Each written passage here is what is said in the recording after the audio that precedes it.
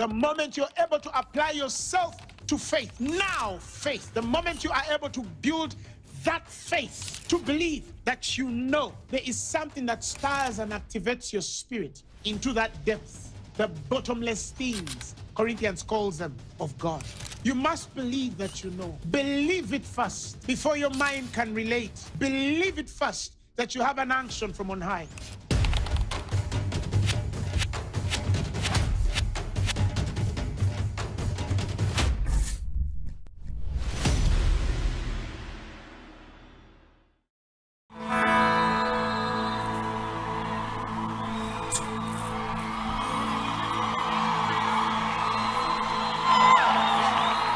Watumishi wa Mungu ni Yesu tu.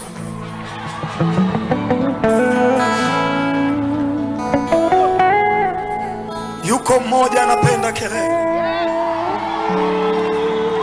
Maaskofu hawapendi kelele, maaposto hawapendi kelele, lakini Yesu wetu anapenda kelele za shangwe. Pigia tena Bwana Yesu kelele za shangwe.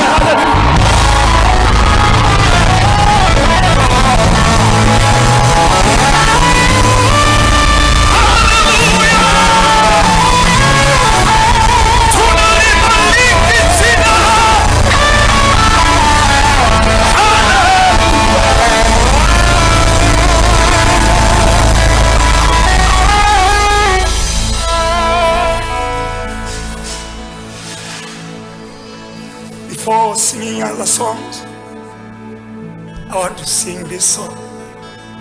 I love you, Lord, for your mercy.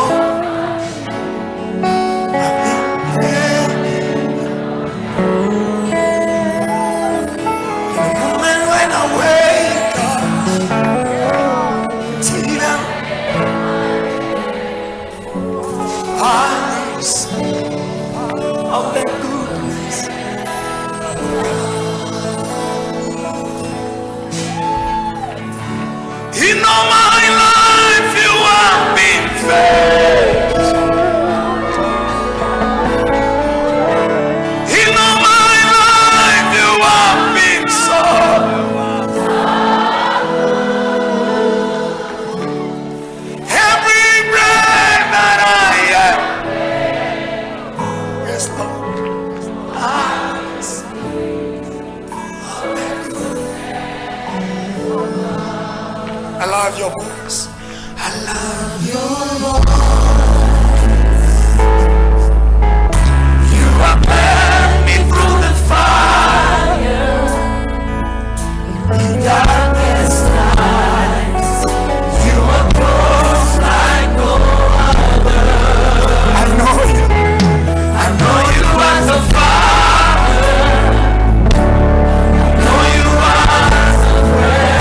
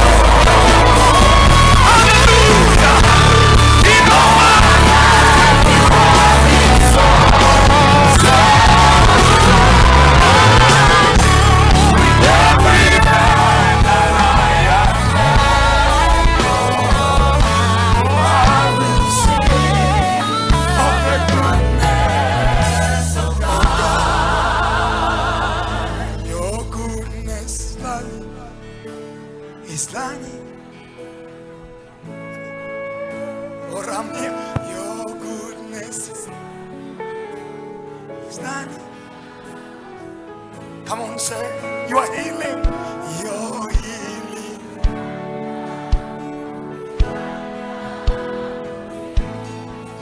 you're healing, you're healing.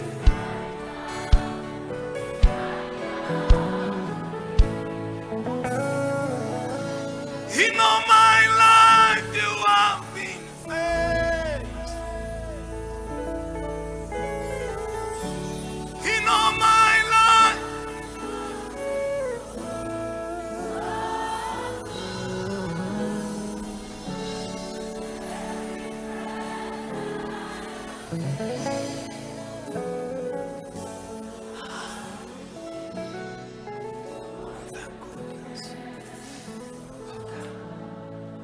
Inueni vichwa vyenu wenye malango, mfalme wa utukufu yuko hapa. The King of glory is here. Raise up your head, all you gates.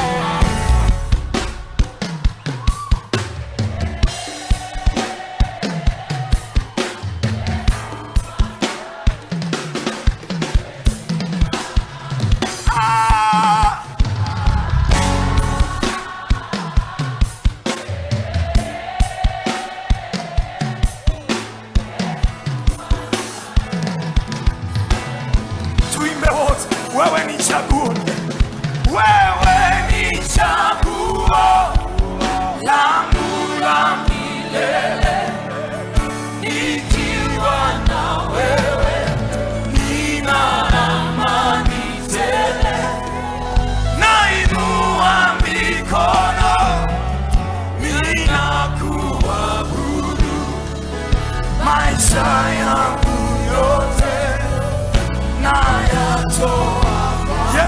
Yesu ni chaguo langu la milele, nikiwa na wewe nina amani. Nainua mikono ninakuabudu, maisha yangu yote nayatoa kabla sijakuchagua wewe ulinichagua, kabla sijakupenda ulinipenda kwanza, ukaniketisha pamoja na wewe, mimi nikuwakilishe dunia, wewe uniwakilisha.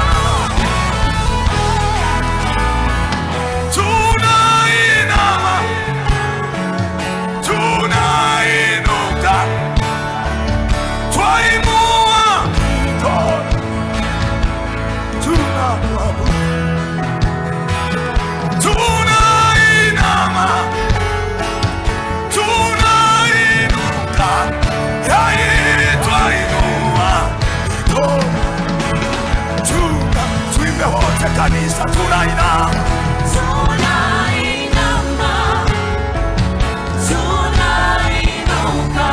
inua mikono kwako, tunakuabudu, tunainama,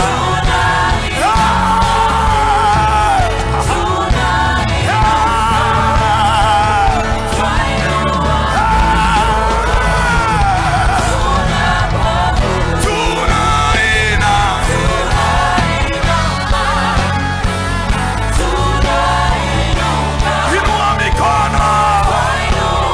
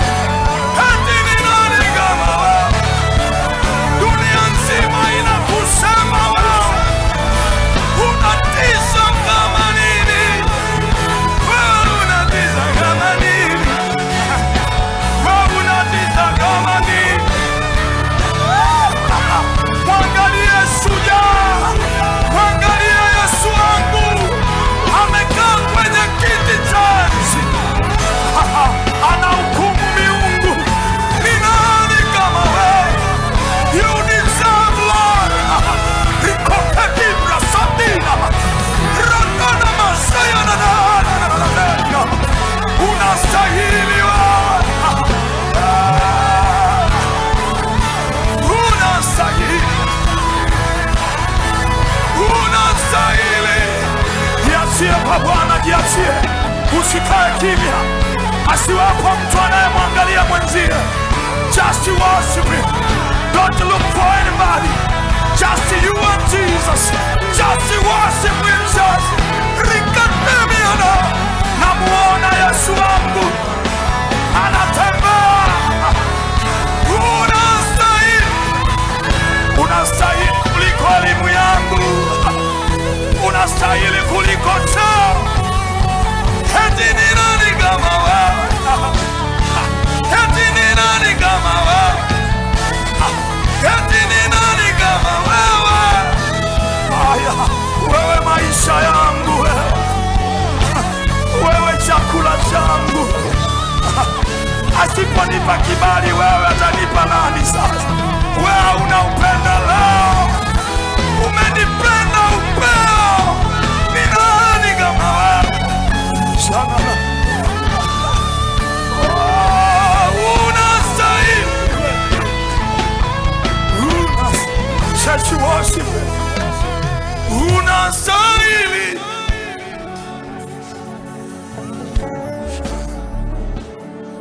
Unastahili.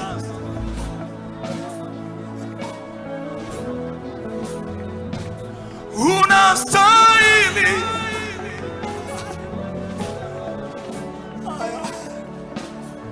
Unastahili. Hallelujah. Unastahili.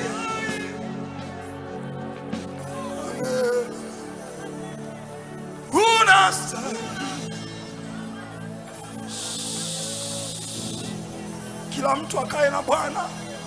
Don't look for anybody. Ni wewe na Yesu.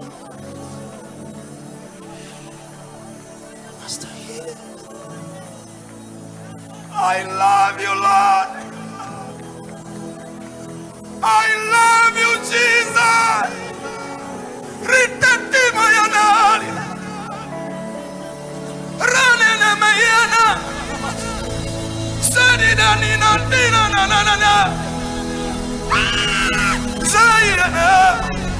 Ranina tore bandarina. Bayanana nena kwa lugha na uona wewe. Naziona nguvu za Mungu nyingi sana. Ready da. Aye aye aye. Ranene miana na no.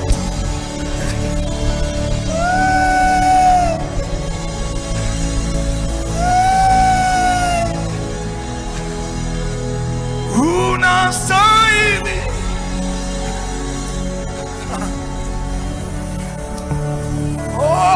Unastahili. Ni nani astahiliye kufungua kitabu na kuivunja mihuri yake saba? Yohana analia.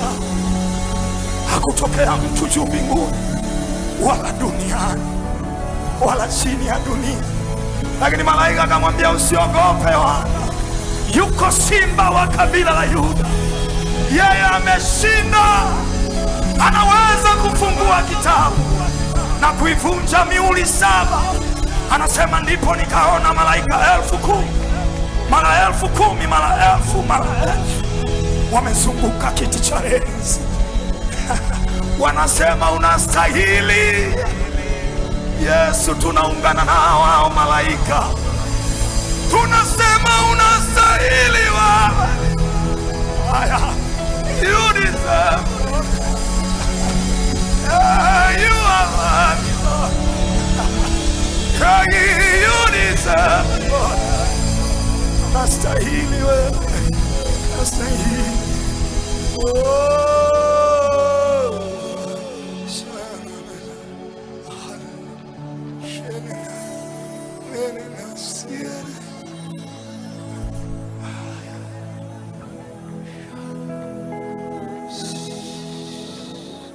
Usikae kimya wala usibadilishe mind yako.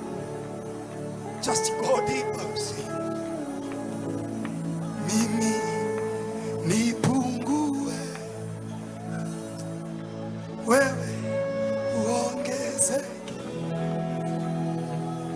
Mimi nipungue, wewe uongezeke. Nasema mimi nipungue, wewe uongezeke. Tena mimi nipungue, wewe uongezeke. Tena mimi nipungue, wewe. Ndio Bwana, ndio Yesu. Nipungue, wewe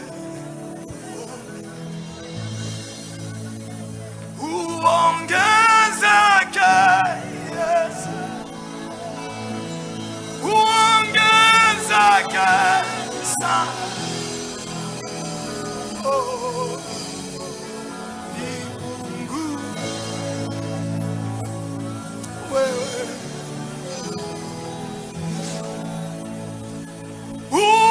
uongezeke. Yesu, niondole kiburi Bwana. Kiburi kinakuja bila kujua. Ondoa kiburi ya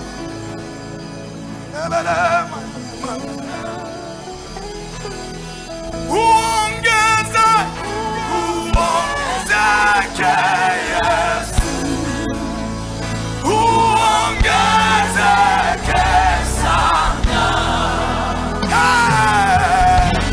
sana. Nipungue, wewe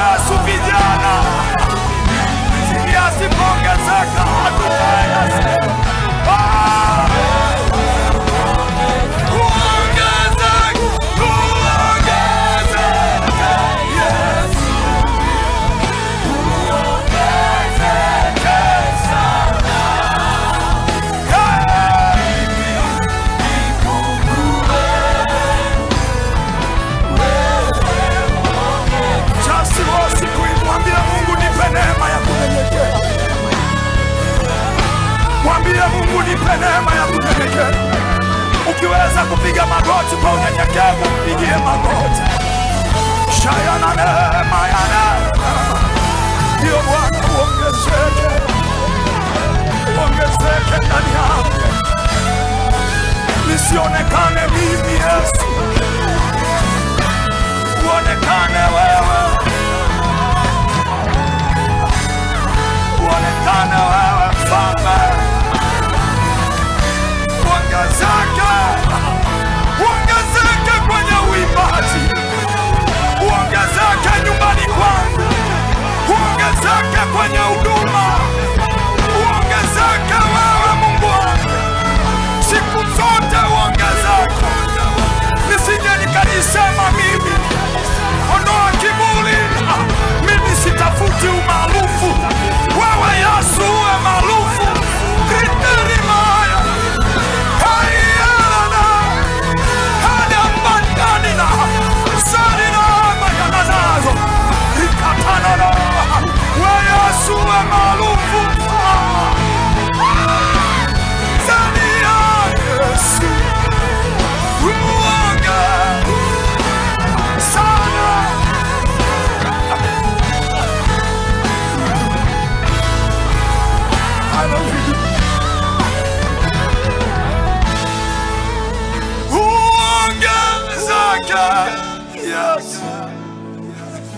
Nyoshe Bwana mikono yako.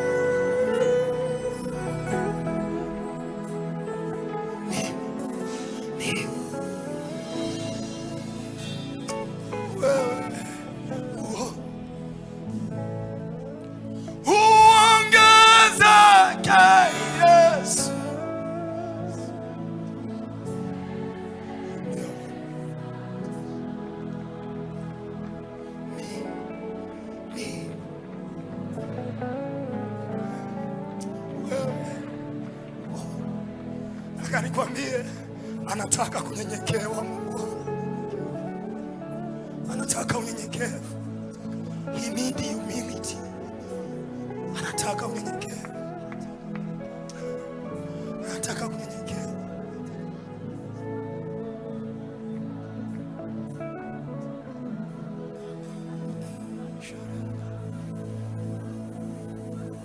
Just pray, keep on praying.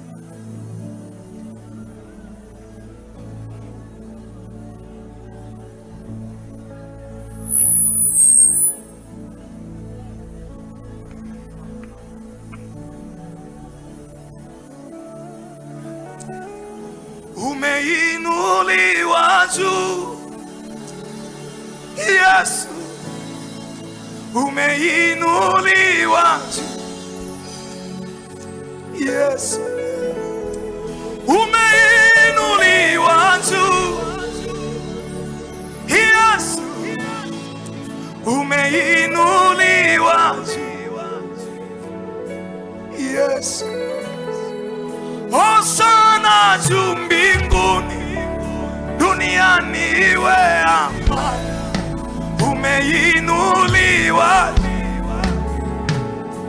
Yesu, Hosana juu mbinguni, duniani iwe amani. Umeinuliwa Yesu. Nataka mjumbe wa agano jipya, Yesu, agano lenye nguvu kuliko lile la kwanza.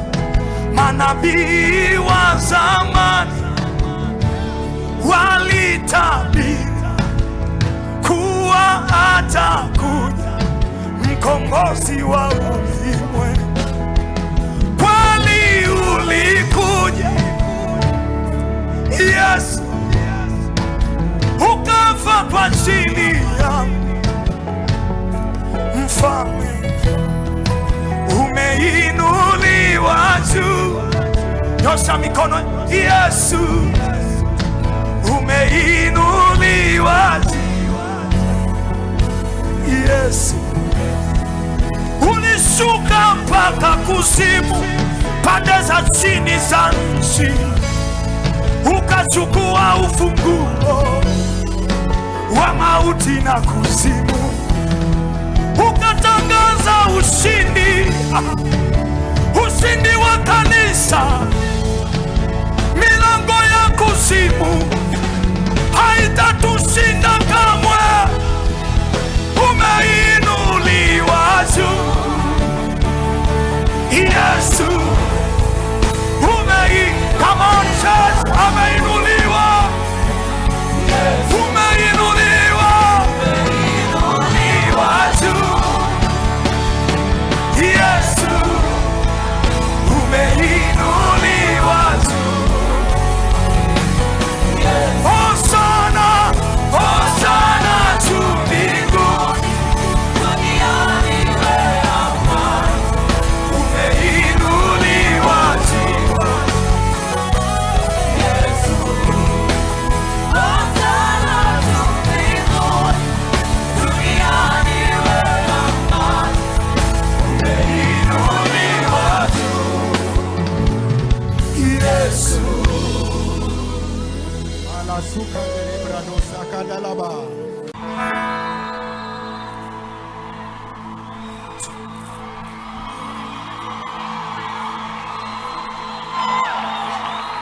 watumishi wa Mungu ni Yesu tu.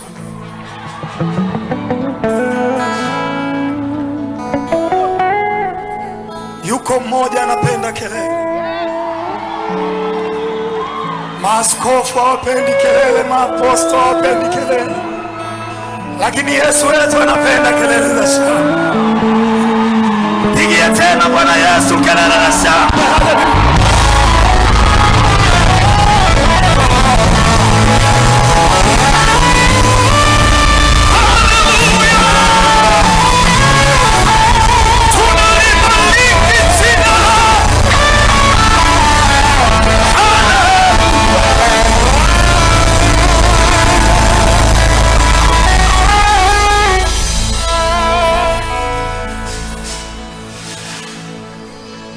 Before singing other songs, I want to sing this song. I love you, Lord, for your mercy. You know I've been there in the moment when I wake up till I will sing of the goodness.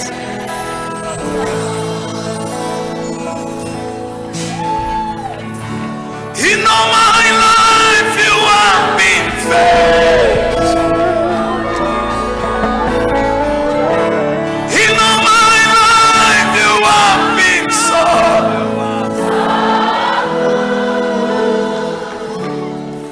Every breath that I am, yes Lord, I sing of the good. I love your voice. I love your voice. You have led me through the fire, in darkest nights. You are close like no other. I know you. I know you as a father. I know you as a friend.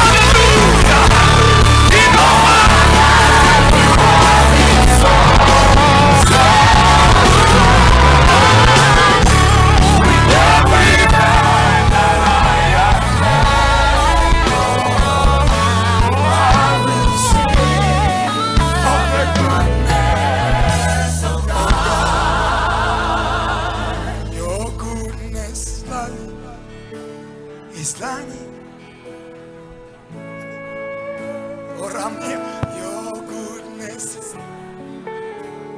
is done. Come on, say, you are healing. You're healing.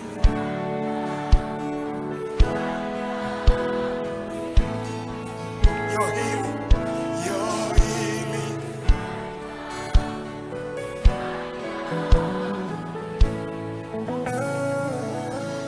In all my life you have been faithful. In all my life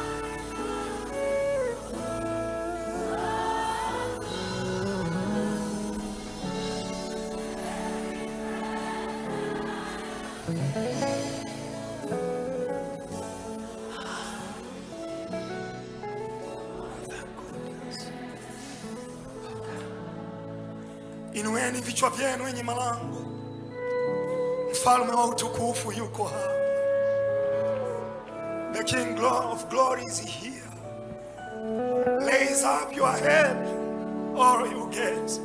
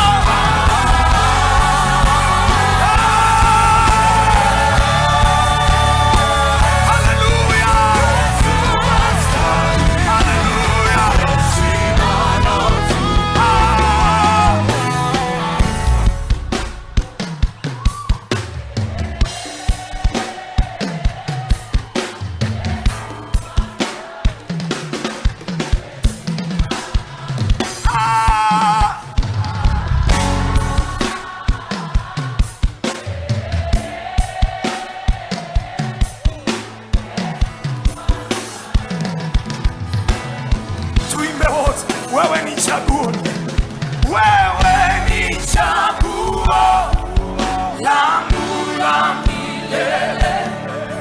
Nikiwa na wewe nina amani tele. Nainua mikono ninakuabudu, maisha yangu yote nayatoa. Yesu ni chaguo, Yesu ni chaguo langu la milele. Nikiwa na wewe nina amani. Nainua mikono ninakuabudu, maisha yangu yote nayatoa. Kabla sijakuchagua wewe ulinichagua. Kabla sijakupenda ulinipenda kwanza. Ukaniketisha pamoja na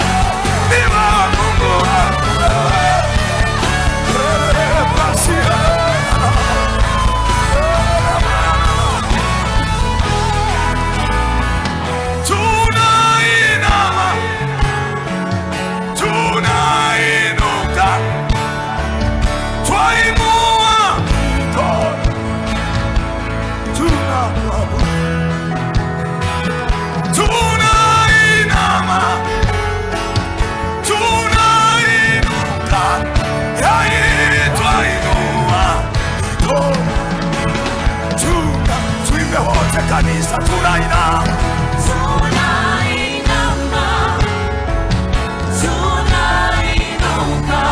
Inua mikono kwa tunakuabudu.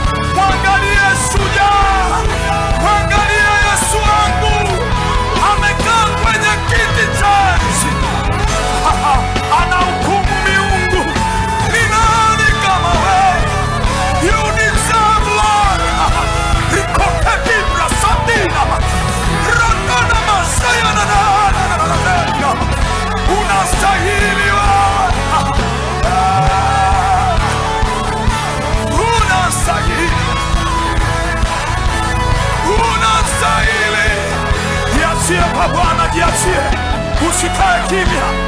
Asiwapo mtu anayemwangalia mwenzie. Just worship him. Don't look for anybody. Just you and Jesus. Just worship him. Just rikatemiana. Namuona Yesu wangu anatembea.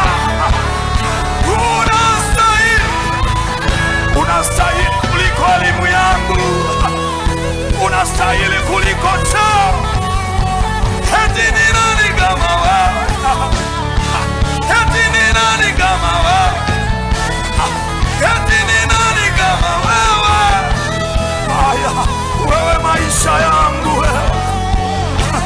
Wewe chakula changu. Asiponipa kibali wewe atanipa nani sasa? Wewe unaupenda leo.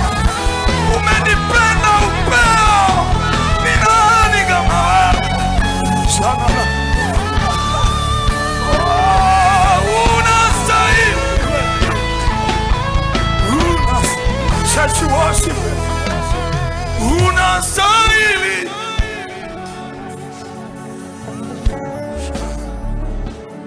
Unastahili. unastahili.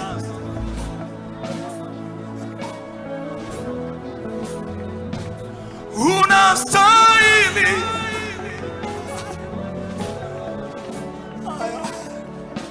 Unastahili. Hallelujah. Unastahili.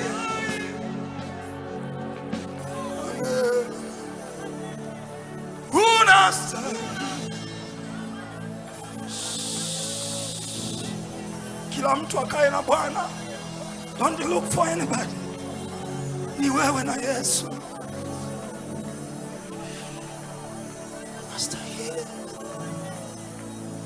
I love you, Lord. I love you, Jesus. Redemptive mayanari. Rane na mayana. Sadida nina dina na na na na. Zairana. Ranina tore bandarina. Bayanana nena kwa lugha na uona wewe. Naziona nguvu za Mungu nyingi sana.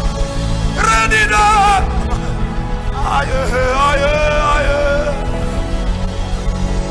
Ranene miyana no no.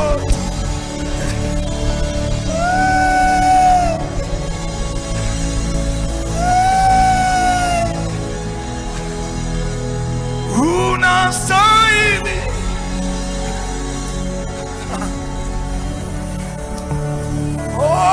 Unastahili. Ni nani astahiliye kufungua kitabu na kuivunja mihuri yake saba? Yohana analia, hakutokea mtu juu mbinguni wala duniani wala chini ya dunia, lakini malaika akamwambia, usiogope Yohana, yuko simba wa kabila la Yuda, yeye ameshinda, anaweza kufungua kitabu na kuivunja mihuri saba. Anasema ndipo nikaona malaika 10,000 mara 10,000 mara 1000 mara 1000 wamezunguka kiti cha enzi. Wanasema unastahili Yesu. Tunaungana nao hao malaika, tunasema unastahili wewe. Aya, you deserve. You are worthy, Lord. You deserve, Lord. Unastahili wewe, unastahili.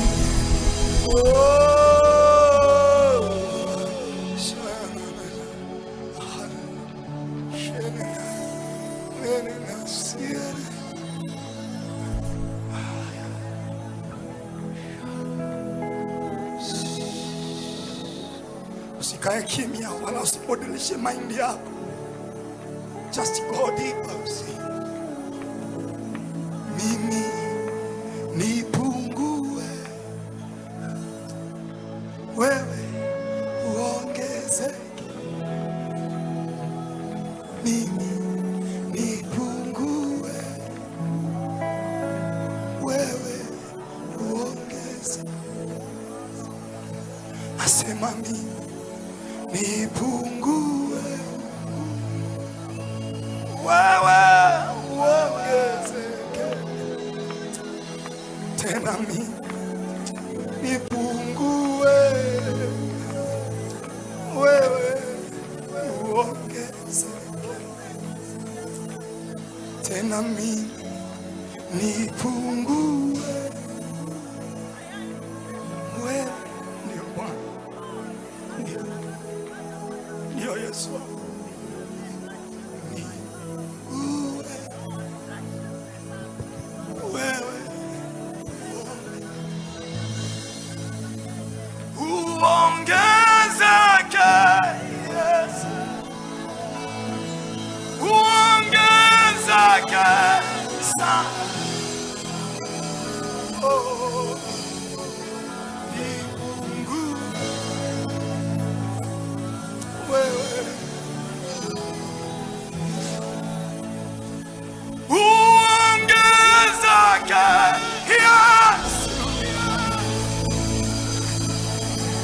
Niondolee kiburi Bwana. Kiburi kinakuja bila kujua. Ondoa kiburi ya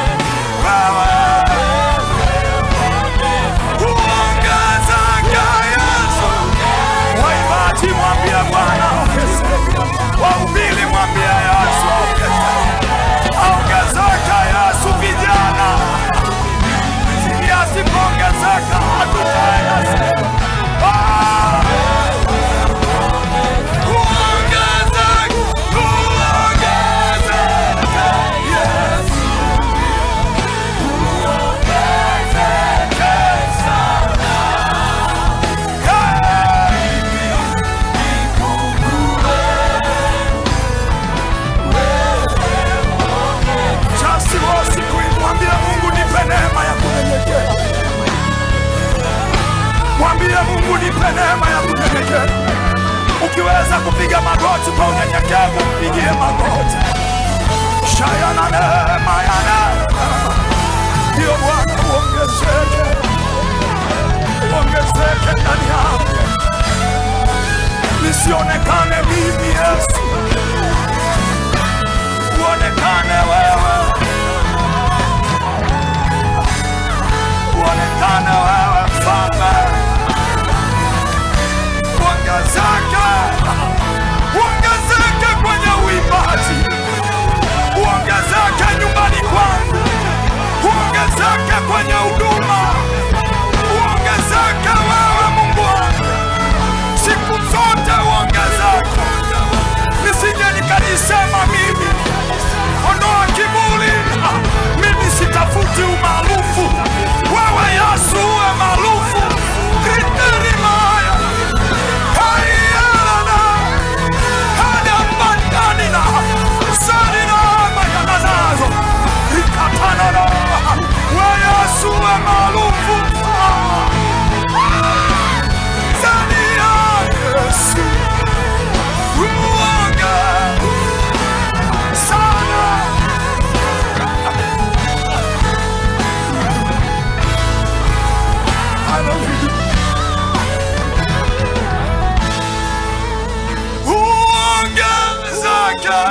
Yes.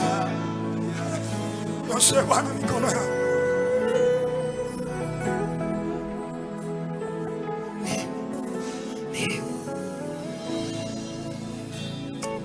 Wewe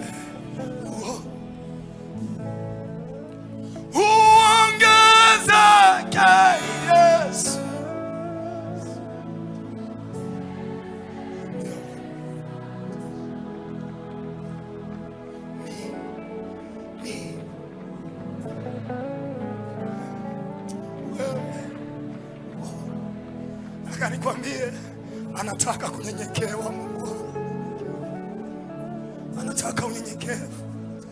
He need humility. Anataka unyenyekevu. Anataka kunyenyekewa.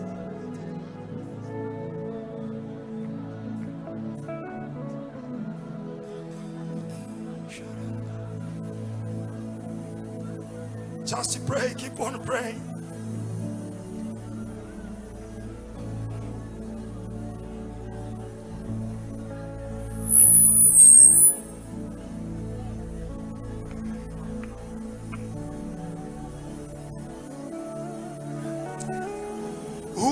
Umeinuliwa juu, Yesu, umeinuliwa juu, Yesu, umeinuliwa juu, Yesu, umeinuliwa juu, Yesu, Hosana juu mbinguni, duniani iwe amani. Umeinuliwa Yesu, Hosana juu mbinguni, duniani iwe amani. Umeinuliwa Yesu. Nataka mjumbe wa agano jipya, Yesu, agano lenye nguvu kuliko lile la kwanza. Manabii wa zamani walitabiri kuwa atakuja mkombozi wa ulimwengu. Kweli ulikuja Yesu, ukafa kwa ajili yangu. Mfalme, umeinuliwa juu. Nyosha mikono. Yesu, umeinuliwa juu. Yesu, ulishuka mpaka kuzimu, pande za chini za nchi, ukachukua ufunguo wa mauti na kuzimu, ukatangaza ushindi.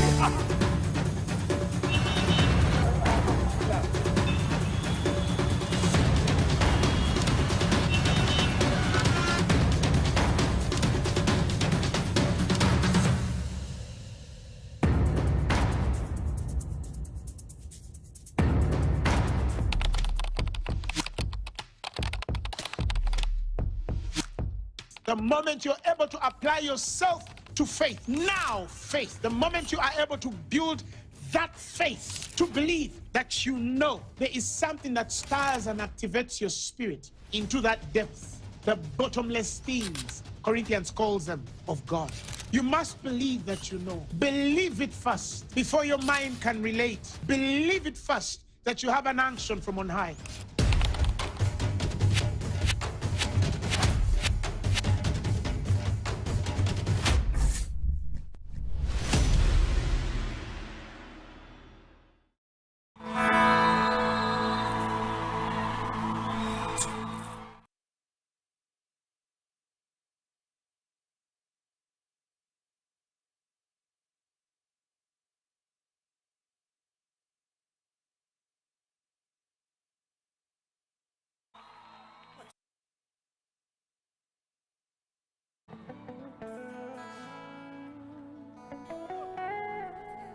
Yuko mmoja anapenda kelele. Maaskofu hawapendi kelele, maaposto hawapendi kelele, lakini Yesu wetu anapenda kelele za shangwe. Pigia tena Bwana Yesu kelele za shangwe.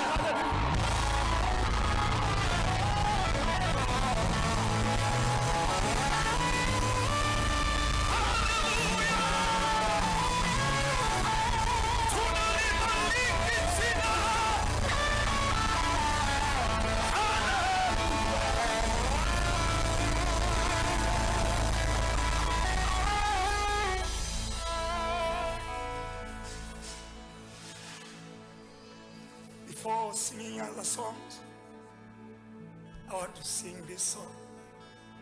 I love you, Lord,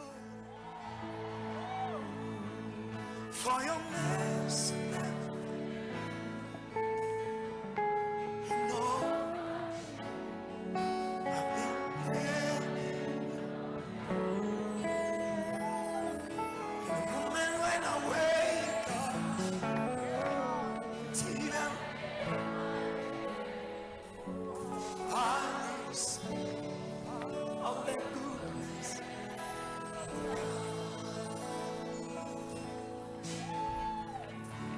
In all my life you have been faithful.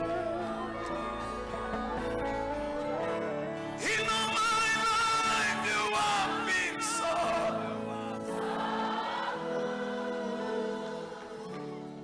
Every breath that I am, yes Lord,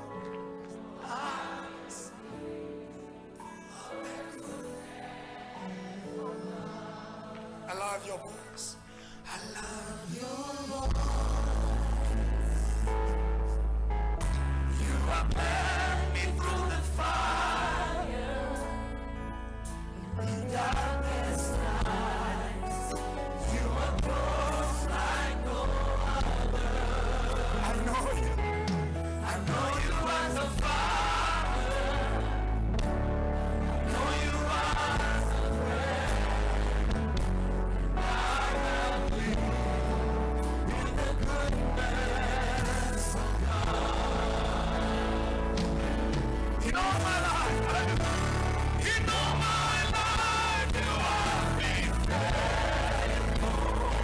Oh yes, Lord, hallelujah. In all my life, you have been so, so good. Every breath that I am able, I will sing of the goodness. Come on, church, come on, church. In all my life, in all my life, you have been hallelujah. In all my life, you have been so, so with every breath that I am I will sing of the goodness of God. Your goodness, Lord, is running. Oh, Ramya, your goodness is running. Come on, say, you are healing. You're healing.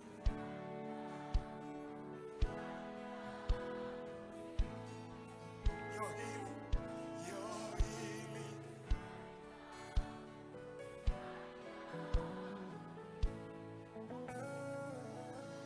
In all my life you have been faithful. In all my life.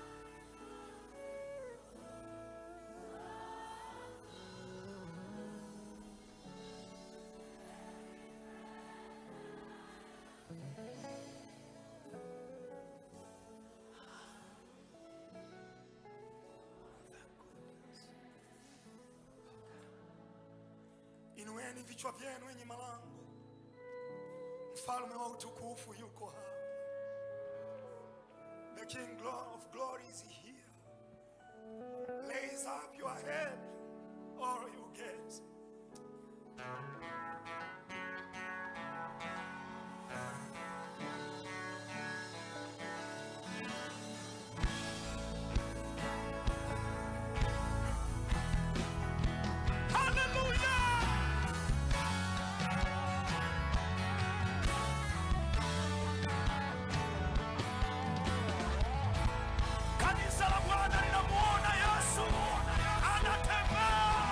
And you shall be filled to the overflow.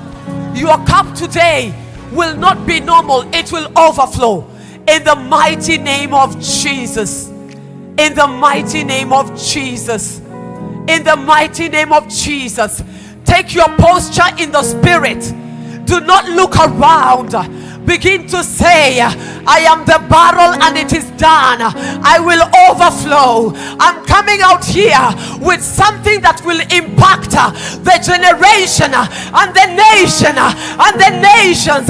I'm coming out of here with a fire that will touch Africa, America, Asia, Arabia, United Arab Emirates, Malaysia, South Africa, Zimbabwe, Akapasopaka, Yanda Sopaya, Ika Supa, Lakushka Petaya, Asoko Petala. Thank you, Jesus. Amen. Why don't we just celebrate the worship team as they will lead us now? Come on, Rhema Feast 2023. Give the Lord a shout. Come on, you can do better. You can do better. Give Jesus a shout. Hallelujah. Are we expectant this morning? Are we expectant this morning? I want us to give an expectant hallelujah, okay? 1, 2, 3. Say hallelujah. Put your hands together like this.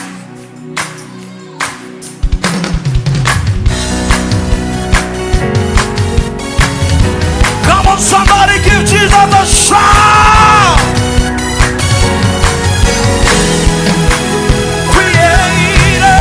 Creator of the universe, what can't you do? What can't you do? What can't you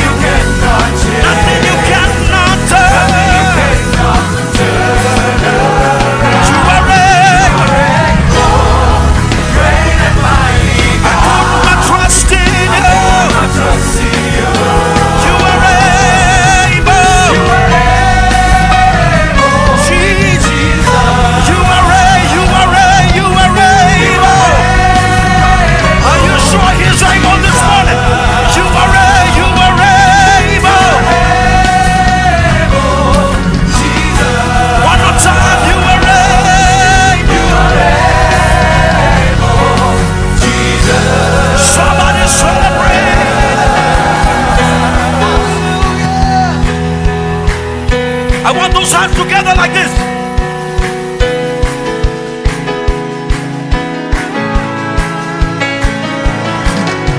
The glory, the glory, the glory of the Lord is coming down. The glory, the glory, the glory of the Lord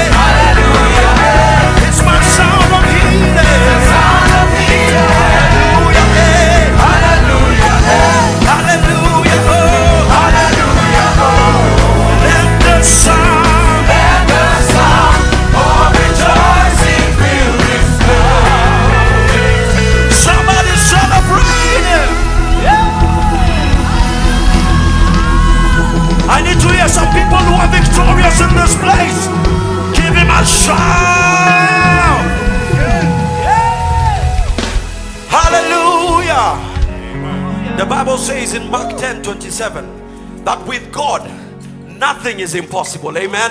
Amen. Whatever we came with here to Rhema 2023 as an issue before God, we are not living the same way with the same issue. Amen. Amen. Do I have some people with a faith this morning?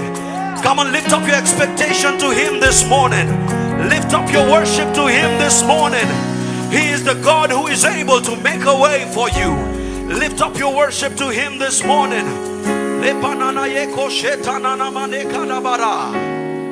Father, we worship you this morning.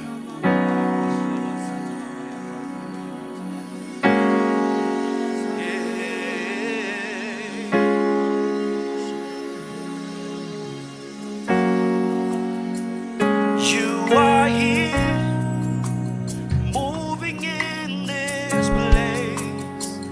I worship you. I worship you.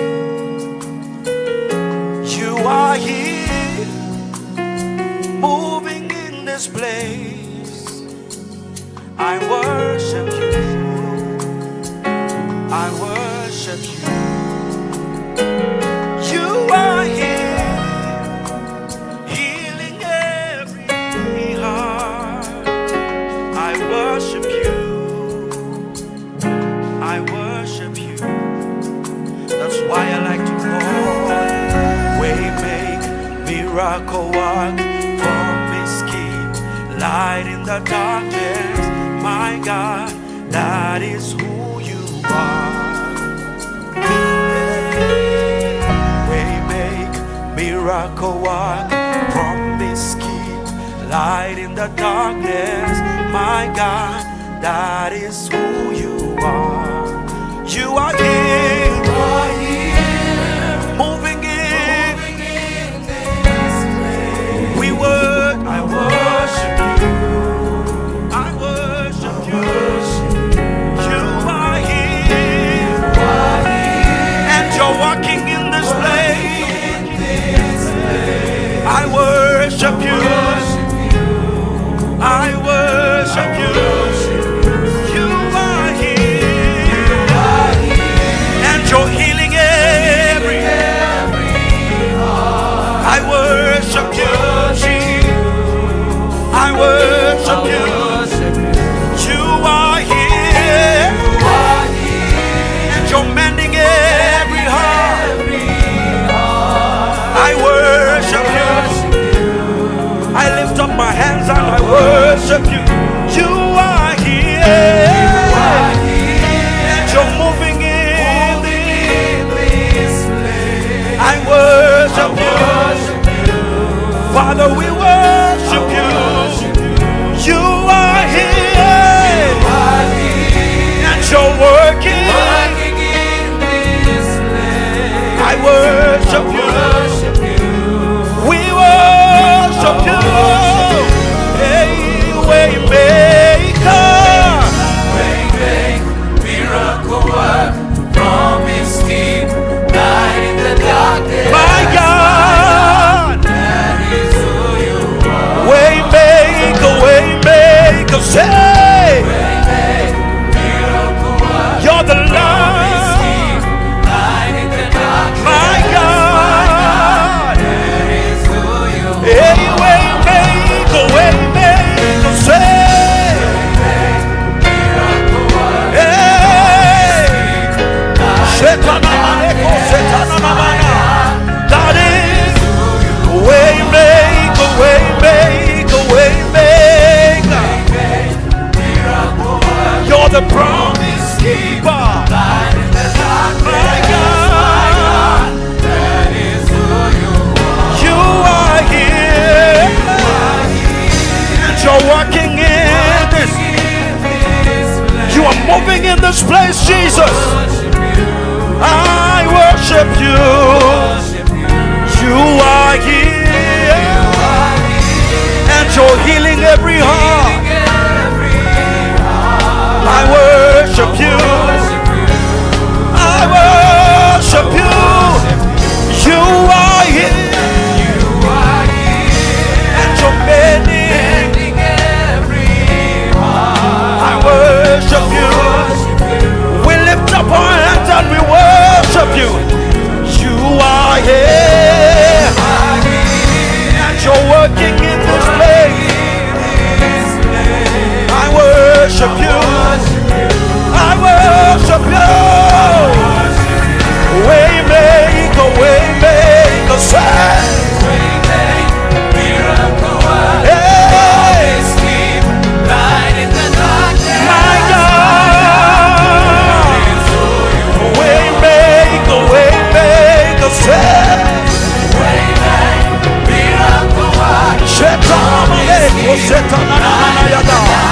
My God, way make a way make a way make.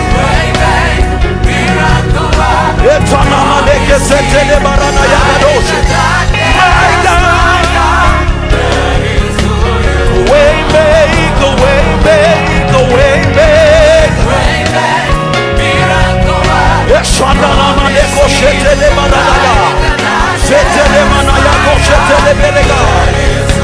Lift up your expectation to him this morning. You are making a way for me.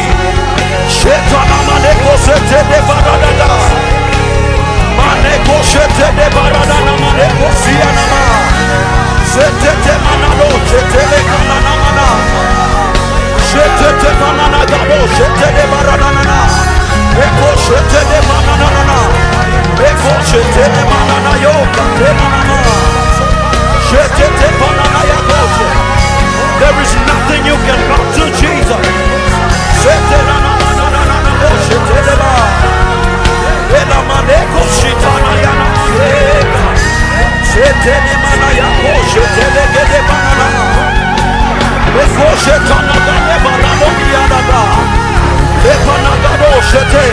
Way make a way make a say.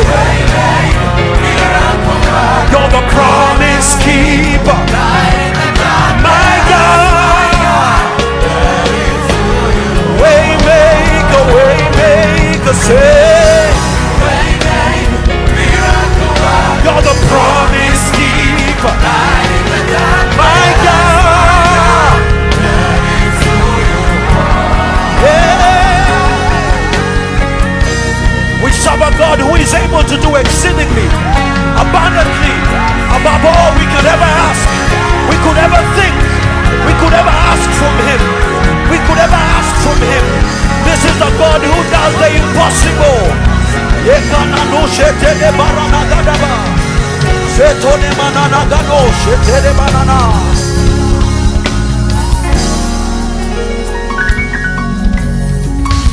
Even when I don't see it, sure.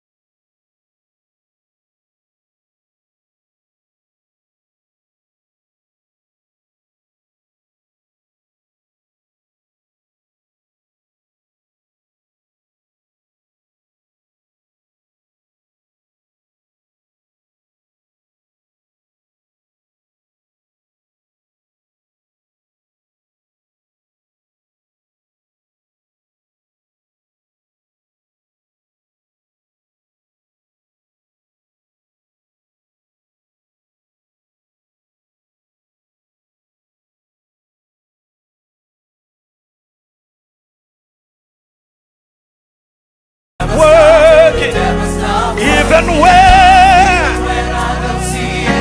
I don't have to see you doing something. I believe that you're doing something in this Rhema. You have never stopped. You have never, even when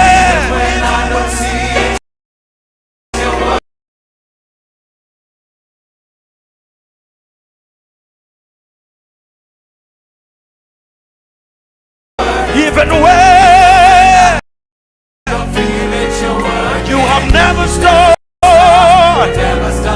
You have never stopped. Even when I don't see it, even when I don't feel it, you have never stopped.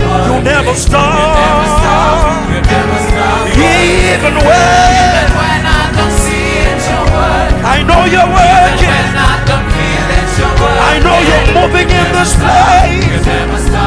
You have never stopped.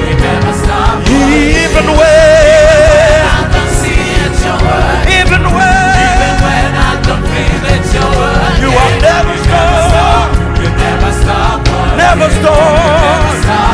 Way make. For the promise keeper. My God. Way make.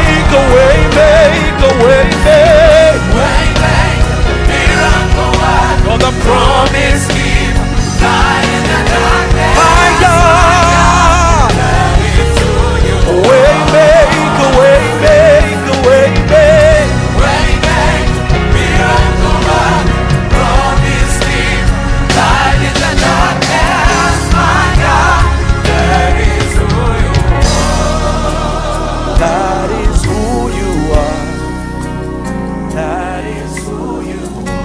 You're the God who never changes.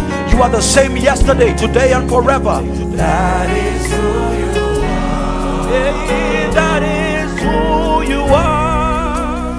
That is who you are. We worship you. That is who you are. That is who you are. Waymaker, promise keeper. That is who you are. That is who you are. That is.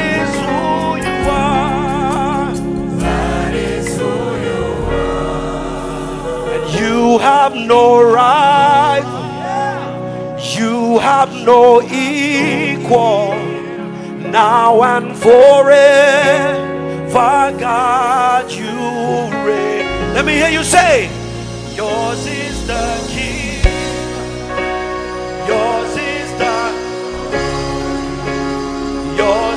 the name above all. You have no no one can be compared to you.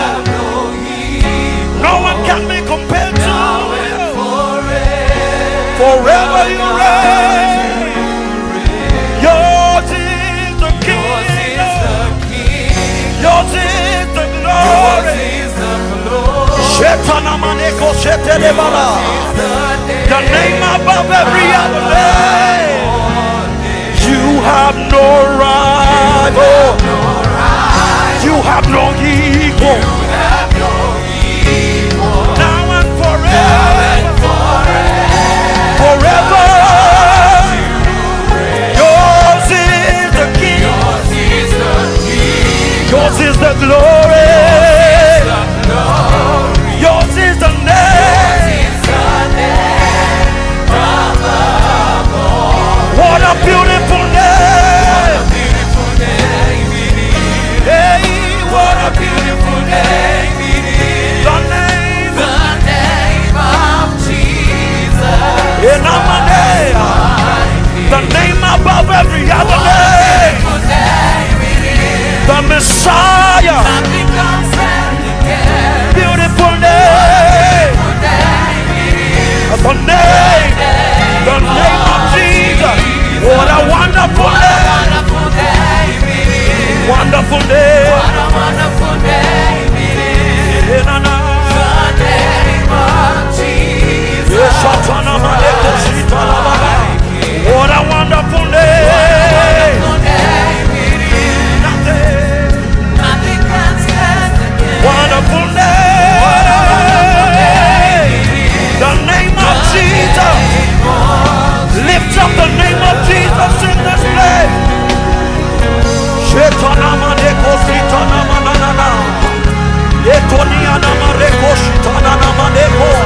The name that is above every other name. The name that is able to heal. The name that is able to deliver. We call upon the name of Jesus.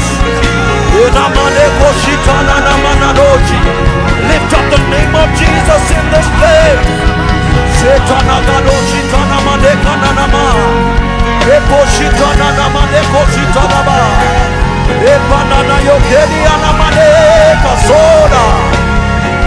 Hey, what a wonderful name it is.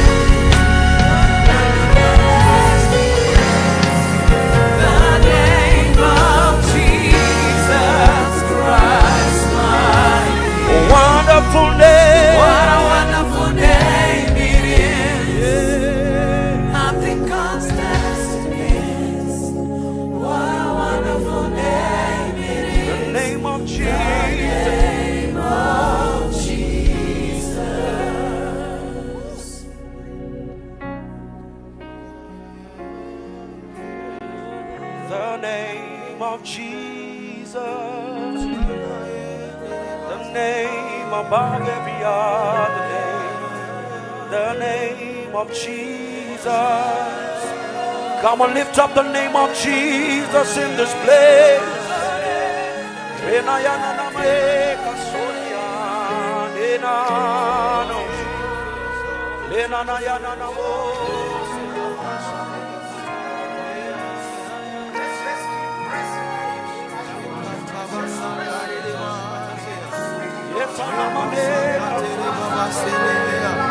Lokata baba se katara baba le baba so katara baba so kariana baba seka o baba so katara baba o ya zeba saka re baba sani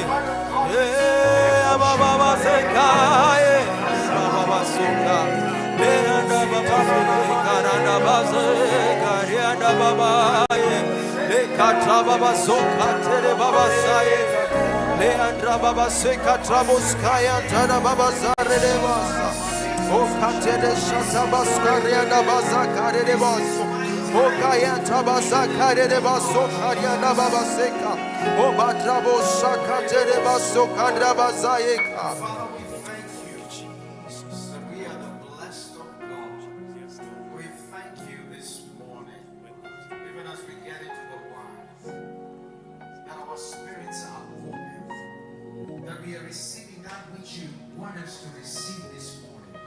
We thank you for your word. We value your word. We cherish your word. We love your word. Thank you, Father, for this time. Come on, somebody just give a hand clap to Jesus as you take your seat. Look at the person next to you. There is somebody next to you. Tell them you look better than you did the last time I saw you. Some of you, that was a statement of faith. But you know, it is what it is. Welcome to Rhema Feast 2023. Okay, listen, Nadia. Come on, I know you can do better than that. I said, welcome to Rhema Feast 2023. Wow. It is so good. I know people are still trying to find their seats. I know ushers are helping and the protocol team are helping with that. So please, as we settle down, real quick, the session is starting shortly. I don't want to take much time. I just want to say what an honor it is to be here. My friend, my dear friend and brother, Apostle Bishop Julian Kula.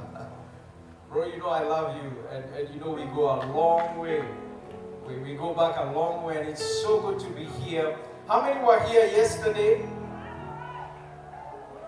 I said, how many were here yesterday? Wasn't it something? How many were here the day before? That's wonderful, and I can see the crowds are getting bigger and bigger. How's your expectation this morning? I said, how's your expectation this morning?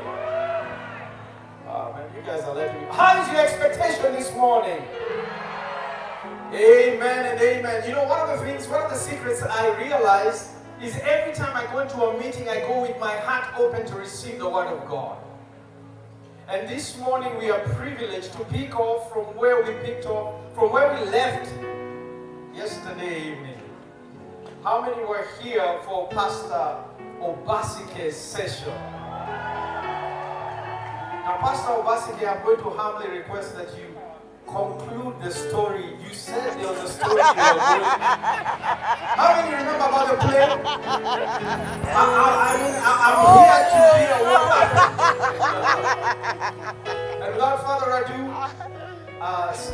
the next cue you will hear is a voice talking about Pastor Obasike, and right after that, the voice you shall hear will be that of Pastor Esther Obasike.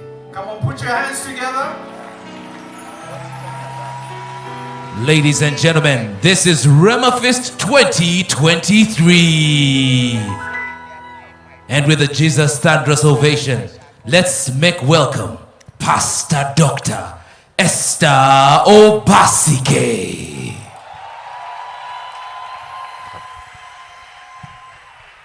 Come on, you guys, you can do better than that. Let's be upstanding as we welcome the ministry gift.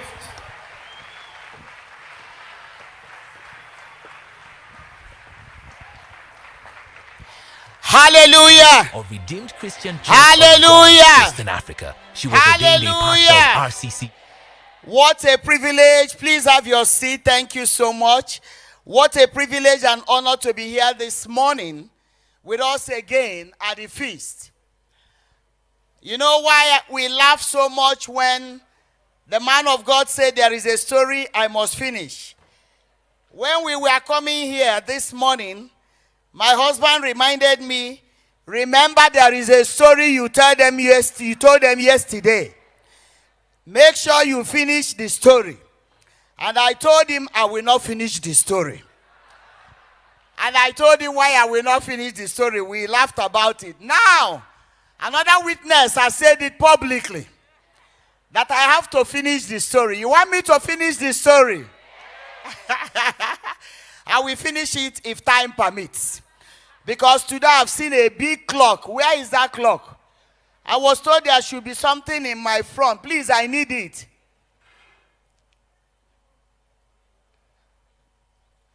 Is there any other thing you're doing apart? I was told there will be a clock here. How do I know when my time is over? All right, maybe there's a way you can signal me when it is like 20 minutes or 15 minutes to the time, so that I make sure I stop right on time. I want to again register my appreciation and gratitude to the convener of this great occasion, Reverend and Mrs. Julian Chula. Please help me to give them a round of applause. Man of God, thank you so much. I can't still forget the first time we met, how we met. I don't want to tell the story of how we met, otherwise it will encroach into my speaking time. It will be done some other time, but thank you for entrusting this global platform into our hands and sitting and knowing that you're safe and secure, and that whatever is delivered here, you have no apology to tender to the audience, because you know it will be delivered in the spirit of Jesus Christ.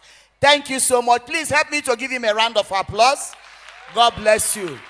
And to all the audience, all speakers, fathers of faith and mothers of faith who have not arrived, and those who may be somewhere, we salute you. We are grateful to collaborate with you at this time and to be partners with you in the kingdom. Right here today, my husband is with me. He has been away from the country. He came in yesterday. So he's here, Pastor Prince Obasike. Please help me to welcome him.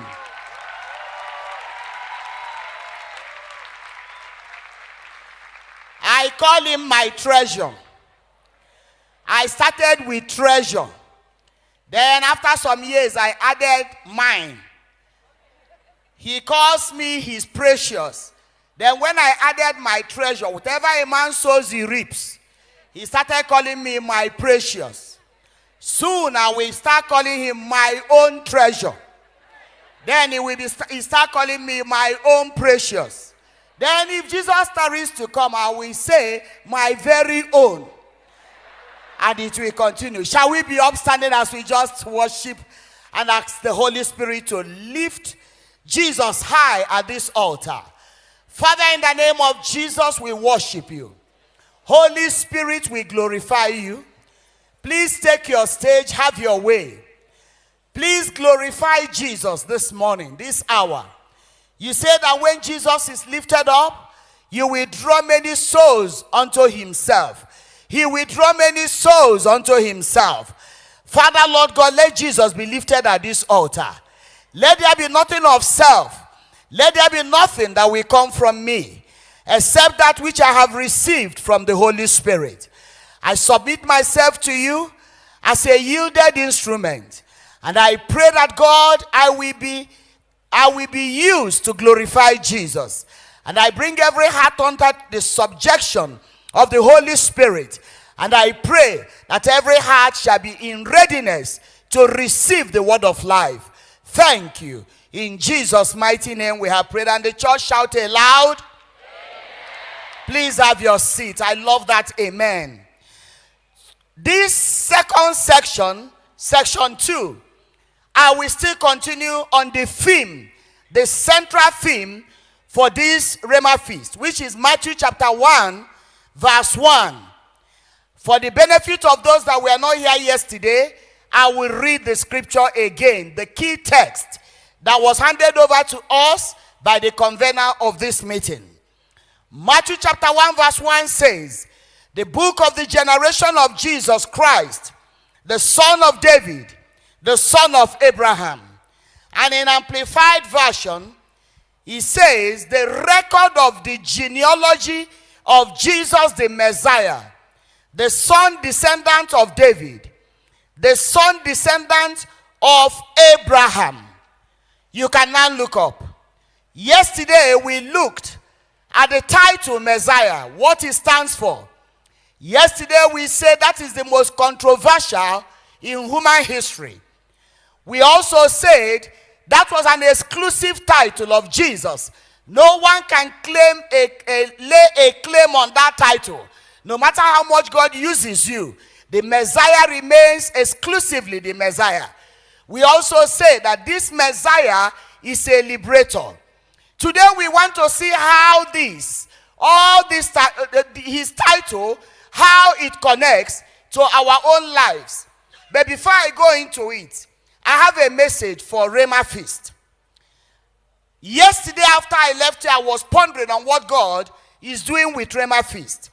And I heard the voice of the Lord say to me that Rhema Feast has become a homegrown solution towards the outburst of revival in Kenya, East Africa, and the world.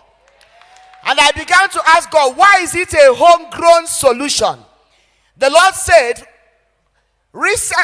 in the recent past, and even continuously, we will continue to receive visitors, ministers of God from different ministries.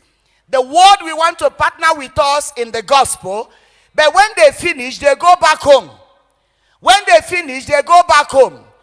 The minister invests spiritually into our nation, but it is not their responsibility to sustain what's going on. They go back home. And the Lord said, the only lasting solution in any community, family or nation, is a homegrown solution. And the Lord said, even if the whole world of ministers come to minister, there must be a home base to carry what is happening. And through Rhema Feast, the Lord has provided a homegrown solution. And that's why I'm sure that all churches will subscribe to what is going on here. All believers will subscribe to what is going on here. Because eventually, we have found the homegrown solution to handle what is coming in our time, in our generation, while we are still alive. This is it. This is it. And I believe that the Lord has spoke this. We be quick to perform it. And before us, in the name of Jesus Christ, if you believe it, please echo amen with me. That means you have a role to play. And I have a role to play. Now back to our text. Matthew chapter 1, the genealogy of Jesus, the son of Abraham and the son of David, is a chapter of mercy. Each time I read this chapter, I see the mercy of God in operation from generation to generation. My message this morning, my teaching this morning, will be in two parts. I will quickly run through one part so that I can spend a little more time in the second part. When you look at the entire chapter 1 of Matthew, it communicates something to you. The mercy of God, the wealth of the mercy of God, the riches of the mercy of God. We will look at a few people from the whole catalog of people in the scriptures that encountered mercy of God. We will just take few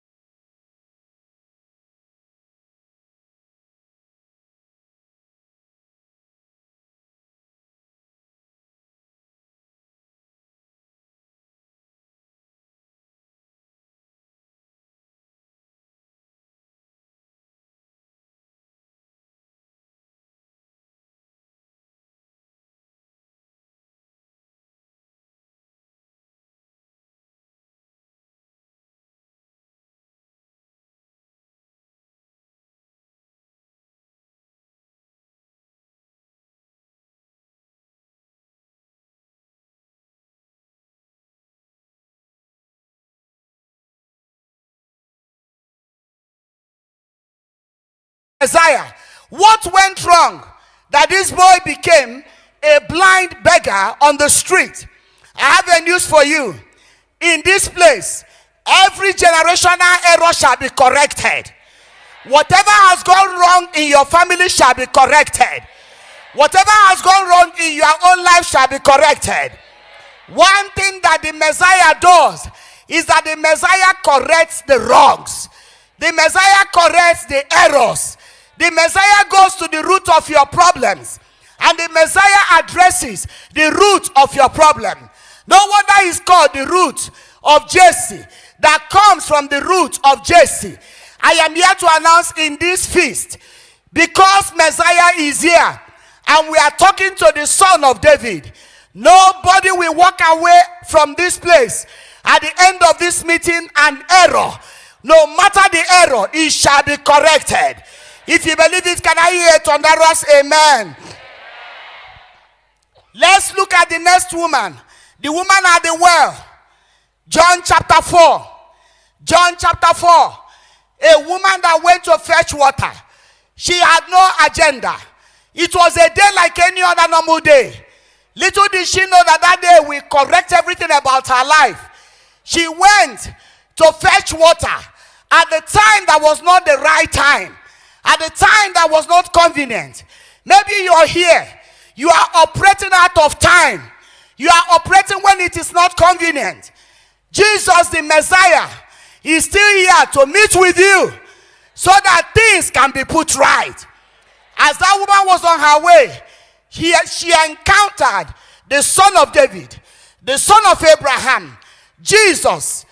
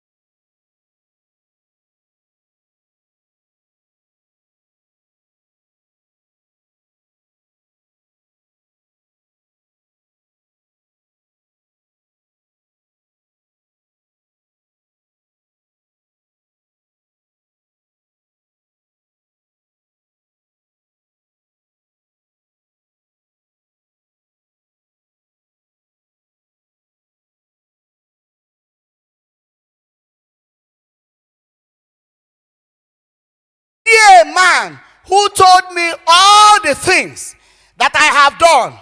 Can this be the Christ, the Messiah, the anointed? So the people left the city and they were coming to him. You can look up. When Jesus engaged the Messiah, when Jesus engaged the woman began to think, could this be the Messiah? Could this man be the Messiah? And I happen to understand that Jesus now began to deal with her past, her present, and her future. Why? Messiah is the only title, the only person that can handle the past, handle the present, and secure the future. The only time that this woman understood that this is not Jesus of Nazareth only, that this is Messiah, is because Jesus told her, go and call your husband. She said, I don't have a husband. Jesus said, correct. Because even the one you are living with now is not your husband. And you have stayed with several of them, dealing with the past. Currently, the one you are staying with is not your husband, dealing with the present. But I have something to offer you, dealing with the future. Ladies and gentlemen, I am here to tell you that Messiah will deal with the past. Messiah will deal with the present. And I can tell you, with Messiah, your future is all right. There is an offer for your future. As soon as that Jesus touched the past, touched the present, touch the future. This woman said, this sounds like Messiah. This sounds like the son of David. Let me go and tell the city. She went out, one spoiled evangelistic ministry. She went out and began to tell everybody. She didn't say, come, I've seen Jesus of Nazareth. She said, I've seen Messiah. I have seen a man that has told me everything. Immediately they heard that this man has the ability, the capacity to know, to deal with the past, to deal with the present, and to secure the future. An entire city ran to him, ran to Messiah. Ladies and gentlemen, by the time you leave Rhema Feast, whether Sunday, whether Saturday night, you have a responsibility to tell everybody that you have met the Messiah. Everywhere you find yourself, you can bring an entire city to God. You can bring an entire family to God. You can bring the entire nation to God. You can bring a continent to God. Yesterday, briefly, we heard the man of God speaking at night, and she was saying that there is somebody here, I think a woman, that God is raising as Catherine Kuma, an African. God is about to do something new. That was last night here while we watch online. I want you to know it was not an empty prophecy. Something is about to happen.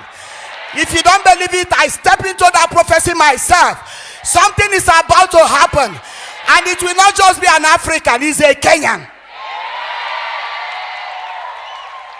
Masharabazandara, Regabazandara Bazigaya, Regabazandara Bazegaya.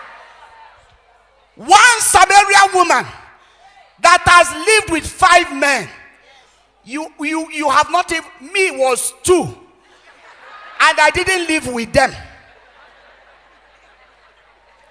If a woman, in fact, out of the 2, one got born again, and I did a party for him. Who was the guest speaker in that party? My husband.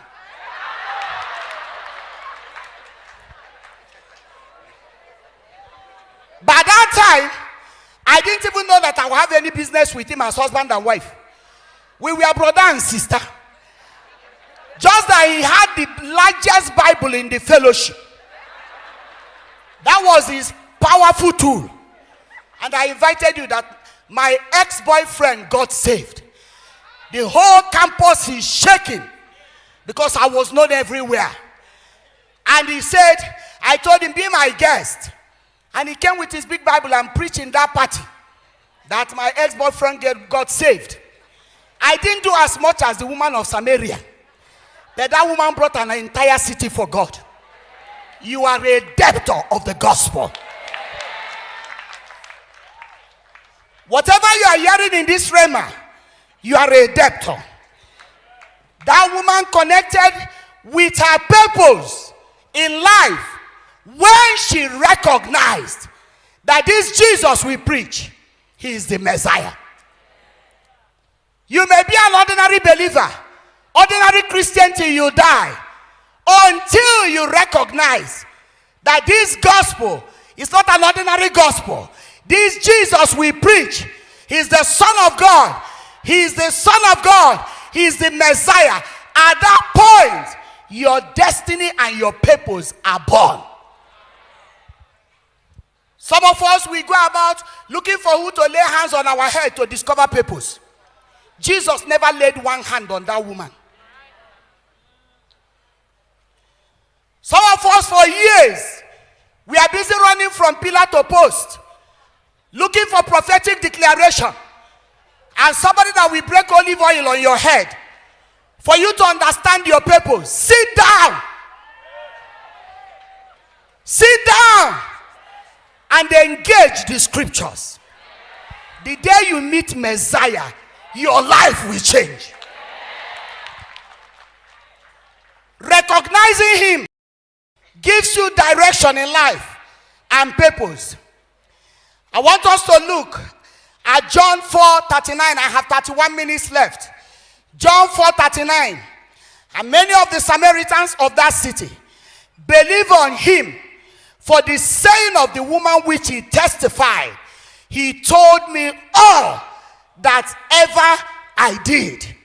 Because this is the Messiah that handles the past. He is the Messiah that is present at this time to deal with the present. And he is the Messiah that will handle the future.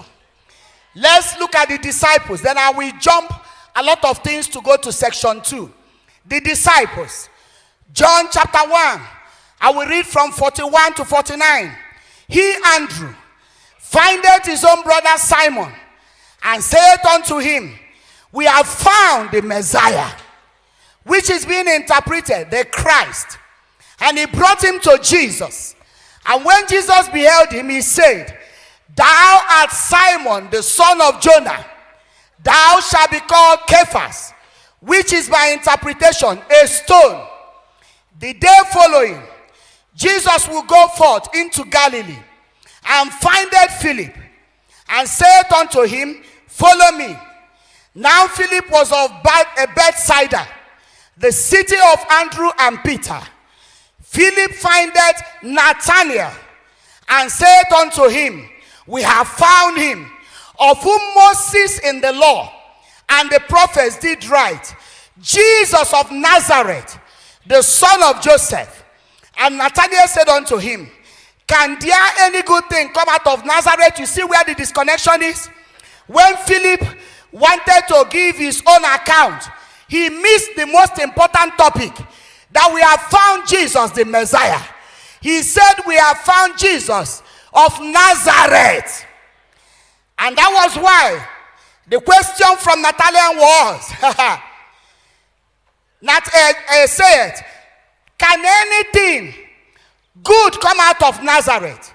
Philip said unto him, come and see. Jesus said, Jesus saw Nathanael coming to him, and said of him, behold an Israelite indeed, in whom there is no guile. Nathanael said unto him, whence knowest thou me? Jesus answered and said unto him, before that Philip called thee, when thou was under the fig tree, I saw thee. Nathanael answered and said unto him, Rabbi, thou art the Son of God. Thou art the King of Israel. Jesus answered and said unto him, because I said unto thee, I saw thee under the fig tree, believest thou? Thou shalt see greater things than this. The whole story here is about somebody finding Messiah and bringing another fellow. Somebody finding Messiah and bringing another fellow. And as they come to prove that Jesus is the Messiah, he had to tell them about them. He had to tell them of their past. He had to tell them who they are. He had to recognize that these ones are Israelites in whom there is no guile. The Bible said, Nathanael said, if you know everything about me, you are not Jesus of Nazareth. You are Jesus, the Son of the living God. You are Messiah. I want you to be rest assured. Your case is settled in this Rhema Feast. Whatever brought you here is settled in this Rhema Feast. John chapter 1:29. The next day, John seeth Jesus coming unto him and said, behold the Lamb of God, which taketh away the sins of the whole world. The Messiah, salvation, redemption, our liberator. Let us quickly look at, I will leave so many things because I have 20-something minutes, but I will just give you matter at the tomb of Lazarus. John chapter 11:27. As soon as Martha recognized that this is Messiah, story changed. At the tomb of Lazarus, as soon as Martha recognized, thou art the Son of the living God, thou art Christ, the entire story changed. By the tomb of Lazarus. But ladies and gentlemen, the one that excites me most is Luke chapter 4, verse 41. Demons recognize him. That's why you cannot be a Christian and be under demonic influence. You cannot be a Christian and be under demonic bondage, every bondage shall be delivered in this meeting. You shall be set free. Because demons recognize the theme of this meeting. Luke chapter 4:41 says, demons also were coming out of many people shouting, you are the Son of God. That was the introduction of Jesus. You are the Son of God. You are the Son of God. But he rebuked them and would not allow them to speak, because they knew that he was the Christ. If demons know that he is the Christ, why is it that you don't know that he is the Christ? If demons recognize the theme of this meeting, then we must pay attention. They understand the controversy is on this title. It's about this title. Demons, we are saying, you are the Christ, the Son of the living God. Even in Jesus' trial, Luke chapter 22, 66 to 70, the center of his trial was, are you the Messiah? The center of his trial was, did you say you are the Son of God? That means over 2,000 years ago, the theme of Rhema Feast 2023 was under trial. Under serious trial. Are you the Son of God? Are you the Messiah? Jesus said, you have said so. In his resurrection, I'm running you down his ministry, his crucifixion, and his resurrection. Everything was centered on the theme of Rhema Feast. During his resurrection, we see Matthew 27, verse 54.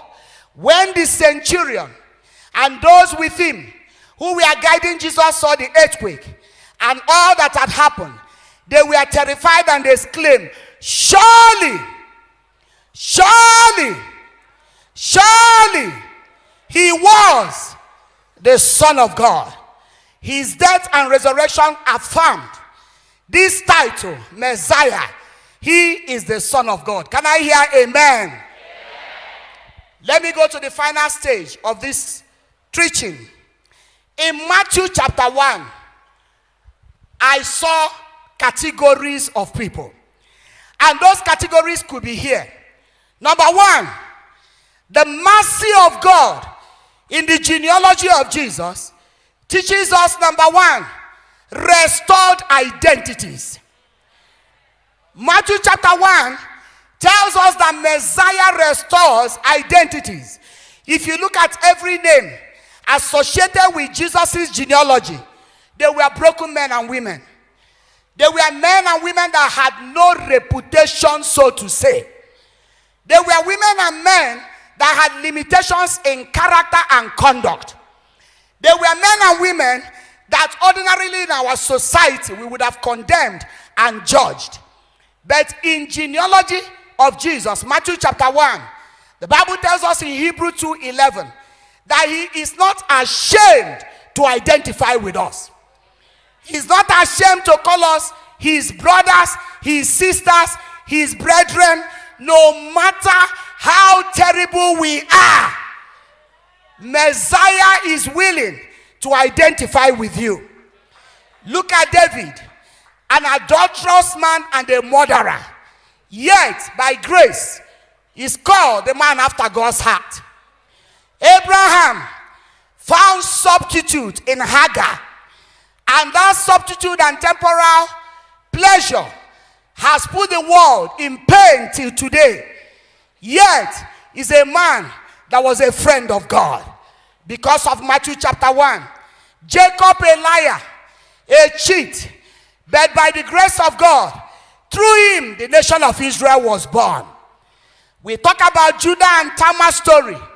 You know what happened in that place. Yet, the scepter has come from Judah. We talk about Ruth, a Moabitess, from a cursed and outcast lineage. People that the Bible says can never access grace, can never see salvation. Today, Ruth is in the genealogy of Jesus Christ. You can find yourself in his genealogy. We talk about Bathsheba, a husband snatcher of the highest order. Husband snatcher, sophisticated. And on top of being a husband snatcher, a scheming mother. A mother that could scheme things and things could take shape in the family because of who she wanted to be in charge.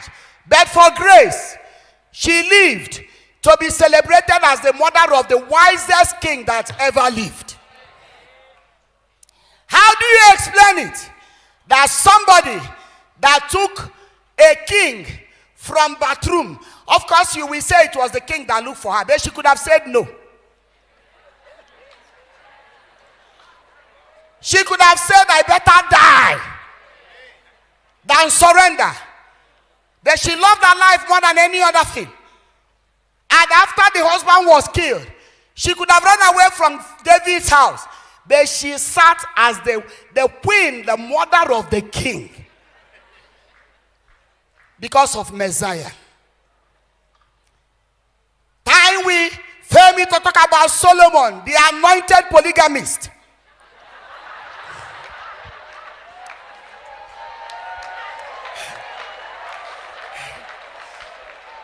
In the history of human race, no man can compete with Solomon.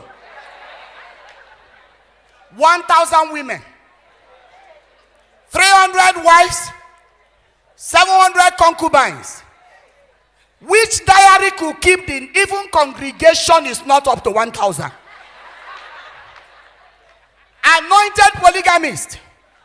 Yeah, the wisest man that ever lived, the most prosperous. In his time, money was like sand. And everybody wanted to collaborate with him despite 1,000 women. I don't know how he knew their names and their children. I'm sure when you arrive, he said, how many children do you have? The woman will say, my name is so and so, number 100. Okay, so how many children? 7 children. What are their names? But the genealogy of Jesus is saying something to us. Everyone can enter. As Pastor T preached, everyone can enter. It is by the blood and by the mercy. And today, I don't care where you are, that grace will locate you. Talk about Rahab, the prostitute, and a very sophisticated con woman. They asked her, somebody came into your house. Some people say, no, I didn't see anybody. She had already colluded with them how they will disappear. And the Bible recorded she served God with her prostitution.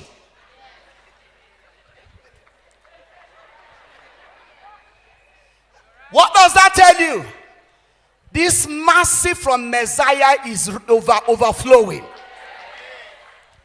It picks you where you are, but it does not leave you where it met you. All of them have a change in story. All of them, the same Solomon wrote Ecclesiastes chapter 12, that all things are vanity upon vanity. The same Rahab accessed salvation before the time of revelation of Messiah. I normally tell people, if Rahab is in heaven and you are living in the time of Messiah and you are not saved, cursed is the day you were born. A prostitute that never met Messiah, but by faith accessed the blood. The red scarlet was the blood. She not only accessed salvation, but secured salvation for her entire family. You are not in Rhema for yourself alone. You are not in Rhema for yourself alone. Why? Ephesians chapter 3, 14 to 15 says, for this cause I bow my knees unto the Father of our Lord Jesus Christ, of whom the whole family in heaven and earth is named. The question I want to throw to you today is your family named after Jesus Christ? Is your family, your entire family, named after Messiah? So Matthew chapter 1 tells us that God can restore broken identity, lost identity, marginalized identity, corrupted identity. I don't know the identity you're carrying today, but soon we shall go to the throne of mercy. And that story will be changed. And your family will align with the genealogy of Jesus Christ. Number 2, gender barrier collapses in Matthew chapter 1. Gender barrier collapses. It's only Messiah that collapses it. The world are busy talking about gender inequality. This was settled on Calvary. Long time ago.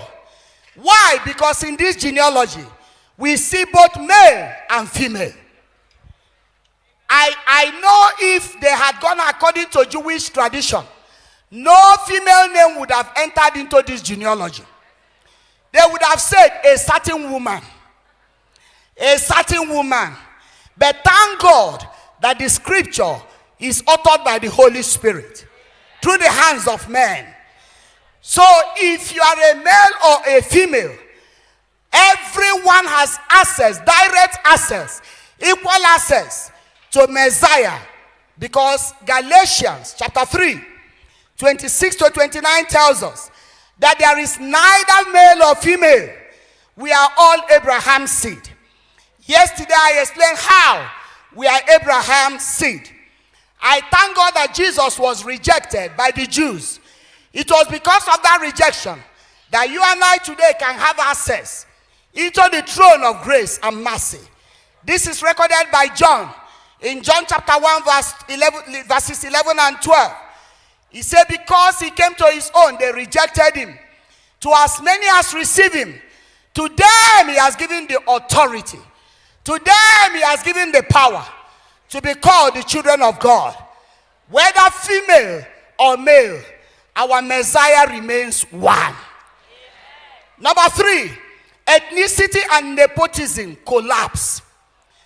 By Matthew chapter 1, the theme of this meeting, every ethnicity, every nepotism, tribal wars, tribal sentiments, tribal affiliations, tribal wickedness, they collapsed. Because in that genealogy, you will see the Moabites, you will see the Israelites, everyone under the influence of genealogy.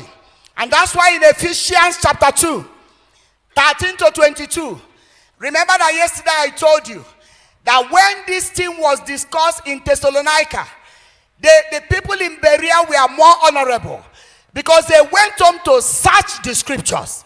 And that's why I'm paying attention to scriptures. That this is a conference, a feast that is feasting on the word of God. This is a feast that we have gathered from all the world. People are watching online. A friend of mine sent me a text from the land of Caribbeans just this morning to talk about what I preached yesterday. She's a powerful woman of God in the Caribbean island. And they are watching, they are following. We can't afford to play games here. We can't afford to play games here. The world is watching. The world wants to feast. It is not a Bible study. It's a Bible feast. We are here to feast on the word of God.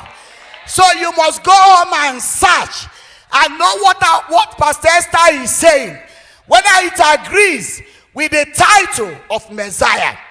Ephesians chapter 2, 13 to 22 tells us that the Messiah has collapsed the wall of tribalism.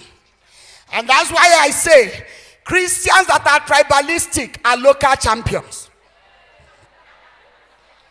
And they have tribal mentality, which is grasshopper mentality. They will never grow beyond their tribe. They will never stand at an altar like this where we are standing. Because they will first ask, Reverend Chula is from which tribe? Kamba. I don't like Kambas. That should have been coming from Luya or Kikuyu. Then the next question is, does he have Kikuyu pastors under him? Then if he doesn't have Kikuyu pastors, we are not going. You are a grasshopper kingdom servant.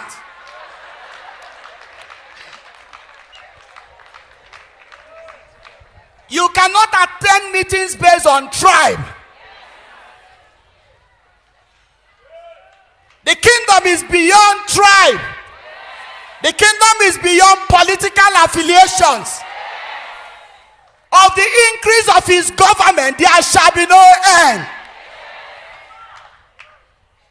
When you are invited in a meeting, don't ask whether there is a politician coming. Before that fellow became a politician, he's a citizen of Kenya. He's a child of God. Whichever political group they are, we are one in Christ. The genealogy of Jesus messes up tribal gang-ups. The kingdom embraces all. When you are tribalistic, you have frustrated grace and wasted asset and investment in the kingdom.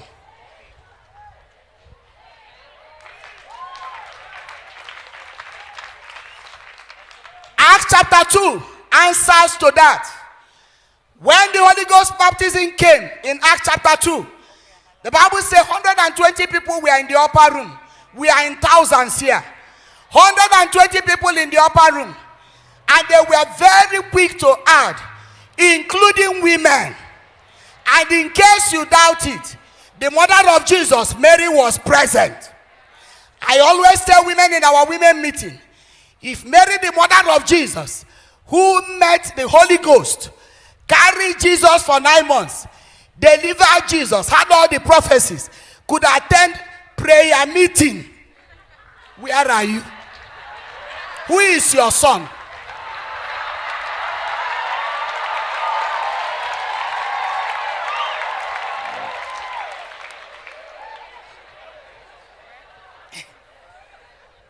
The Mary of Jesus who cleaned his bumbo, gave him breast milk. Notice when the first tooth came. In our time, change pampers. Could wait for the Holy Ghost. They only knew the day they arrived in Jerusalem. The day the Holy Ghost will come was determined by God. 50 days and 50 nights. 120 people were praying, send the promise. Send the promise. And they were very careful to write. The mother of Jesus was there. Your son is not Messiah. You won't come for meeting. You won't go for kesha. You won't come for prayer meeting. From January to December, you have not fasted one day. Your intestines are telling you, give me leave. Your teeth are saying, give me leave. Yet your children are in drugs. Your children are not doing well. But the mother of Jesus was in the upper room. Women, rise up.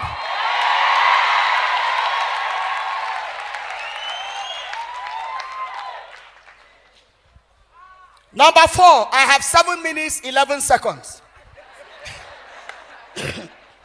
Number 4, socio-economic barrier collapsed or collapses. In that genealogy, kings were with prostitutes in one genealogy. Everybody became the same. That's what revival does. That's what I see revival doing. That in our nation, the rich, the comfortable will help the poor to upgrade the lives of the poor. Structures and systems that will bring all of us food on the table will be there by prayer and by reasoning and wisdom. And at the end of the day, we can say this revival has blessed our nation. I told you last night that soon and very soon, when people are applying for visa to come to Kenya, it will not just be for tourism. It will be for spiritual impact. I I told you last night that one day the nation cannot do anything without consulting the church. Why? Because the church would have taken the economy of the nation. Everywhere you go, who is the CEO? A born again Christian.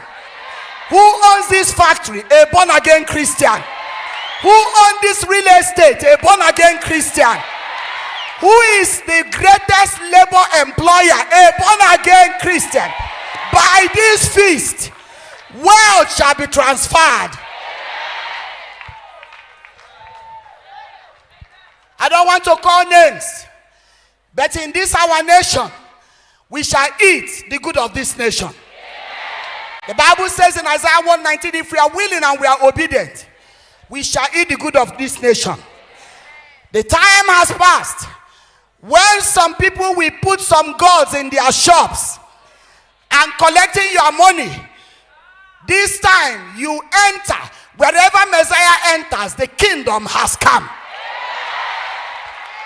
Magicians will either bow or disappear. Sorcerers will either bow or disappear. People that stand in your way for contract will either bow or disappear. By Rhema Feast, our nation will rise again. There shall be economic rising. There shall be economic rising. The voices of the prophets who have been coming into our nation shall become like the voices of Elisha, who said, by this time tomorrow, by this time tomorrow, by the time Rhema Feast will be over, watch out, there will be an economic turnaround. It took a prophet to address the economic situation of Samaria. It took the God of the prophet to put the economic structure together. I don't know how God did it, but in 24 hours, everybody could afford food in the city of Samaria. This Rhema is batting an economic change. So the genealogy of Jesus tells us, as I conclude, I have 3 minutes, 11 seconds. Romans chapter 10, verse 13. For whosoever shall call upon the name of the Lord shall be saved. That is the summary of Matthew chapter 1. That is the summary of Matthew chapter 1. Choir, I need you here for just a few minutes. And I have a song. I don't know which choir is in charge. I don't know who is in charge here. I would have called somebody to sing with me, but I don't want to break protocol. So I can do it. Tessie, where are you? Please come and sing with me. Give her a round of applause. All the way from Houston, Texas.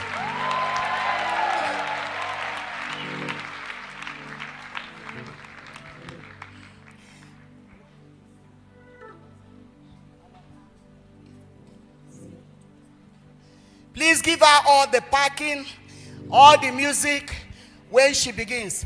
I want her to sing a song that was laid in my heart around 3 a.m. this morning when I was still asking God to help me with the podium today. And it is a song that says, I thought when our backs were against the wall, we thought it was over. But Matthew chapter 1 verse 1 has cleared the way.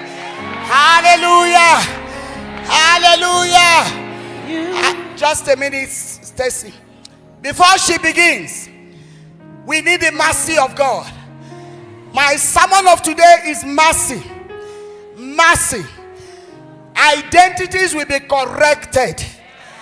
Family lineages will be aligned with the genealogy of Jesus.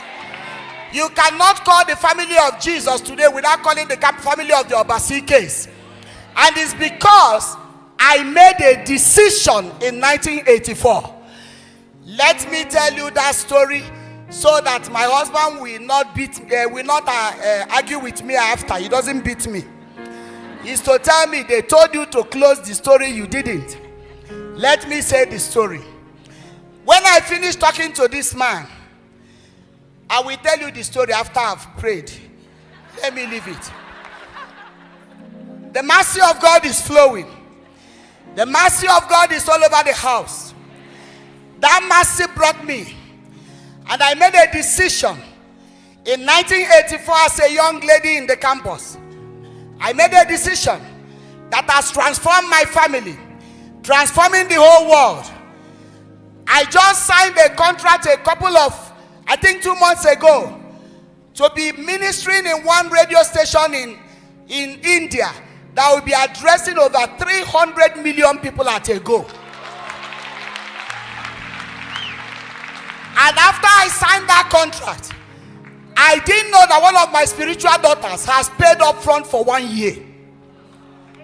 All I am asked to is present your sermon to liberate the world of gender in India.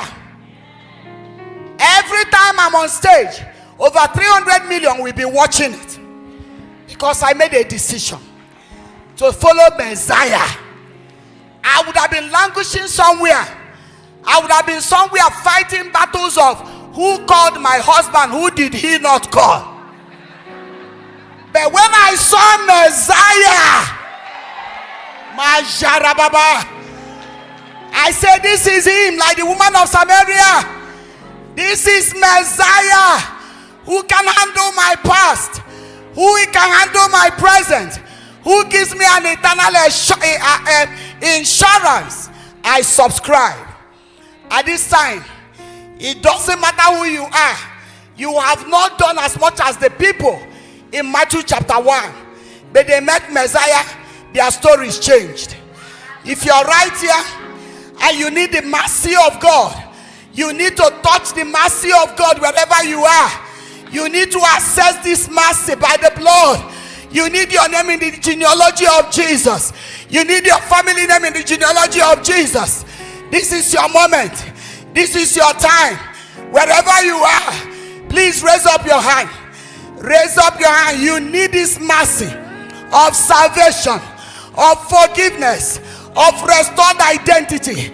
If your hands are up, stand where you are. Yes, I see you standing.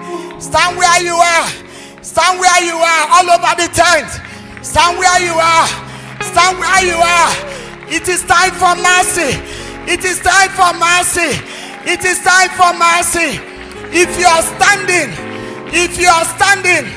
as my younger sister begins to sing here, I want you to take a step. I want you to come here. There's a seat of mercy that is at this altar. Satan cannot cross it. Satan cannot cross it. Satan cannot cross it. You are about to see yourself in Matthew chapter 1. For this Jesus I preach, he is the Messiah. Keep coming, and this song begins to sing.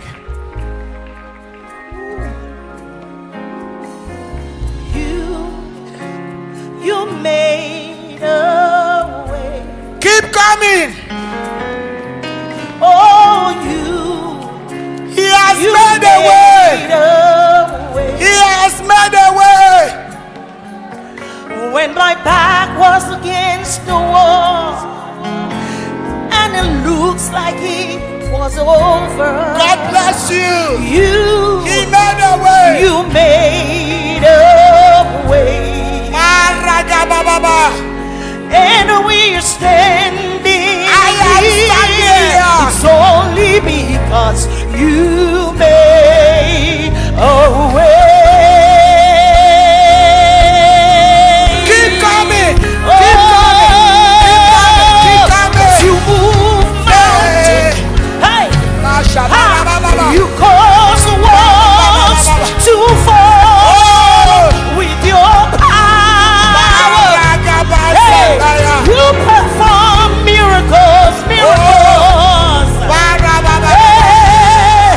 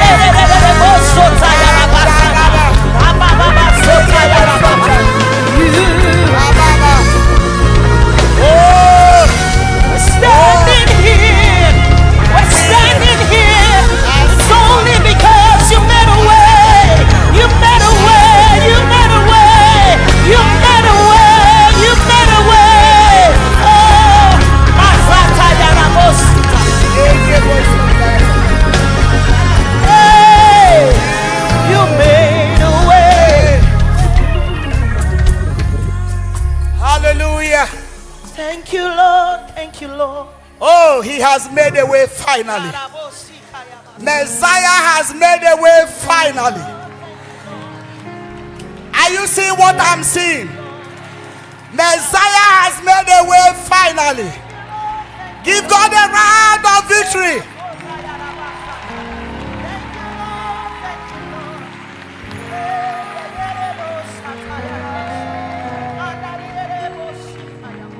Sin pushes you to the wall.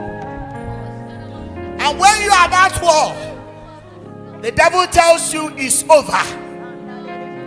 But thank God for Rhema Feast that has made a way by the blood. That today, your true identity and citizenship have been recovered and given back to you. You are standing at this altar because he has made a way. Stretch your hands to the heavens. Hey! I want you to repeat these prayers after me. Loud and clear. You came out by yourself. Nobody pushed you. It's a personal decision that you are making to walk with Messiah. For this is why I am called, and this is why I am born, to liberate men and women from satanic eternal domination. Everywhere I go, I'm licensed to do what I'm doing, to reconcile you back to God and to ensure that you live a life free of condemnation. Say these prayers after me. Lord Jesus, I come to you as a sinner. Have mercy on me. Jesus, Son of the living God, Son of Abraham, Son of David, the Messiah, have mercy on me. Change my life. Forgive my sins. Come into my life. Be my Lord and Savior. From today, willingly, I surrender my life to you. Take over. Use me for your glory. Satan, at this altar, I denounce you. I denounce you. Back and go. Back and go. I break every covenant I've had with you up to this moment. I break it by the blood of Jesus. I break it by the blood of Jesus. I am free. I am born again. I am forgiven. I am a child of Messiah. Thank you, Lord. In Jesus' name, I have prayed. Amen. Let me pray for you. Father, in the name that is above every other name, I thank you for mission accomplished this morning. Messiah, you have revealed yourself to these precious ones by the Holy Spirit.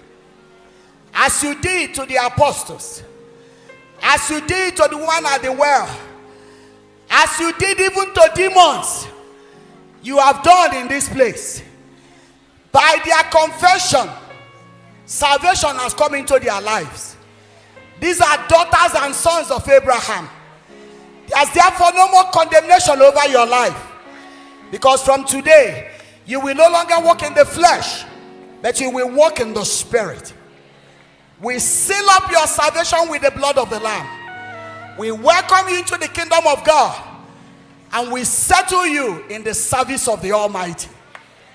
Father, thank you for wrecking hell this morning and populating heaven. Thank you that these ones will go like the woman of Samaria, and they will bring all the cities to you.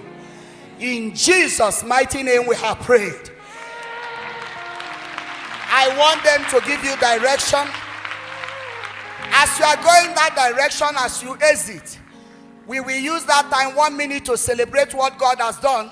Tessie, do you have any song in your mind that will electrify this place to rejoice with heaven? There's a party in heaven now. We want to connect with them. If you are a lover of Jesus, there is great party over Rhema Feast. This morning, there's a banquet, not an ordinary party. Heaven is on attention. So we need to celebrate. Hallelujah. Amen. Creator of the universe, what can't you do? What can't you do, Jesus? Come on, sing it out loud. Name above every other name. What can't you change? I can hear you. What can't you change, Jesus? All right, let's go. Come on. 1, 2, 3. Are you guys ready to celebrate Jesus? Let's celebrate Jesus. Come on, somebody give the Lord a shout.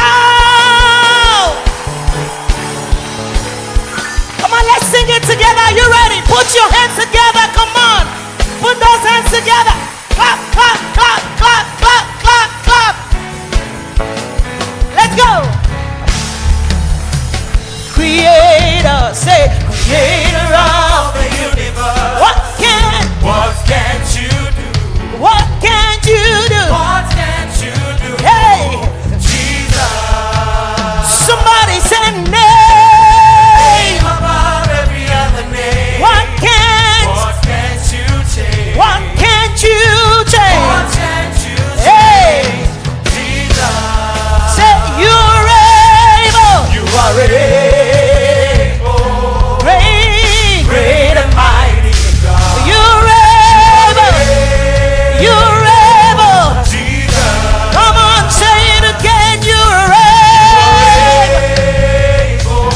Great and mighty God. You're able. Hey, Jesus. Oh, there is nothing. Come on, nothing you cannot do. In Rhema Feast, Lord, nothing you cannot change. Say, nothing you cannot turn around. You are able, great and mighty God. I put my trust in you. Oh, you are able, Jesus. Come on, put those hands together. Come on, Rhema Feast. Come on. Pull those hands together. Come on, let's sing it again. Creator, say, creator of the universe. What can't you? Mazataye boshikaya baba. Mazotere boskataya. Hey, he is the name above. Name above every other name. Jesus is his name. What can't you change? If you're trusting God for something, just tell him you are able. No matter what it is, great and mighty God. Somebody declare you are able, Jesus. If you believe in miracles, say you are able. Great and mighty God. You're able.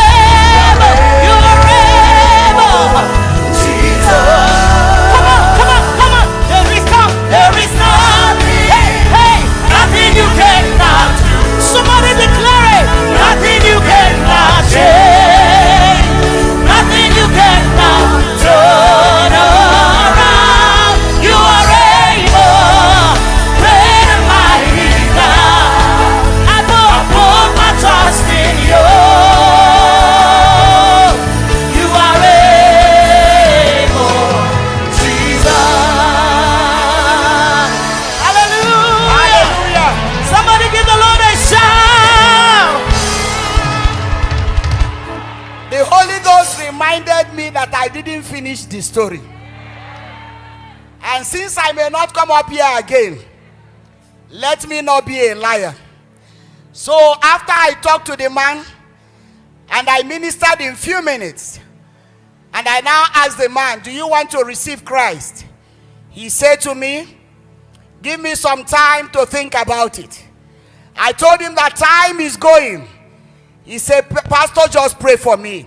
So I took his hand, I prayed for him, and I told the Holy Ghost to do the rest. We have never met again. The reason why I did not tell the story before altar call is that some of you should not look for me to pray for you like Nicodemus. I needed you to first make up your mind and don't do like that man. Procrastination is dangerous in the kingdom business and kingdom affairs. I don't know where he is, and if I meet him tomorrow, I will not recognize him. But I did my part, and I know the Holy Ghost will do his part. God bless you.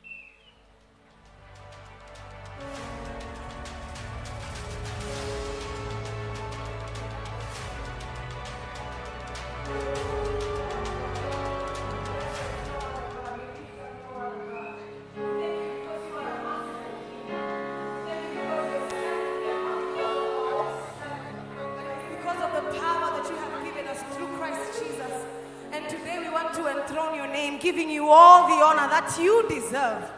No one else can take the glory today. No one else can take the praise today.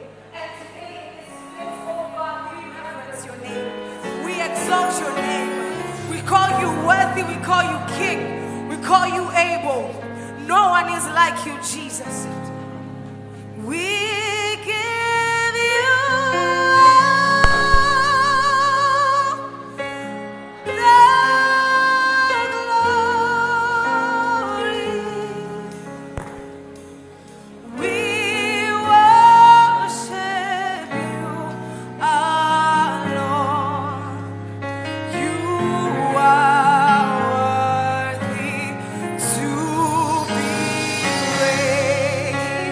right here in this place.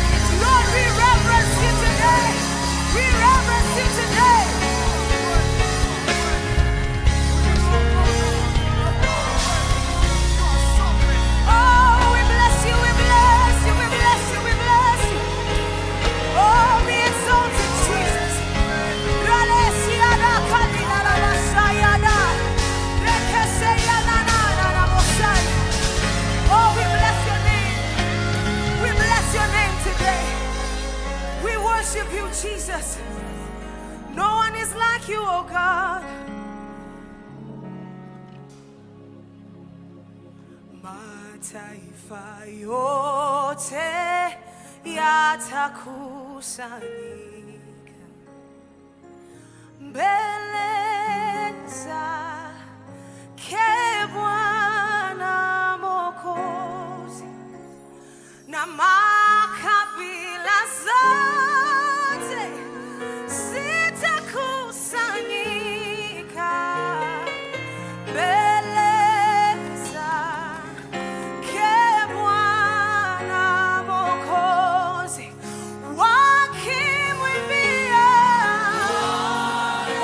wakimwimbia.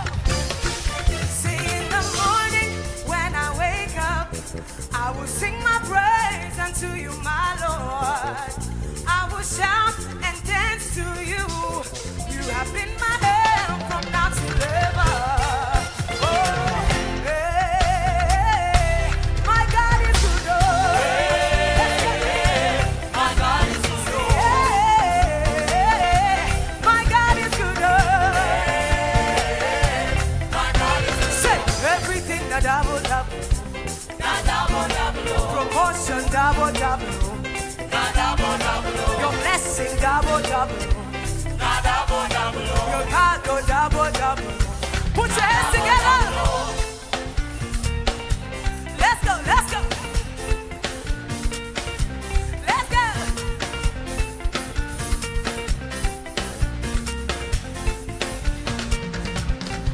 Say everything na double double. Promotion double double. Your blessing double double. Your blessing double double. Hey, everything na double double. Promotion double double. Your blessing double double. Promotion double double.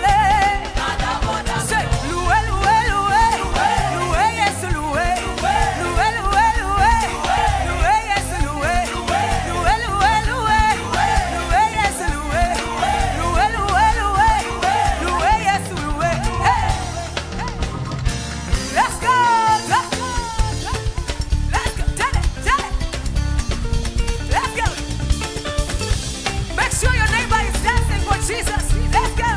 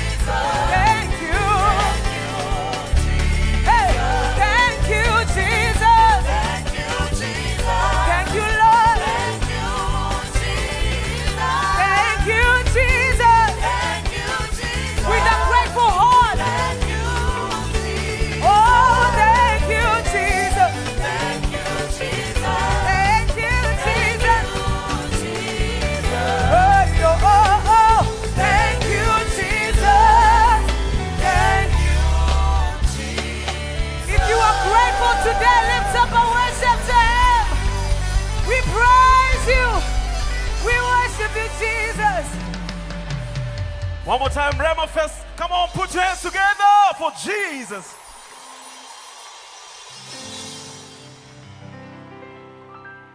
Go and touch your neighbor and tell them he has given me a garment of praise instead of the spirit of despair. Tell them he's God alone. None can compare to him. He's the Alpha, the Omega. He's the King of Kings. He reigns on high. Hallelujah. Say, oh glorious God, we praise your name, and we lay our crowns and worship. And the church say, oh glorious God, come and declare it.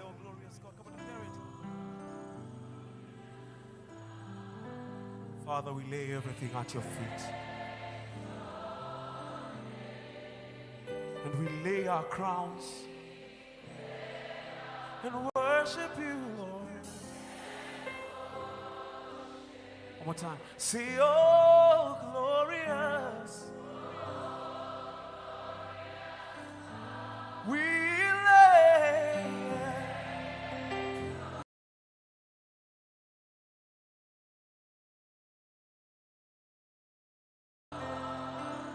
And Father, we lay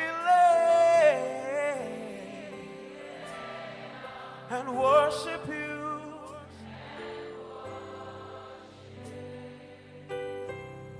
Not too tough, I say, my pambo yetu vitu vyote.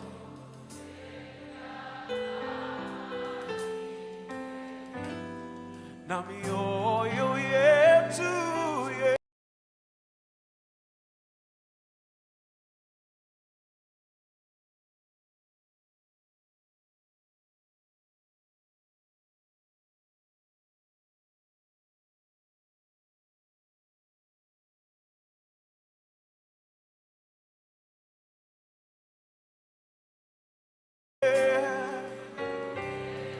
twaleta.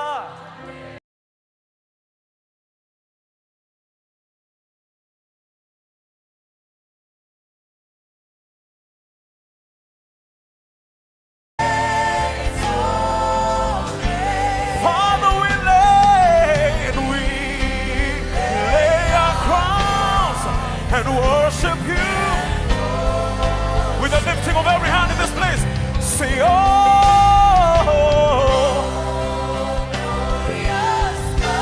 we praise. Father, we lay our crowns and worship you.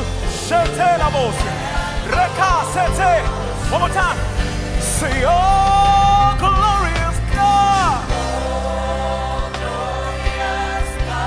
We praise, and we lay and worship you, Lord. One last time. Say, oh, glorious God. We praise your name. Father, we lay at your feet.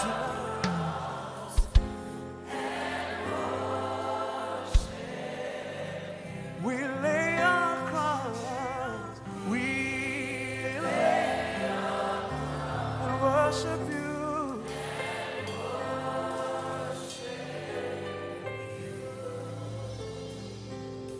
And we lay and worship you.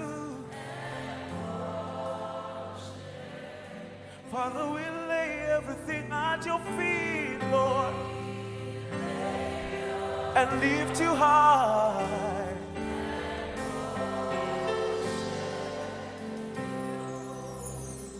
Come on, just keep worshiping, keep praising, keep praising. Just keep worshiping 1 minute.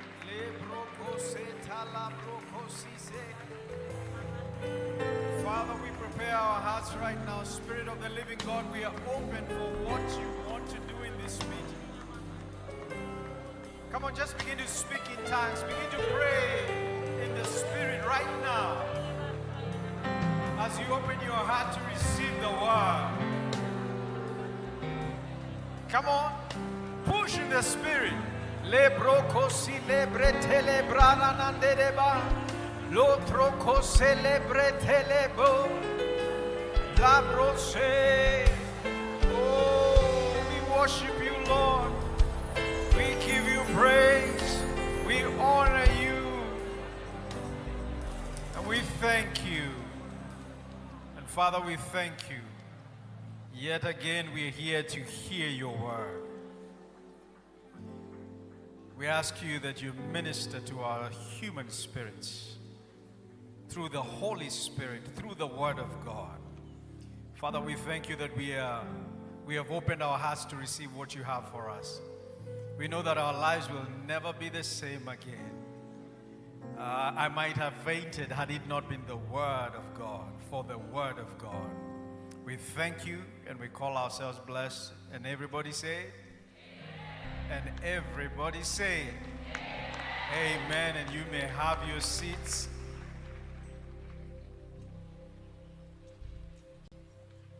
I just want to take a minute just to say something. It is very good to see that more and more people are joining in here in person. Come on, just welcome those who are. How many are here for the first time today? I mean, you've come here for the first time for this conference. This is your first day. Come on, look at them. Just welcome them. If there's somebody next to you who is here for their first time, please just appreciate them and welcome them. Now, to my understanding, Rhema Feast last year began on Wednesday, right? Imagine we've had 2 bonus days. So it's going to get real hot up in here. Amen. Let's appreciate the convener, my dear friend and brother, Pastor Julie, apostle, bishop, businessman. Love you, brother. And come on, you can do better than that. It takes a lot of planning to convene a meeting like this. Amen.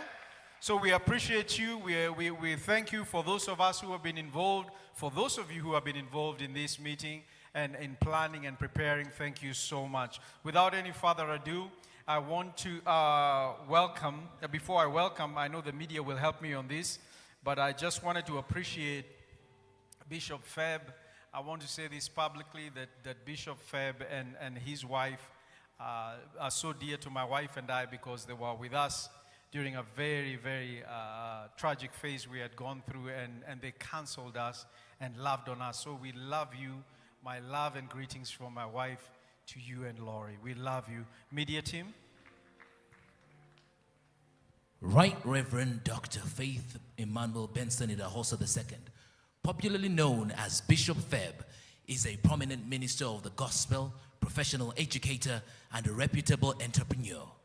Bishop Dr. Feb Idahosa has been the president of Benson Idahosa University since April 15th, 1998, and his active work and hands-on experience in the educational sector spans over 20 years.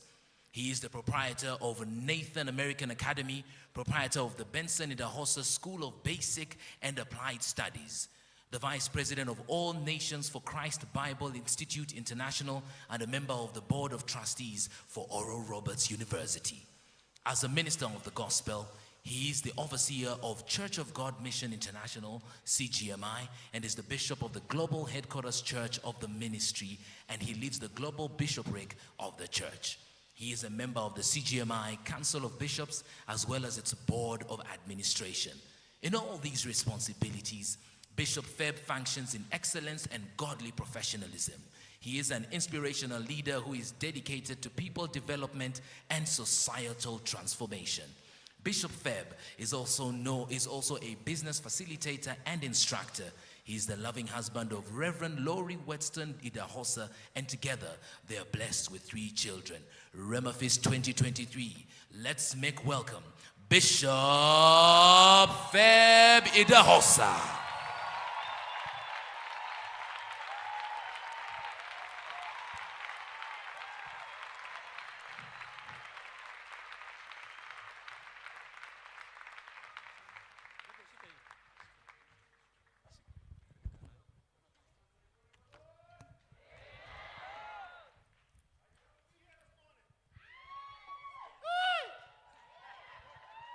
How do you do that thing? How do you do that? I love it, love it, love it. Now, can someone give God a shout of praise this morning? Give God a shout of praise. Amen, amen, amen. It's so good to be here this morning. Awesome to see your beautiful faces. Awesome to see you serving God in a mighty way. I love the music just now. I felt as though I was in Nigeria already again, so I was singing everything, not double. It's not double, it's double. Awesome, so good to see you. Please help me give a big hand to my brother, Bishop Julian Kula. Thank you, sir, for doing this. Thank you for continually hearing the voice of God and bringing God's people together. We appreciate you, and I know that the rewards of God are coming to you in heaven and here on earth in Jesus' name. Amen. Now help me shake someone's hand next to you as well too. Greet them with the love of God. Hallelujah. And then tell them before you sit down, say, Christ looks good on you. No, tell them well. Look at them and say, Christ looks good on you. Point well. And then finally look at yourself and say, Christ looks good on me. All right. God bless you. Please be seated. Help me thank Reverend Mrs. Obasiike. Help me give her a big hand for that wonderful word this morning. Thank you for continually sharing the gospel and preaching salvation. The mercy of God is always present, and we appreciate that. Thank you so much. God bless you, ma'am. Hallelujah. I have here with me this morning, they said I have 3 sons. Of my 3 sons, I have 2 of them here with me this morning. Can you please help me welcome Nathaniel Victor Benton Idahosa and Judah Victor Benton Idahosa. All right, wave, say hello, turn around, yes. Aren't they handsome? Yeah, they got it from their mother, not from me, so, amen. And I bring you greetings to my lovely wife, Lori Idahosa. She couldn't make it, but she sends her love, which is me, so, yes. All right. I always say that. Never gets old. To me, it doesn't get old. Anyway, it's their first time in Kenya, so they look forward to enjoying Kenya. Thank you for welcoming them. Thank you for being so welcoming. Thank you, Coach. I appreciate you. May God bless you this morning. Amen. Amen. Let's go to the Word this morning. I want to share some things this morning. I believe today I want to teach, all right? So is it okay if I teach this morning? Okay. Now, I know when preachers say that, they're not really asking you. They're just telling you what they're going to do. We're not really asking. Is it okay if I do this? I'm not asking you. I'm actually going to do it anyway, but that's a secret. Don't tell anyone I told you that secret, okay? But if you hear them say, can I do that? They are going to do it anyway. So can I teach this morning? All right. So last night I tried to preach a little bit, but today I want to teach. I want to continue from where I stopped yesterday. We talked about you being the righteousness of God, and we shared on the voice of favor. Now, I have the slides available. If you didn't get them last night, please, you can download them. They are available. You can just scan the QR code. It should be on the screen or somewhere soon. Scan the code, download it, and please, like I said, please share it freely. Give it to your friends. Give it to your enemies. Make them better. And God will help us in Jesus' name. But we talked about this. We talked about the voice of favor, and we said and established several things. What we began to establish first is this, that you are the righteousness of God in Christ. And I tried to show you an example. If you saw that example, I hope you remember it. That you are the righteousness of God in Christ. Because Christ came to the earth to give you God's righteousness. He came and he took away your sin. And he gave you his righteousness. And so everything that God has, Christ gave to you. And one of the benefits that we receive from Christ the Messiah is his favor. That favor which we have received is what gives you access to the kingdom of God. Amen. Amen? All right? I'm going to just I'll do a quick rundown while you download the slides. But the point I'm trying to make is very simple. That we established that you are the righteousness of God. And number two, you have the favor of God.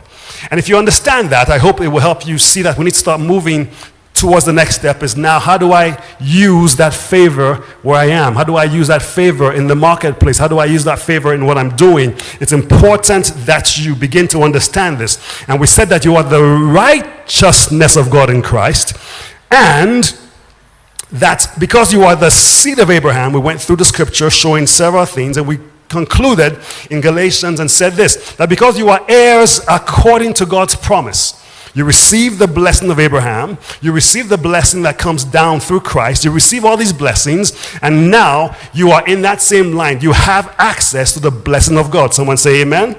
Amen. Okay, so now if you understand that, then we need to go to the next step. And so coming down now, we begin to ask questions. And I said also too, as we concluded yesterday, that there are two spiritual forces, two powerful forces at work in the life of the believer. One is the blessing. And we established that the blessing comes from Abraham because God spoke to Abraham and said he's blessed. God said, Abraham, I've blessed you. All those who bless you will be blessed. All those who curse you will be cursed. And he continued to give him blessings upon blessings. And then he continued through Deuteronomy and spoke to the children of Israel saying this, that you are blessed when you come in, you are blessed when you go out, you are blessed in the city, you are blessed in the field, you are blessed everywhere you go. We even made songs out of it.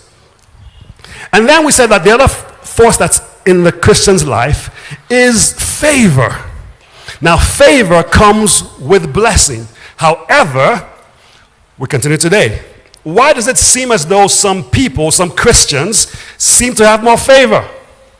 Why does it seem as though some people seem to be better than other ones, do more, do different things? They seem to have more preference. Their businesses succeed more. Their songs do better. The lives they live seems better. Why is it that some Christians seem to have more favor than other ones? After all, are we not all Christians? After all, are we not all in the same place? After all, don't we just have the same exact things? But it seems as though some are more favored than the other. Why is that? We'll talk about that today. What I want to see is this, that there is a missing piece which we're going to establish, and that missing piece is the spirit of excellence. Now, I want to tie that spirit of excellence to the one who gives it to you, and that is Jesus Christ talk to me. Jesus Christ the Messiah. Okay, so Christ the Messiah is who we're talking about. And if you look from the Old Testament to Matthew 1:1, you see the genealogy that comes there. So once you get to Matthew 1:1, you have no choice but to go forward. You're not going backwards in Jesus' name. Say amen. Okay, so you must go forward. So the missing piece for me is excellence. And Jesus Christ is our example and our light. Please stay with me for a minute. I want to teach this morning. I hope you still stay with me. Jesus Christ is our light. He was one man from a small town in a small country. Yet the entire world knows about him. The entire world is turning upside down because of one man named Jesus. Why is that? Everyone has heard about Jesus. They either hate him, they think they're okay. Some people love him. Hopefully you do. If you don't, by the time we're finished today, you will love him in Jesus' name. But you cannot just say he's somewhere. You have to choose. You have to either go, I love him, or I don't like him. You cannot just be in the middle. So how is it that one small man was able to go so far and do so much? We say, well, maybe it's because he was the Son of God. True. But aren't you a son of God as well? Are you not?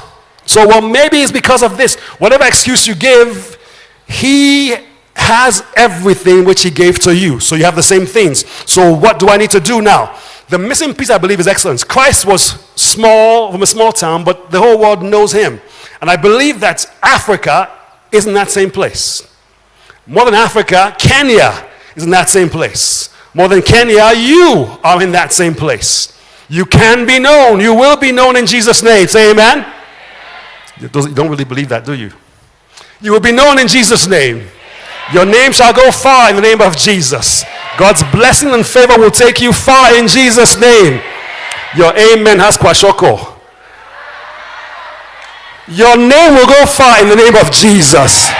That's what I want to hear. Amen. Okay. So now, how do I make sure it does that? That's what we're going to talk about today, okay?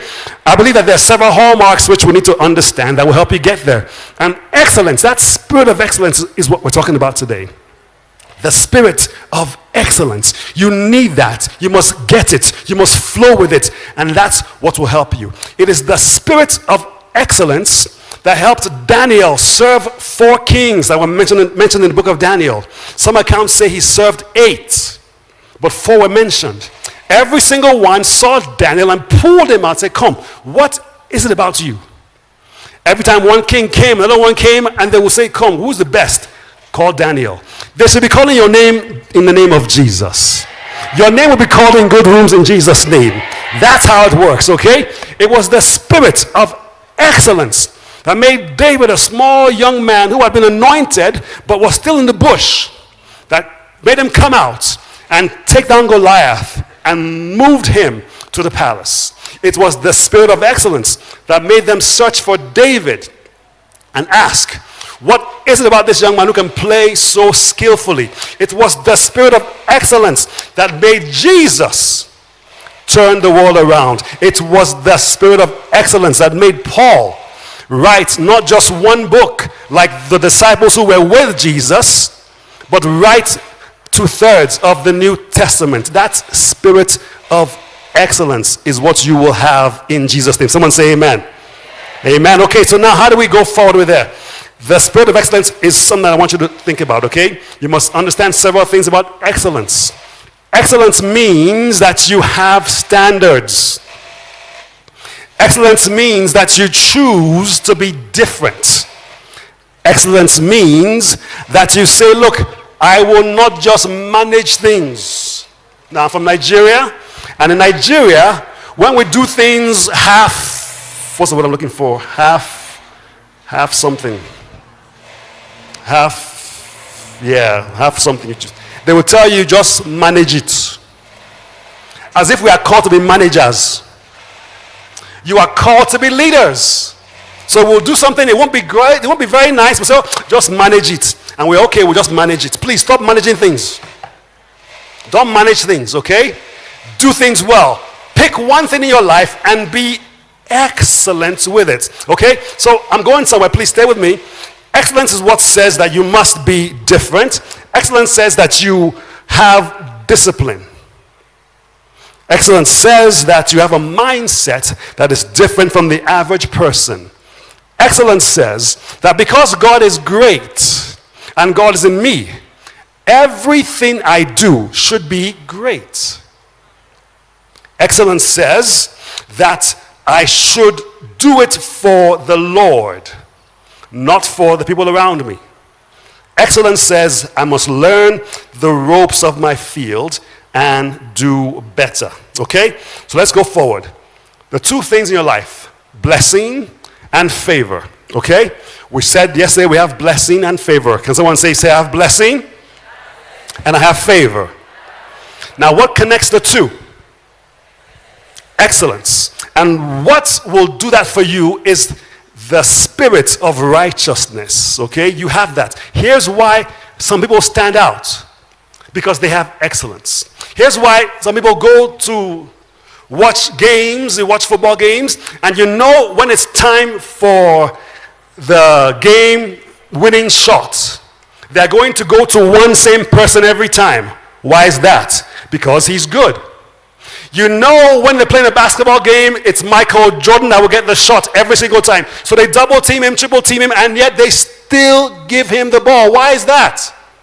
Because he has shown over and over again that there is something about him that makes him excellent. And it is up to you now to start thinking, what do I need to do? Because if the people in the world can show it to a way that they are known, how much more us who are Christians, who have the righteousness of God in Christ, who have everything that God has, we have it here. There is no reason why we should not be known. And today you will get there in the name of Jesus. Someone say amen.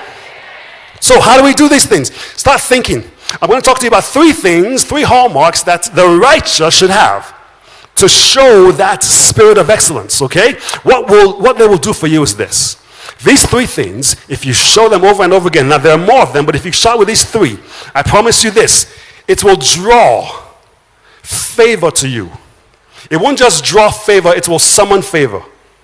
So do your finger like this, please. And say, favor, come here. Favor, come here. Now pull it in. Summon favor to yourself. Now you've been given blessing. What is blessing? Blessing, like I told you yesterday, is the ability. Every one of us has an innate ability with something. There is something that you do very well. There is something that you do very, very well. You have a skill. You have an understanding. For some of you, it's singing. For some of you, it's real estate. For some of you, you preach well. For some of you, you talk well. For some of us, we write well. Each one of us has a skill. Can I see your hands? Anybody have a skill? I love that. What is your skill? Put it in front of you. That's your blessing. Okay? Now that blessing is what God gave to every one of us. Here's what we see in the scriptures. The Bible says in the book of Psalm, chapter 90, verse 17, it says, may the favor of the Lord God rest on us. Then it says, may it establish the works of our hands. So your ability, what you have is the blessing. And I began to see that there is a connection between favor, which is the blessing that comes, and the more increase, the increase of what God is doing.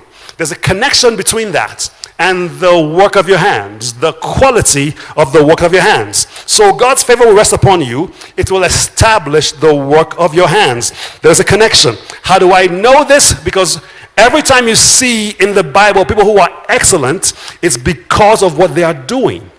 When they receive favor, it's because of what they are doing. Let's talk for a minute about this. It is one thing to have the ability. It is another thing to have the opportunity. And what favor does for you is favor brings you opportunities so that you can now continually be more blessed. Someone say with me, say, I will be blessed and favor must come to me. Favor must come to me. So these three qualities I want to talk to you about today. The first one is a hallmark that you must do. The first one is research. And I'll go through the three of them quickly, then I'll come back and I'll just share on each one. The first one is research. Do you ask questions? The Bible says in the book of Proverbs, chapter 25, verse 2, it says, it is the glory of God to conceal a matter. And then it is the glory of kings to search out a matter. I learned that from my friend, Bishop Kula. I'd never seen that in the Bible before until they mentioned it. And I said, that really is in the Bible. Do you mean God hides things from us? Not really. God puts things in places where your blessing can find them. Let me say it again. God does not hide anything from you, but he puts things in places where your blessing can find them. How do I know this? Because there's a blessing that he understands in real estate that many of you don't understand. But he has searched it out, and when he brings it out, it draws favor. It draws finances. It draws understanding. Are you following me this morning? There's a blessing that's hidden in music for many of you who sing very well. Now, I can try to sing, but I sing so low that nobody hears me. So you have a blessing in music that's hidden there. You've researched it, and when you sing well, it draws favor to you. I can try all I will, but the most I will get from singing is my wife will clap for me. That's it. I won't get a record deal. I might talk to anyone this morning. There's a blessing hidden somewhere, and God has concealed it, but you have to begin to search it out, because once you find it and you take advantage of it, it will draw favor to you. Okay, so let me give you some examples. Do you research and ask questions on things? How many of you know that women are good at asking questions? How many of you have wives who are great at asking you questions? Don't raise your hand. Don't raise your hand, just nod at me. Because my wife can ask the questions that will bring out any secret. My kids will do something, I'll ask them one question, they'll tell me an answer, I'll be okay. My wife will ask them number one, number two. By the time they finish asking questions, they will confess to the sins they committed last week, last year, last month. I don't know how it's done. So if you have a wife like that, just close your mouth or just confess in the beginning. Because they ask good questions. Now here's the thing. Good questions give you good answers. Do you ask questions? Excellence comes from people who ask questions, who want to understand beyond just the surface. You have to know what is it that makes things work. It is excellence that says, look, I have to look beyond what is just there. The second thing I mentioned on that there, and I'll go through all three and I'll come back and talk about them, is this. Being dissatisfied with the status quo. Okay, so you must realize that for those people who are excellent, who do more things, who understand what God is doing, who Christ the Messiah is bringing them to a place where they are known, where the world comes to hear them, they are consistently dissatisfied with the status quo. Now, I don't mean that they are not content. That's a difference. But you say that things are being done this way, they can be better. And it's those people who say things can be better that make things better. So you say, okay, look, how do I make things better? You ask questions. Proverbs 24 verse 3 says this, by wisdom,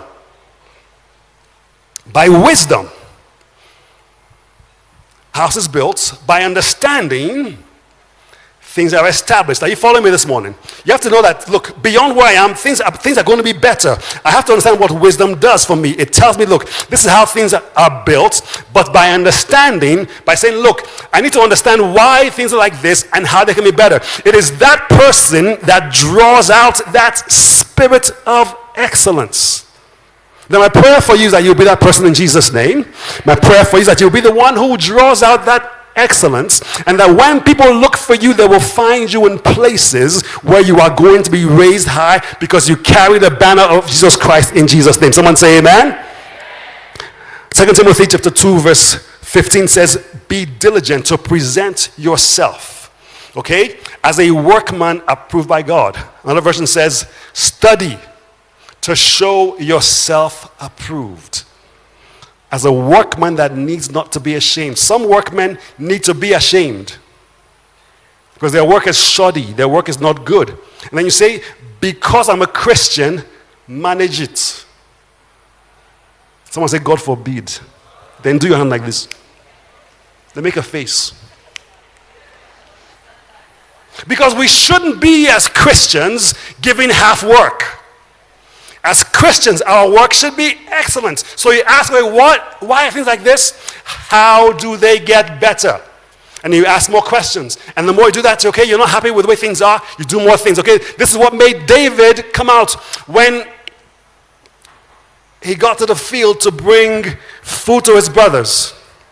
And David saw Goliath screaming obscenities at God's people. And he said, why are you all okay with this? He said, is there not a cause? Are you following me? Because for 30 days or more, Goliath had been screaming, saying, oh, I will challenge you, blah, blah, blah, blah, blah. And they just came to accept it. And David said, excuse me, why are you okay with this? He's asking questions. He's saying, what will be done to the person who fights this Goliath? Questions, research. Then he says again, okay, this is not okay.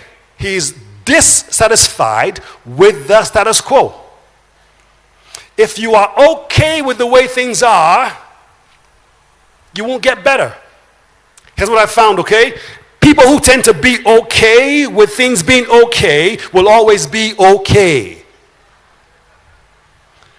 But you are not called to be okay. You are called to stand out. You are called to be different. You are called to better. You are at Rhema Feast this year, and I pray by the grace of God, by this time next year, you are a millionaire in Jesus' name. You are a billionaire in the name of Jesus. But please don't be okay with okay. Ask your neighbor, are you okay with okay? If he says okay, then change seats. Because people who tend to be okay with things being okay tend to stay okay. Say again, say God forbid. Make your face again. I'm kidding. That's not what I'm here for. But David said, look, it's not okay for this man who was an uncircumcised Philistine to do these things. You have to be in the place where you say, look, it's not okay for the non-Christians, the Muslims, the this, the that, to do the things that make them high up, and here we as Christians are begging for scraps. God forbid.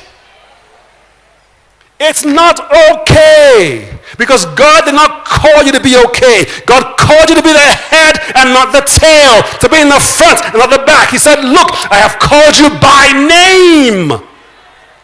On God's palm, your name is there. That guy who does not know God, his name is not there. Am I in the right place this morning? So why should he or her be there when you are in the back? No. Now, what's making it different is that you have not got to that place where you are not okay with things being okay. So David said, look, I'm not okay with it. So he did his research, he asked questions. Then he said, look, I have fought before. Which is my third point. Relentless improvement. I fought the lion. I fought the bear. I got better with each one. Are you getting better with every experience? Are you learning from every experience, or are you just okay with last experience? Is your testimony from this year the same as it was from last year and the year before? Or are you saying, I want to learn from each one and get better? Are you relentlessly improving?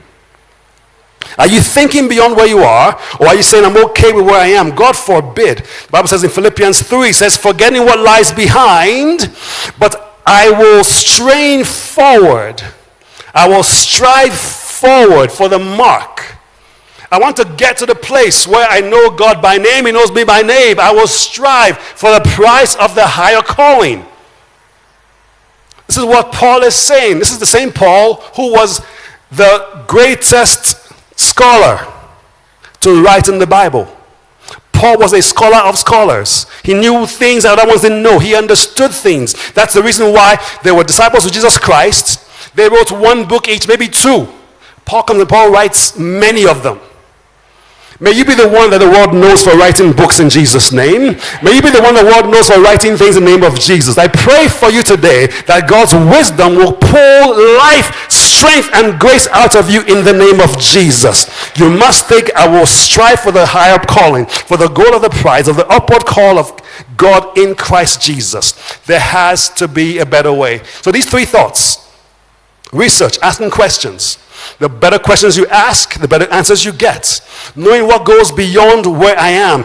Number 2 is saying, I'm not happy with status quo. Number 3 is saying, I will continually improve. So here, let's go back to David. David says, look, what will be done? He asks questions. Why is it like this? He asks questions. Then he says to himself, look, I will go and fight Goliath. Now here's the thing about that, okay? I told you have in one hand blessing, the other hand favor. David had blessing already because his great-great-great-grandfather was Abraham. So he was blessed. God said, Abraham, you are blessed. Your children are blessed. Your seed is blessed. So Abraham had a blessing that was passed on to his children. Here's David now. David gets up that morning and he's blessed. He's blessed. And he walks to the field and says, I'm blessed. I have that blessing on my head. Goliath goes to the field that morning and he's cursing God's people. So automatically the same blessing and curse have already been put into play. God told Abraham, I will bless those who bless you, and I will curse those who curse you. So David walks in, he's blessed. Goliath walks in, he's cursed. But here's the thing. If David had not activated his gift, his blessing, his skill with the slingshot, he had not gotten any improvements, he didn't do anything that made him better. He would have gone to the field that day, and the blessing would have been dormant. The curse that God put on Goliath would have been dormant as well too. Are you following me this morning? But because he had something in his mind that said, look, I'm not okay with okay. I'm going to show what I have in me. He activates the blessing, this skill he has. Each one of you have a skill. So that skill that he had, he put into practice. Right there, he brings out his slingshot, and the blessing immediately comes into play. And so his slingshot that morning is not just a stone in a piece of rubber. His slingshot becomes an intercontinental ballistic missile, looking for the weakness of the enemy. There is a skill you have that if you put into practice, into activation, it will bring down every enemy, everything that tries to stand against you. Because the Word of God says to us that spiritual warfare is pulling down strongholds, not just shouting in tongues only. Am I going too deep this morning? Hope I'm okay with it. Okay, so here's what I'm talking about. So David then activates his blessing. My question for you today, as we're thinking, please be thinking. What's my skill? What's my blessing? Am I activating it? So he used his skill that day, and Goliath came down. Now, once Goliath comes down, favor is drawn to David. Everyone starts to shout, Saul has killed his thousands, and David has killed his tens of thousands. How many did David kill? Talk to me, please. He killed one, but he killed the correct one. Many of us have not activated our skill. You have a blessing, and you are using your blessing to pursue the wrong ones. David just killed one person and say, wow, he has killed his tens of thousands. It's because now favor is drawn to him. So Saul, who is king, falls out of favor. David, who's a shepherd boy, falls into favor. Why? Because he activated his blessing. Please don't let your blessing lie dormant. Daniel activated his blessing. He understood things. Can you imagine? He's a captive. He leaves his country. Here's someone, I don't know if you have witch doctors here in Kenya. We have in Nigeria plenty. But we have killed them all in the spirit. Okay, here's what happened. So he leaves his country, goes to another country, and the chief priests, all the Ogboni, all the warriors of the wrong thing, Daniel becomes chief of them all. How? The Bible says that when he was brought there, him and his three friends, they said, eat the king's meat. He did his research. He asked questions. Who's in charge here? You? Okay, we don't want to eat the king's meat. We want to do what we know best. So he said, I'm not satisfied with status quo. And so he says, well, we'll do what we know best to do, and we'll compare ourselves after a few days. And they come back, and the Bible says he is 10 times better because he has God's spirit of excellence. What are you doing with your blessing? Because it's excellence that connects your favor with your blessing. So they come out, and favor is drawn to them because they are excellent. So now everywhere they go, people are jealous. My question for you is this: are you ready for people to be jealous of you? Because they promise you they will be jealous. You see, the reason why they're not jealous now is because you are doing nothing. Do well, they will talk about you. But may they keep talking about you in Jesus' name. May you keep excelling in Jesus' name. Because God will make sure that they talk about you in the right places. And when they say things wrong about you in the right places, God will turn those words around and use their negative words to lift you up. Someone say amen. Say, favor will lift me up. Let me hear you say it. Favor will lift me up. Amen. I said I won't shout. I'm not shouting. Sorry, forgive me. Let me teach. I get excited. Forgive me. So Daniel and his friends use their gift. They ask questions. They say they're not okay with being okay. They improve themselves. They study. I was talking with Apostle Lebiga last night, and he was sharing how God called him to study for 10 years. And so when you see him today receiving favor, you wonder why. It didn't happen overnight. But you see, we're always looking for the shortcut. And someone told me one time, he said, look, Feb, there are no shortcuts shortcut to any place worth going. I said, what? Can I have a shortcut to that place, please? He said, no. If it's worth going, there is no shortcut to get there. You have to study. You have to prove yourself. So one of my mentors, or let me say my father in the Lord, Bishop David Oyedepo, when he began his university, he said he studied like he was studying for an exam. He studied the top 10 Christian universities in the world, the top 10 secular universities, the top 10 this, top 10 that. He studied all of them until he knew what they were about. And then he started his. And he began with a very, very bold vision and said, look, in 20 years we'll be in the top 20 in the world. Now when he said that, there were no African universities in the top 1,000. So he studied, he understood. And he went from there and he began his research. Then he started doing things.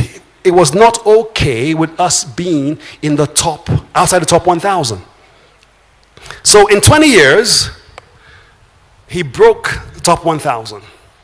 They didn't get to the top 20, but they were the first to enter the top 1,000. And then from there, everyone started doing it. Have you heard a story about, what's his name? I think it's Bannister, the gentleman who broke the world record, who broke the 3-minute mile. Before it was done, everyone said it couldn't be done. And so as soon as he did it for the first time, his record stood for only 42 days. Because once he showed it could be done, everyone said, oh, it can be done. And they began breaking that record as well too. Because you see, once you show you have a spirit of excellence, people will follow you. May they follow you in Jesus' name. They began to follow. So with his university being there, we all said it's possible too. So I said, let me follow you, my mentor. And I studied. And so the same group came to Nigeria, and this is the Times Higher Education Group. And they took a survey. They wanted to do a survey and ranking for sub-Saharan universities. So they said, okay, this is our criteria. And they put it out there.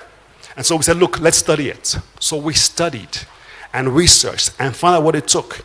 And we found every criteria one by one by one by one. And when they came out last year or earlier this year with the ranking, guess who was in the top 3? Number 1 was my mentor, Bishop Oyedepo. He was number 1. Yes, clap now if you're not jealous. Or you're sleeping, I don't know which one it is. Number 2 was some other school, I don't know who they are. Number 3 was us. Now, we passed many other schools who had been well established. But they didn't do their research. They didn't check. They just thought they would coast on the glory of their name. But excellence does not stay okay with okay. So here's my thing. I'm thinking, okay, so maybe one day I'll pass my mentor. But as I'm thinking that too, he's also thinking, let me also improve myself. He's relentlessly improving. That's why over the last 10 years, no one has passed him, because he's continuing to improve. So in Nigeria, we say overtaking is allowed. Do you say here too? You can only overtake those who are sleeping. Because they are thinking themselves, they also want to improve themselves. So if they don't improve, then you can overtake them. But if you are improving and they are improving, God will keep on lifting us up higher in Jesus' name. May God put us in the league where we are outside of those who are talking nonsense. May God put you in a place where you see yourself standing tall because you have Christ the Messiah in you in Jesus' name. Study to show yourself approved. So what God told me and what I received from Rhema Feast was that conversation last night. Study to build. If I leave now, I'm happy. But I won't leave. But I've learned, study to build, study to build, study to build, study to improve yourself, okay? So thinking, are you asking the right questions? It was asking the right questions that made the 10 virgins in the Bible, in the parable of Jesus Christ. Say, look, what will it take for us to have enough oil for when the bridegroom comes? If he doesn't come at the right time, what do we need to do? They bought more oil. Research. Are you asking questions? The right questions will lift you up, okay? You must start thinking, I need to say, what is it that will make me better? What is it that will make me have that spirit? And I pray for you today that the spirit of excellence will make you improve in Jesus' name. David asked questions. The virgins asked questions. God asks us questions all the time. Are we answering the right ones? I don't know what else to say besides please, please, please pursue that spirit of excellence. It will make you stand out. It will make you be better. You have to say there has to be a better way. You must be thinking, how do I improve? I got about 15 minutes left. I want to pray in a few minutes. But I want to ask you some things about that. Your blessing is here. What's your blessing? What's your skill? What do you have? What do you know? Connect that blessing to the spirit of excellence. And I promise it will summon favor to you. You will be called out to places where no one has known Christians before. You will be the first in your family to go to school. You'll be the first in your family to excel. You'll be the first millionaire in Jesus' name. You'll be the first to take the name of God to places that is not known well. You'll be the first to do these things in Jesus' name. But it's that spirit of excellence that makes people be different. It is that spirit of excellence that makes some singers be one-hit wonders and other ones continually do well. Now, what's the difference? Those who are doing well continually are thinking, how do I bring constant innovation? So my question is this: are you still riding upon the glory of last year? Are you teaching the same things in class you were teaching last year? Or are you learning what's new? Do you know what ChatGPT means, what it does, what it's doing? Do you understand how things are going different? Here's one thing I'll give you for free, please. Take this into your mind. Don't just try to be better and be different. Are you with me, please? It's the reason why you will see people who have iPhones, who have Samsungs, or it's iPhone versus all the Android phones. How many of you are iPhones here? All right. They're my enemies. How many of you are Android phones here? Yeah, my friend, I'm just joking. Here's the thing. Okay, please follow me a second.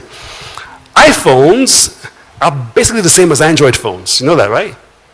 Basically. But they brand everything to make themselves different and better.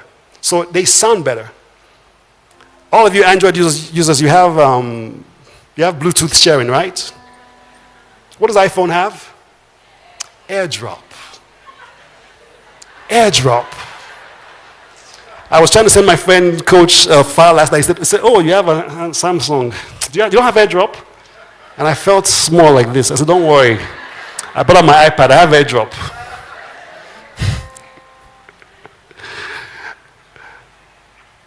Android users have cloud storage. iPhone has iCloud.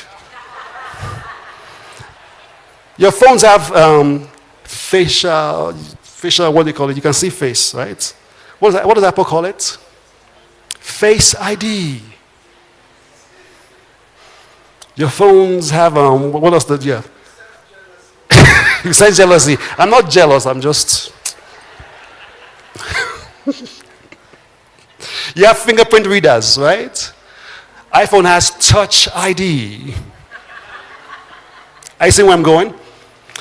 They make themselves stand out by being different and by calling themselves different. God has called you different. He has called you by name. You carry his name. You carry his righteousness. You carry Christ the Messiah. So when the world is walking one way, make sure you walk the other way. My father will always tell us, the only reason why the devil is not attacking you is because you are walking in the same direction he is. I said, yay. Because if you are walking in a different direction from the devil, he will attack you. He wants to stop you. But he will not stop you in Jesus' name. Because you carry Christ the Messiah. You carry the spirit of righteousness. You carry the spirit that has made you different. And I decree over you today, your difference will cause you to stand out. You see, it is excellence. from understanding who I am in Christ, who Christ is in me, and who we are together. It says Christ in me is the hope of glory. It is that excellence that causes me to be different. See, it's the understanding that made the devil think he could defeat Jesus Christ. So he took Christ to the cross, and he put Christ on the cross to destroy him. I'm going to close with this. I have 10 minutes left. The devil thought he was winning because with the first Adam, there was a separation between God and man. And we were divided. And so here's what happens. Can I borrow you, sir? I need to borrow some people. I love to illustrate things. Let me borrow you for a minute. Yeah, both of you. Come on. Yes, thank you, sir. So can you see me? Can you see well? Can you see well from there?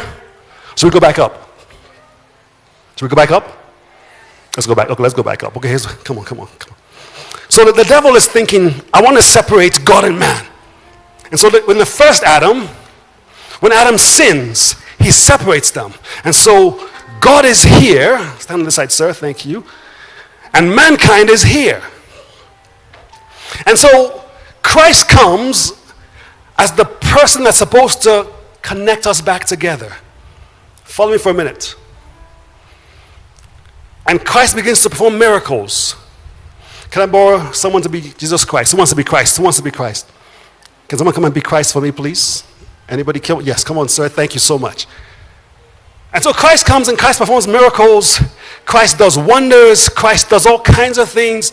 And the devil is angry, saying, how dare he do these things? And so the devil says, you know what? One day, I'm going to destroy Christ. And so he comes and puts Christ on the cross in between two thieves, thinking he had destroyed Christ. But he takes the hands of Jesus Christ and he puts one here and the other one there and nails it to the cross, thinking he has won, not realizing that by killing Jesus, he's connecting God back to mankind. And the Bible says that if the rulers of this world had understood this, they would not have crucified the Lord. Show me that verse if you can. The devil is thinking he's destroying you, but he's not knowing that he's connecting you to the Almighty God. Because everything Christ has, you have. Everything Christ is, you are. Everything Christ does, you can do. So that spirit of grace in God is also in you. That spirit of excellence in God is also in you. Because why? You have been connected to God through Jesus. So that now what you have is in Christ and is now from God. I hope someone knows what I'm talking about this morning, because you have no choice but to be excellent. You have the Spirit of God in you. Christ came to bridge that gap. And so now, when you speak, Christ speaks. When you speak, God speaks. When you stand, God and Christ are standing. I want to beg of you, knowing this is your roots, knowing this is your inheritance, knowing this is your connection, how can you not be like Jesus? How can you not be like God? How can you be in the back of the crowd when God has said, everything I have put into Jesus, and from Jesus Christ I have put into you? Am I talking to anyone this morning? Is there anyone who says, I'm going to stand with the spirit of excellence? I'm going to stand with the spirit that puts me out. I see your 4 hands, I see your 5 hands. The rest of you, don't you want to have that glory of God in you? I was going to pray for salvation today, but it's been prayed for. So I want to ask you today, I want you to commit to excellence, because you are going to be that person that when I come back in a year from now and 2 years from now, you will be the millionaire, you'll be the billionaire, you'll be the one who is doing the right things, you'll be the one who is in the right places. I won't see you in the field, I will see you in government house. I will see you in the business class cabin, first class cabin, in your own private jet. I will see you doing great things, because Rhema Feast has opened your eyes to the spirit of excellence, to what Christ the Messiah has done for you. It's not about what the world can give, it's about what Christ has done. Last night we prayed for healings, and we said, look, carry your hand and pray for someone to be healed. Take the hand of healing, touch your back. And I know that today we'll get a testimony of someone who had healing in their back. I know someone was here. I was here last night. Someone was here last night of a heart condition. I know that was you somewhere. We want to see your testimony. But here's why it works, okay? Because you have the Spirit of God through Christ. So the power to heal is from God, and it enters into Christ, and it enters into you. Am I making sense? So today we're going to close with the spirit of excellence. We're going to close with the understanding that we are the righteousness of God through Christ. We're going to close with the power to heal in our hands. We're going to close knowing that everything God has, we have. Everything He is, we are. Everything He does, we can do. Why? Because we are connected through Christ. Live with this understanding, and I promise you the world will come to seek you out. So can I see your hands again if you said you want to commit to the spirit of excellence? Please stand with me. We're going to close and pray. Please stand with me. I want you to commit to that spirit of excellence. Commit to healing. How many of you here know you have a gift of healing? You have a gift of strength? You have a gift of praying? Let me see your hands. Okay, great. Awesome. Now, you know that God is the healer. And if He has put His healing power in Christ, and Christ is in you, then everyone here is a healer. Am I talking to you this morning? So we're going to practice today. We're going to begin that spirit of excellence by praying for someone next to you. We're going to pray because there is purpose in your hands. There is healing in your hands. There is excellence in your hands. We're going to pray for the person next to you. If they need healing, we're going to pray right now. In the next 1 minute, they will be healed. We're going to pray for someone that needs to move from where they are to where they need to be. So ask them, what can I pray with you for? Because everything God has is in Christ. And everything Christ has is now in you. So if you are praying for someone to have a child, for me, that's very, very easy, because God used us to show He could do children easily. If you are praying for financial breakthrough, that's also easy as well. If you are praying for wisdom, that's easy as well. It's in the Word of God. If you are praying for God, anything you are praying for, remember, if it's available in God, it's available in Christ. Are you with me this morning, please? If it's available in Christ, it is now available in, talk to me, it's available in, I'll say it again. If it's available in God, it's available in Christ. If it's available in Christ, it's available in you. That's me, that's you. Favor is in God. It's in Christ, it's in me. Healing is in God, it's in Christ, it's in me. Wisdom is in God, it's in Christ, it's in me. Children, the ability to pray for wombs to be open, it's in God, it's in Christ, it's in you.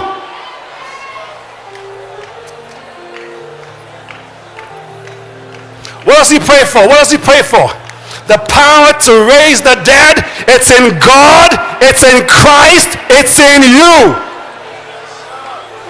What else do you need to pray for? What else do you need to pray for? If by any chance you can find it in God, that means it's in Christ. That means it's in you. So pray today with the power of the Holy Ghost. that whatever you ask for in his name, he has done. Thank you, sir. Let me release you. God bless you. Thank you so much. Pray today. We have a few more minutes left.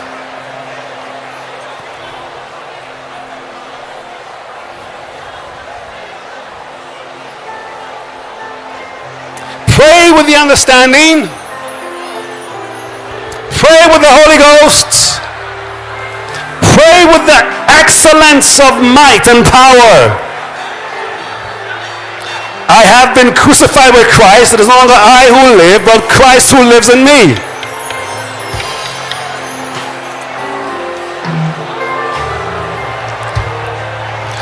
Katalabrakata shandere bokoto yanda da blakata yanda da blakata yere bokoto shandara da blekete shera da bokoto londo bokoto do blokoko.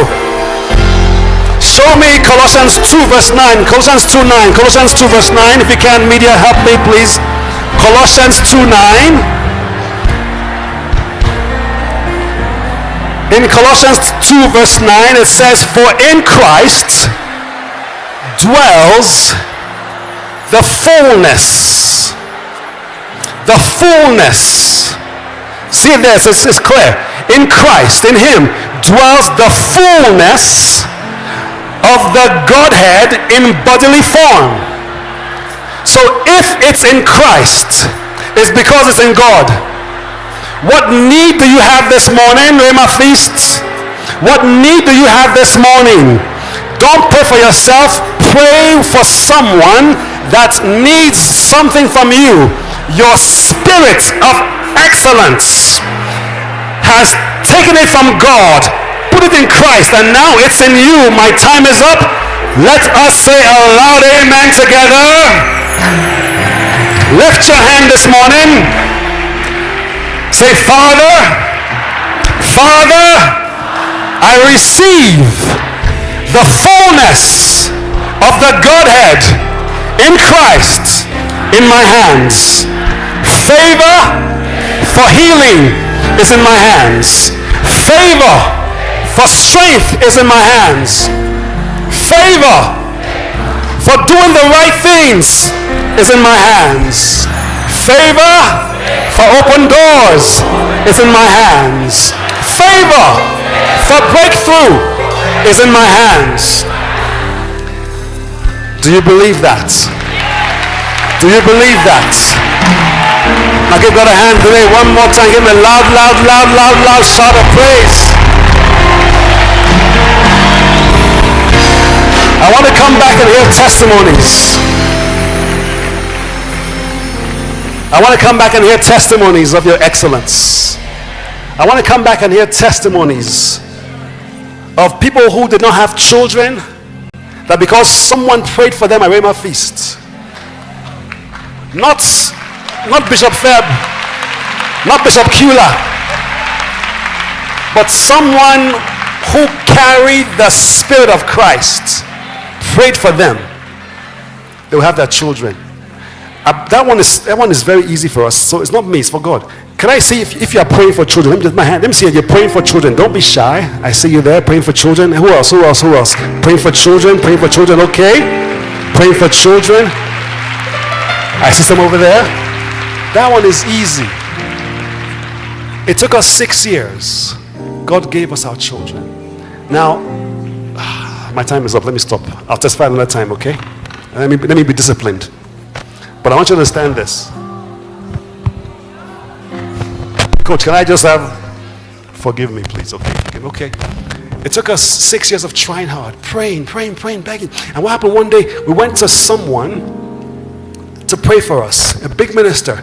And he said, I will not pray for you until you fast for 30 days. Then come back and I will pray for you. I said, something is not right there. And so I said, no, we will leave. So we left. The next morning, my wife said she's feeling somehow. And we went to the doctor, did a test, and the doctor came out crying, says, you've been praying for children, you're pregnant. 6 years of trying and praying, God gave us a miracle. Miracle number 1, miracle number 2, that's that one there. Miracle number 3, that's that one there. They're there, you can see them. Now I'm saying this to tell you this, that it did not take a big minister to pray. It took an understanding that if it's available in God, it's available in Christ. If it's available in Christ, it's available in me.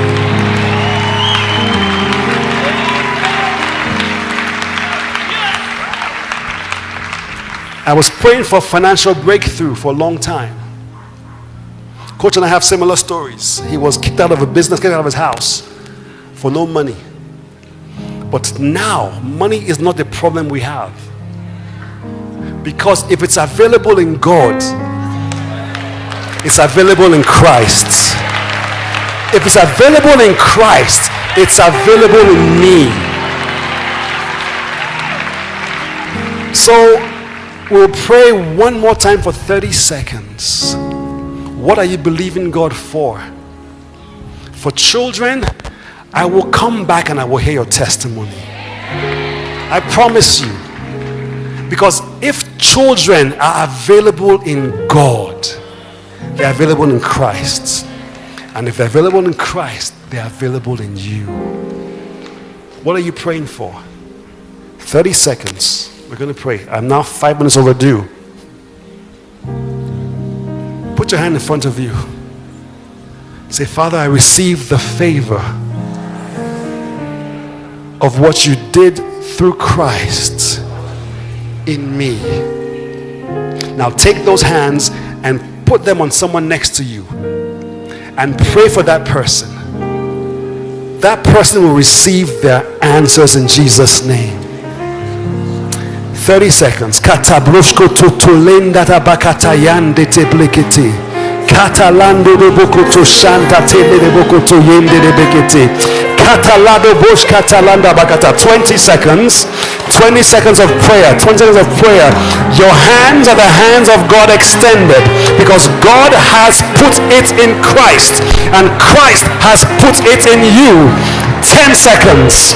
9. 7. 5.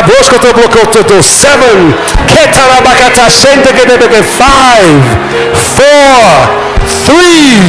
2. 1. Say, it is done. It is done. It is done. It is done. It is done. It is done. It is done. You will testify. God did it. If it's available in Christ. So let me start again. Rewind the tape. If it's available in God, it's available in Christ, and therefore it's available in me. May God bless you and keep you. May God cause his face to shine upon you. May he lift his countenance towards you and give you peace. Amen.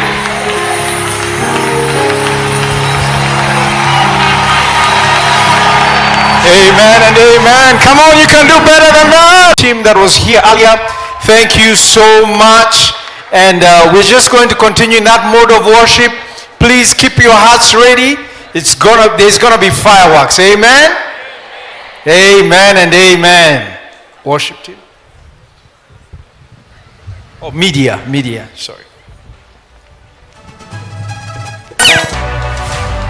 A very good afternoon to you, and Rhema Feast 2023 is here with us. My name is Pastor Flavia Murugi. I serve under Rock West Assembly, and we will be taking you on a journey of the before, during, and after of the Rhema Feast. Whether you're right here on location or watching us online, we have an exciting journey ahead of us. And this afternoon, I'm joined by none other than Joyce Omondi. Joyce, karibu sana. Asante sana, Pastor Flavia. It's great to be here at Rhema Feast 2023. We bless the Lord for such an amazing time already. This is day 3 of this week-long encounter, and I just cannot wait. If this is all that we've had already in day 3, yes, I cannot imagine how it's going to be by Friday. Amen. And so, beginning with the before, can you believe it? In 2014, small groups that were called Papa's Kingdom Centers would meet during the week in their homes. And at the end of the month, they would have a 3-day Rhema Feast where the small groups will come together and they would dive deep into conversations concerning the word. Can you believe it? From All Saints Cathedral, maybe less than 200 people. Then the third edition is here from Sarit Center in 2019 when we went big. Then we took a break during the COVID season, and voila, last year we thought we were hosting 30,000 people only to end up with more than 75,000 people. This is indeed the power of vision and consistency. Joyce, how has your experience been since we started Rhema Feast? It's been an amazing, amazing time. I remember the meetings at Sarit Center, and of course last year just, I think, blew the traffic lights, blew the logistics arrangements of Nairobi. It was so incredible to see so many people, thousands, tens of thousands gathered here at Kasarani grounds just to be able to seek God and to seek that revival. And it's so exciting because this year it's even bigger. I mean, looking at some of the guest ministers that are here, we're blessed to have so many graces coming into the country just for this meeting. And so my heart is ready. I'm expectant, for a move of God, and I just cannot wait. I can only imagine. And considering that you were here last year, what was your expectation for Rhema Feast 2023? I remember that first night I was on stage introducing one of the ministers, and there were 30,000 people, like you said.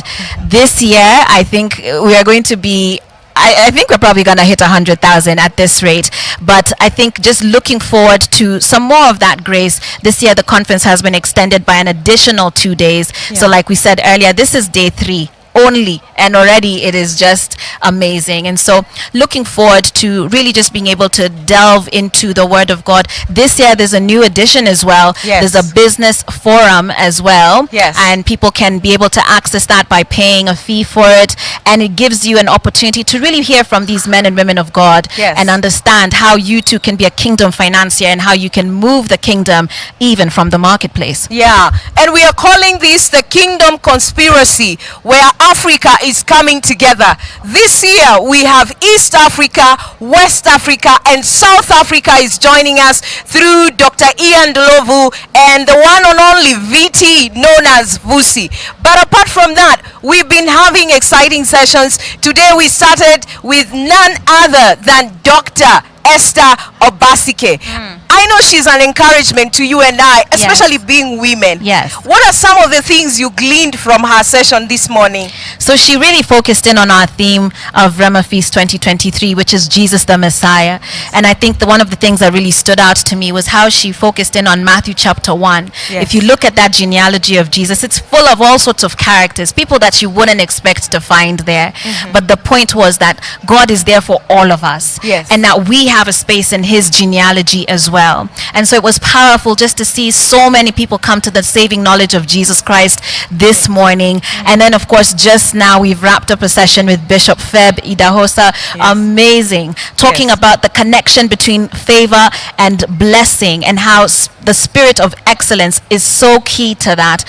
It's just been an amazing time. And it's been exciting. Our pastor, Pastor Don Gishane from Rockwest, says we have to do it so well so that other people come for the script. And looking at the pointers that Feb Idahosa was giving us, what is the importance to you of research, of also avoiding the status quo and continually growing? Goodness, I think from his message it's clear that that's the only way to move, right? So I love that he emphasized if you don't ask the right questions, you won't get the right answers. And now we need to be dissatisfied. We shouldn't just be okay people. We shouldn't just be mediocre people. We should always be wanting to aspire to do better. The Bible talks about whatever you do, do it as unto the Lord. And our God is a God of excellence. And that spirit of relentless learning, he gave so many great examples. Hakuna cha kufika. We always need to be rising above and aspiring to have more and to be more and to do more for the glory of his name. That's how we make the kingdom shine. Amen and amen. And looking at Jesus, the Messiah, he is the outstanding one. He's the preeminent one. He's the one who is filled with excellence. So you can imagine, if Christ in us is the hope of glory, then indeed with skill and excellence, favor comes after us. Joyce, what would you tell the people joining us at home and they're not here with us? Oh my goodness, the first thing I'll tell you is Wololo. You need to make your way over to Kasarani Stadium. This is absolutely free, and we're here from 8 a.m. every single day this week. And so don't miss out on this. You can also catch us on our social media platforms. There's various platforms that are streaming this. Check out Purpose Center Church as well. And also follow on Twitter and online. Use the hashtags as well, and just be able to engage with us today. But make your way here. We have seats for you, we have space for you, and we look forward to just having a wonderful time in God's presence with you. Excellent. And if you've just listened on the element of skills and excellence,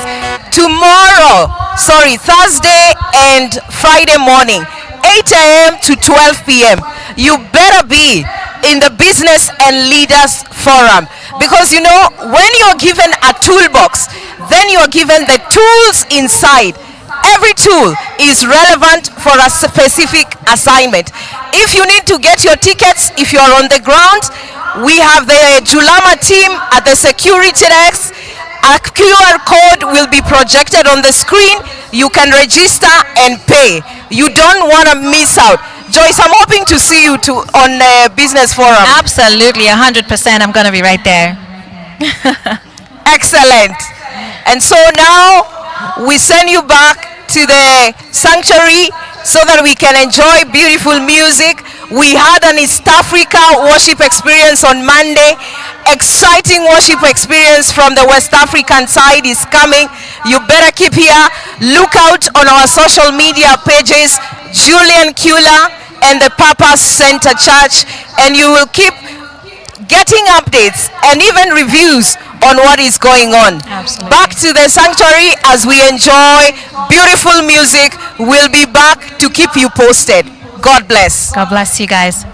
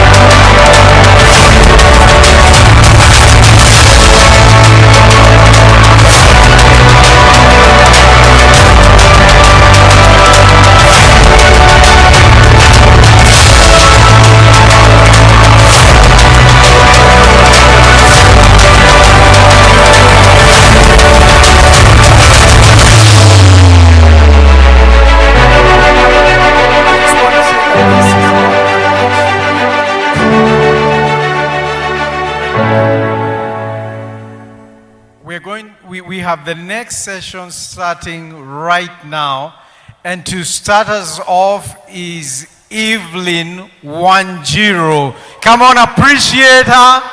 Evelyn Wanjiro, welcome to the platform. Hallelujah. Hallelujah. Praise the name of Jesus. Kenya, if you can hear my voice, raise your hand high and just wave at me. Hallelujah. I want to do a number that says amen, hallelujah. Sema amen, hallelujah. Let it be so in your life. Whatever you declare, whatever you decree, in the name of the Almighty, let it be so in the name of Jesus. Hallelujah. Hallelujah. Why don't you just be on your feet as we praise the name of Jesus this afternoon?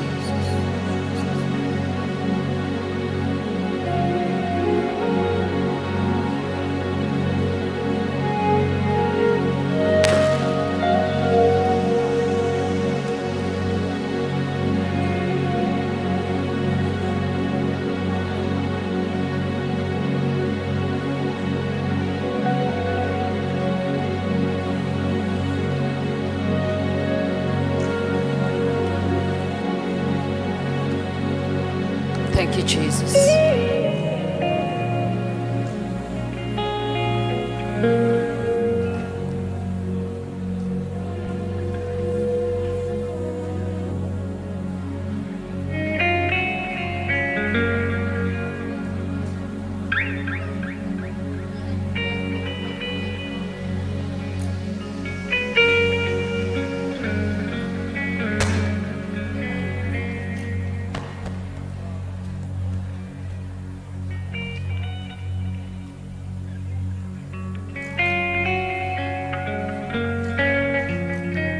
Hallelujah. Thank you, Holy Spirit. You are awesome in this place, mighty God. You are awesome in this place, Abba Father. You are worthy of our praise. Unto you our eyes we raise. You are awesome in this place, mighty God. You are lifted in this place, mighty God. You are lifted in this place, Abba Father. You are worthy of our praise. Unto you our eyes we raise.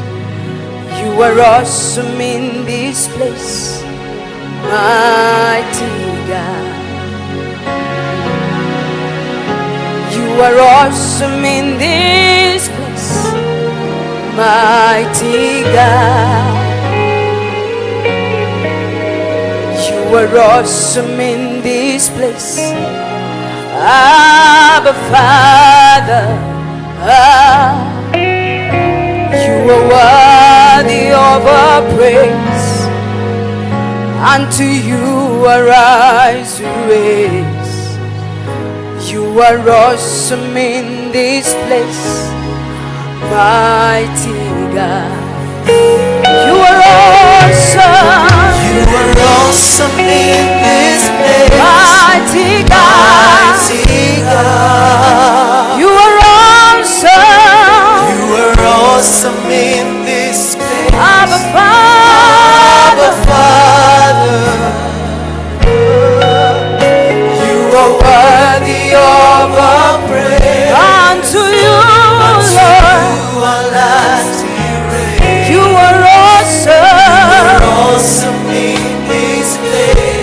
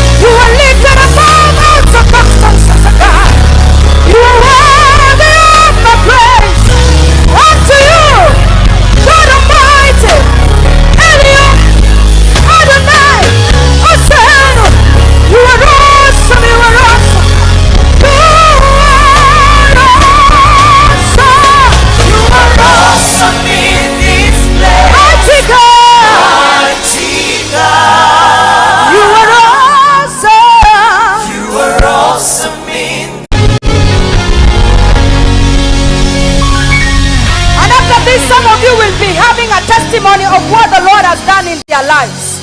Na watasema umekuwa mwema, nashindwa kuele. Sema hallelujah. Are you ready? Come on, come on. Makofi kwa Yesu. Inua mikono yako mbele juu kwa Yesu, kila mtu piga yacho.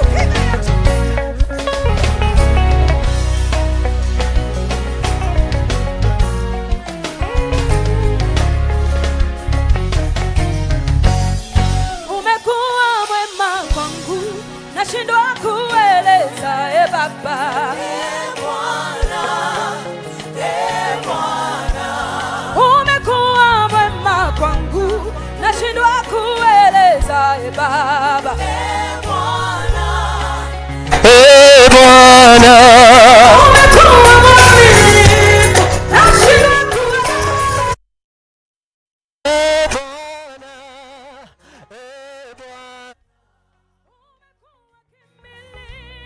Nashindwa kueleza. Baba,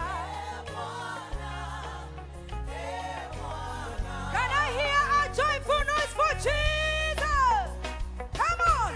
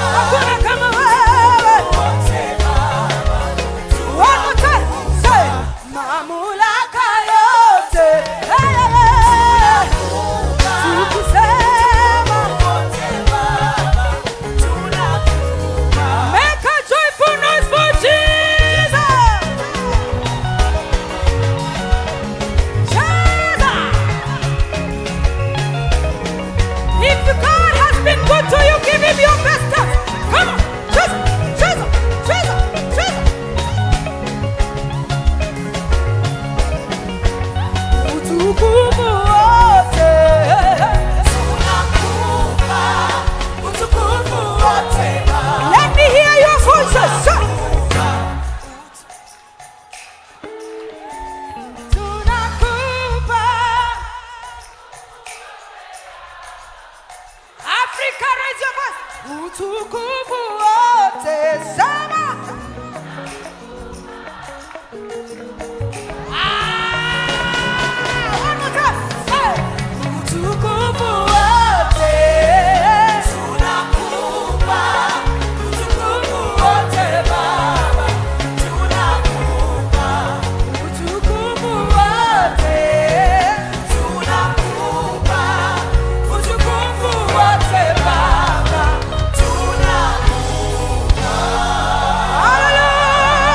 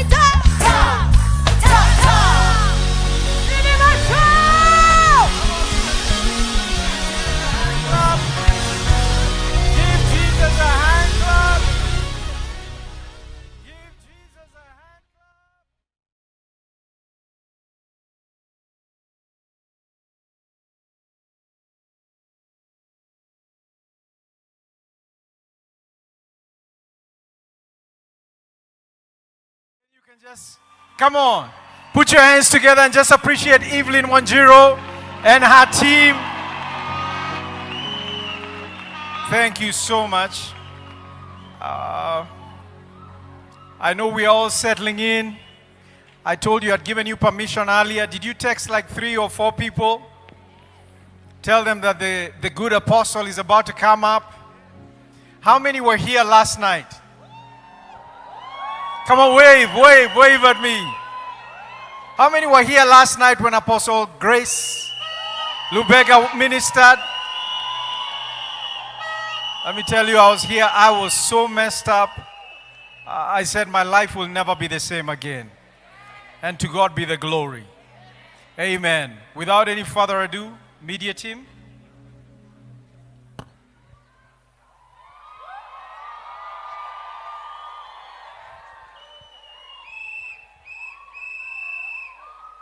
Apostle Grace Luega is the vision bearer of Phaneroo Ministries International, a movement at the helm of revival, transformation and change in the lives of multitudes in Uganda and the world over. He is an anointed teacher of the Word of God with distinctive insight in the knowledge and revelation of God. He is deeply prophetic, a miracle worker, and a great demonstrator of the Spirit. He has traveled the world over preaching the gospel of grace and truth. Through his visionary leadership, Phaneroo Ministries International has grown exponentially over the last 8 years. Presently, the ministry has a weekly seating and viewing audience of tens of thousands of people across East Africa and the globe. The ministry has over 500 live streaming centers and has presence in multiple continents. He is a devoted husband and father.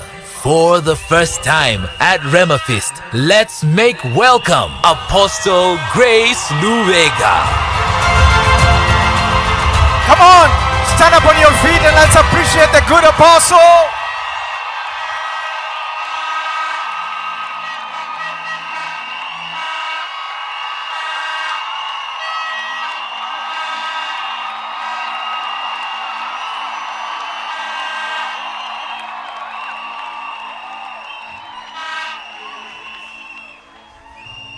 Somebody tell your neighbor, Rhema Feast 2023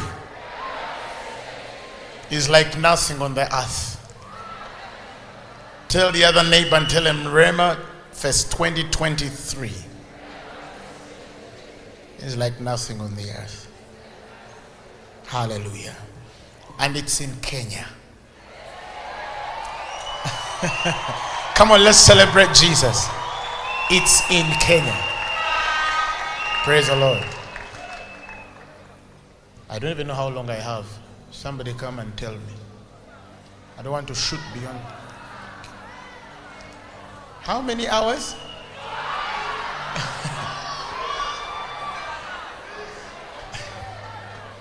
Let me first thank God for the ministers that were here earlier, setting the pace and tilling the ground for us to plant. Come on, let's celebrate them. Hallelujah. If you've been listening to all the ministers on this altar, nothing is contradicting, nothing is conflicting. Everything is agreeing. Praise the Lord.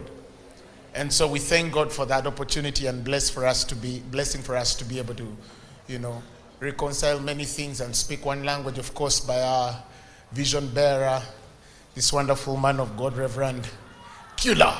Let's celebrate him. Come on, let's celebrate this man.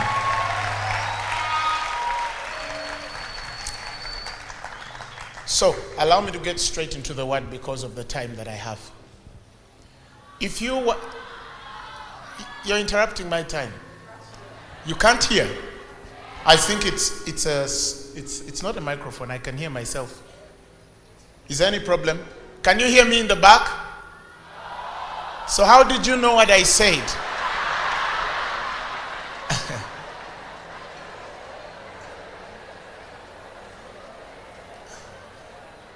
Ametenda maajabu,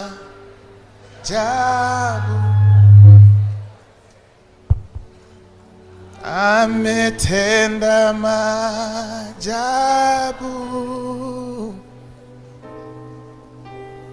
ametenda maajabu. Majabu.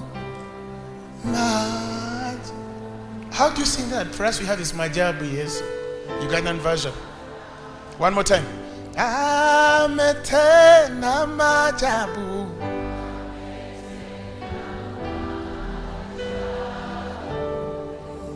Ametenda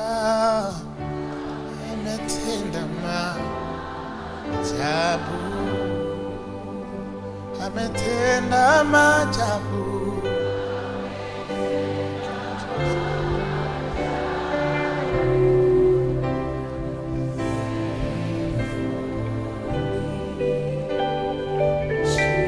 Thank you, Lord Jesus.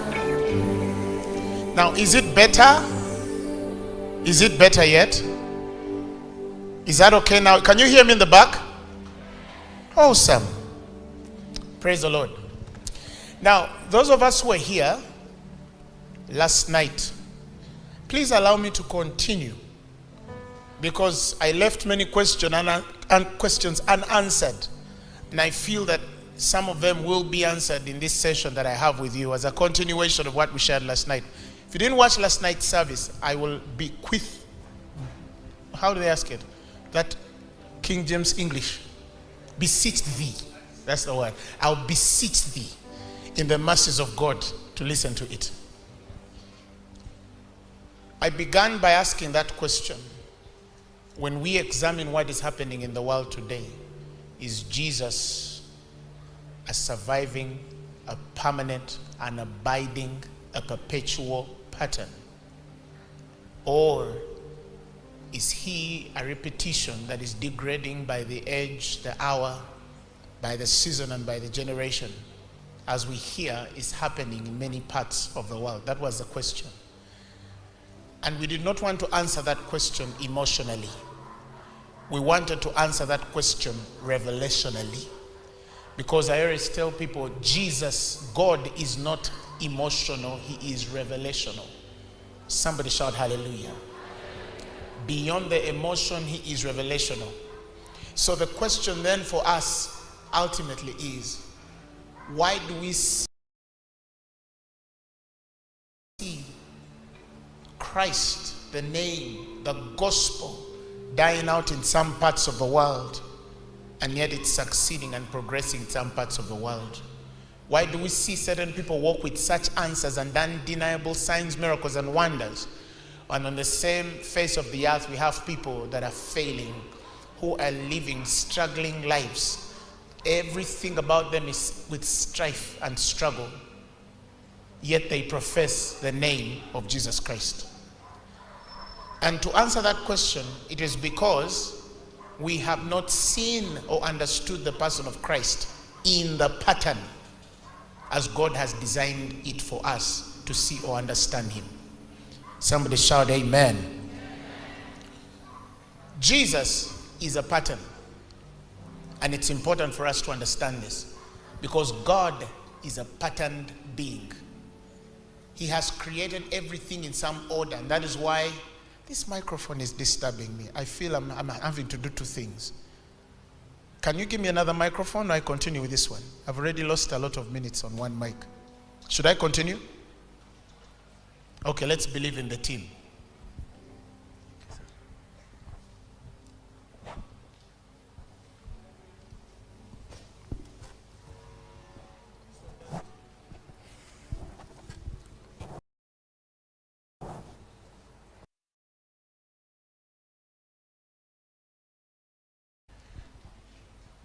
As I was saying, in my earlier years of life and ministry, God gave me the grace to start to see him as a pattern, and to see the patterns that are within this mystery, because Christ is a mystery demystified. But in the demystification, in the order of this demystification, I told you there's a difference between fallen wisdom trying to demystify Christ and divine wisdom trying to demystify Christ. The demystification of fallen wisdom is from the earth and of the earth earthy, trying to ascend into higher realms of knowledge.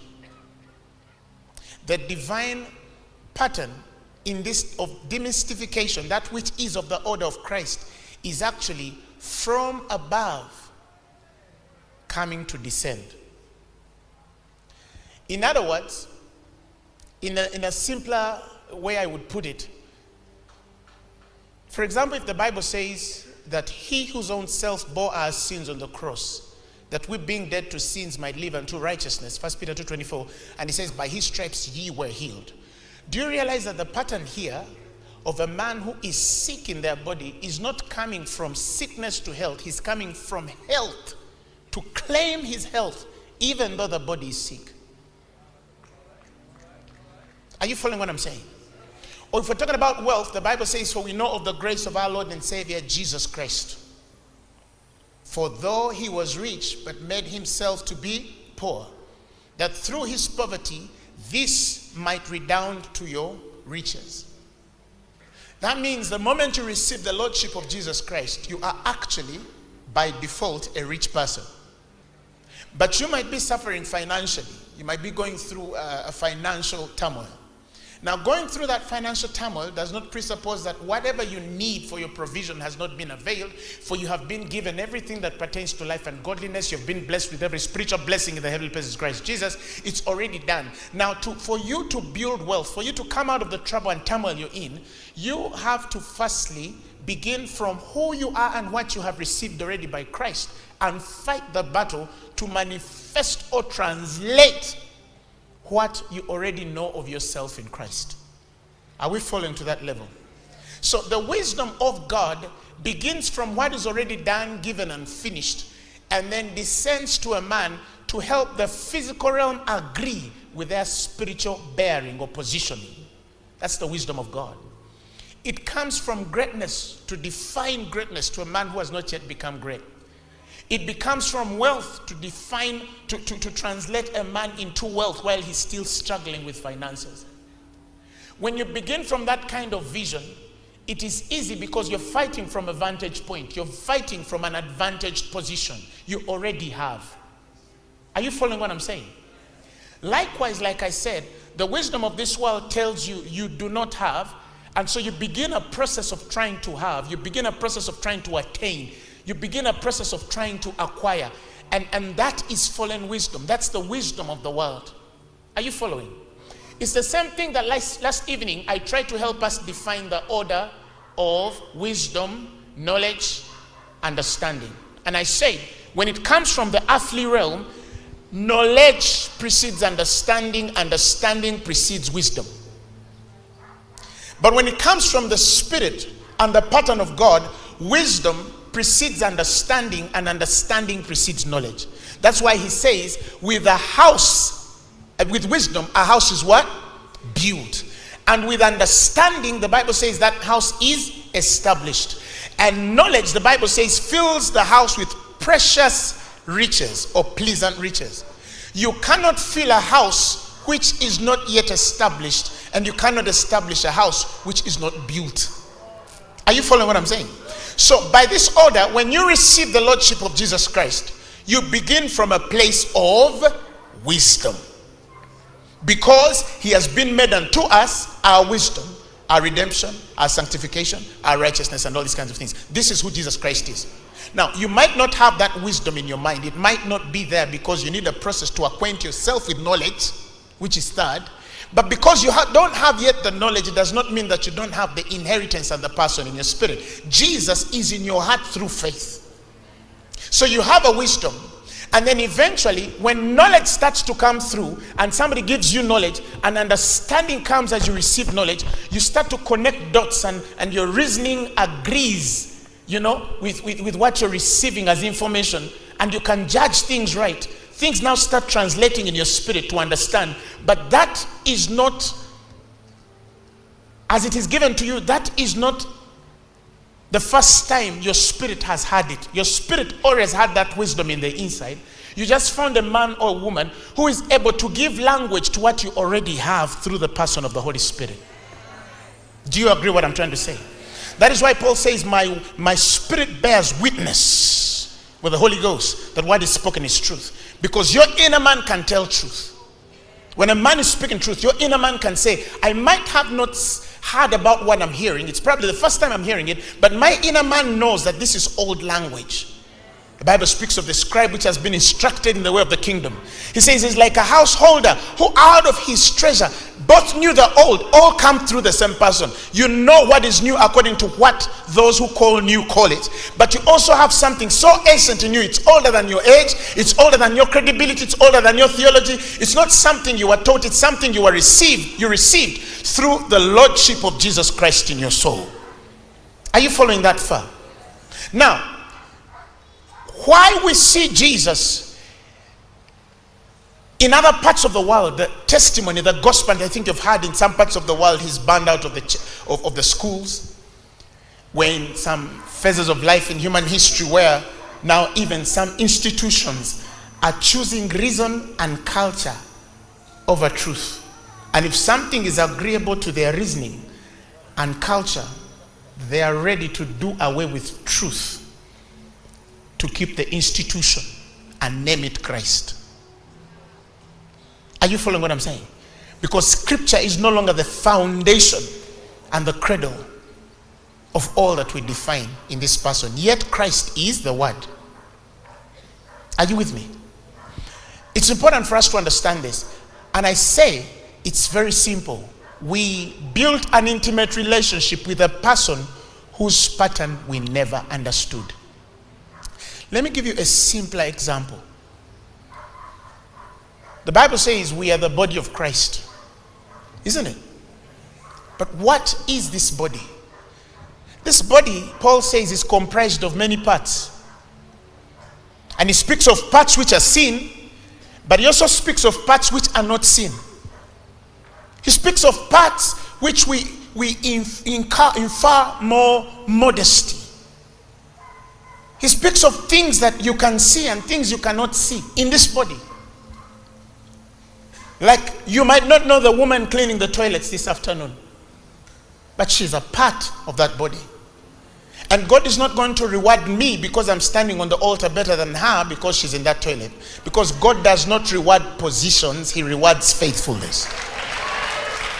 But then the Bible tells us here that there is a division. And the division is if every joint is not supplying. So he says, every joint must supply. He says that there should be no schisms in the body. There will be no divisions in the body if every joint is supplying. So ultimately the question is, why isn't every part supplying? Either some parts don't know which part they are, number one, or some parts are busy trying to criticize how other parts are working instead of keeping focus on their own part to do what is required of them. Or thirdly, some parts are lasting to be like other parts because they cannot reconcile the difference between spiritual hunger and lust. Because a man who is lusting can do things a hungry man can do. Praise the Lord Jesus Christ. A man lusting for power can do things a man who is hungry for power can do. And the difference between lust and hunger is simple. When a man is lusting for the things of God, that man has no purpose beyond himself. He doesn't understand the price that comes with the responsibility of what he demands of God. He is not available to God. He's simply desiring because of the lust of the eyes, the lust of the flesh, and the pride of life. Somebody says, I want your anointing, and I want what's upon your life. And you ask them, Jesus asked the disciples the same questions. Are you ready to carry this cross? Are you ready to carry the cross? Because he's saying there's a responsibility to every power you're seeking to attract. No man is standing where they're standing by mistake. There are no mistakes in the spirit. There are no coincidences. Everybody is aligned where they should be. Somebody shout amen. Now he says there's divisions in the body of Christ. There's schisms. Why? Because not every joint is supplying. For the three reasons that I explained to you. Look at Moses. God appears to him and tells him, go and build the temple or the tabernacle according to the pattern I have showed thee at the mountain. He went on the mountain and God carries him in the spirit realm and shows him a pattern to build.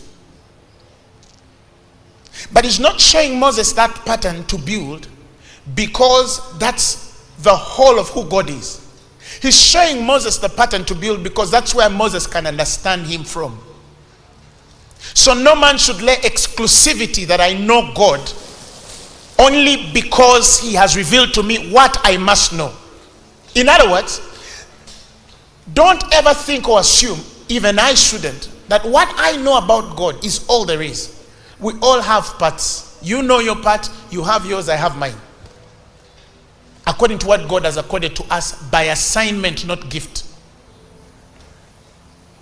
Why? How do I know this? The same Moses who builds the pattern according to what heaven showed him meets Paul later, and Paul says God does not dwell in temples built by human hands.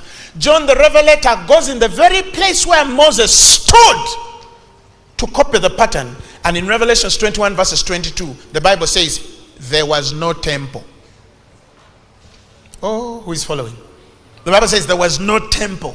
I went where Moses went looking for the temple Moses saw, and I saw no temple, but I found that the Lord God, the Almighty, and the Lamb thereof are the temple. In other words, God wanted to show Moses a vision of who he was and Christ.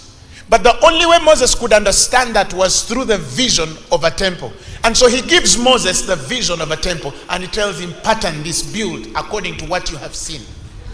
Now the disciples of Moses and the disciples of Christ could actually quarrel and fight each other to death. They say, our master saw a temple. And one says, no, our master didn't see a temple. There was no temple.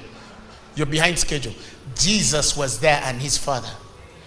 But do you think that everybody who says our master, John, who went there, saw the Father and the Son there, really understand the Father and the Son like Moses did? Why? Because they're laying claim on another man's oil. They're laying claims on another man's seed. They're laying claims on another man's vision. They're simply smelling the essence of a priest burning something with his God. Because you're in the New Testament does not mean that you know God more than Moses did. No. Some people, you know, that day I overheard a young man say, I'm greater than Moses. And I wanted to ask them, what do you mean by you're greater than Moses? Are you greater than Moses because you are in a newer covenant? Is that all there is? Can you do what Moses did? Can you separate a sea? Are you following what I'm saying? No, Moses knew the picture. That is why he says in scripture, and when God released the children of Israel that they should go to the promised land, the Bible says he led them not in the way of the Philistines. He says he led them not. This is Moses saying he led them not. He didn't say he led us not. That means Moses was not in that leading. He knew where they were going was the wrong way. But the Bible tells us it took about 12 to 14 days from that spot after crossing the sea into the promised land. But what should have taken them 14 days took them 40 years. And Moses in Exodus sees it and says, no. God says, list peradventure, these people repent when they see war and they will return back to Egypt. Moses is walking with them for 40 years, but he knows the shortcut, but he cannot give it to them because he knows he will lose them. He's not with them. Even when he gave them the law, he told them, get this book of the law, put it, you shall keep that in as a covenant. Take all of these things into the presence of God, into the Holy of Holies, for they shall be a witness against you. He's telling them, not me.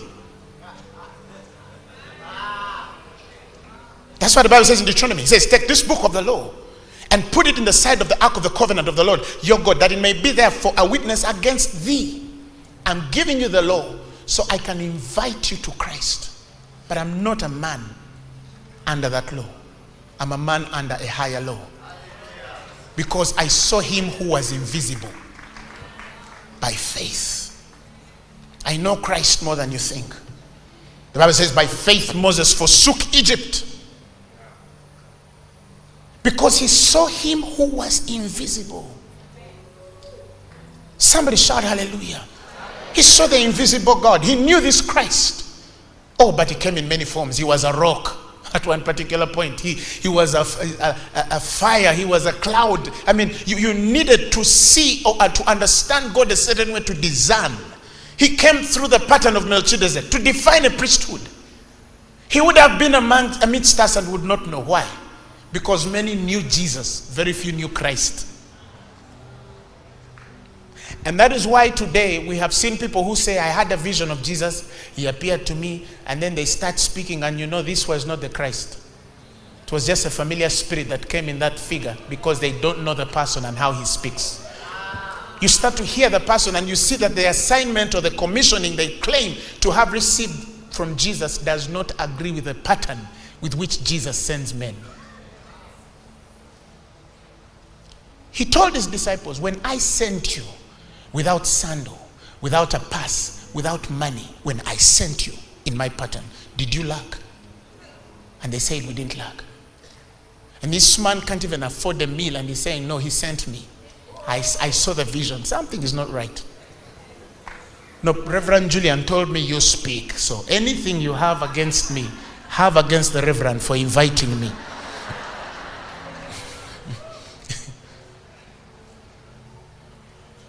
And today, haven't we had a generation of people who by gift send themselves because they think the gift is the assignment? They don't know the difference. The Church of Jesus Christ is in the trouble it is present day because 1 or 2 or 3 individuals, even in the earlier church, made decisions to go where they were not assigned. Peter, for example. Galatians 2 is very clear. Paul is saying, when James, Peter, and John, which seemed to be the pillars, saw the grace which was given to me and Barnabas, he said they gave us the right hand of fellowship to go and preach the gospel to the uncircumcised, which are the Gentiles, as it was given to them to preach to the circumcised. That means the grace operating on Peter was assigned to the Jew. And it's amazing how God gets a man whom he has assigned, and he tells him, your assignment is to the Jew, but I'm looking for a man to open the gospel to the Gentiles, and I'm going to give you the key to enter that, to open that door, but you're not to enter there because I've not assigned you there. He goes to the house of Cornelius, and as he's preaching, the Bible says as he spoke, they were all baptized with the Holy Ghost, speaking in tongues. But God tells Peter, that's all I wanted from you. Paul and Barnabas and the rest who are commissioned to the uncircumcised of that kind will continue with that. Peter, go back to Jerusalem. And now, the feeling of missing out of a congregation whose door I have already opened. I carry the key. They're looking at me as God. Follow me, child of God. They know I am the one who opened the key. I'm by right their spiritual father. But it's not given to me to actually father them in the faith. Because I'm not assigned to the uncircumcised. I'll mess it up. And he has to go back to Jerusalem. But he is tempted. You always hear him in the letters. I need to go. One day he goes to Rome. And he's killed there. Why is he killed there? Because there was no grace to the uncircumcised. And the next thing we know, he bats one of the biggest religions there. They're all saying that he was the first pope. Why? Because a man went out of assignment. Look at Paul. Every time Paul is beaten, he's entering the synagogue to preach to Jews. He's saying, oh, I wish I myself was accursed for the sake of my brethren, the Jews. I love these guys so much. And I learned that because you love somebody or because you saw a need somewhere, doesn't mean that you were assigned by God there. Your love is not enough. Divine purpose is. So you see Paul everywhere he goes, every time he enters the synagogue, he's beaten out. He's beaten out. There was never a time in biblical history where Paul was beaten by a Gentile. It's either the Jews from Judea or the Jews that met him somewhere in some other sanctuary trying to convert them because he at least would rather be accursed for the sake of his brethren. But you never had Paul beaten by a Gentile because the grace on his life was for a Gentile. So sometimes we get unnecessary persecution. Sometimes. But we're talking of a generation that thinks the gift is the assignment. Why? Because when I went to them, they all spoke in tongues. That means, Peter, I have been called to these people. Now that discipline of the Spirit to sit back and tell God that there are even doors I accept I might open but I'll never enter. But I have to be big enough to open them. for another man. Because our generation and the competitions we're having in this body, if I was to examine the Church of Jesus Christ, the heart is strangling the intestines are choking the liver is fighting the pancreas is fighting with the lungs have a problem with the eye is backbiting the nose is speaking about the mouth and he's saying the reason why there's a schism, a division, is because we have not even learned yet how every part supplies. But how can we learn every part when we are not assigned? How can we contribute when we are misassigned? I've seen evangelists who are pastors. They have refused to leave the altar. And I wish I could tell him, brother, you are an evangelist. You're not a pastor. You have no grace of a shepherd. Look at Moses, you'll understand who a shepherd is. A shepherd would be willing to lay his life any day for his sheep. No true shepherd can leave his congregation for 20 years, 15 years, 5 years. That is in foreign soil. That's not a pastor. Maybe you're an apostle, like Paul, or maybe you're an evangelist, but that's not a pastor. Some of you know what I'm saying. And now the problem or the misconception that I need to have a certain high ranking for me to be approved as the efficient one in this pattern. God tells Moses, I've given you a pattern to build this thing. But there's a man I've chosen for you. He's called Bezalel. The Bible says, I've filled him with the Holy Spirit.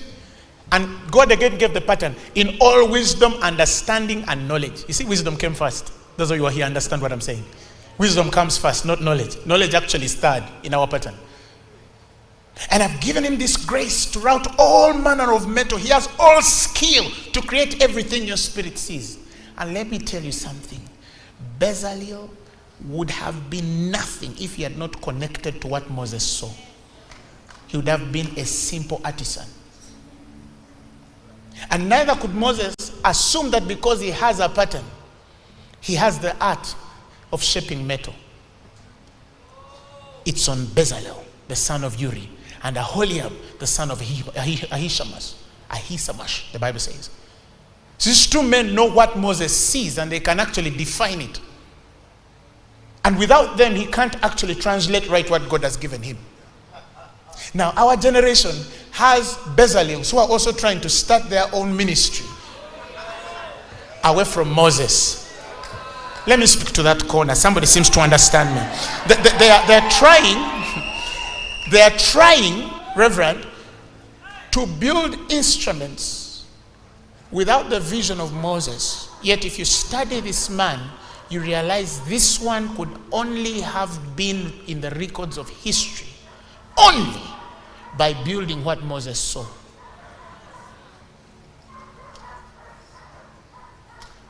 So in principle, even what we called the liberty to finally free Bezalel to be the man he's supposed to be was actually bondage, because we took him out of purpose and assignment. He's not where God had positioned him to be, because we're teaching it wrong. We think everybody has to end up on the pulpit to be approved a worker. So the altars are defiled now. The waters are not still, so the sheep are not drinking. Why? Because the oracles are conflicting. Men are standing where they have not been assigned neither grace to approve to stand. But how do we know? As long as the gift is creating room, we assume it will preserve it. Gifts don't preserve grace. They only create room.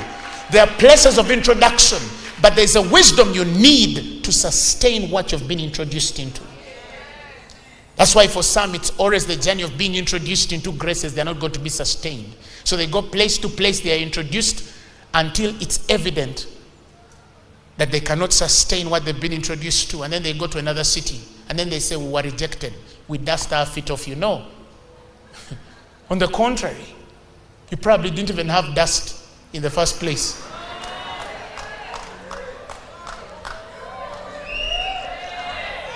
Blame, Reverend Kula. Are you following what I'm saying? We cannot have revival until order returns in the church. Speak all you want. Speak all you want. So we can motivate ourselves because the gospel is a motivating spirit. But now me and a few men are starting to realize we're exciting people into oblivion. People are excited. You're telling somebody you're going to Canada this year. She doesn't even know what to do in Canada.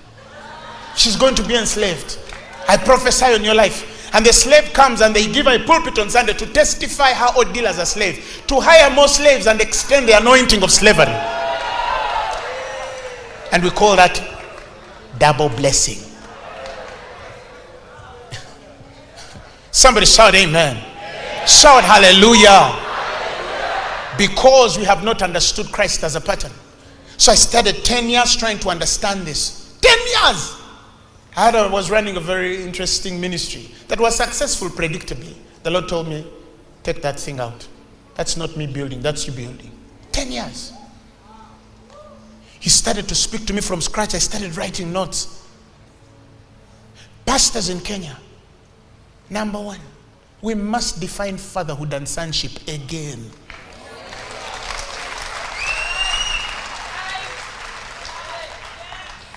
Because the spirit of multiplication cannot come when we don't know how to multiply seed.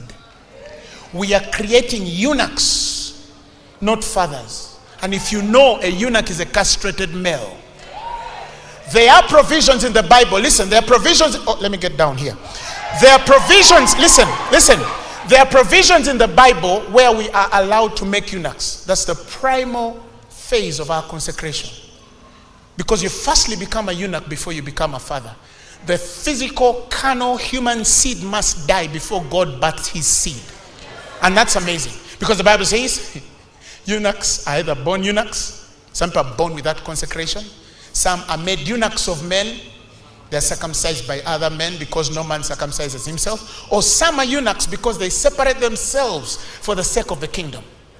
But whichever way it is, I've realized, I don't know, it's been my personal experience, that it's almost as though the full counsel of God has always demanded us to have all the three. That there's something in me that eunuchs me at birth, and that's the consecration I have in my mother's womb. But there's a consecration I'll receive from a patriarch or matriarch who has walked that journey. But there's also a consecration I will receive because I knew how to separate myself and seek God. But only to the end that my human seed would die. The castration will truly take place. That if I truly give birth, it must be of the spirit. So in this order, we become eunuchs first before we become fathers. But because many do not know, the equation is incomplete. We only birth eunuchs which never become fathers. And if they cannot become fathers, like in the physical sense, if a man is not able to procreate, if a man is not able to bring forth children, he cannot multiply his seed. So it is spiritually that we have men who are ranked and positioned and titled, but we carry no grace, no place of multiplying our seed. What happens then to our churches? We have people, they are coming in, the faces are changing, but the ministry is not growing. Or we either find another way of manipulating systems, taking advantage of the weak and the gullible, and start to steal from other men's ponds. Yet we have 8 billion people on the face of the earth. And when he was commissioning us, he told us, go ye into the world and preach the gospel, heal the sick, cleanse the leper, raise the dead, for lo, I am with thee to the end. Somebody shout amen. Shout glory to God. Again, I go now, a problem that I mentioned yesterday. 80% of the churches on the face of the earth are below 200 members. This is the ultimate challenge. It's not hard to start a church next door. We're just insignificant. We don't have enough power to command the kings that must listen. Gentiles will not come to our rising. Strangers will not come to our light. Why? Because we're not speaking enough. We're not building enough. God wants, and this is what is happening. This is what is happening, especially in East Africa. God is raising a certain quality of church. I am seeing days, and they are not far, Reverend. where men are going to be running 30,000 members, 50,000 members, 60,000 members, 100,000 members, 200,000 members, all under the same anointing. Everyone marching in his rank, nobody breaking the rank, every part of the joint supplying, from the security as you enter that door to the usher that makes you sit down. They're all reconciled under one purpose and pattern. Nothing is broken, and under one Father, not associates.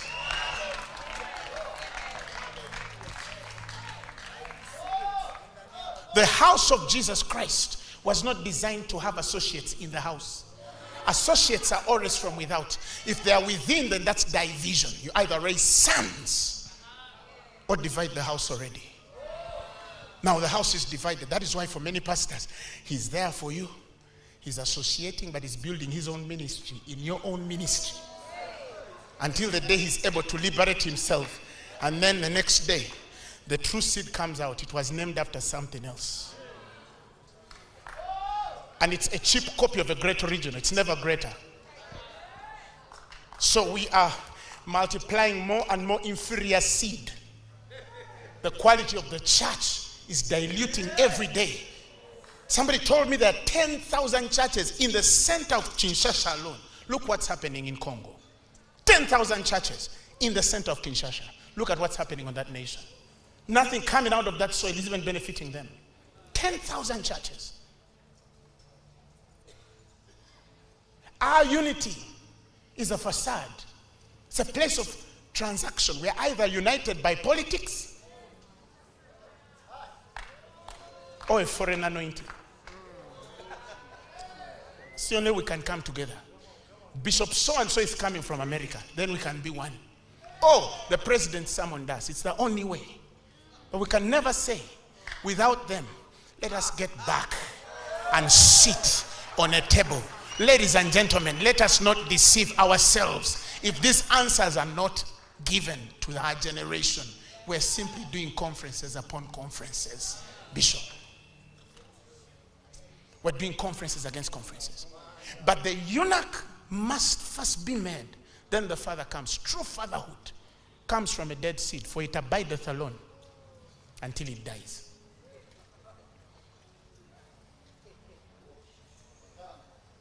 Fathers are not living men, they are dead men. You're supposed to die first. It's dead seed resurrecting out of the dead. It's sowed corruptible and it is raised incorruptible. I'm defining Christ. And Stephanos was not considered anywhere as an elder, even qualified to teach in the church in Jerusalem. He was a cook.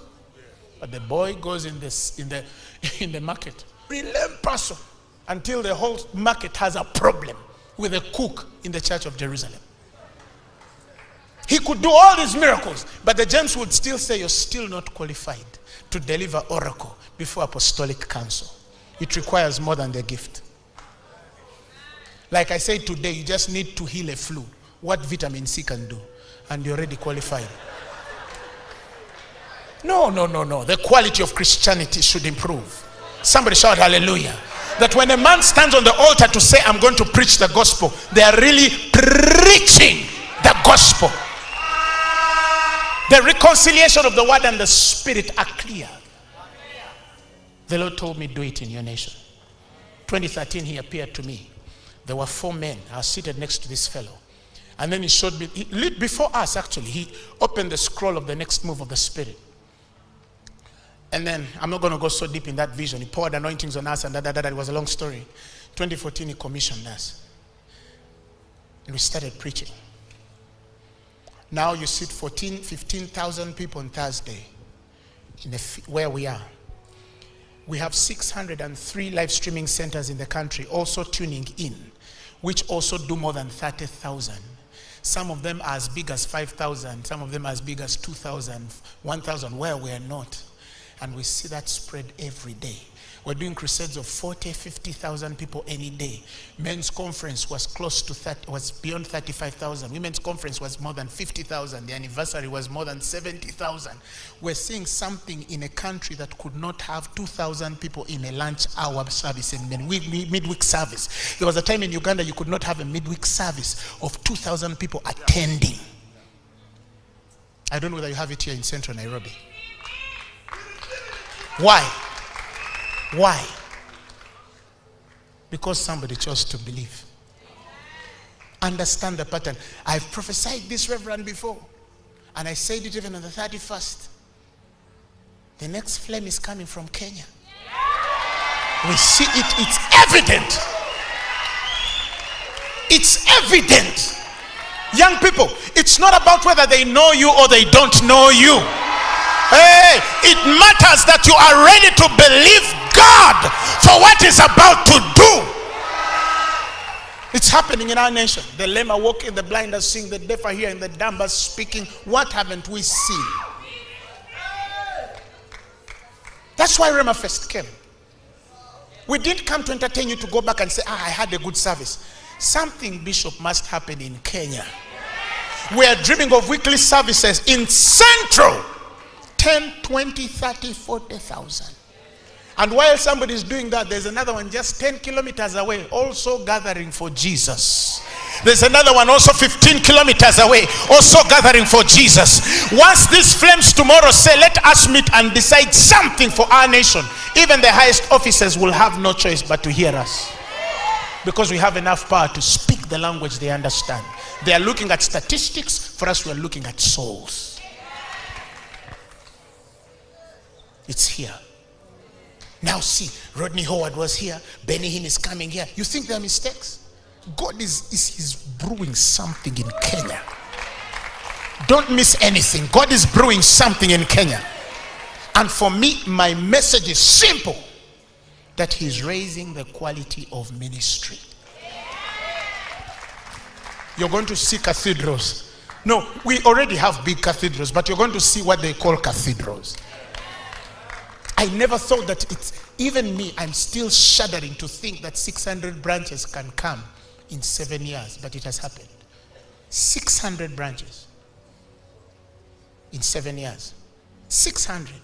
We're growing by more than 100 people every week on record. We record them. And we win tens of thousands every year.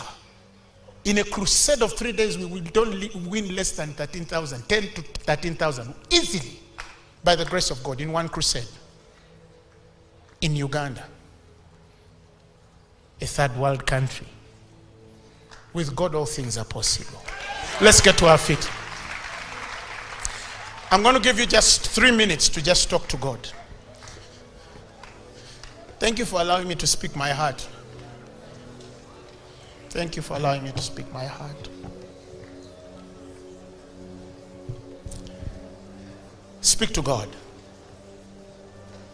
Speak to God. Speak to God. Speak to God. Speak to God. You take me. You mold me. You use me. Feel me, 'cause I give my life to the potter's hand.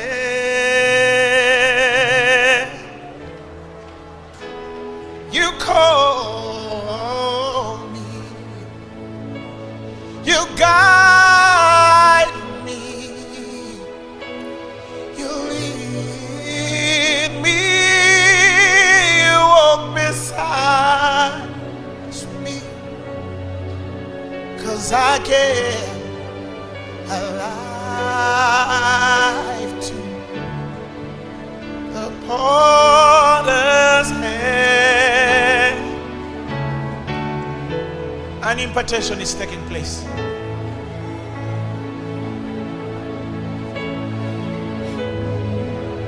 An impartation is taking place. An anointing is falling on somebody on this ground.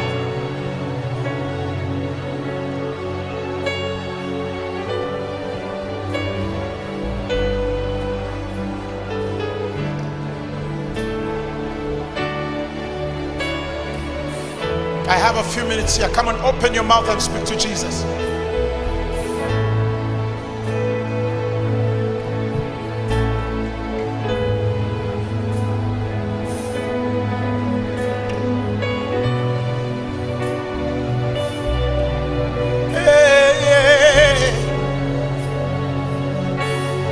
If you're here for Kenya, say for Kenya. If you're here for South Africa, say for South Africa.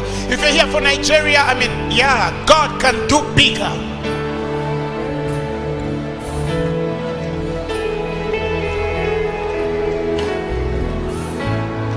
You take me, mold me, use me.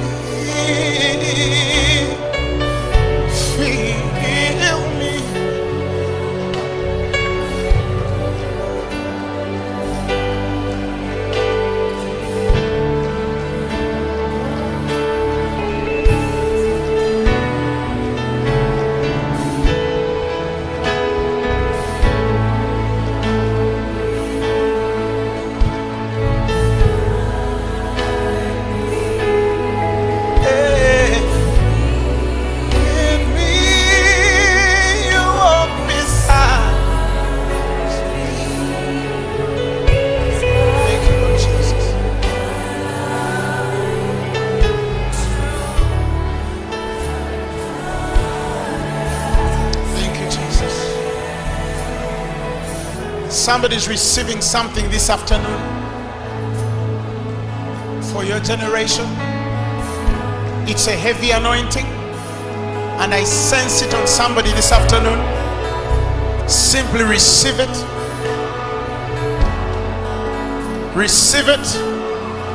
Power of the Holy Ghost. Holy Ghost.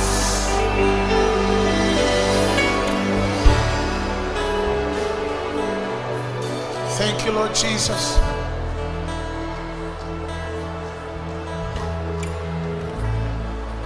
God, for Kenya,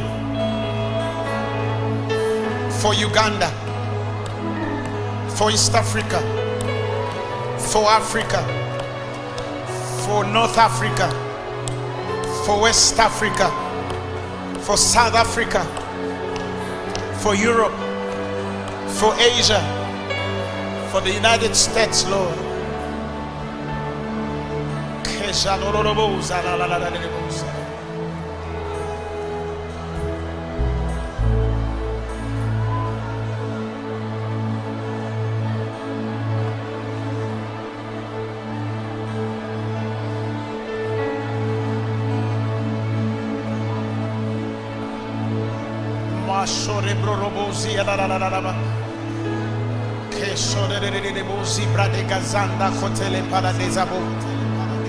Somebody's saying, I'm ready, I'm ready, I'm ready, I'm ready, God. I might not know it all, but I'm available. Use me, God. The prophets, the teachers, the evangelists, the pastors, as every joint supplies, but the best of us will come out. Fathers of our land, pray for your sons.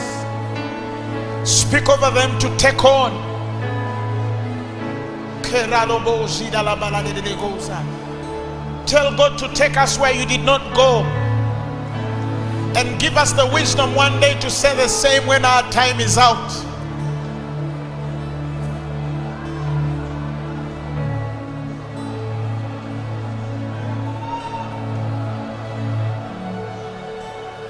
Thank you, Holy Ghost. Thank you, Holy Ghost. I want to close, but something is happening. I don't know that you sense it. I want to close, but something is happening. Can I ask for just 5 more minutes, just to let people pray? Just to let people pray. Just to let people pray. Just to let it come out.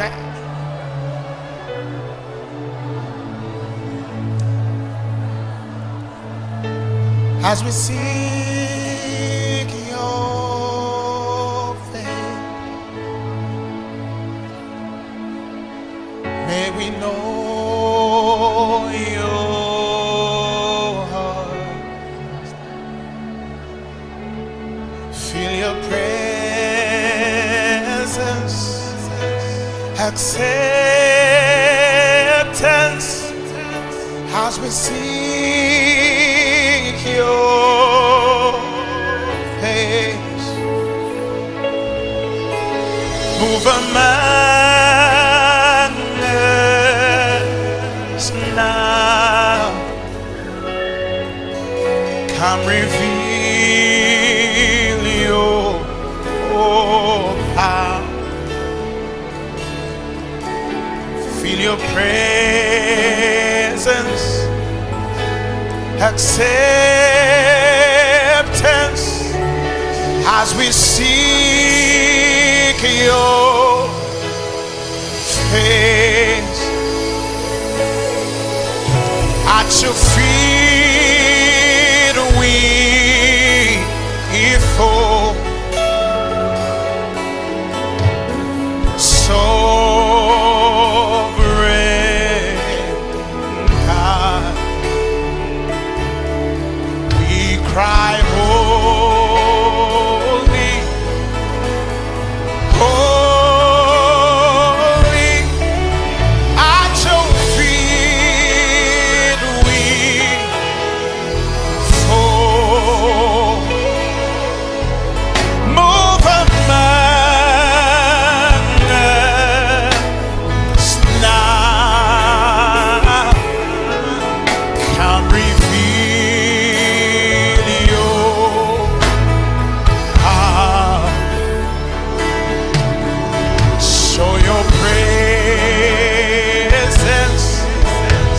acceptance. Move among us.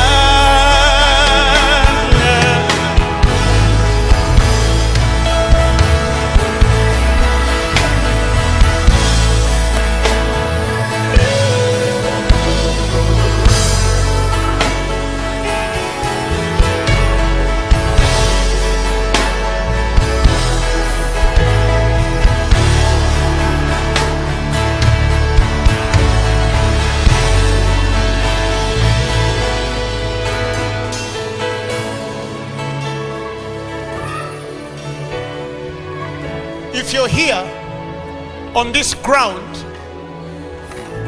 and you have never received the Lordship of Jesus, and while I was speaking, you heard the voice of God telling you, I want to use you.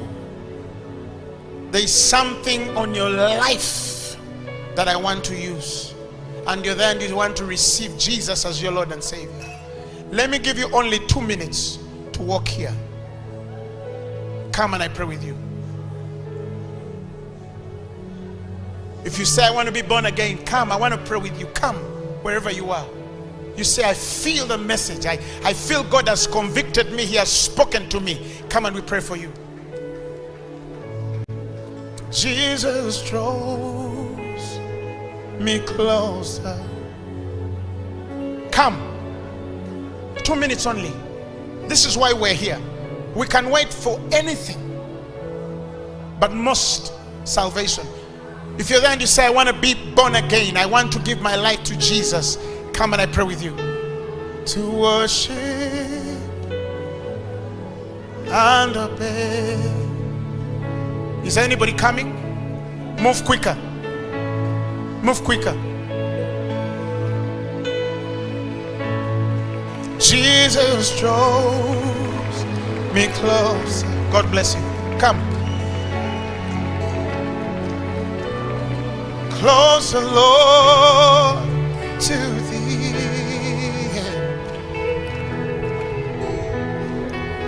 Come. And the world around me, it fades away.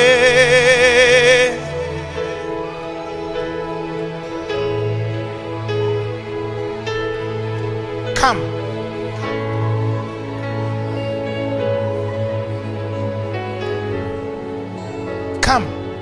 Wherever you are, run quickly. I feel there are more people coming. Come.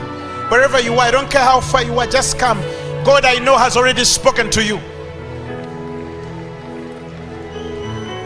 For I desire to worship. Come and obey. Come.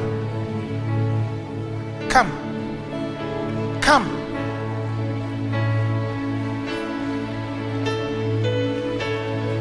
Thank you, Lord.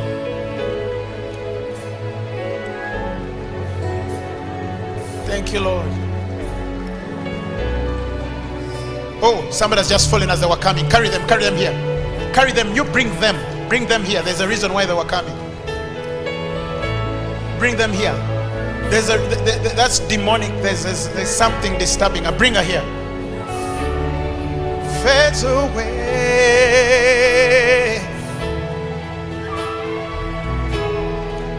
Bring them. You see, that's demonic. You see? You see?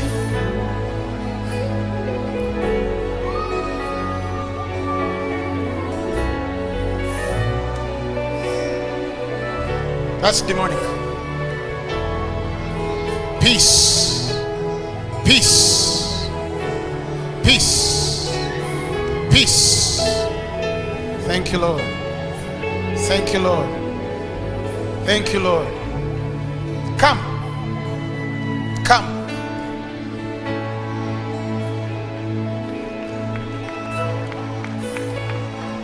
Come on, let's celebrate Jesus. All these are coming to say, I want Jesus as my Lord and Savior.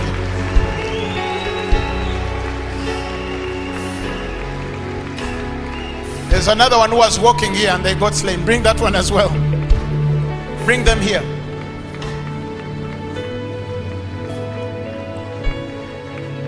Their spirits will speak.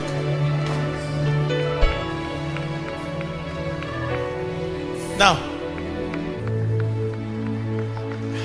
thank you, Jesus. Put him down. Just put him down.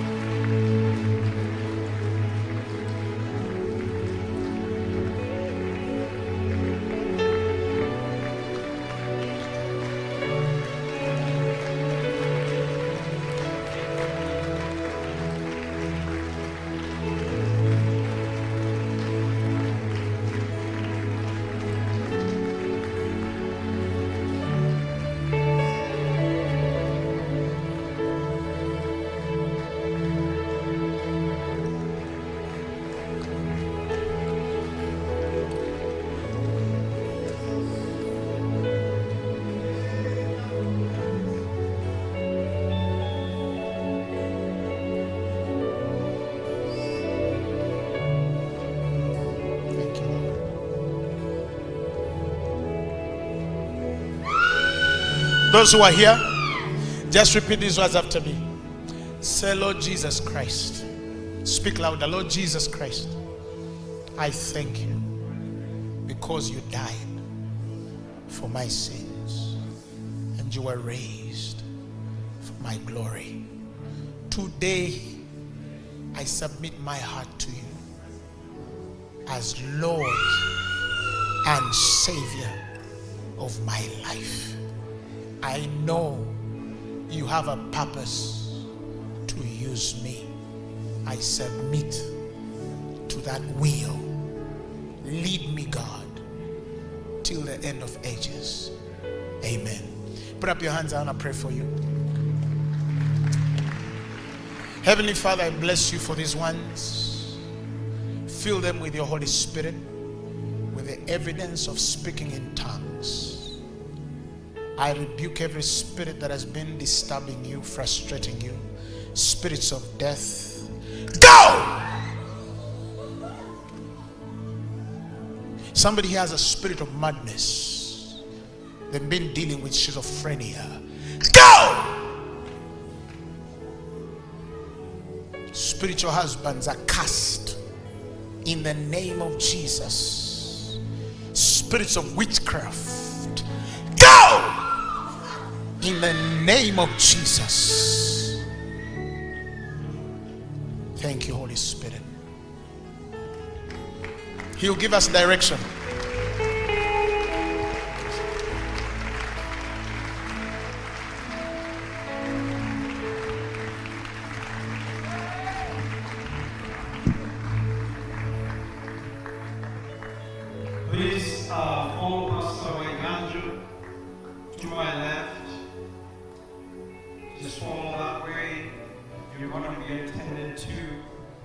rest of us, please, let's have our seats for 2 minutes. I give you some directions.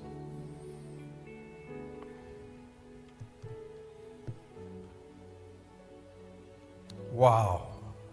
Look at your neighbor and say, wow. Oh my goodness. How many have been blessed thoroughly? You know, at some point I thought we would not end the service because the Spirit of God is here and He's moving in our midst.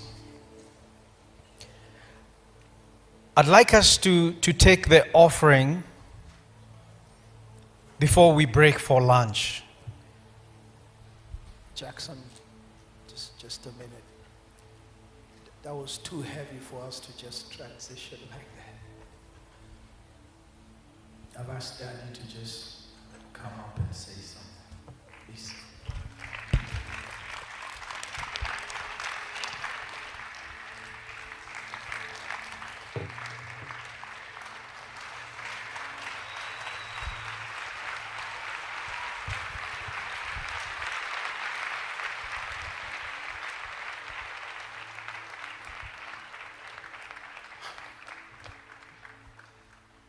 Thank you, Jack. As I sat down there and listened to Grace Lubega, when he came to the lounge, I greeted him in Luganda because I know small Luganda, not very much. My heart was excited within me. And I guess, please be seated. So I'm sorry, please be seated. And I figure Mzee Wilson Mamboleo's heart was also excited. That's the man who led me to the Lord 53 years ago.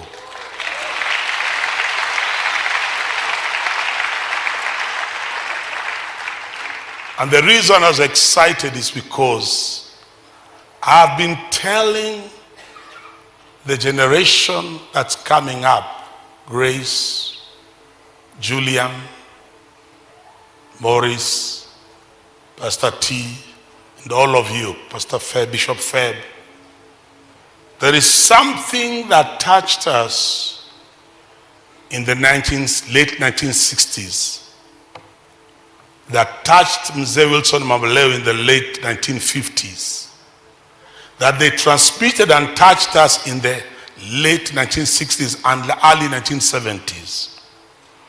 If it doesn't touch you, you are in danger of deceiving a whole generation.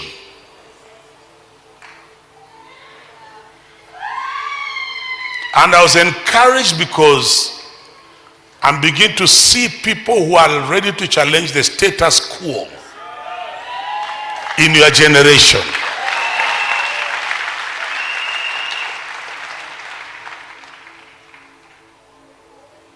When one of you speaks the way he has spoken, is to challenge you, not to cheapen the grace you have received, and not to take for granted the Christ we are talking about. And you have a whole generation to reach, and you're not going to reach that generation as a motivational speaker, because that's what many of you are.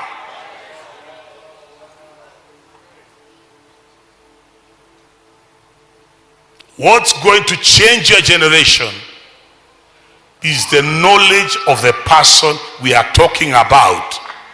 And I'm talking at a personal level, not from book knowledge.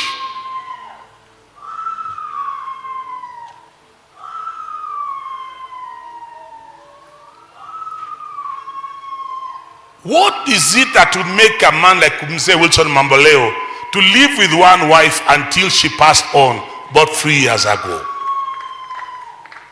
What has kept me faithful to this woman for 47 years and she's still the same one I have?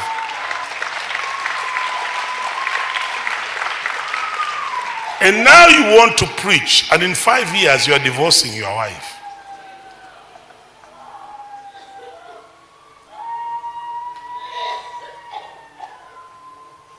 There's something that touched us, Mzee Ligono, that made you hold prayer meetings in Sabatia, and when you went to Houston, made prayer meetings in your house, that needs to touch this generation. And today, by this afternoon, I'm encouraged by what I saw. Those noises, don't let them bother you. Those should be regular.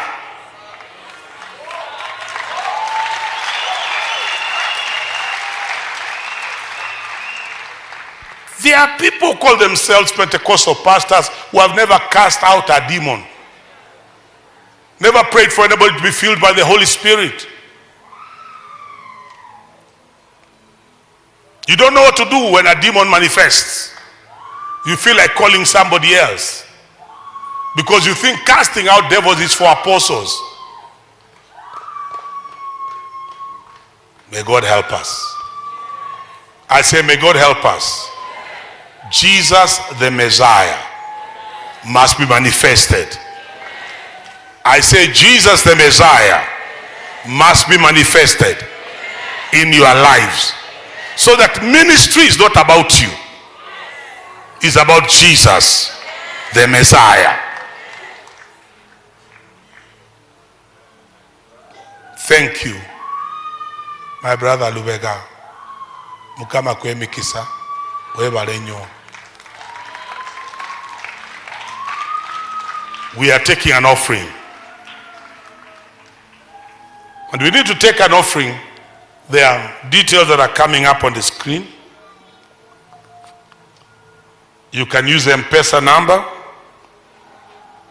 Let me call Pastor Jack, my brother Jack Mother, to continue. And as he comes, can you raise your hands towards me? May you live and walk in the light of the revelation you have received about Jesus Christ, the Messiah. May his revelation be burnt into your spirit, be burnt into your conscience, be burnt into your mind, until everything else becomes dim, but Jesus Christ remains the brightest spot in your life. In Jesus' name.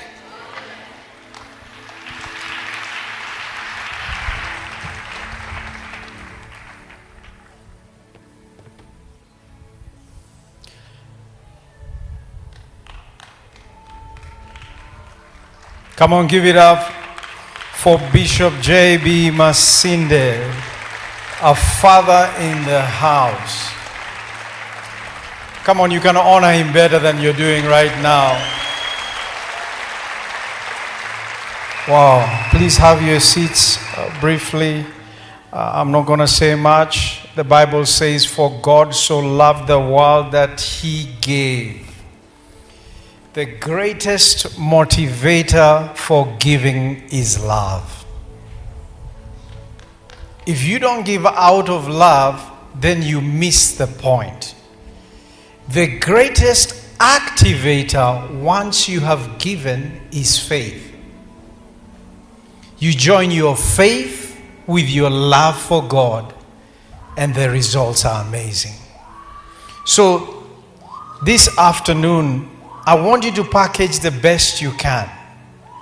And I know it's become, customary for us to say that, but the Bible says that he who gives sparingly receives back sparingly.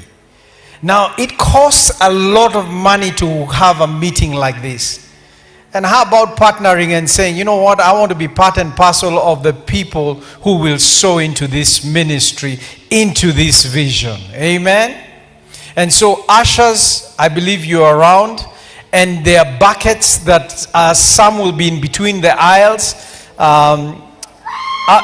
Others I know, the offering buckets will be passed around. But the really big buckets will be in the aisles. And you can just walk there and place your offering. It's in, and ushers will direct you on how you'll go about it, right? So if you're giving, if you need a giving envelope, please lift up your hand right now, real quick. If you're paying through M-Pesa, please put it up on the screen. The pay bill number. There is no other pay bill number. If there is a number being circulated, it is not legit. The only number you need to send to is the one that's on the screen right there. And if you're also issuing checks, please make them payable to the Purpose Center Church. PayPal, there's accounts at purposecenter.org. And actually, if you have your Visa card, you know the Visa card, the bank card? It can be a debit card, it can be a credit card. I understand there are PDQs with some ushers, and that can be used for you to also give your offering. Are we together? Are we together? Amen. Ushers, are we okay? Are we okay? At this point in time, I'm going to ask that Bishop Julian and his guests be allowed to leave. And I'm going to ask the good bishop to come up. Can I just speak from here? Yes, yes, you can. So I just want to give you guidance about this afternoon. We have with us here the honor of having Prophet Ian Glovu and his lovely wife Angel. Please stand, Prophet. He is here and ready to take us into the afternoon. If you've not received the ministry of Prophet Ian, you're going to be blessed. And then Apostle Kimani is coming to us also in the afternoon. As I speak to you, Minister Dansin Oyakan is on the way to Kenya. Apostle Selman is about to land. And so we're getting ready for this grace. But let me just say, as my father has said, I have received something today. Have you received the ministry of Apostle Grace Lubega?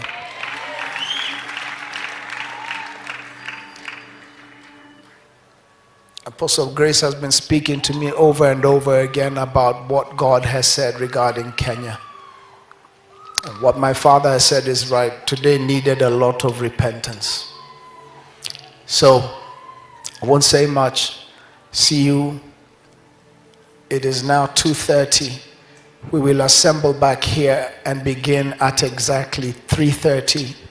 There's a beautiful village for you to eat from if you want to buy some food. There's some food at the back. They'll tell you all about it. You buy. God bless you, and see you at exactly 3:30.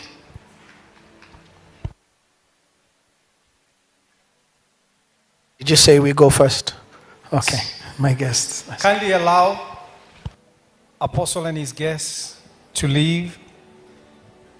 And then if you have given your offering, and I believe the ushers will be making their way to the front at some point. Yeah. So take your time. You don't need to leave right now. Let the ushers finish with their offering, and then you can leave.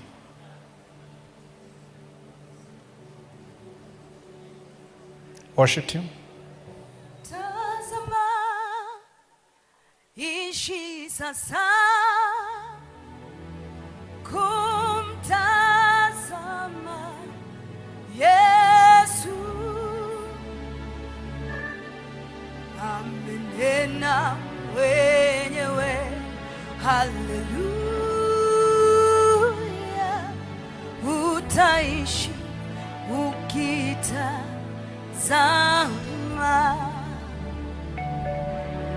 Tazama,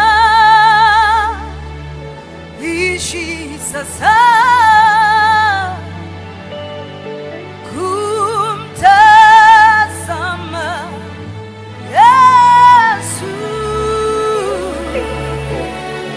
amenena mwenyewe, haleluya,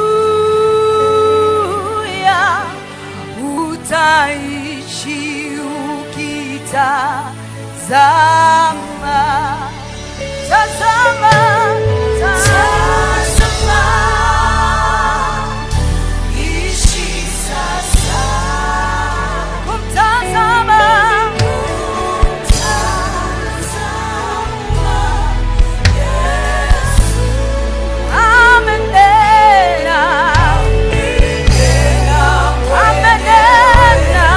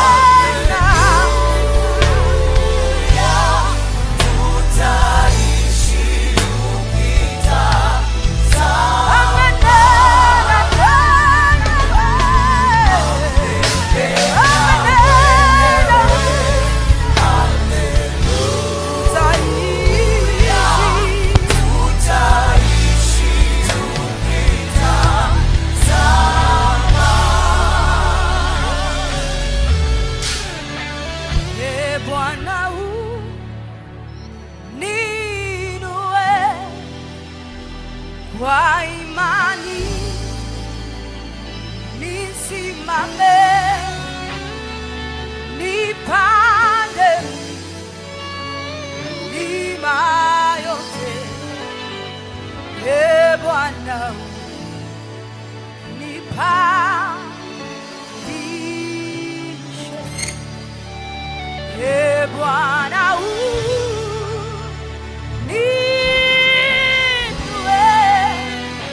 kwa imani nisimame.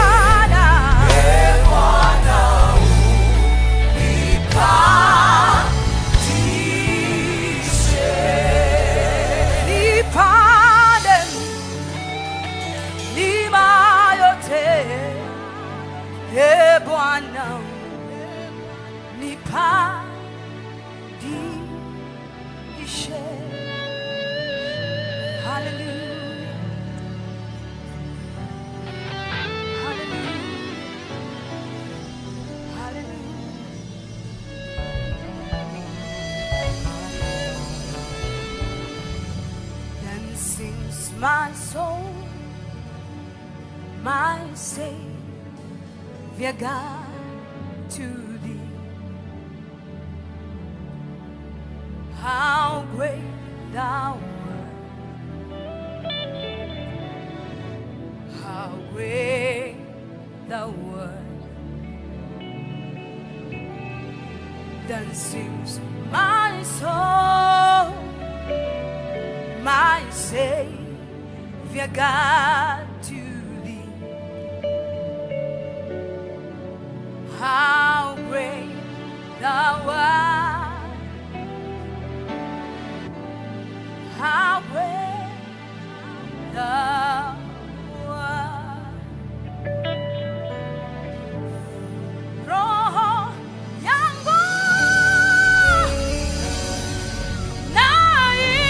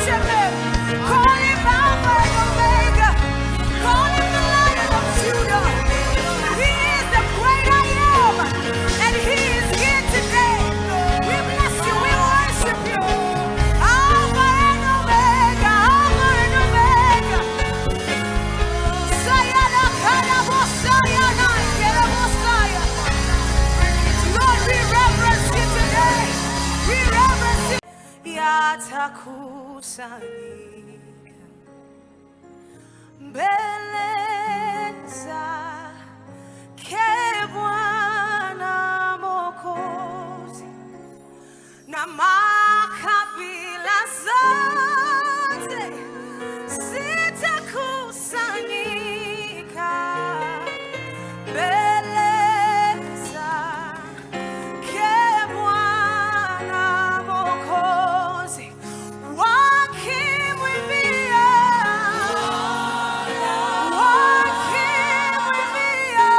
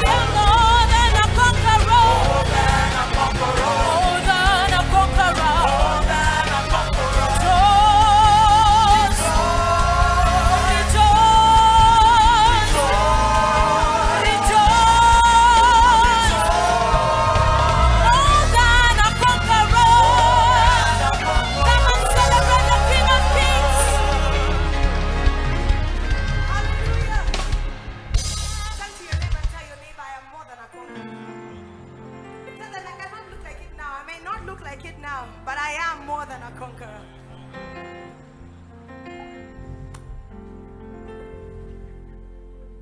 Hey, my God is good, oh. Hey, my God is good, oh. Hey, my God is good, oh. Hey, put your hands together. Let's go. See, in the morning when I wake up, I will sing my praise unto you, my Lord. I will shout and dance to you. You have been my help from now to ever. Oh, hey, my God is good. Oh, hey, my God is good. Hey, my God is good. Oh, hey, my God is good. Say everything that double double, promotion double double. Your blessing double double. Your cargo double double. Put your hands together. Let's go, let's go. Let's go.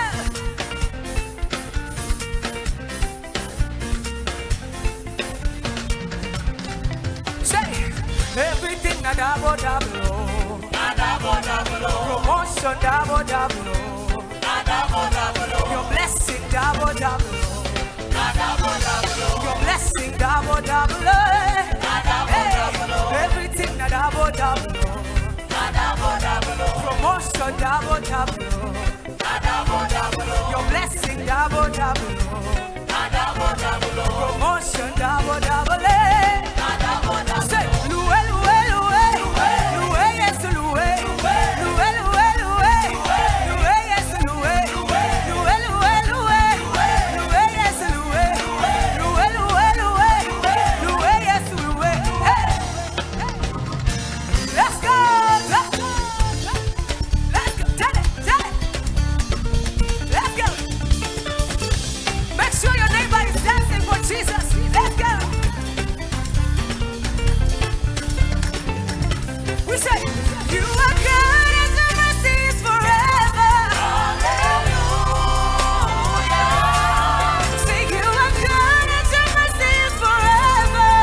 Hallelujah. Say, you are good and your mercy is forever. Hallelujah. Hey, you are good and your mercy is forever. Hallelujah.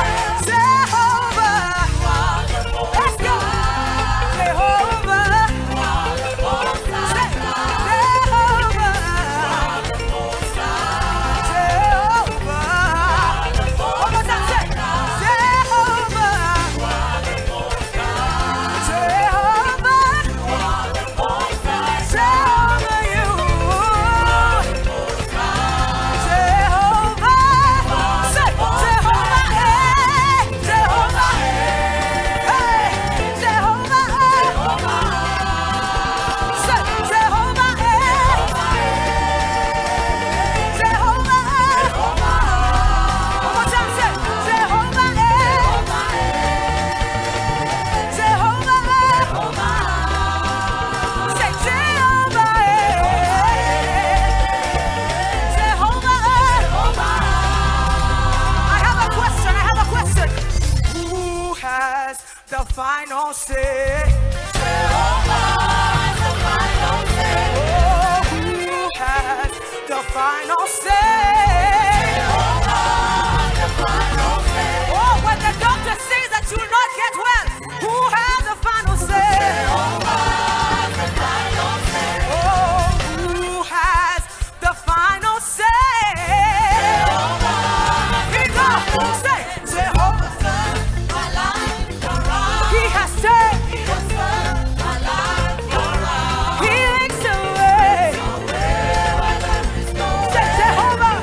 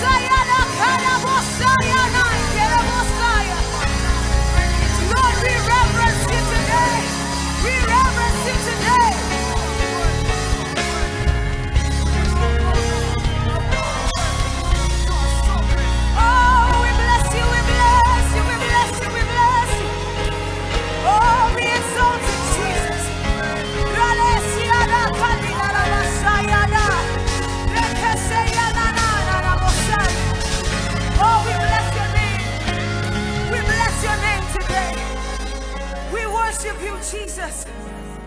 No one is like you, oh God. Mataifa yote yatakusanyika mbele zake Bwana Mwokozi, na makabila zote zitakusanyika mbele zake Bwana Mwokozi, wakimwimbia, wakimwimbia, wakimwimbia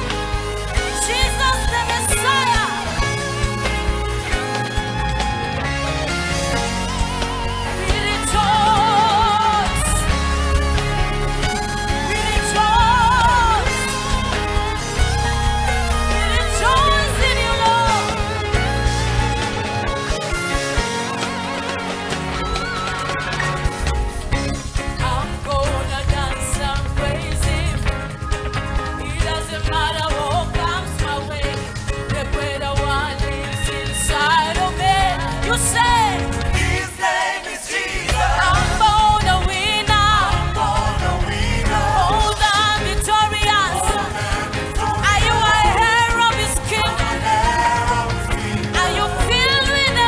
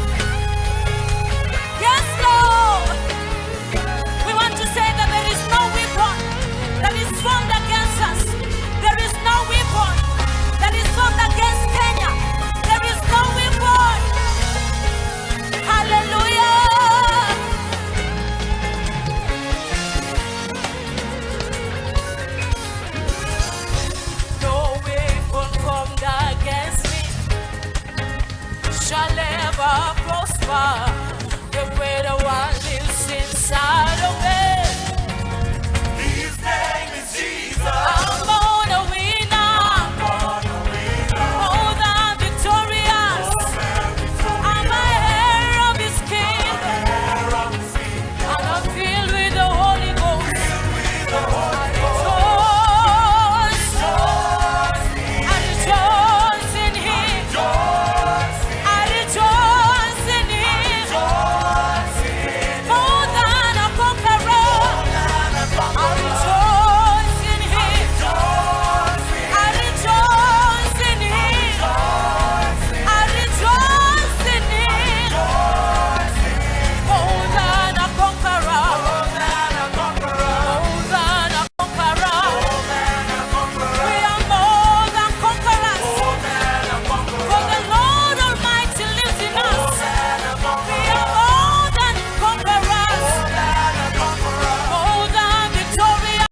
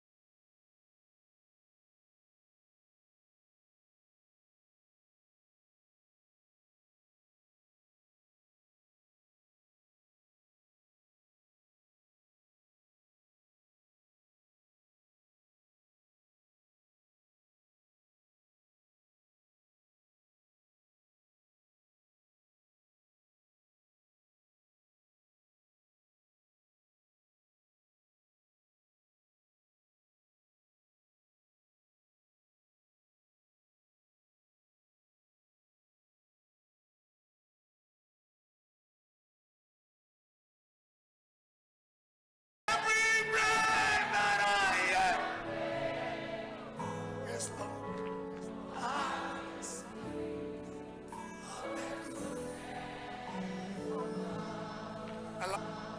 I love you.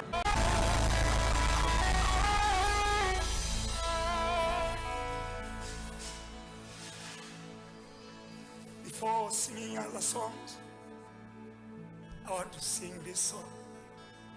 I love you, Lord,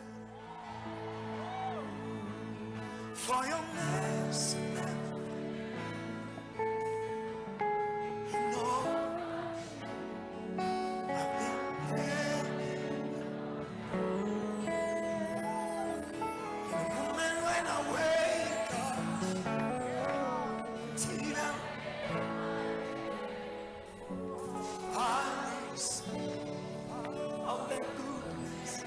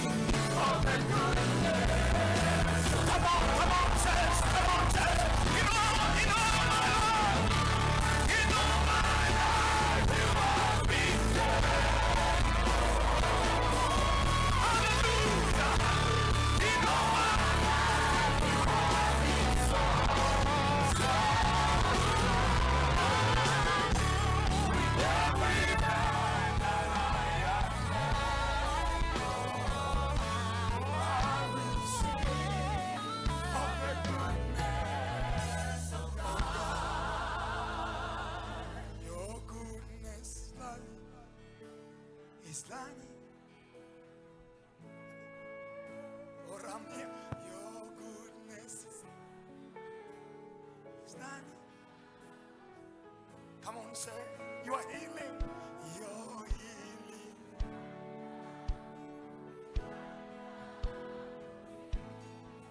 You're healing. You're healing.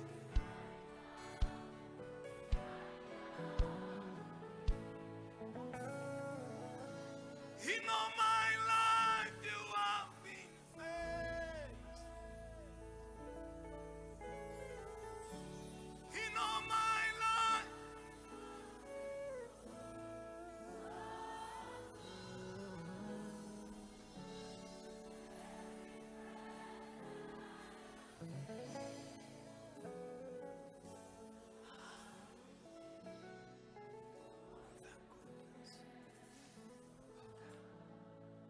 Inueni vichwa vyenu wenye malango, mfalme wa utukufu yuko hapa. The King of glory is here. Raise up your head, all you gates.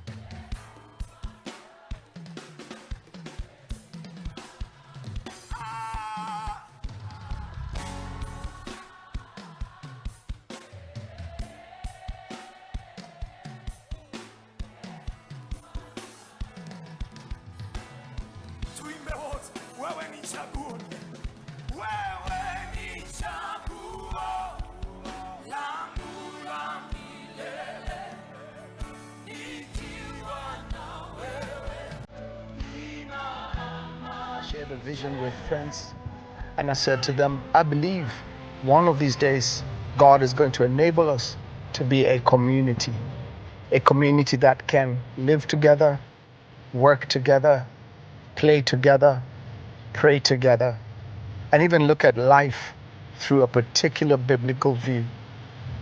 Part of that vision was that we could come to a place where we could even consider building together.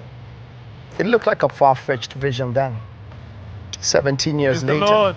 something beautiful has Hallelujah. begun to emerge. Praise the Lord. Today I'm standing on our first site called Ikaya Beulah Genesis. We're sharing this with you so that you now have no reason or no excuse to not live within the city, to not be in a place that you can call home, and not to be able to put your family under a shelter. The vision is coming to pass. Over 1,000 units are going to be in our first project, Ikaya Beulah Genesis.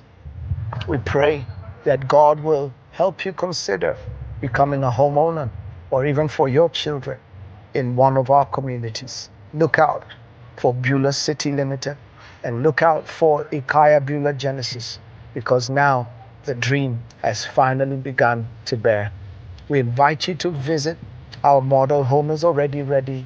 You can come and see what our units look like, and you can be able to meet our representatives here who will, through love and humility and courtesy, show you what it is that the vision is all about. God bless you, and we look forward to making you a homeowner. Shelter is a basic human right.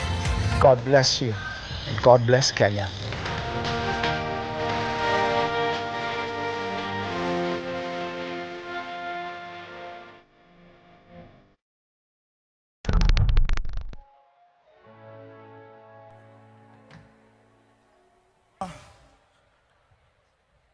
Jioni njema tena, tuko uweponi mwa Bwana.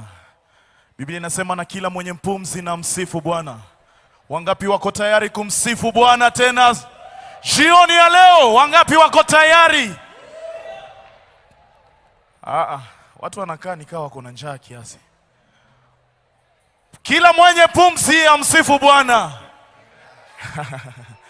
This is the praise team band from Kenya, Nairobi, but all the way from DRC, Congo. Hapo nilikuwa nafikiria tutapiga makofi. All the way from DRC, Congo to Rhema Feast 2023. Hallelujah! Hallelujah! Hallelujah! Ambia tu jirani yako azamo konzi. Mwambie tena azamo konzi. Sema nzambe azamo konzi. Nzambe azamo konzi. Nzambe azamo konzi. Wenye wako nje tafadhali karibieni sasa, karibieni sasa. Tunaenda kazi. We are back to business here.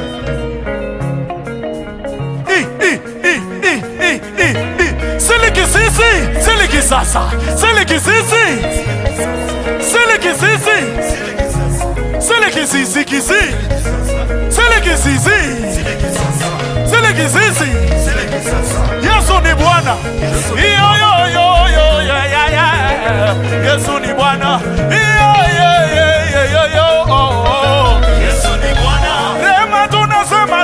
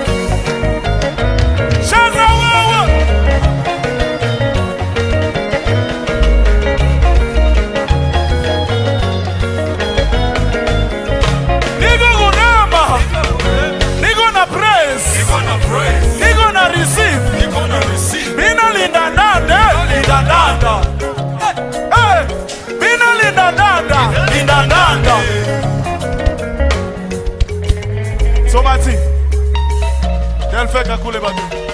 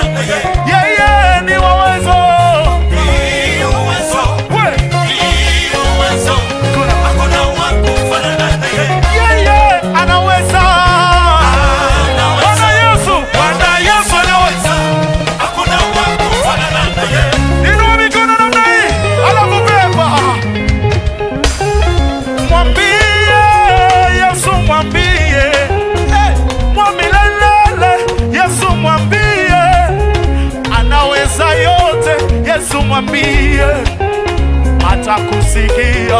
Yesu mwambie lelelele, Yesu mwambie, mwambie lelelele, Yesu mwambie anaweza yote, anaweza yote.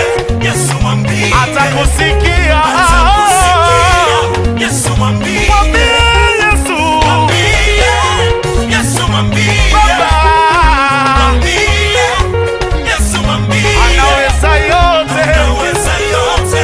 Yesu mwambie atakusikia Baba.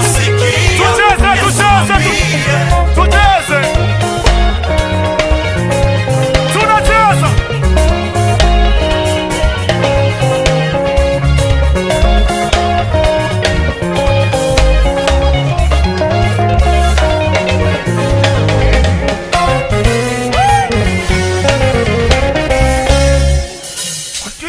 Yesu anaweza, Yesu anaweza, Yesu anaweza,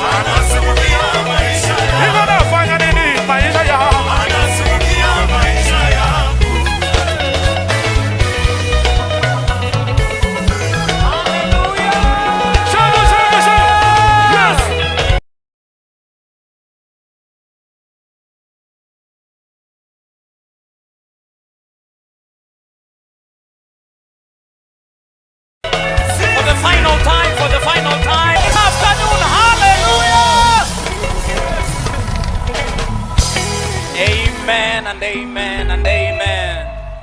Amen. That is powerful. Good afternoon and praise the Lord and welcome to this afternoon session. My name is John Haggai and you may have your seats. Hallelujah. Amen and amen and amen. That was powerful. In this heat, need to get some more sweat. Amen. For the Lord. I welcome each and every one of you to this afternoon session.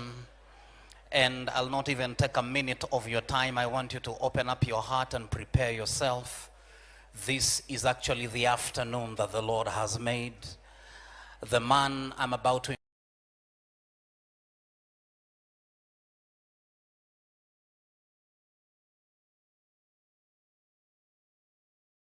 introduce, I've known him, it's coming almost, Dr. Ian Lovo from Zimbabwe.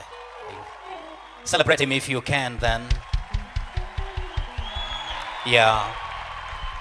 He, together with Divine Kingdom Baptist Ministries based in Bulawayo, a ministry that is impacting lives, and I'm sure most of us here in Kenya, the best part of Africa, know him from YouTube and from Prophetic Gathering and from, oh yeah, someone was there. Amen. Amen. So that is the man that is about to speak to you in a few short minutes from now. I'd like you to open up your heart. The Bible declared, that is my own experience, that he that is with the bridegroom is the groom.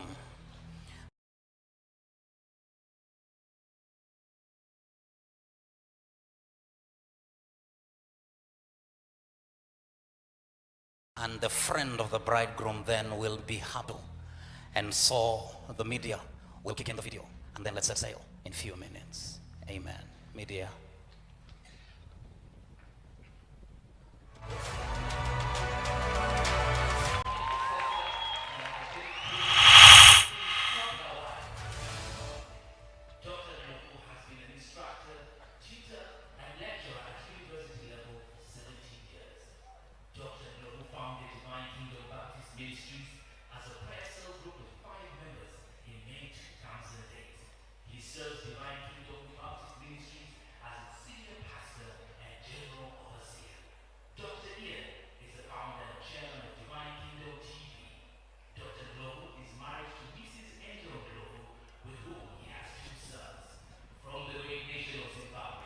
For the very first time at Rhema Feast, Kenya, help me welcome Dr. Ndlovu. Please let's be upstanding as we welcome Dr. Prophet Ian Ndlovu. Amen. Amen. Give him a hand until he gets here. Amen.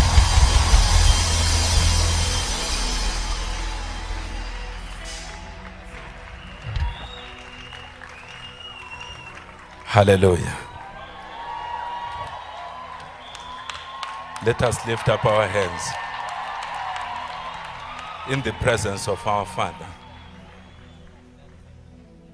And let us close our eyes, except if you are an usher. Father, we thank you for this time that you have given us to dine at your table. Father, we thank you for the living bread. We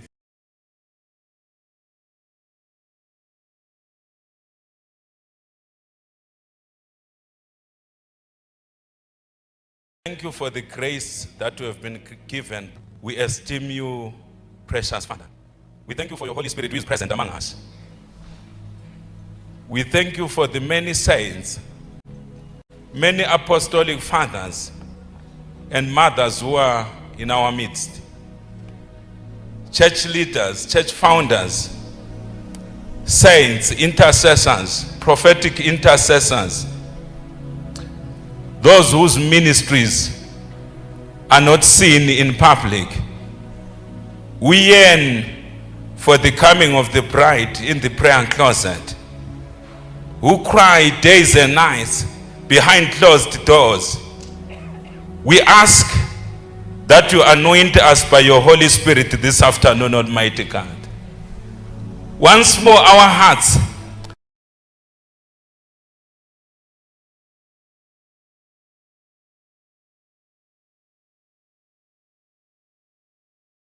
They yearn for your presence to move in this arena, that you revive us once more, so that we take the nations of this world by storm. Because, Father, we believe that we are that last generation that you anointed for this season, for us to take the nations of this world by storm. Precious Holy Spirit, we yearn for your presence. Spirit of the living God, revive us this afternoon. We yearn for the living waters. We say, Spirit of the living God, may you retool us, may you re-equip us, may you give us the grace to move in the 9 gifts of the Holy Spirit and demonstrate power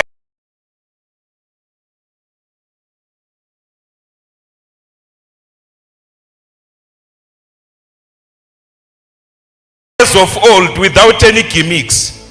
Our Lord and Savior Jesus Christ, as we reflect on your Son, Almighty Father, we yearn that you cause us to be one with Christ through his Spirit.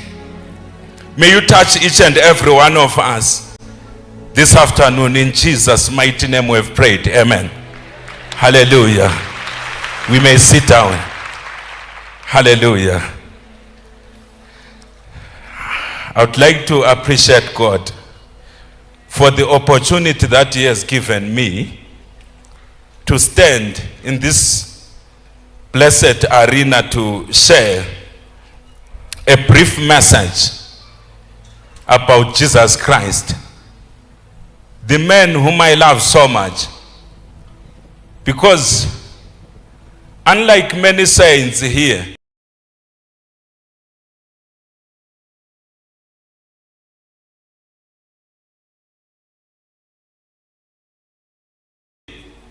I was not born to a Christian family where they were worshipping so-called ancestors, which I was to learn later on that they are in actual fact evil spirits.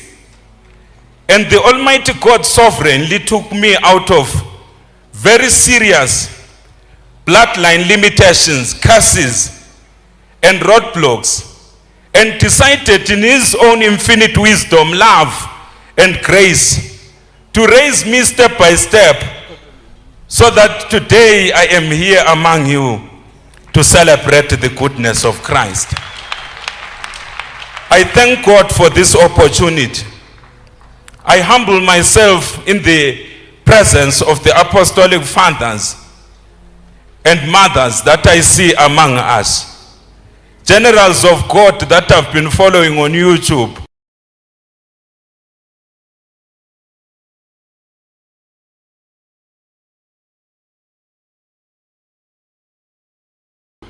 but today I've got the privilege to see leaders. Let us keep hands for God. Hallelujah. So without much ado, I will say, in the interest of time, all protocols observed. The message that I want to share is a simple message which is entitled, Jesus' Timeless Redemptive Mandate. Jesus' Timeless Redemptive Mandate.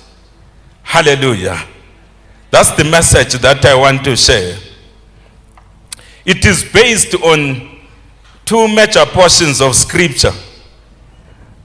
I'm going to read other portions of scripture, but I will zero in on John chapter 10, verse 10, and Luke chapter 4 from verse 16 to verse 21. And by mirror reflection, I will also zero in on Isaiah chapter 61. Because I believe that as we gather in this convocation and in this conference, the Almighty God wants to return us to where Jesus Christ started his ministry.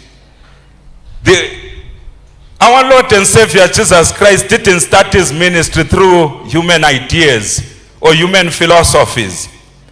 He had to wait upon God the Father until he was anointed at the river Jordan by the power and the presence of the Holy Spirit. Even though He was and still is the only begotten Son of the Almighty God. Verily divinity, just like God the Father. He had to wait upon God the Father in his humanity during his human pilgrimage here on earth. He had to wait for the Holy Spirit to fill him.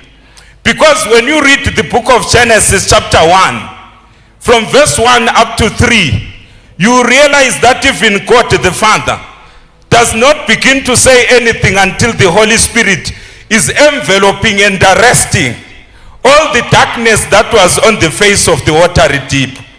When we look at God the Father, and when we look at God the Son, even our Lord and Savior Jesus Christ, you realize that they do not pronounce anything until the Holy Spirit is in place. And the good thing is that the Holy Spirit is brooding over this blessed congregation, over this anointed congregation.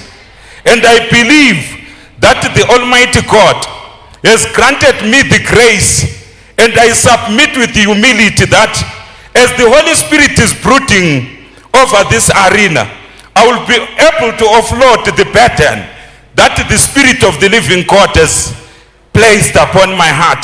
For this is not a message, it is a burden that I've come to offload in this place. And I believe that as I offload this burden, which will come in the similitude of a sermon to your ears, but to your heart, I pray that a fire be kindled in our hearts, so that as we leave this conference, at the end of this conference, let us believe it will be on Friday. But with God, you never know what is going to happen. I want you to look at your neighbor and say, with God, you never know what is going to happen. I sense the atmosphere escalate. But before I go any further, I would like to read from John chapter 10, verse 10. From John chapter 10, verse 10, the Bible says, the thief does not come except to steal and to kill and to destroy. I have come that they may have life, and that they may have it more abundant. Hallelujah. I want someone to shout abundant life. Once more, say abundant life. Abundant life is what we have come to receive in this place. The Almighty God doesn't want us to just survive in this season, because you and I are supposed to take the nations of this world. We are supposed to take the nations of this world by storm. We are supposed to win nations. We are supposed to win cities. We are supposed to win villages. We are supposed to win entire subcontinents and entire continents for Jesus Christ. And for us to be able to do that, we need the abundance of life, the Zoe type of life. And quickly we will also go to Luke chapter 4. Luke chapter 4, verse 16 to verse 21. Luke chapter 4, from verse 16, the Bible says, so he came to Nazareth, where he had been brought up. And as his custom was, he went into the synagogue on the Sabbath day and stood up to read. And he was handed the book of the prophet Isaiah.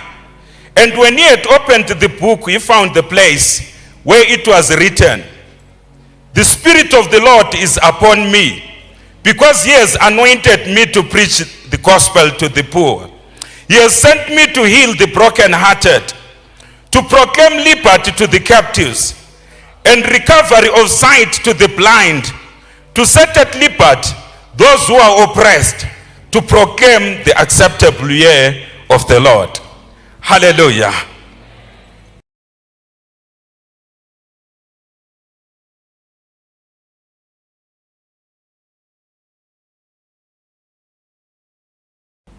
I will briefly summarize in the incarnation. For those who are students of theology, you know that it was not really the first coming of our Lord and Savior Jesus Christ. For those who are students of the Bible, we know that Jesus Christ, according to the Bible, he was with the church in the wilderness. He was with Israel as a congregation in the wilderness. he appeared as the angel of his presence. And I believe that the same Jesus Christ who appeared in the Epiphanies is here among us, even though we are not able to see him with our naked eyes. Your inner man is in contact with Jesus Christ. For you to be in this place is not an accident. You responded to an invitation of the Holy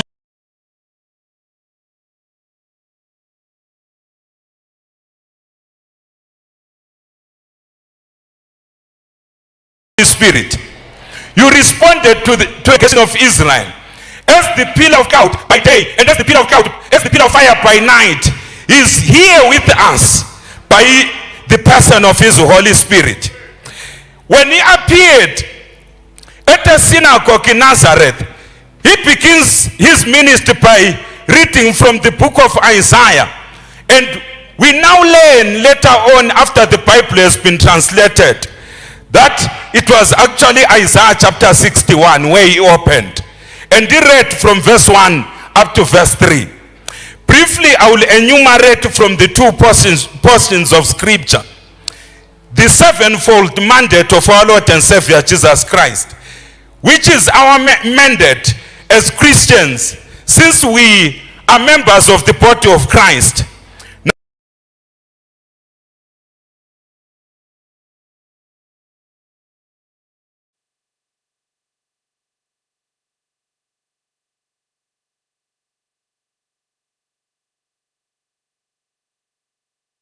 Number one, the first mandate, and as members of the body of our Lord and Savior Jesus Christ, our mandate is to spread life wherever we are in our communities, wherever we are in our villages, in our cities, in our countries, in our continent, or in our different continents, because we have got many continents represented in this place.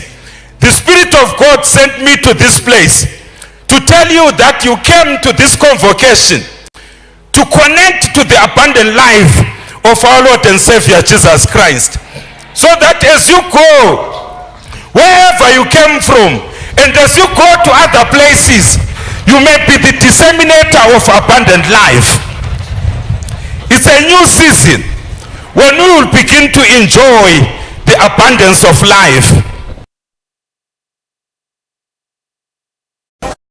Third point is to heal the brokenhearted. The fourth point is to proclaim freedom to the captives. The fifth part of his mandate is to facilitate the recovery of sight of the blind, both spiritually and physically. There are many of us who are not able to sense the Master's voice, who are not able to see the things that the Master is doing in this season. Today, I am here to tell you that God has brought you to this conference in order to open your inner eyes so that you are able to see. From this convocation, you will be able to see. Because without the benefit of your inner sight, you are not able to follow the Master. You are not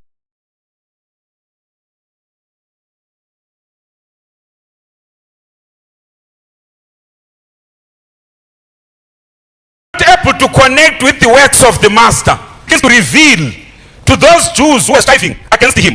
He says, then Jesus answered and said to them, most assuredly I say to you, the Son can do nothing of himself, but what he sees. I want you to say sees. There is the part of hearing, my brothers and sisters, and then there is the part of seeing. In this season, the Spirit of the Almighty God wants us to know that God wants us to see, not only to hear God. Granted, we have been able to hear God for decades, but everyone who is here, including those who are following online, in this season, God the Father wants you to see. He wants you to see just like his Son.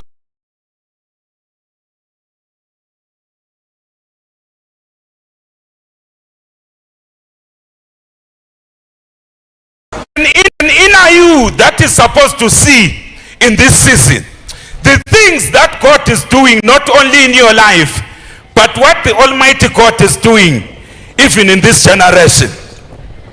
Most assuredly, I say to you, the Son can do nothing of himself, but what he sees the Father do, for whatever he does, the Son also does in like manner. Right now, the Almighty God is working in your life. But I'm here to challenge you to say, have you been seeing what the Almighty God is doing in your personal life? Have you been able to see what the Almighty God is doing in your family? Have you been able to see what the Almighty God is doing in your spiritual life? Have you been able to see what the Almighty God is doing in your church?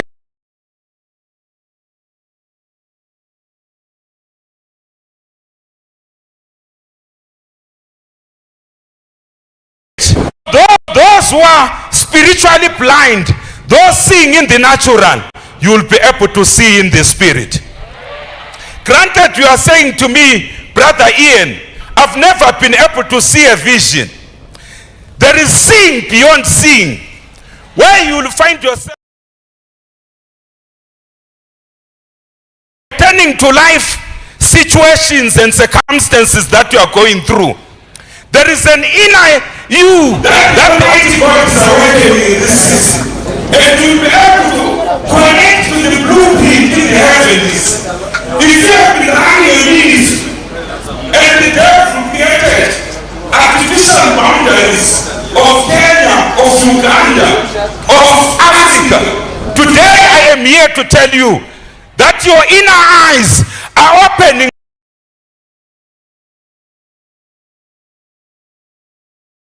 What the Father has in store for you. The Father is in store for those who are not able to see. Maybe you have not been able to see, like Hagar in the desert. She almost died next to a well of water. I am here to tell you by the Spirit of God that you will begin to see your solution, which is next to you. You are going to expropriate and access your solution. Because this is a season when the Almighty God is opening our inner eyes. There is no one, and I repeat, there is no one who has been invited by the Almighty God to be in this place who is not going to go away seeing. I am here to announce you, I am here to announce to you that the Spirit of the Almighty God came with our eyesight. If you have been seeing here a little, there a little,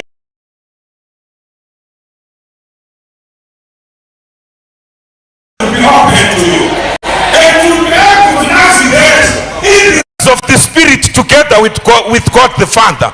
You will not struggle anymore. The wind of heaven will carry you along, because you will be doing those things that you see the Father doing, not these things that you are planning with your small committee in your boardroom. God is releasing his angels to assist your plan, so that as you do 1% of the planning, he will come with 99% or even beyond 99%. He came with someone's spiritual sight.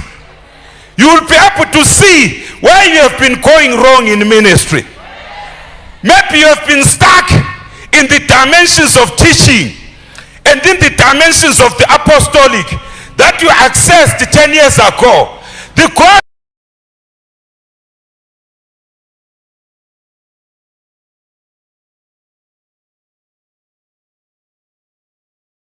that we serve is dynamic. The Bible says it's from everlasting to everlasting.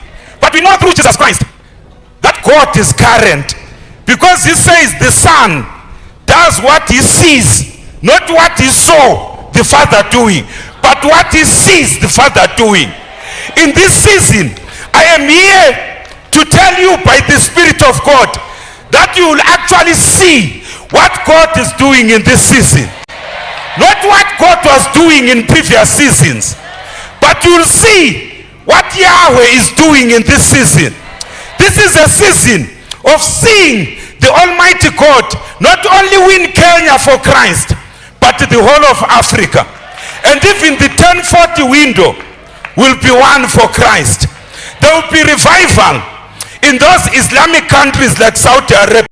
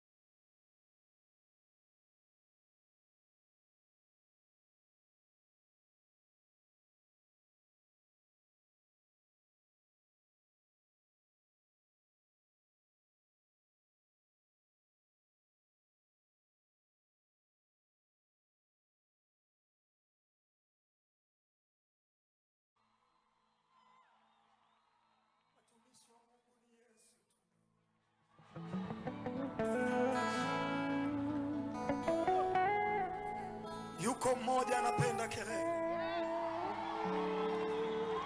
Maaskofu hawapendi kelele, maaposto hawapendi kelele, lakini Yesu wetu anapenda kelele za shangwe. Pigia tena Bwana Yesu kelele za shangwe.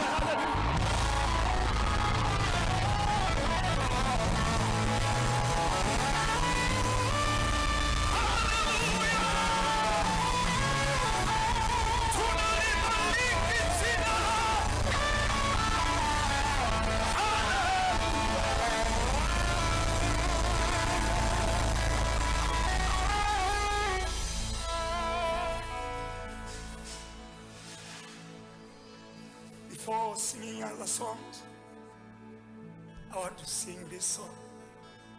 I love you, Lord, for your mercy.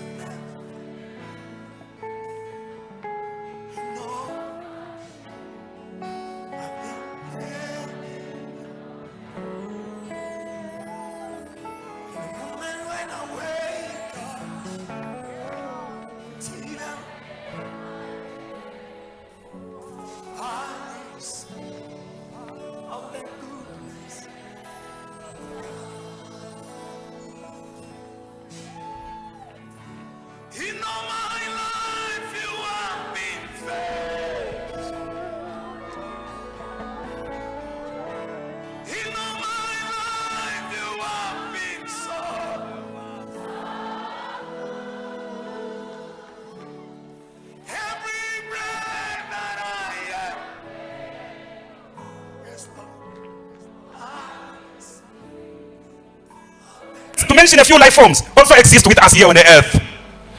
Life, especially spiritual life, refers to deliverance from the proper penalty of sin, which according to Genesis chapter 2, from verse 16 to 17, read parallel with Romans chapter 5 verse 12, is death. Now that we have established that the term life in the Bible goes beyond mere existence, we need to grapple with this concept that Jesus Christ begins to introduce more abundantly. I want you to say more abundant. Say more abundantly. And for us,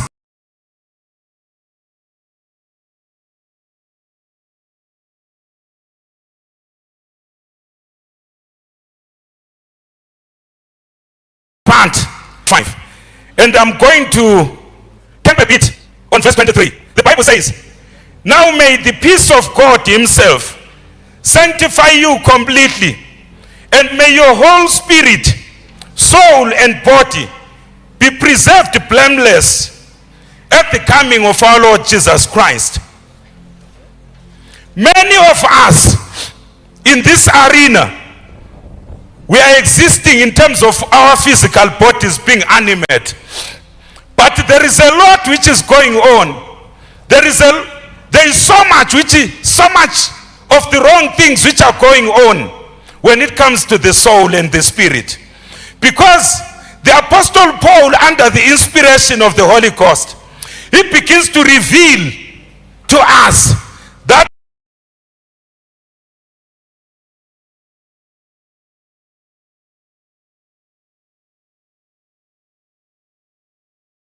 man is not just a soul and body. And it's interesting to me that the Apostle Paul begins to mention the constituents or the constituent elements of a human being. He starts by the most invisible to the most visible. Hallelujah. Because when we conceptualize life, most of us, we conceptualize life in terms of the animation of the physical body. But we know from scientists that the animation of the physical body is the life that we share with other life forms here on earth, like rats, snakes, lizards, and other life forms. It's called bios in Greek. In as much as you have got bios, for you to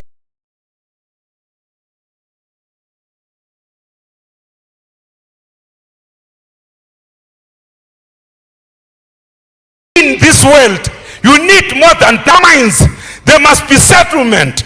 According to Philippians chapter 4, from verse 4 to verse 6, the peace of the Almighty God, which surpasses all understanding, must guard our hearts.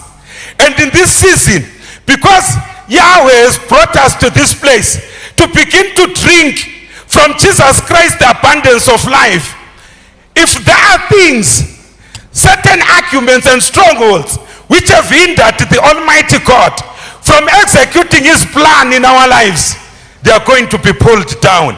And there is a resetting of your soulish life, which is because a human being as a tripartite being has got a hybrid of 3 lives, which are made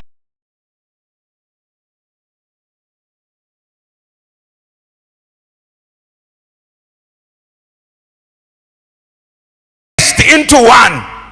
There is your physical body. In as much as your physical body is alive, and you have got biological life or somatic life, the Almighty God wants your psychology to be fixed. We have got lots of preachers who have got mental health problems. We have got certain insecurities. We have got certain fears and phobias. We have got many church leaders. We have got many of these things, many demonic and satanic strongholds, which are embedded in our minds as patterns of thought. It's not that the enemy is hindering you physically, or that there is an evil spirit which is standing at the gates of your breakthrough. The enemy has placed the limitations in your mind, which is why we need the abundance of life in our minds. And God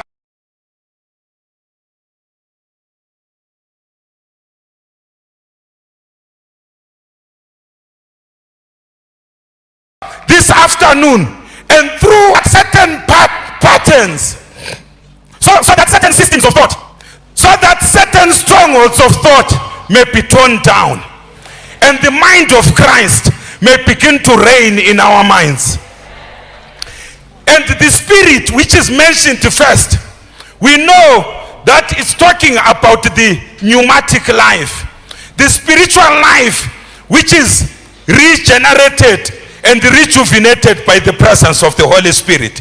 And I believe that as the Holy Spirit is among us in this season, you are being renewed in your inner man.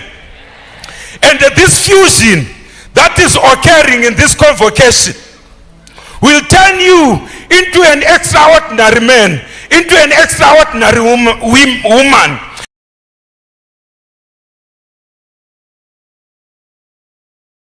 We are going to be able to win the world for Christ, because Christ is doing our lives by his spirit. Hallelujah. When we look at the word abundant, in the original Greek it's perisos. It means something which is over and above, which is why my contention is that your mere existence in Kenya and your few travels to other countries, it can't count as abundant life. I am here to tell you, by the Spirit of the Almighty God, that God called you to the body of Christ for you to be a free spirit, which is not limited by the Kenyan shilling, which is not limited by the Tanzanian shilling, which is not limited by the Ugandan shilling, which is not limited by any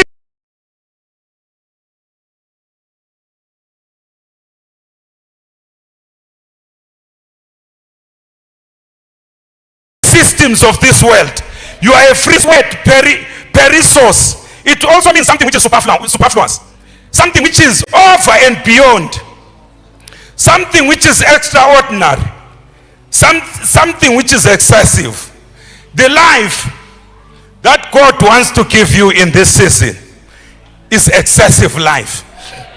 I don't know the situation in your marriage.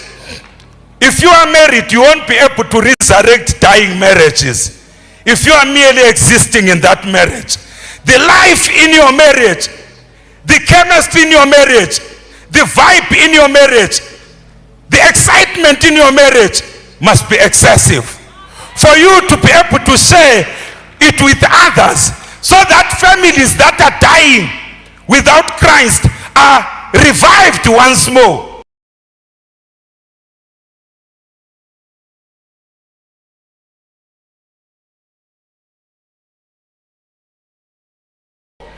You and I, we need to have money which is enough to pay my rent, to buy my fuel to work, and to just pull through the month. Obviously, we can't be able to convene gatherings of this magnitude frequently. And many people will be falling through the cracks and dying without a life-saving knowledge of Jesus Christ. Your life in your finances as an individual, your life in your finances as a family, your life in your finances as a ministry must be excessive. I am here to tell you by the Spirit of God that the Almighty God does not want you to have enough. He wants you to have excessive life in your finances. He wants you to have excessive life in your ministry. The amount of revelation, even if you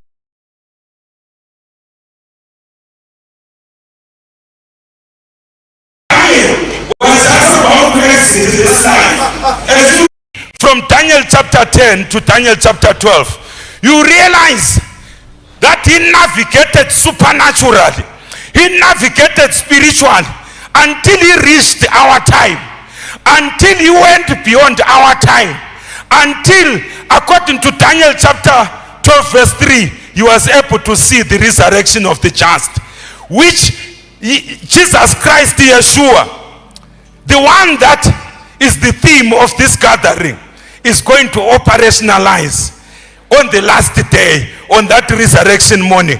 Daniel was able to see that, because when it comes to the prophetic, when it comes to communion with God, he was able to move in dimensions of excessive spirituality. Even the pagans could not be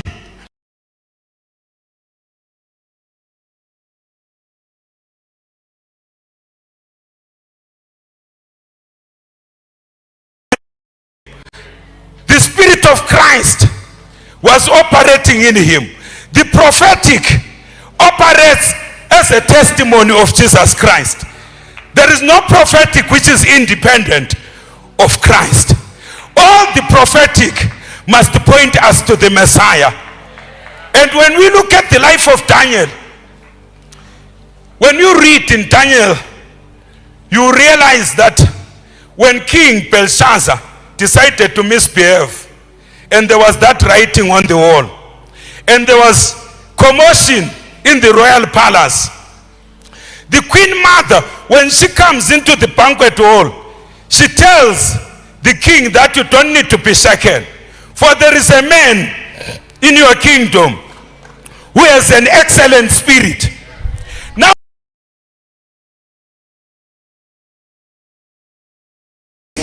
I am here to tell you by the Spirit of Almighty God that God wants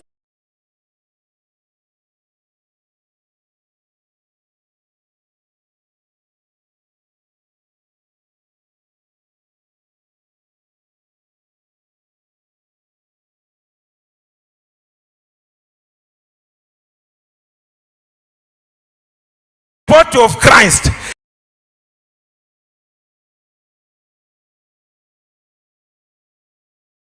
We are supposed to be excellent when it comes to moving in the dimensions of the Spirit. Hallelujah. Hallelujah. I feel led to pause the other points to share a message that God gave me when I was meditating for Kenya.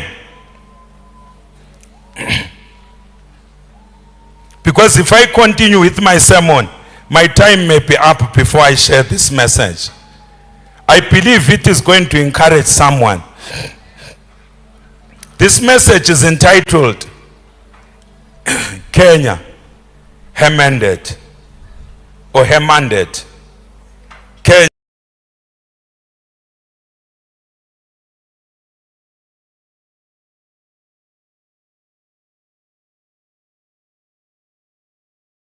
Hemanded. Jesus told me about this nation. The Holy Spirit is saying, God's portal is open upon you, O Kenya. God's light is shining upon you.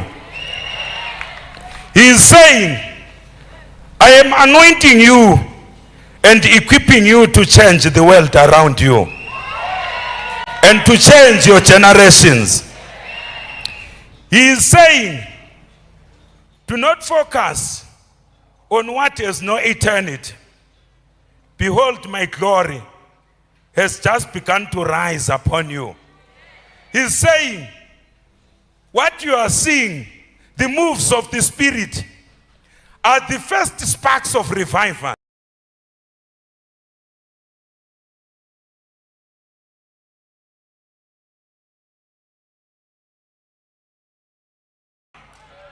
It's not the thing. And hunger for my presence, I will continue to lift you from glory to glory. You are a people whose hearts were hard in the past, but in this season, I have softened your hearts. And I'm still transforming you. I am raising you and equipping shepherds from among you who are after my own heart, says the Spirit of the living God. The This is your season to season this generation like salt. As you do so, my spirit shall double your strength and increase the grace upon you. I long to foster unity,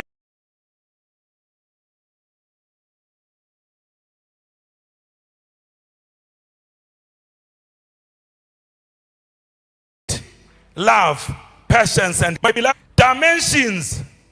The Spirit of the living God is saying the dimensions of the past are over. In this season, I am unleashing upon you new and higher dimensions. New and higher dimensions are your portion in this season. I am training, equipping, and sending out from among you my anointed missionaries to herald, to chronicle, and to spread the good news of my Son to all the corners of this world. He's saying, I want to use you to shake the nations of this world. I want to use you to shake the whole of Africa. I want to use you to shake even the younger generations. He's saying, this is your season to arise and shine. This is the season for you to arise and shine. There is a scripture that I want to read, and then we are going to pray for the last 10 minutes. Because the Holy Spirit is moving. Oh, Seprandika Tsukuna. I feel the Spirit of God begin to move as he was moving in the morning. Because someone is being re-equipped. I sense that God has invaded the arena. He has been with us. There is a stirring in the atmosphere. There is a stirring in the atmosphere. There is a stirring in the atmosphere. I want to read a certain portion of scripture from the book of Revelation chapter 19, and then we'll stand up and pray. This is a season of freedom. This is a season of empowerment. When we come into contact with Yeshua, for he is here as he was there in the Epiphanies. He's here to equip you. He's here to mend your broken heart, so that you may be able to carry the fires of revival to the four corners of the world. And you will carry Kenya, you will carry the fires of revival to the four corners of the world. Kenya. And I'm speaking to the body of Christ. The Spirit of Yahweh, the Spirit of Christ, he is saying, Kenya, begin to see what I'm doing in your nation.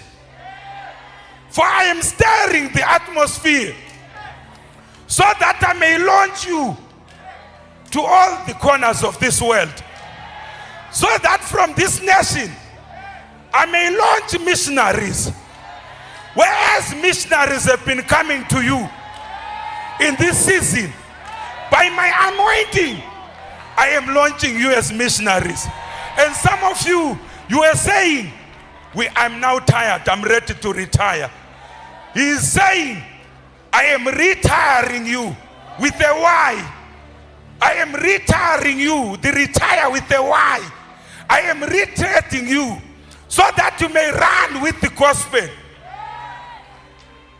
It's not only Kenneth Akin who was preaching with the fire of the Holy Spirit until he died. The apostolic fathers, because you are fathers to us, but to Jesus Christ, to Yeshua, you are sons. He is rekindling the fire in you. Your congregations that were used to you being soft, all of a sudden, things are going to be shaken. You will start sermons that you won't be able to finish in your different congregations. It's a season when God moves extraordinarily to do the extraordinary among us. There is a stirring in the atmosphere. There is a stirring in the atmosphere. There is a stirring in the atmosphere. There is a stirring in the atmosphere. Verse 9 of Revelation chapter 19. The Bible says, then he said to me, write, blessed are those who are called to the marriage supper of the Lamb. And he said to me, these are the true sayings of God. And I fell at his feet to worship him. But he said to me, see that you do not do that. This is an angel speaking. I'm your fellow servant and of your brethren who have the testimony of Jesus. Worship God. For the testimony of Jesus is the spirit of prophecy, which is why we are gathered here in the name of Jesus Christ. For the testimony of Jesus the Messiah is the spirit of prophecy.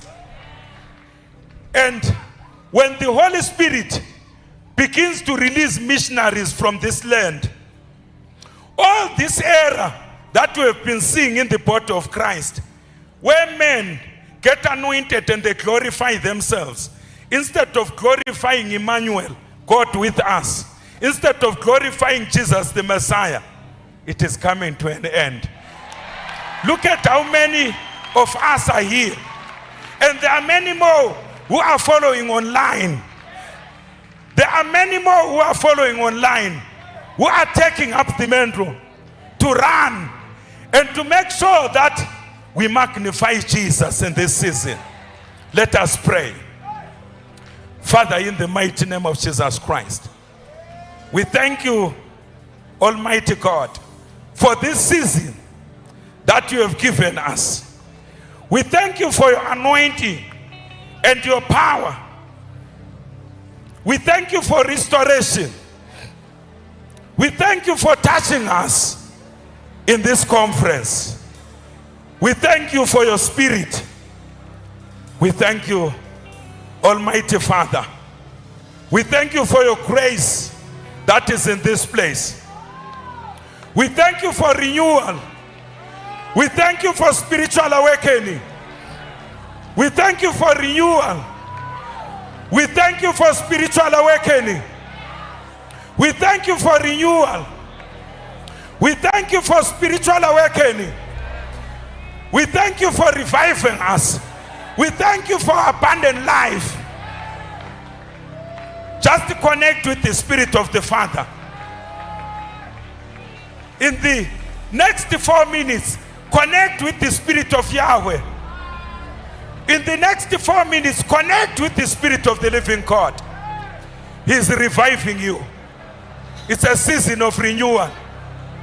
It's a season of spiritual awakening.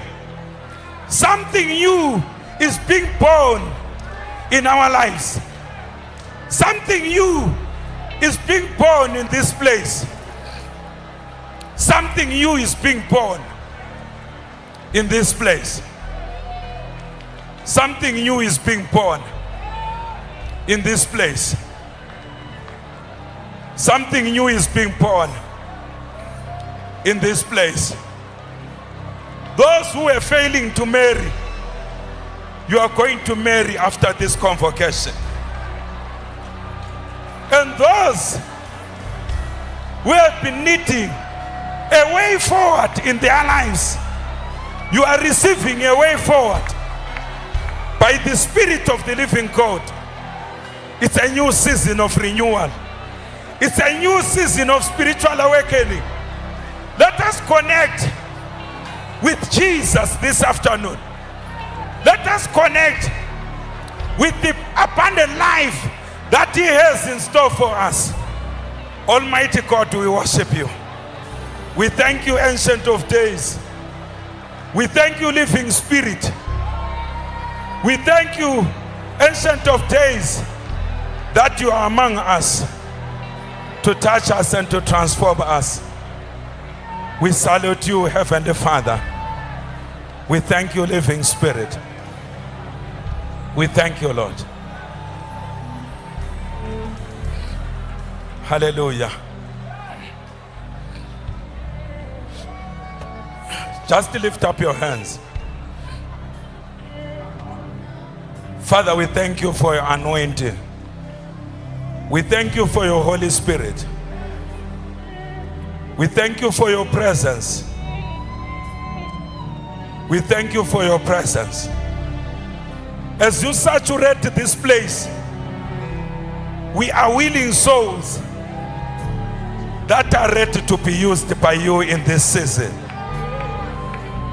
As we learn from the apostolic fathers, may you re-energize us to walk steadily with this gospel. May you revive us. May you revive us in the mighty name of Jesus Christ. Hallelujah. I've got less than 2 minutes left. If you are not feeling well and you are able to touch where you are feeling pain, we believe in the abundance of life. Just touch that place. The Spirit of God will touch you. The Holy Spirit will touch you. There is a healing anointing. There is a healing grace. Physical bodies are being renewed. Those who have been under demonic bondages, you are receiving your freedom. Because where the Spirit of Christ is, there is liberty. Where the Spirit of Jesus Christ is, there is freedom. There is freedom in the atmosphere. In the mighty name of Jesus Christ. We thank you, Lord. Hallelujah. Hallelujah. Hallelujah. Hallelujah. Hallelujah.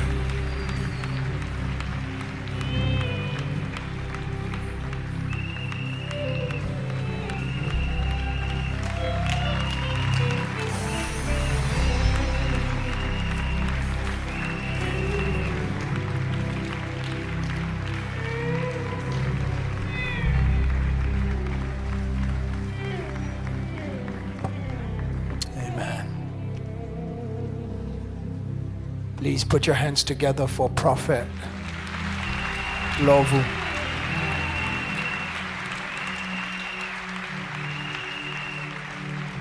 Amen. Have you received that word for Kenya? Have you received that word for Kenya? I want you just one more time to lift up those hands, even for other nations. Just lift up those hands where you may be. Just allow the Spirit of God to just continue flowing for another minute. You must take advantage of these kind of atmospheres. Thank you, Jesus. Thank you, Jesus. Thank you, Jesus.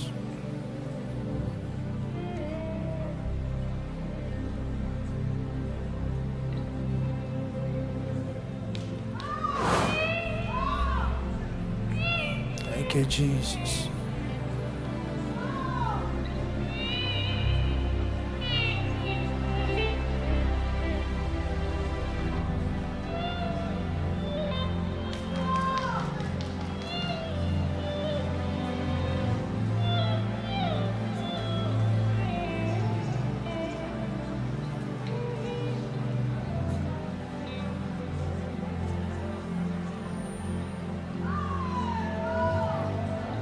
Have your way in this place, Holy Spirit.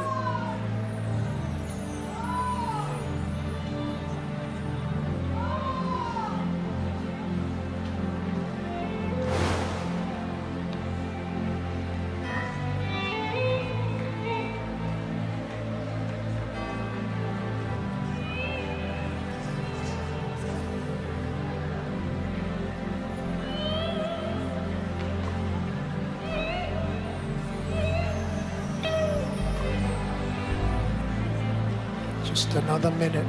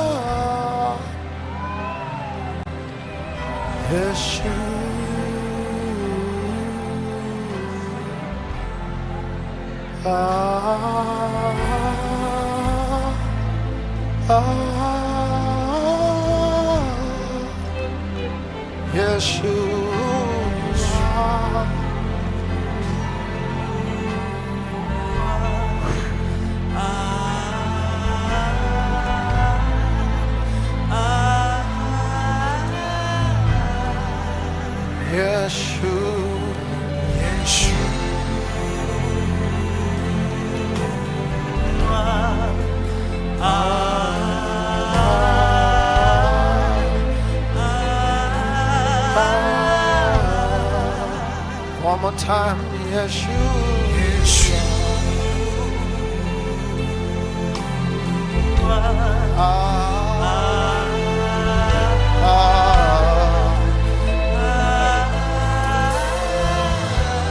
Amen. One more time, if you love the presence of God, why don't you just glorify Him all over Kasarani? Give God a praise all over Kasarani.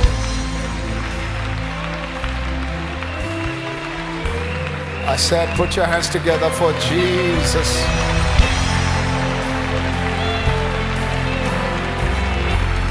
Hallelujah. Amen. Amen. Amen. I'm going to let the worship team go ahead and do their thing. Hallelujah. Please have your seats in the presence of the Lord.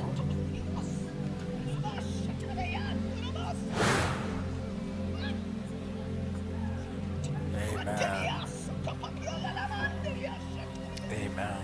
What a sweet presence of God in this place.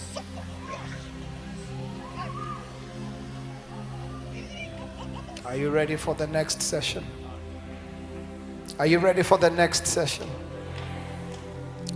There's so many nations represented here. So many people from so many different countries. And we want to thank God for those that traveled from far to be here. Let me see by a representation how many people are from South Africa. South Africa is in the house. Come on, somebody. Come on, South Africa, rise to your feet. Glory be to God. South Africa is in the house.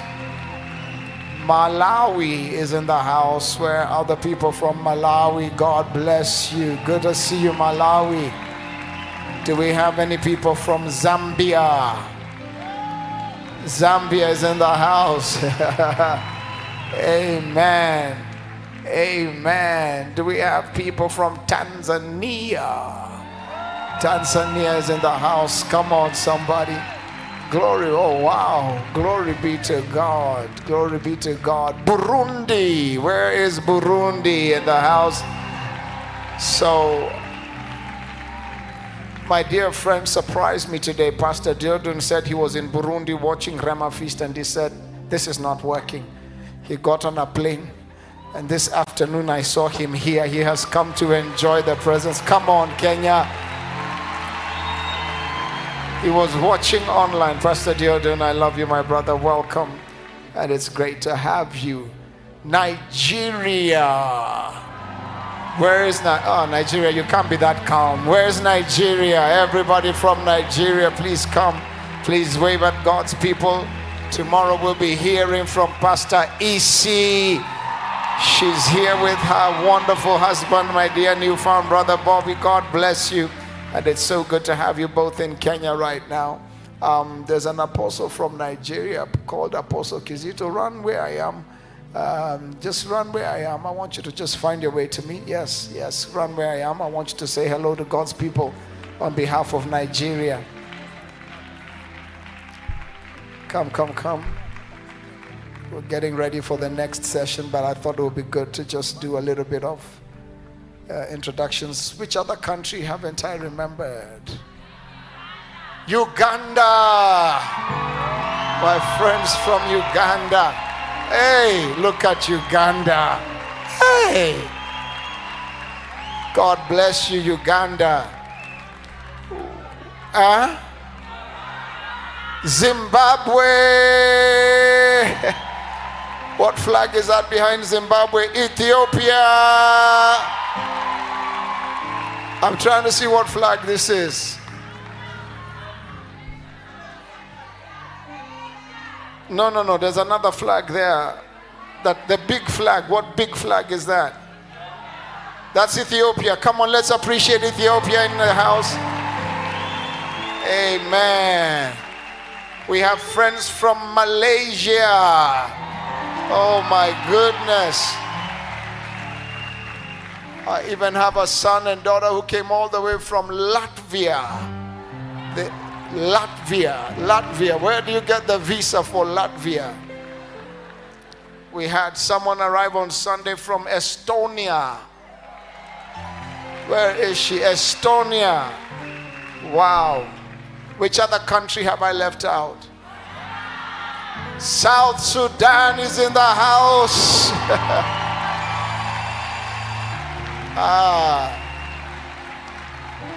Which one? Which one is that?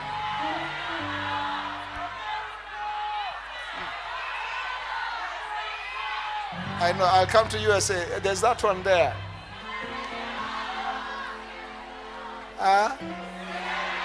Senegal. Come on, let's appreciate Senegal. Senegal. They are not going to. Sasa. Sierra Leone. Hey. Hey. They have to be heard. Wow. Wow. The United States of America is here. Wow. Do we have any people from the United Kingdom in the house? God bless you. Rise up to your feet. God bless you. United Kingdom is here. Reverend Jackie. Rongai, Kenya.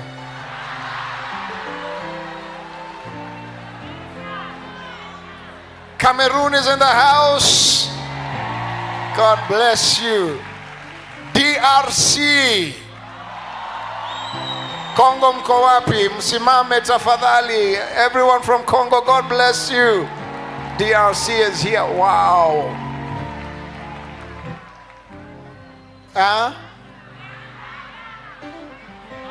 Rwanda. Rwanda is in the house. Let's appreciate Rwanda. Have I left any country now? The Philippines are here. God bless you. Wow.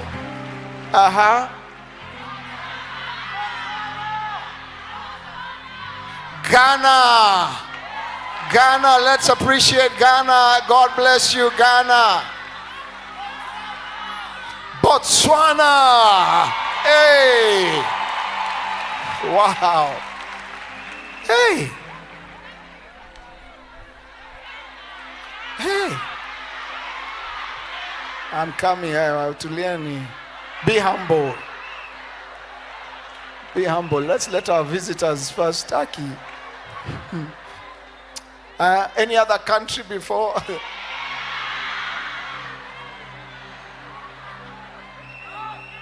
Have I left any other country? Everyone from Kenya, let's give God. Come on, Kenya. The springboard of revival.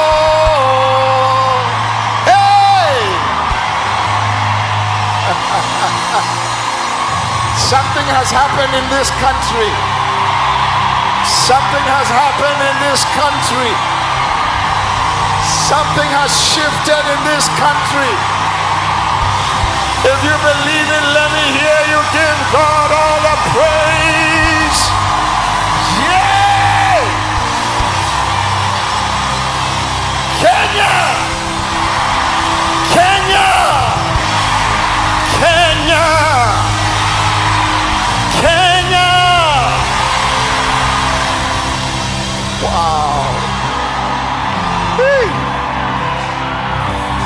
I've never felt so patriotic.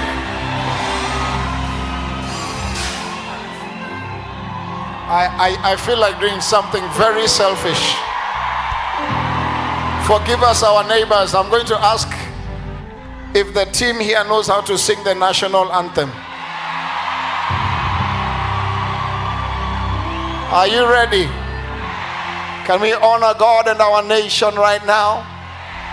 They didn't practice, so forgive them if they sing the verses in vernacular. Munajua national anthem? Kama mjui muniambia nani anajua, musinyonge wimbo. Mungu nguvu yetu.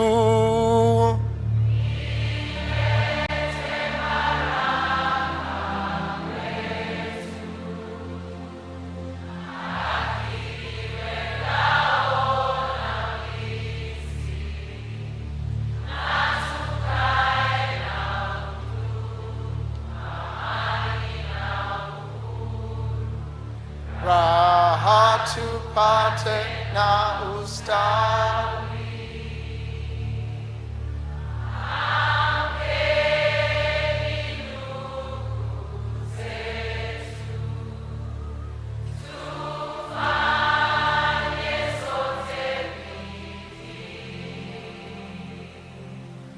Nasi tujitoe kwa nguvu. Nchi yetu ya Kenya tunayoipenda, tuwe tayari kuilinda na tujenge taifa letu. Ndio wajibu wetu. Kenya istahili heshima.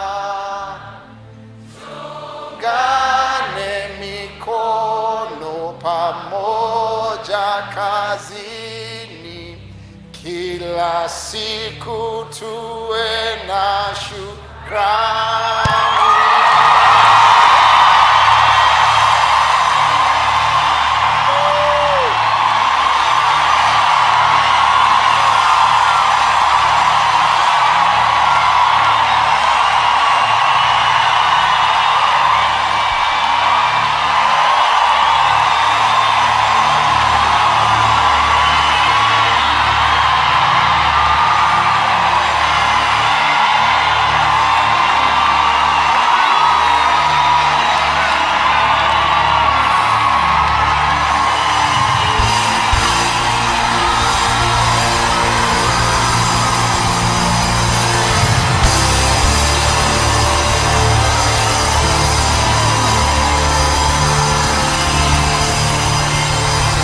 I wish you could see what I'm seeing from here.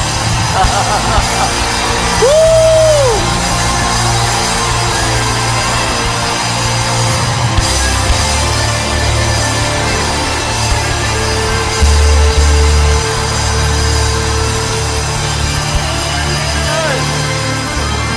My God.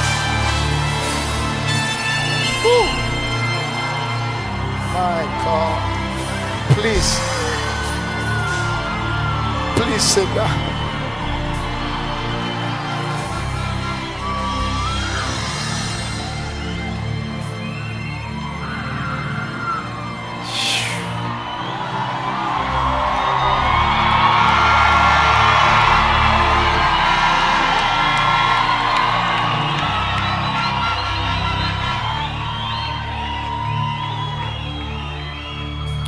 Hey. One of the things God put in my heart 17 years ago is that there would be a sound coming from Kenya. When I spoke to Danson last week, I said, when you come, we're going to do something. For those of you that God has used your sound to get to other markets and globally, you have a responsibility. So I told him, on this stage, you're going to do a live recording with 2 Kenyans. because the time has come. And he told me Kenya's time is overdue. The time has come, and we must hear the voice go to the nations, the music going to the nations, the business going to the nations, the entrepreneurs going to the nations. Woo!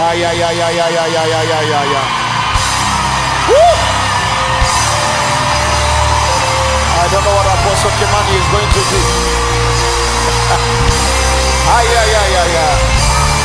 Hey! Tungane mikono pamoja kazini, kila siku tuwe na shukrani. No more depression, no more oppression. We break the back of death on our land in the name of Jesus. Hallelujah. Let me welcome Apostle Kizito to come and greet you from Nigeria for just 1 minute. Sit. Hallelujah. Come on, give God a shout.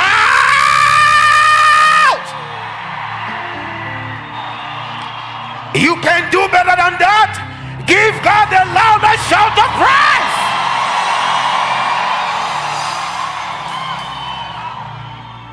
I'm still standing on the existing protocol. I want to thank all our fathers of faith and mothers of faith that are here. Thank you, sirs. Thank you, sir. Thank you so much. Thank you, sir. Hallelujah. Praise the Lord. I just want to give you one word. God is present. Help me preach to someone. Say, God is present in this feast to present a present to someone that is present. If you are present, can I hear your loudest amen? God bless you, God bless you, God bless you, God bless you. In Jesus' mighty name. Thank you so much, man of God. All the way from Nigeria, he flew in to be with us, and we are so grateful. I want us to move to the next segment. The man of God coming after this section is a man of faith, a man of power. And I'll be right back to introduce him. Let's just soak in the presence of God in some worship. And then we get ready for tonight. Somebody say tonight. Something new is happening here tonight. Amen. So please, let's spend the next 20 minutes in some nice, beautiful worship and praise. I hope everybody has their dancing shoes and is ready to worship God. Before I welcome the servant of God, Apostle Kimani. He carries, listen to me. I need to say this. I really need to say this. I was trying to measure whether to say this now. Tomorrow and the day after, we have set up a business forum on the other side in the auditorium. And we did that so that we can be able to have some of these apostles come and speak for just an hour, specifically to businessmen, businesswomen, entrepreneurs, those that are aspiring career people, judges, government workers. So those of you that desire to do that, there are some tables with groups called Julama. You can get your ticket online, because tomorrow we'll be speaking specifically. The first speaker in that meeting tomorrow is Apostle Selman in the auditorium.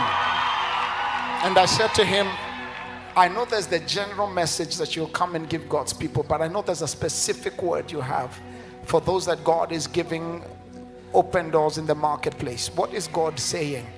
What should they do? And so I want us to gather tomorrow, because my assignment is, I need to be careful with words, because the kind of revelation the men of God are walking in here, I don't want to say I'm an apostle in the marketplace and then you hear tomorrow there's no such thing as an apostle in the marketplace. So let me say, my calling has a lot to do with the marketplace. And so tomorrow I'm going to perform my assignment there also. And so we shall be there. I shall be there. Apostle Selman will be there. Vusi Tembukwayo will be there in the hall. I'll have some 3 kingdom women that will be there with us on Friday. One is Angela Masese, the chief Esther Masese, the chief M-Pesa right now. I have Sylvia Mulinga, the CEO of MTN Uganda. I have Ms. Murugi, the director of financial services at Kenya Commercial Bank. Some of you struggle to access some of the people I'm bringing. So those meetings are for you to come so that you stop going to wait in queues for 16 hours to meet people who will give you 3 minutes. Come there. Let's network. Those of you that are in business, in real estate, in different things, in economics, I want to meet you at that hall tomorrow. It's a paid event. It's a sideline event. While that is going on, there'll be another event going on here. So I look forward to seeing every one of you there tomorrow. But I said that because the man I'll be bringing up is a builder. And he's very humble, but he's a builder. And tomorrow we'll talk to you more about building. God bless you as you worship.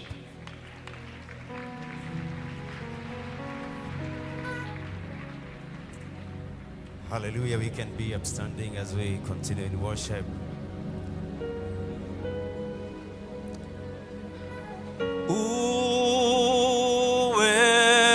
Uweponi mwako kuna amani.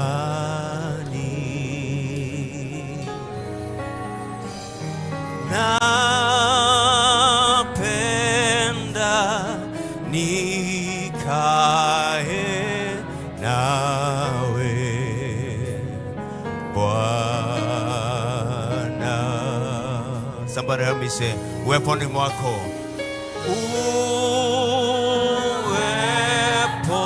Uweponi mwako kuna amani.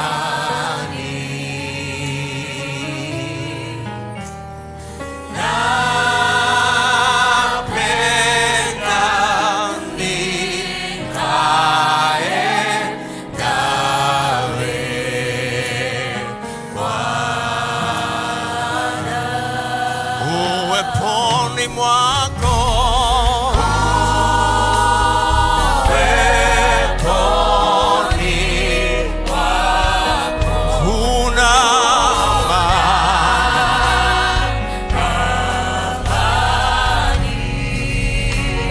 Napenda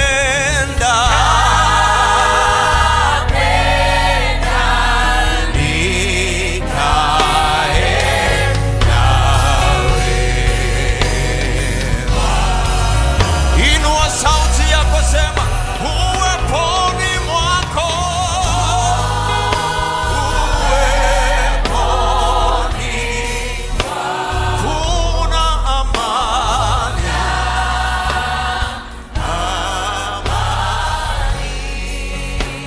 Napenda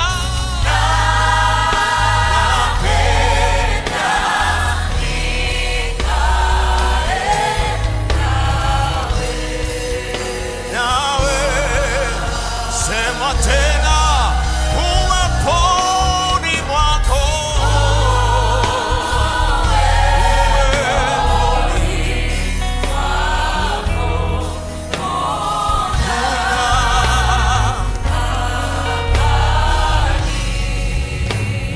Napenda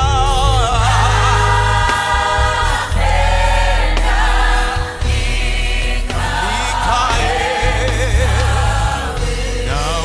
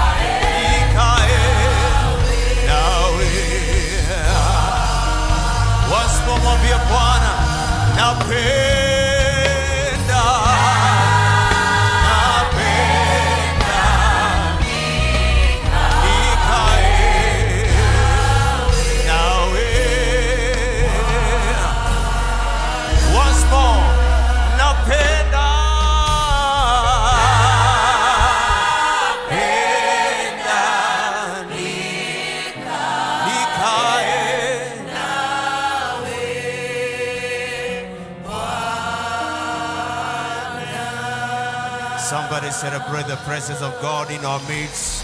Make a joyful noise unto the Lord. Hallelujah. Patia Bwana Yesu shangwe na vigelegele. Sisi vigelegele yako somebody.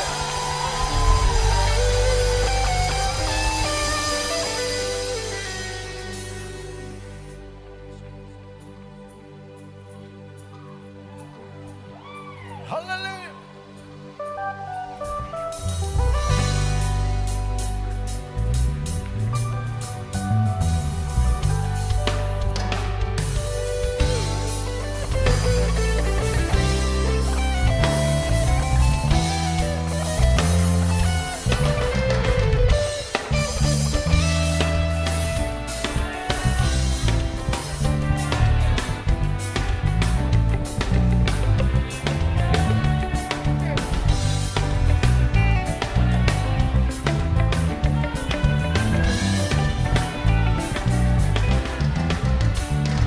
Hakuna Mungu mwingine kama wewe Baba, hakuna Mungu mwingine kama wewe Baba, hakuna ifanya mambo ya ajabu mimi sijawahi kuona Baba, hakuna tawala dunia yote wewe Mungu wa milele Baba, hakuna tena miujiza katikati ya dunia yote Baba, tena umetukuka juu ya mataifa yote Baba, wanadamu wote na malaika pia wanakuabudu wewe Baba, wanadamu wote na malaika pia wanakuabudu wewe Baba, wanainama wanainuka wakisema wewe ni Mungu Baba, sifa zako zimetandaza dunia na mbingu yote Baba, hiyo maana tunasema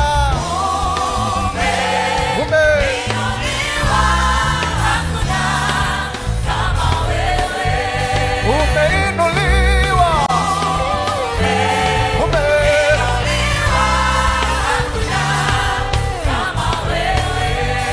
umeinuliwa sana,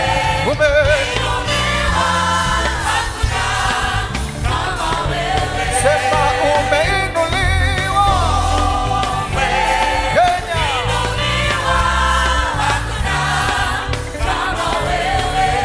Wacha nisikie vigelegele ya wateule.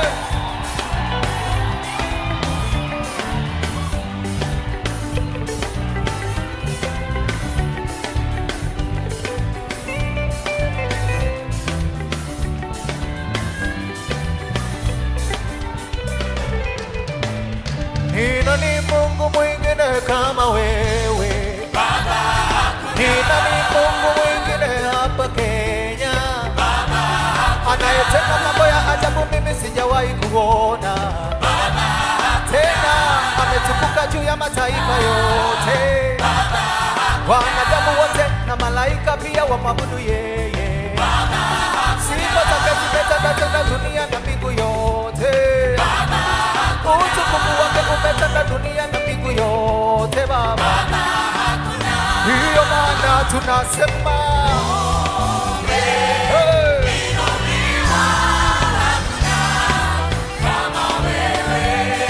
umeinuliwa juu sana,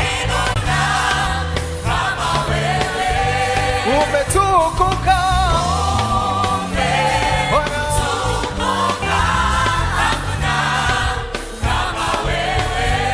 umetukuka,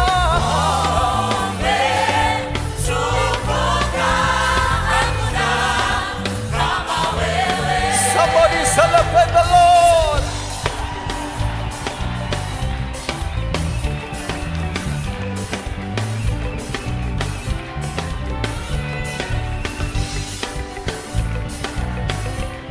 Ongezea Yesu shangwe na vigelegele. Tutapiga kelele hatuachi.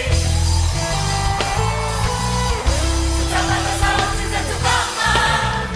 Tutapiga kelele. Tutapiga kelele hatuachi.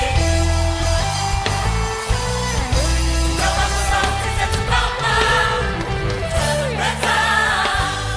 Tunakuinua Bwana, wewe wa ajabu, tunakuinua mana, unastahili, tunakuinua Bwana, wewe wajabu, tunakuinua mana, unastahili sisi.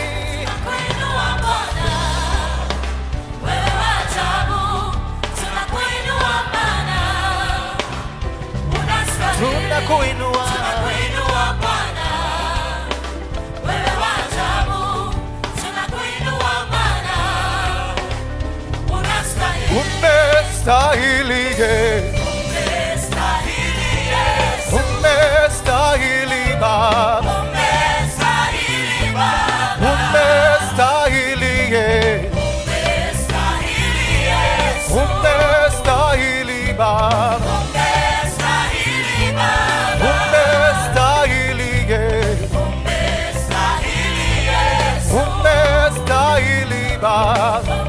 Tutapiga kelele. tutapiga kelele hatuachi. Yeah, yeah, yeah.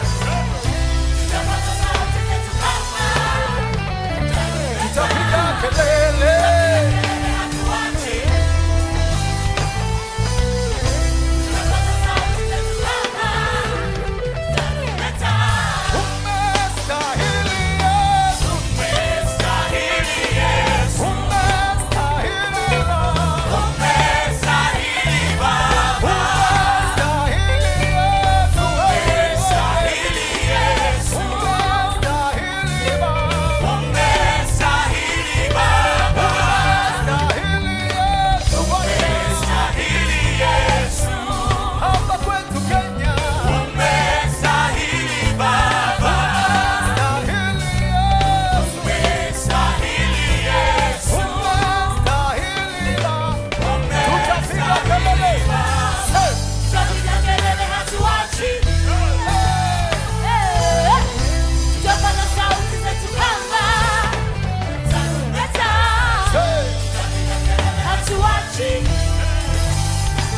Wapi kelele? Tutapaza sauti zetu kama tarumbeta.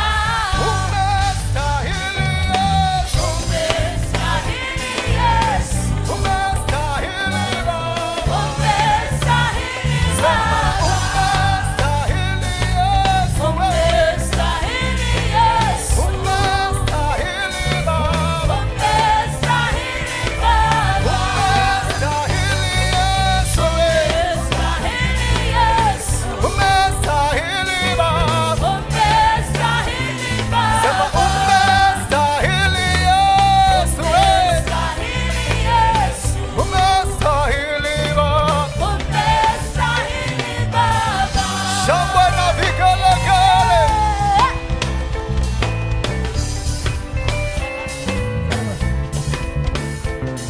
Chezea Yesu kwa furaha samale.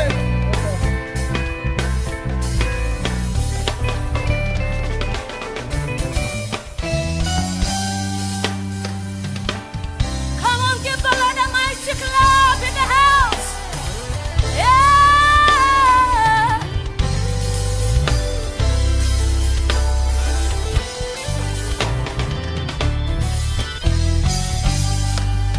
Bwana, nimerudi tena.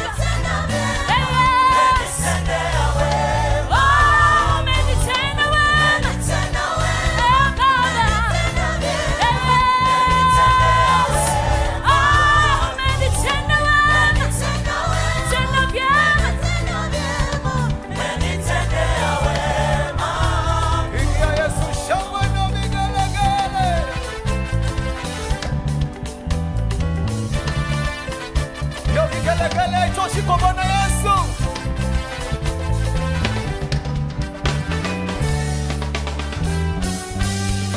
Somebody celebrate.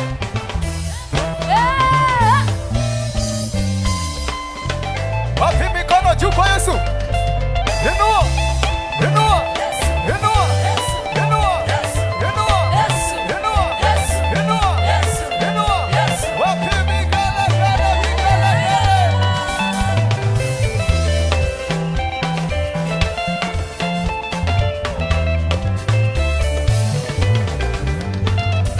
Wamilele, wamilele, Mungu wa baraka ni nani sema? Wa milele, wa milele, Mungu wa baraka ni nani? Wa milele, wa milele, Mungu wa baraka ni nani sema? Wa milele, wa milele, Mungu wa baraka ni nani sema? Say.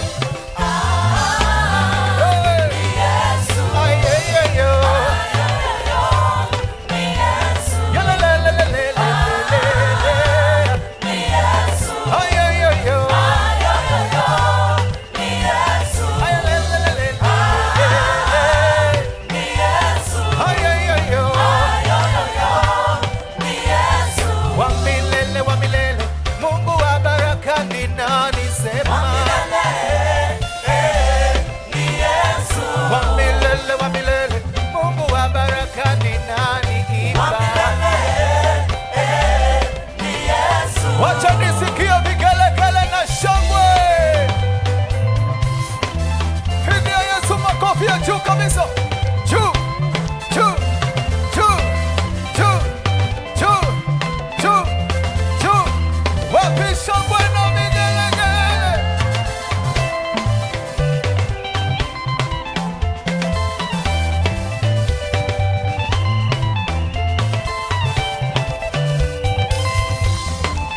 Hata milele Yesu ni Bwana, hata milele Yesu ni, hata milele, hata milele Yesu ni Bwana, Kenya, hata milele Yesu ni Bwana, hata milele, hata milele sema Yesu ni Bwana, hata milele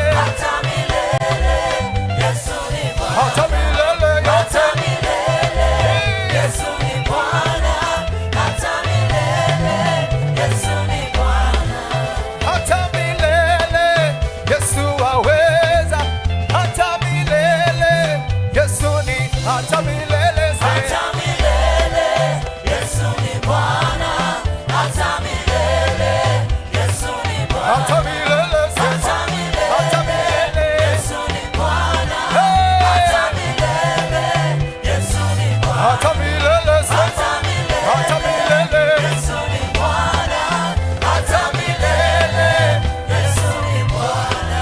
Celebrate.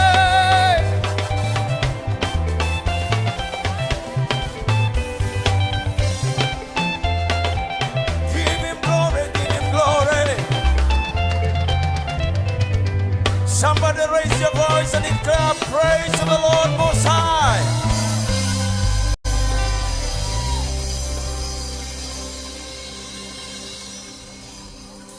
He is God and he'll never change. And at the center of it all, it's you there I see. It's you there I see.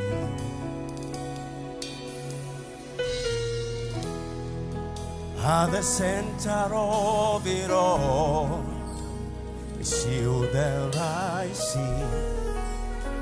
It's you there I see.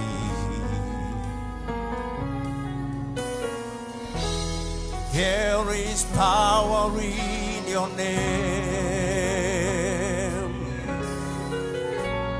Miracles happen in your name. As we lead a voice in praise, it's you there I see. It's you there I see.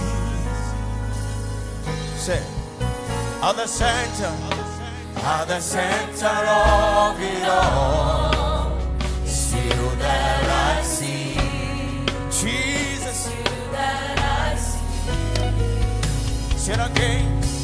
At the center of it all, Jesus. Still that I see. Still that I see.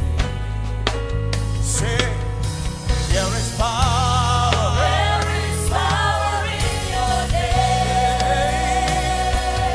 Miracles happen in your name. Miracles happen in your name. As we lead a voice in praise, it's still that I see. Still that I see.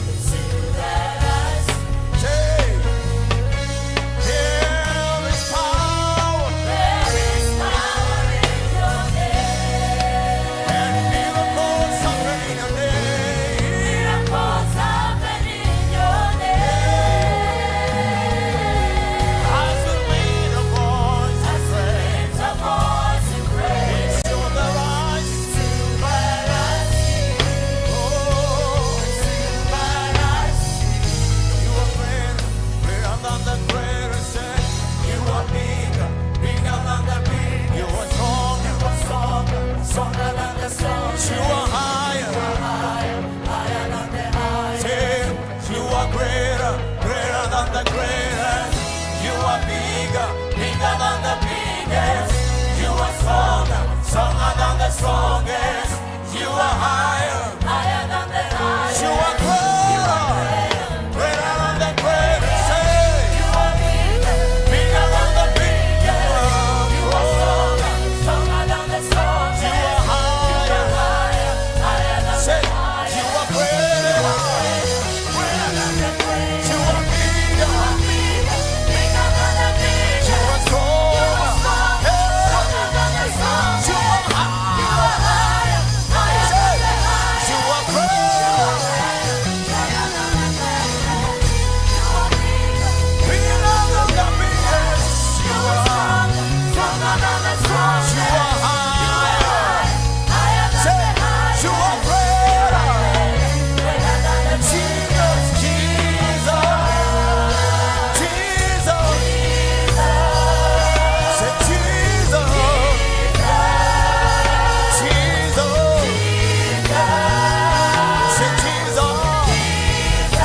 You are greater, Jesus,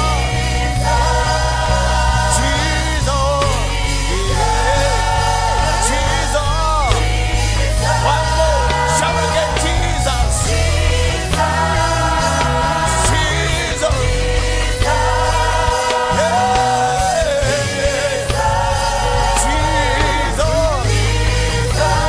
Say it again, Jesus. Call upon the name of Lord. Call on the Jesus. Call upon the name. Angels bow before your throne. Miracles happen in your name. What a mighty God you. Hey, angels bow before your throne. Miracles happen in your name. What a mighty God you are. Angels bow before your throne. Say, angels bow before your throne. Miracles happen in your name. What a mighty God. What a mighty God you are. Once more. Angels bow before your throne. Angels bow before your throne. Miracles happen in your name. What a mighty God. What a mighty God you are. We lift you high. Lift you high. Yeah. We lift you high. Lift you high. Say, we lift you high. Lift you high. Jesus, we lift you high. Lift you high. We lift you high. We lift you high. Amen. Jesus, we lift you high. Thank you. Thank you, Jesus. Thank you, Jesus. Thank you, Jesus. Let's thank God for the beautiful praise and worship from the kingdom seekers. Are you ready for the word? Are you ready to receive the servant of God? Please watch this video. Apostle John Kimani William is a servant of God anointed into the apostolic office with divine purpose to proclaim the undiluted gospel truths and power and equip the body of Christ and bring about spiritual transformation in people's lives, cities, and nations. He is the founder and general overseer of Kingdom Seekers Fellowship Church, Best in Kenya. Under Apostle Kimani's leadership, the ministry has an outreach missionary arm called Missions to the Body of Christ International, MBCI. He's also established MBCI Media, consisting of a national television, MBCI TV, and MBCI Radio. The ministry owns the largest prayer center in Kenya, known as Heaven's Gate Prayer International. He is also involved with various charitable projects, including Mercy Missions, building homes for the less fortunate, building level 4 hospitals, prison chapels, orphanages, among others. He is the leader of the National Prayer Committee. Apostle John Kimani Williams' destiny-defining teachings and influence have made him a polarizing figure, with supporters praising his emphasis on faith, Christian living, teachings on destiny, a prayer warrior, and a great revivalist of our time. He is happily married to Reverend Naomi Kimani and are blessed with their children. Rhema Feast 2023, let us be upstanding and welcome Apostle John Kimani Williams.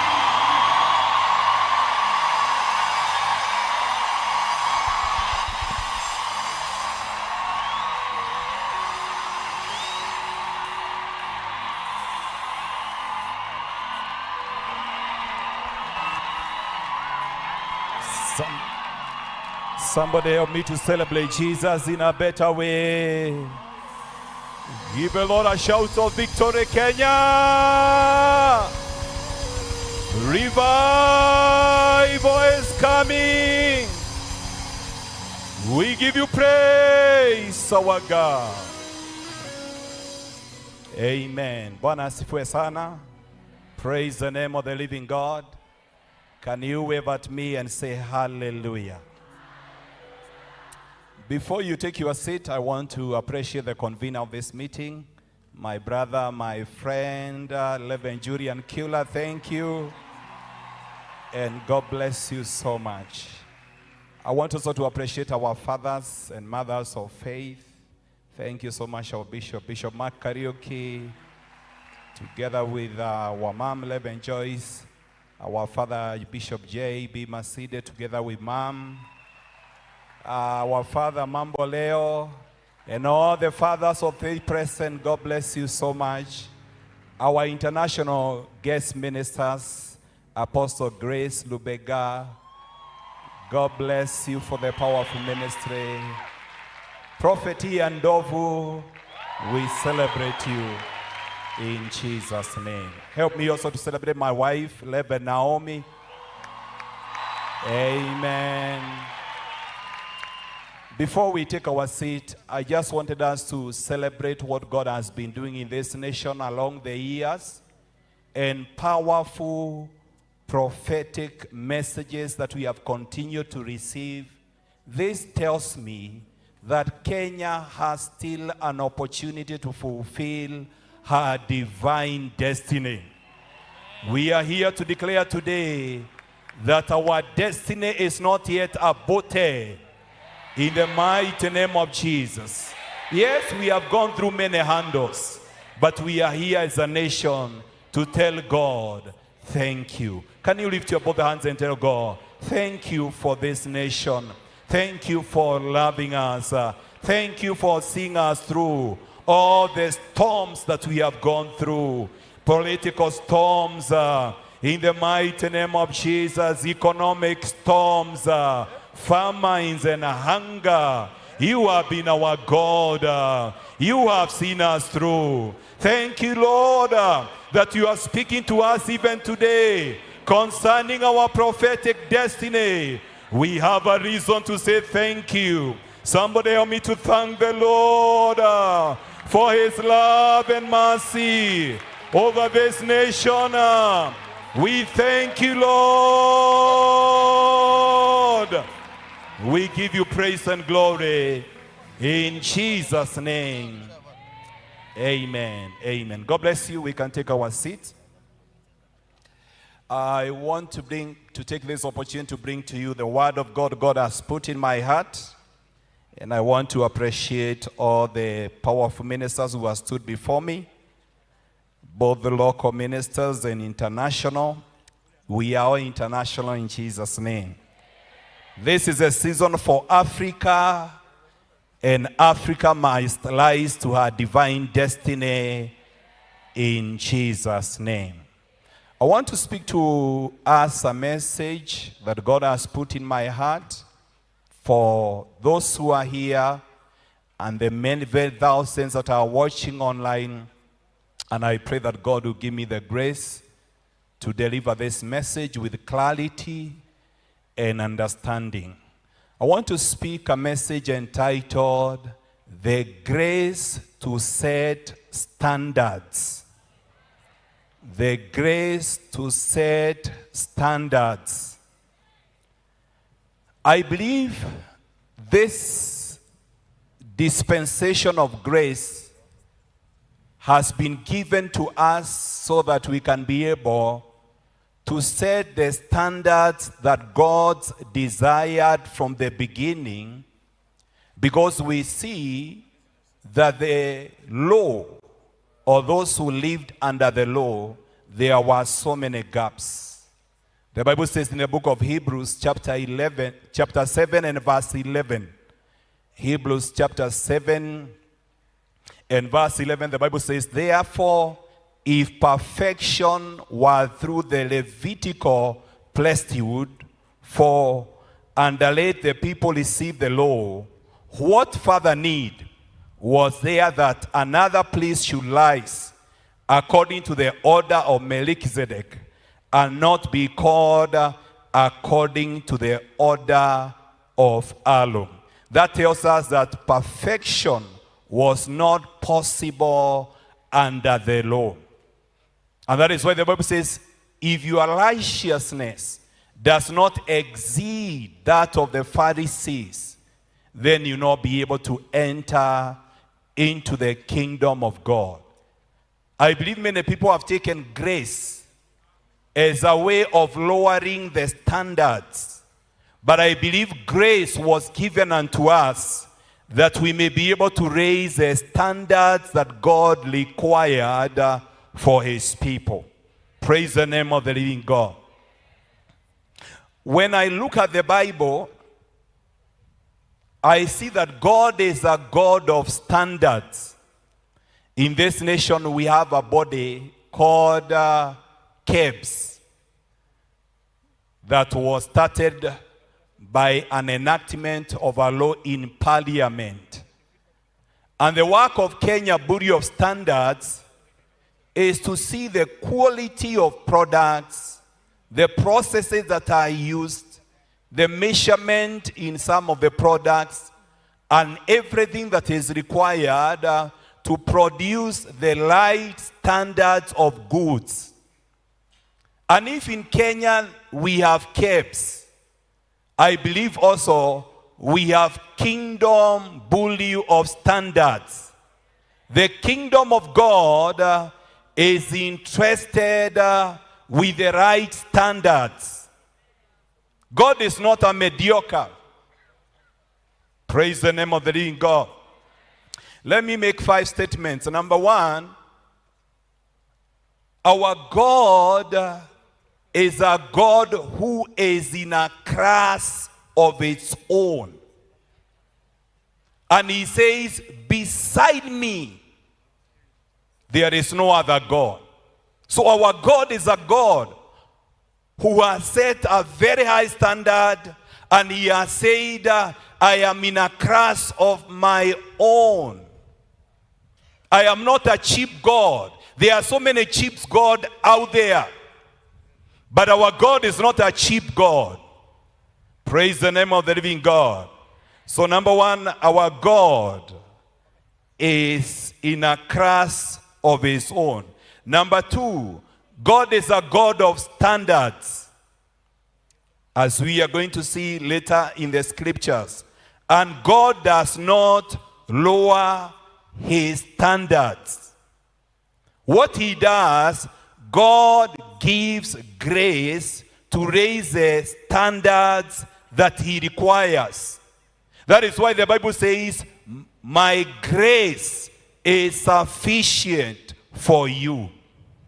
It is the sufficiency of the grace that we receive that help us to raise the required standards. And so to my observation, and as I'm going to bring this message, is that God's standards have been compromised. But we are in a season when God is restoring back the required standards to his people. And I believe in this kind of gathering, God is preparing us. And one of the ways we can get ready is by understanding what are the required standards for me to be used of God. Jesus looked at Jerusalem and he cried, and he said, if you only knew the time of your visitation. May God help us to discern the times and know that this is a season, this is a time of our visitation. But I can tell you, there are standards that God will not compromise. When I read the Bible from Genesis to Revelation, I learn from the scriptures that God is a God of standards. From the book of Genesis, when you look at Genesis chapter 4, from verse 1, when Cain and Abel went before the Lord to sacrifice, the Bible says the sacrifice of Abel was accepted, but the sacrifice of Cain was rejected. That tells you that God has his own standards. He does not accept everything. If he accepted anything and everything, he would have said, Cain, I accept yours. Abel, I accept yours. But he said, no. I am a God of standards. When you go to the book of Exodus, chapter 20 from verse 1, God set the standards to his people. And the Bible says, and God spoke all these words saying, I am the Lord your God, who brought you out of the land of Egypt, out of the house of bondage. You shall have no other gods before me. Those are standards that he is setting for his people. Then number 4, he continued to tell them, you shall not make for yourself a carved image in the likeness of anything that is in heaven above or that is in the earth beneath, that is in the water under the earth. You shall not bow down to them or serve them. For I, the Lord your God, am a jealous God, visiting the iniquity of the fathers upon the children to the third and fourth generations of those who hate me. God is setting the standard of worship, and he said, if you want to worship me, then there should be no other God beside me. And I am a jealous God. Praise the name of the living God. If you jump chapter 21 from verse 10, God set the standard for the priests. He set the standards for the offerings. Exodus 21 verse 20. The Bible says, if he takes another wife, he shall not diminish her food. her clothing and her marriage rights. The Bible continues to say, let's jump verse 16, please, because of time. There's something I want you to see there. He who kidnaps a man and sells him of he found in his heart shall surely be put to death.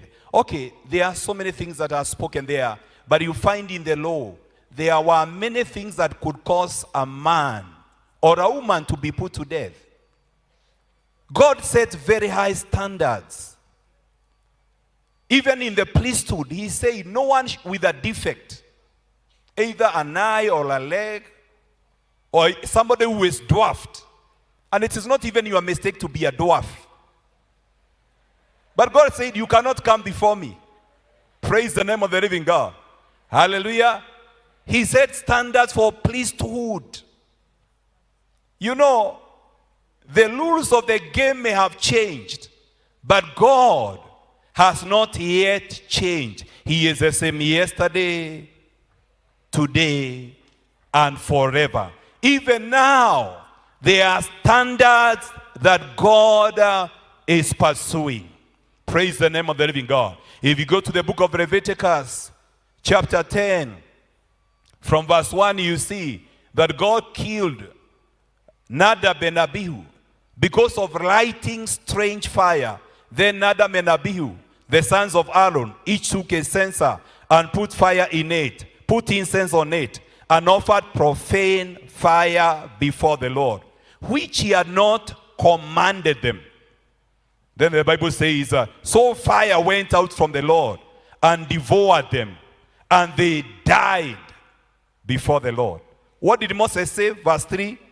And Moses said to Aaron, this is what the Lord spoke, saying, by those who come near me, I must be regarded as holy, and before all the people, I must be glorified. So Aaron held his peace. Though his two sons had died, he had to hold his peace, because Moses told him, this is what God said. He has already set very high standard that you should not use unauthorized fires in the altar. Brethren, I'm here to tell you, our God has not changed. He is still a God of standards. And we have lowered the standards, but grace came to help us to raise the required standards. Praise the name of the living God. We can go on in the book of Numbers and Deuteronomy, but even if you went into the New Testament, you find that from the book of Matthew, in the Garden of Gethsemane, Jesus was crying and telling the Father, Father, can you remove this cup for me?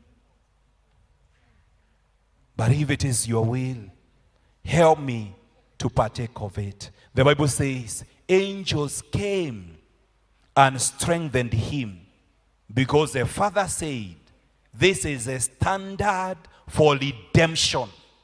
You have to take this cup.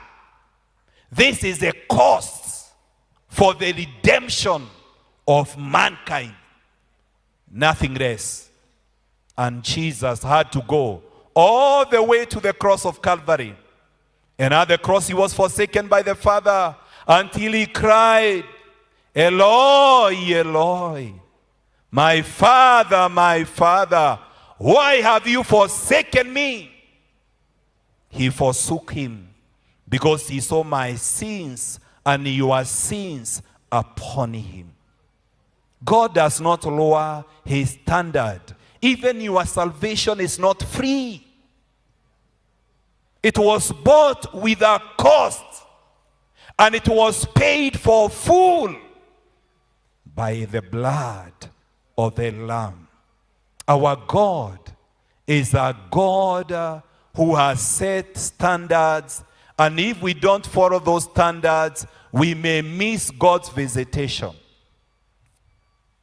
You know, one of the things I tell people, in treatment, when you go to a doctor, The first most important thing for you to do is the light diagnosis. There are so many people who have died because of misdiagnosis. They were treated of sickness that they were not having. But a good diagnosis, a doctor sometimes would tell you that you just need to go and eat well. You don't need a lot of medication because the condition you have requires good nutrition and you'll be up and strong. So the right diagnosis today for the church is what we require so that we can be able to go back. The Bible says the glory of this latter church will be greater than of the former. How are we going to do great and mighty things than the first church? The first church set her standards. You see in the book of Matthew, chapter 16. Or Mark, let's go to Mark 16, verse 17. Jesus had already set the standards for them that are going to believe. And the Bible says, and these signs will accompany those who believe. This was a standard Jesus was trying to give for us who are going to believe in him. The Bible says, in my name, they will drive out demons. These are ordinary believers. But because of their faith in Christ, they are able to drive out demons. They will speak in new tongues. And the Bible says, they will pick up snakes with their hands. And when they drink deadly poison, it will not hurt them at all. They will place their hands on the sick people and they will get well. When we get there, we are ordinary believers.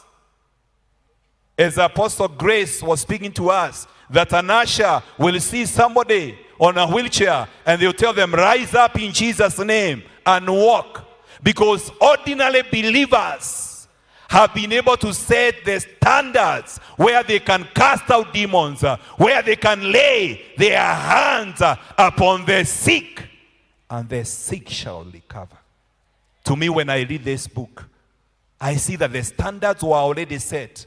But today the standards have been lowered. They have been compromised. Anyone can say, I'm a believer. But when you look at them, there is no fruit. There is nothing to show that truly their faith in Jesus is active faith. For faith without action is dead. Praise the name of the living God. In the book of Luke chapter 24 and verse 49, when Jesus was just about to leave his disciples, he told them, I'm going to send you what my Father has promised, but stay in the city until you have been clothed with power from on high. That means Jesus has spent his 3 years with his disciples, but he is still telling the disciples, as much as you have been with me for the last 3 years, this does not yet even qualify you to go to the mission field. You must wait until you receive power from on high. And this was repeated in the book of Acts, chapter 1 and verse 4. Jesus repeated, and he said, on one occasion while he was eating with them, he gave them this command, do not leave Jerusalem, but wait for the gift my Father promised, which you have heard me speak about. That you don't leave. You must wait. I have equipped you.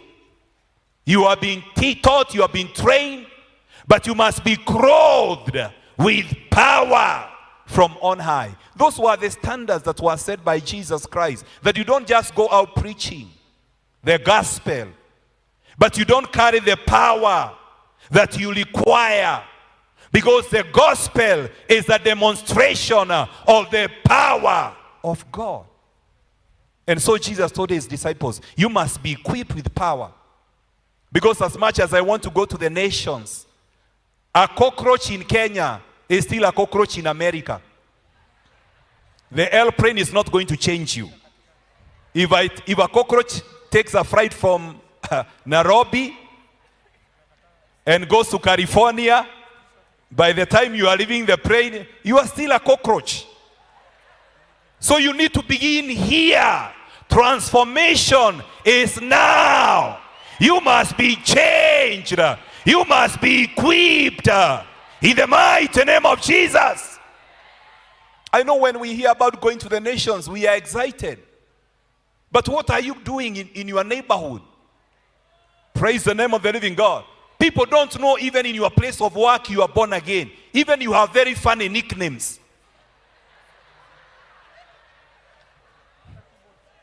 But when Prophet Ian Dovu prophesies, I can see your hands high up there. That we are going to the nations. Let me tell you, there are standards in this kingdom. And we must raise our standards again. Yes. Praise the name of the living God. Work out your salvation with fear and trembling. You must prove that God has called you. Praise the name of the living God. Hallelujah. Making your calling and election sure, and showing the world that it is God who has called me to do what I am doing. Praise the name of the living God. May God restore the standards for the church in the name of Jesus. That is the greatest sickness the church is suffering from today. That the standards, even for ministry, even the devil himself is preaching.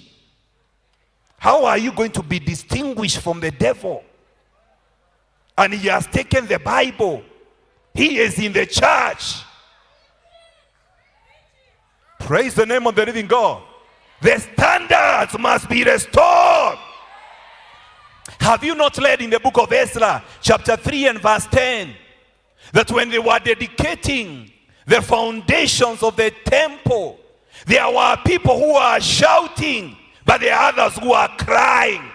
The Bible says when the builders laid the foundation of the temple of the Lord, the priests in their vestments and with trumpets, and the Levi the son of Asaph with cymbals took their places to praise the Lord, and as prescribed by David king of Israel. The Bible says with praise and thanksgiving they sang to the Lord. He is good and his love toward Israel endures forever. And all the people gave a great shout of praise to the Lord, because the foundation of the house of the Lord was laid. Look at this. But many of the older priests and Levites and family heads who had seen the former temple wept around when they saw the foundation of this temple being laid, while many others shouted for joy. Verse 13 says people could not distinguish. No one could distinguish the house of could distinguish the sound of the shout of joy from the sound of weeping, because the people, no one could distinguish the sound of the shouts of joy from the sound of weeping, because the people made so much noise and the sound was heard far away. This was a dedication of the foundation of the temple of the children of Israel came from exile. They did not have as much as resources as Solomon had to build the magnificent temple. And now they had to put something together. But when the older priests came and saw the foundation, you know, foundation speaks about who you are. And many people are lacking in the foundation. The Bible says, those elder priests and Levites, the Bible says they were crying. And they were asking, what is this? Can we compare with what we saw? Can we compare with what was happening in our time? Is there any comparison? But you see, there were other guys here who had never seen anything. And so they were shouting And they were saying, this is okay. It is good for us. Because they did not have a way to measure the standards. They had not seen anything before. Church, we must go back to the Word of God and look at the set standards for the church. Jesus said, I will build my church, and the gates of hell shall not prevail against that church. It is a church that does not run away from witchcraft and sorcery and divination. It is a church that can face any demonic altar and bring it down. It is a church that can stop the work of the devil in a territory and tell the devil, enough is enough. You must get out of this family. You must get out of this village. You must get out of this city. But now, the church is in the neighborhood, but the devil is still at work. You see a church, and you see another signpost for a sorcerer in the neighborhood. Because the sorcerer cannot feel the presence of the church. There are standards. Jesus said in the book of John, there are worshippers that my Father is seeking for. Those who are going to worship the Father in truth and in spirit. Those are standards that my Father is seeking for worshippers. Where are they that worship God in truth and in spirit? Those are standards that Jesus was talking about. That the Father is not just seeking for worshippers, but he is seeking for them that are going to worship him. Because to me, I'm always searching to see, where have we gone wrong? What is the problem with the church today? Why are we so defeated? Why are we so weak? Where are our enemies asking, where is your God? It is because the standards have been set so low that a believer can do whatever they want to do in the weekday, but on Sunday they can come here and lead in worship. The standards are compromised. How do you expect God to move when the standards of consecration have been lowered? Just because we say we are in the dispensation of grace. Grace is supposed to make us better. We are not supposed to be lower than those who are under the law. Our righteousness, praise the name of the living God, is supposed to shine brighter. Because we are enabled. Because grace is God at work within us. Grace is divine enablement. How can I be enabled by God? Jesus living in me. And I still continue to sin. And I say I'm sinning because of grace. This is cheap grace. This is not the grace that God intended. The grace was to bring perfection. Praise the name of the living God. In our walk with God, it teaches us to say no to every form of ungodliness. Praise the name of the living God. Grace restores you to a place of authority, because the scepter of the kingdom is a scepter of righteousness. Hey! How do you carry the authority and demons can see through you that the garment you are wearing is dirty, and you want to rebuke them out? We once went to a conference and people were being delivered, and we had so many people, and because I was overwhelmed, I had to call other ministers to help me. And one of them went to cast out some demons. The demons told them, even you are coming to cast me out. And the person had to go away saying, Shindwe, Shindwe. That means he knew what he had done.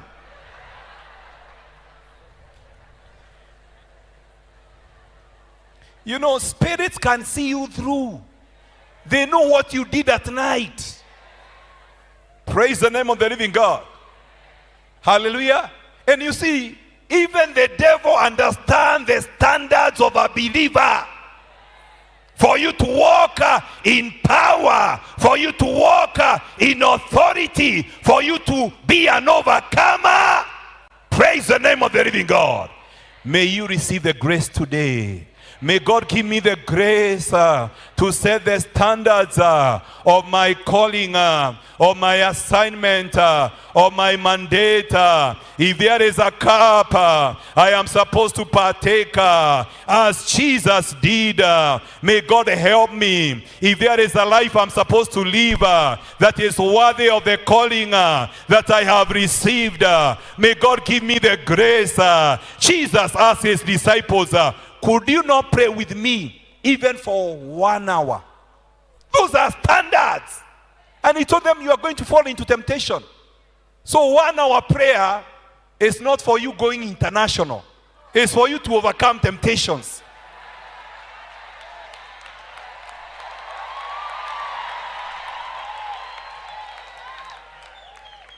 Praise the name of the living God. And now you know why you are failing, because you are praying 30 minutes. That is why you are saying this life is hard. You know to live a holy life. Yeah, because your prayer life has not been set to the right standard. A time came that the disciples had to give themselves to the prayer and the ministry of the word. They said we cannot continue serving tables, seeing what God is doing in our midst. We must take responsibility and set the standards for ourselves as people mandated to declare the oracles of the Most High. The Bible is about standards. You want to preach, but you are dusting your Bible on a Saturday. And you say, oh, the glory of this latter church will be greater than of the former. You are bound to fail. You are going to be a disgrace in our generation. You are going to bring discouragement to believers. Praise the name of the living God. Hallelujah. Because there is a way you need to prepare your life and consecrate your life if you're going to stand and declare the oracles of God, and you see God's signature when you declare the word. The Bible says that Jesus followed the disciples everywhere, and he confirmed the word they preached with signs and wonders following. How do you expect God to come and put a signature on your message, whereas you did not engage him when you are preparing? But when you finish preaching, you want him to confirm. No. Your message will be like a chief speech in a baraza. You finish and sit down. No sign, no miracle. This is a kingdom of standards. The Bible is a book of standards. And God does not lower his standards. He gives grace for you to be able to rise. If you are supposed to pray for 6 hours, you can do it. Paul said, I worked harder than everyone else, but not me, but the grace of God that was upon me. Grace does not make you lazy. Grace enables you to work harder, to be more diligent. Praise the name of the living God.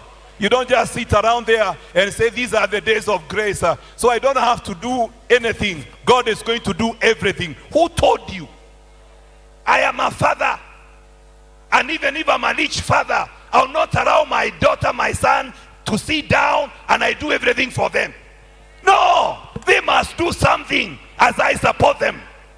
Praise the name of the living God. Hallelujah. And God is a loving Father.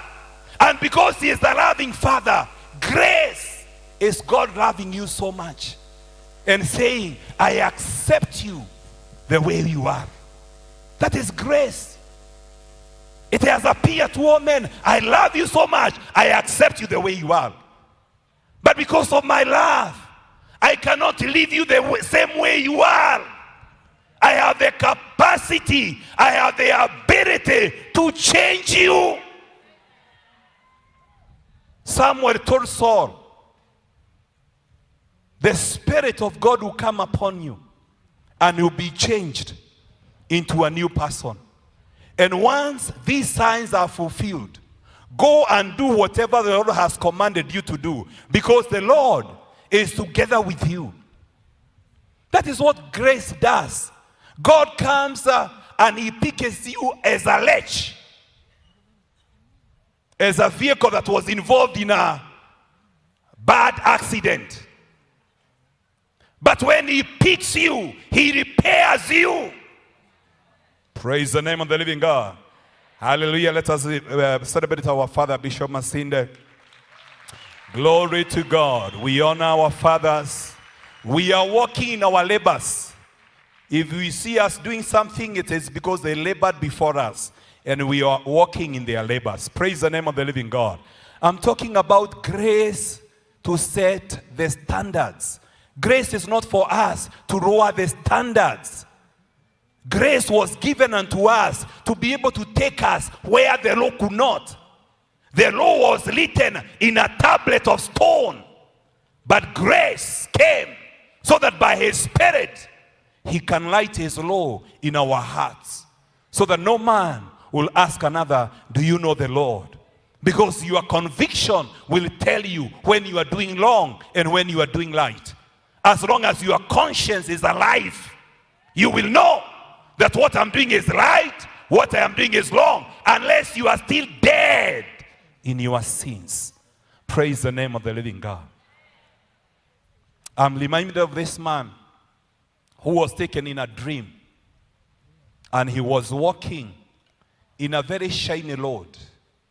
On his left was an angel, and before him he saw someone coming, but the person he saw was almost exactly like him, although he looked more glorious, more successful. And his eyes were fixed on this man.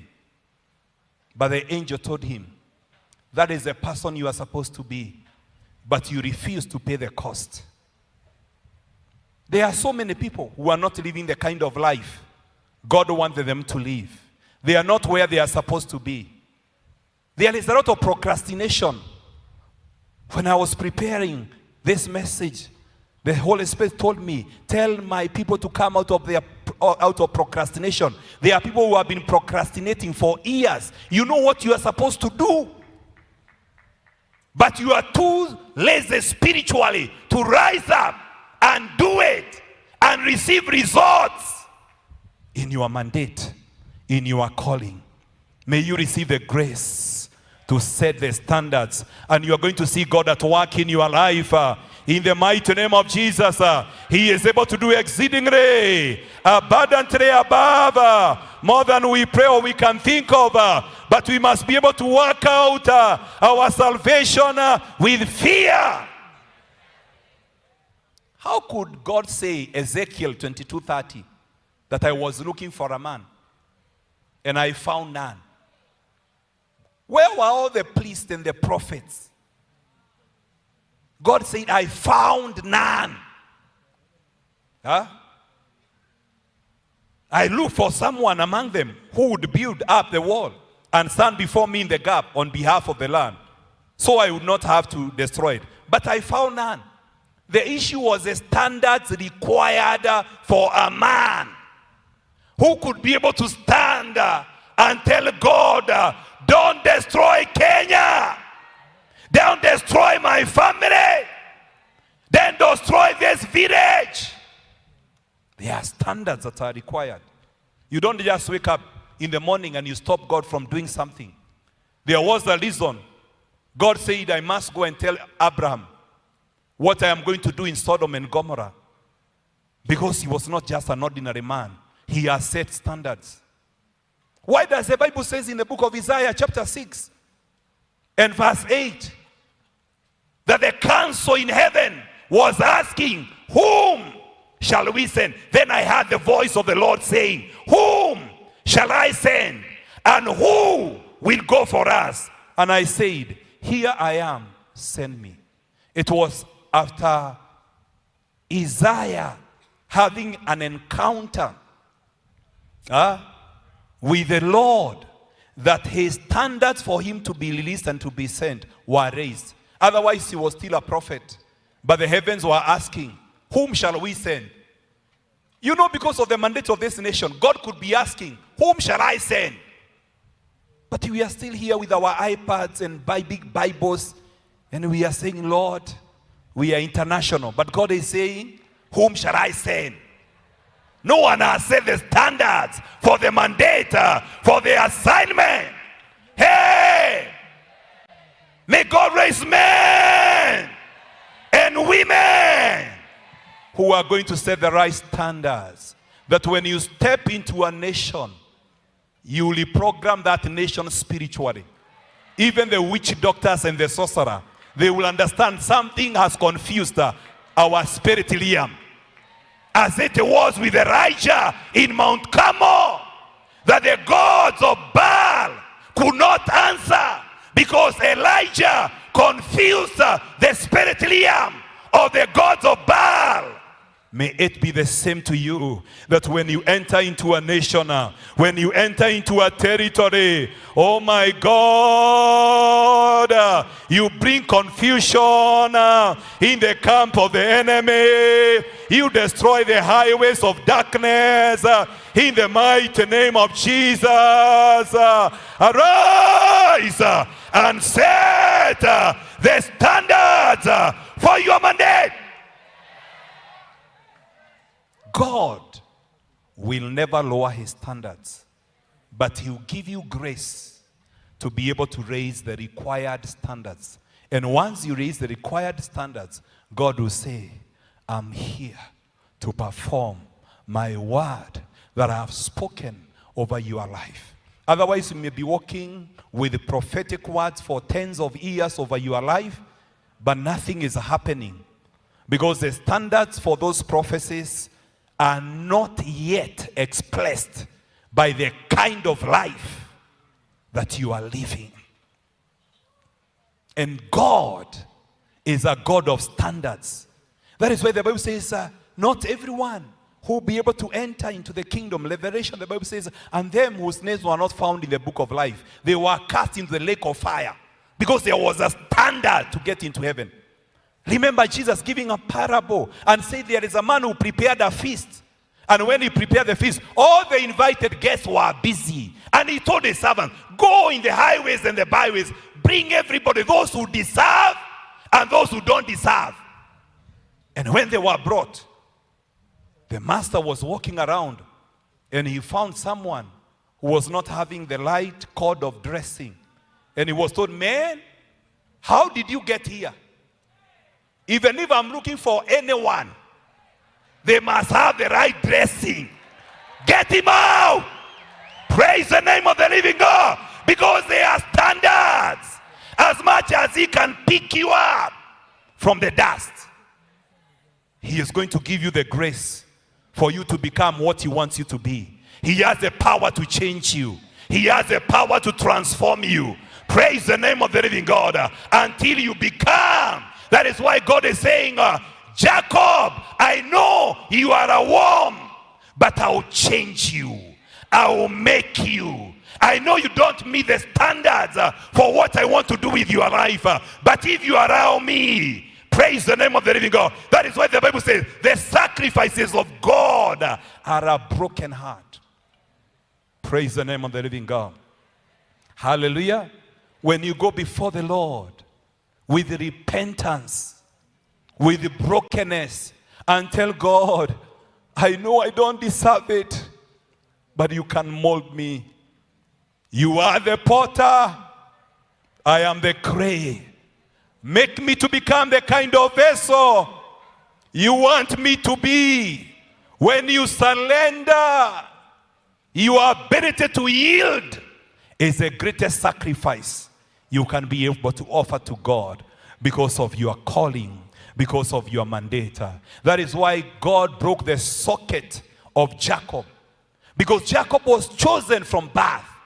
God erected him. So the issue of calling and being erected was a non-issue. But here is a man who is just struggling for blessing. That, oh God, I will not let you go until you bless me. And he's saying, don't you know that you are a deceiver? The blessings are there. Jacob, I loved you.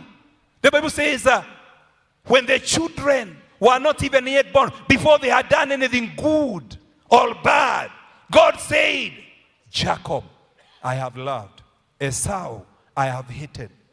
But why are you now coming just to struggle for the blessing?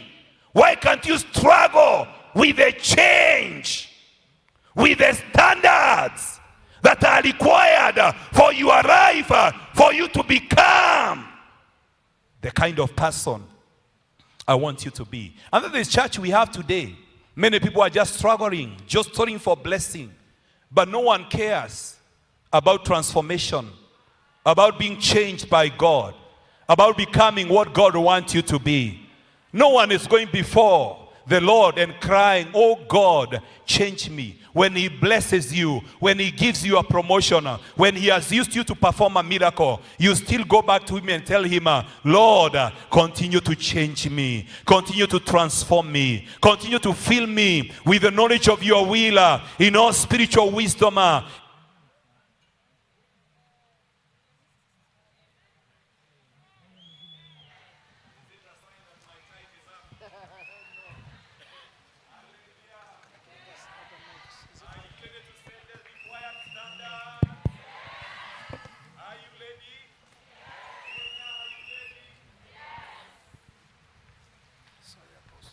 Thank you, Apostle. Yeah, at least now I know I have a few more minutes, but I want to wind up. I will continue tomorrow on how we are supposed to set standards in our life. This is something that God taught me some years back. I was wondering, what criteria does God use to bless people? And then God started teaching me about his standards. And the standards are required from different people because of the way that God wants to use you, because of your level of maturity and many other things. But I want to tell you, brethren, when I read the Bible, I see a book that teaches me all the time about standards that God requires. And so today, I want to pray that God is going to give us the grace to be able to raise our standards. Jesus, in the book of Luke chapter 14 and verse 25, when he saw crowds following him, he looked back.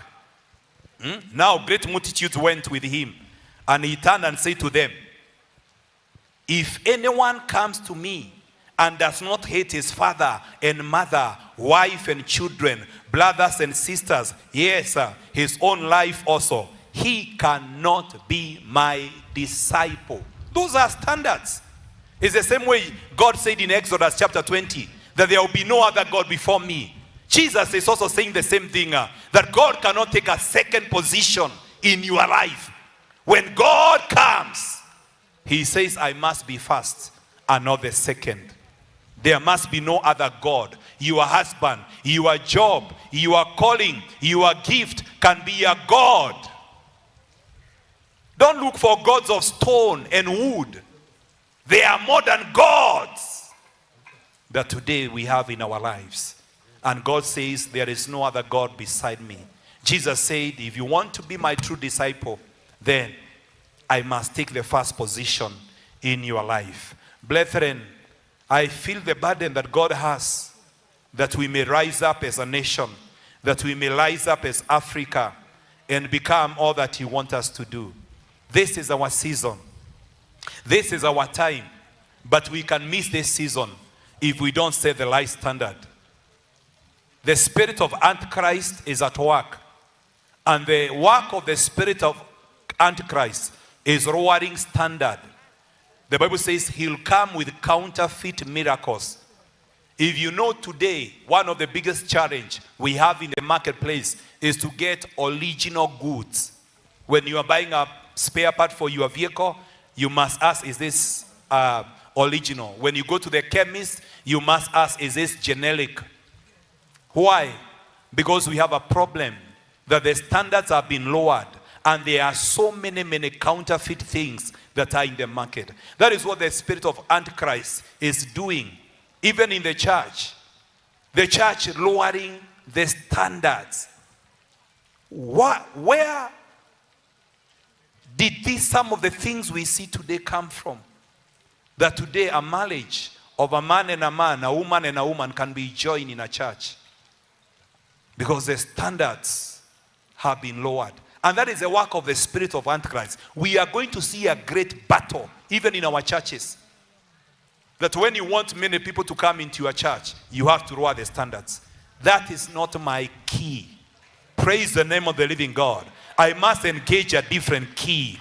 If people are going to follow me, they must have the same DNA. We are making it together to heaven. We are going to walk in holiness and righteousness. Praise the name of the living God. We are not going to lower the standards for people to come into our churches. We cannot allow the spirit of Antichrist to compromise the standards in our churches in the mighty name of Jesus. The bar must be raised.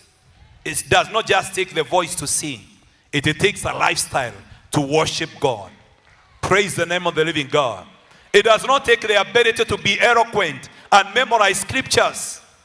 It takes the grace of God upon your life.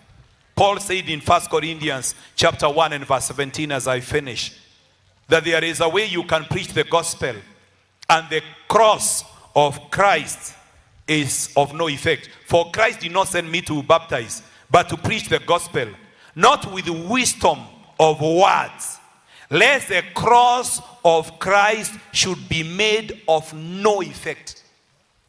Other versions say the cross of Christ is emptied of its power, so that the cross only remains in our churches.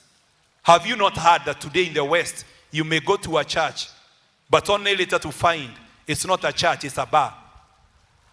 Because the cross is still outside there for mockery. That we have changed your church into a bar, into a brothel. That is how the devil wants to mock the church, making the cross of no effect. When we preach the gospel with words of wisdom and eloquence, but we don't depend on the power of God. I am not a motivational speaker. Praise the name of the living God. I have been called to speak from the throne of grace. Hallelujah. I am not a lecturer. No, I have been called to speak the oracles of the Most High. That is why when I am speaking, you can receive your healing. You can receive your freedom. Jesus said, the words I speak to you, they are life and they are spirit. They are not just words. They carry the supernatural. They change the atmosphere. They reprogram your destiny. In the mighty name of Jesus, the words I speak, they spear the crowd of darkness and bring down the strongholds of the enemy. Oh my God, because I am not a motivational speaker, I am not a lecturer. Praise the name of the living God, so that the cross of Christ will not be emptied of his power. May we go back to our churches and tell God, how did we remove the boundary stone? Because the boundary stones have been removed. Today there are no boundaries in the church. If you read the Bible, there are boundaries. God has set boundaries for priesthood. But although today we are kings, we are priests, do you think there are no boundaries? There are still boundaries. And they are there in the Word of God. That is why God killed in the New Testament Ananias and Sapphira. They died in the New Testament. Because God said, if people want to truly serve me, they must be truthful in what they do in my presence. There must be standards. Even in the New Testament, God is a God of standards. I am speaking to someone who is here, who is watching me, who God is watching, and he is saying, won't you rise up and set the required standard? 2 Timothy chapter 2 and verse 20, the Bible says, in a large house, there are not only vessels of silver and gold, there are also other vessels of wood and clay. But the Bible says, he who cleanses in a large house, there are articles not only of gold and silver, but also of wood and clay. Some are for special purposes and some for common use. But the Bible says, those who cleanse themselves from the latter will be instruments for special purpose, made holy, useful to the master, and prepared to do any good work. May you set the standard to become a vessel of honor that God can use in this nation. Every time God wants to do something in a territory, it is also determined by the vessels that are available, by the vessels that are prepared, by the vessels that are consecrated. We can miss a move of God because there are no available vessels to carry what God is releasing in a territory. We are here to declare that God will find a man. He will find a man in this city. He will find a man in this nation. He will find a man and a woman in Africa. We are not going to miss our visitation. In the mighty name of Jesus. Somebody will be willing to pay the cost and say, here I am, Lord. Send me. I am ready to set the right standards in my life. I am coming out of procrastination. I know the things you have told me to do. I know the things you have convicted me. The separation you want, the consecration you want, the kind of prayer life that you desire from me. I connect with grace to set my standards in the mighty name of Jesus. The time to walk the talk has come in the mighty name of Jesus. We must walk the talk. Kenya, we cannot continue saying that we are a springboard of revival, but our standards are still very low in the mighty name of Jesus. Where are our worshippers who worship the God of heaven in truth and in spirit? Where are the ministers of the gospel who are consecrated to the ministry of the word and prayer? They are spending time before the God of heaven and telling God, change me, Lord. Make me to become the kind of vessel that you want me to be. Some of you, God has called you to be prophets in the mighty name of Jesus.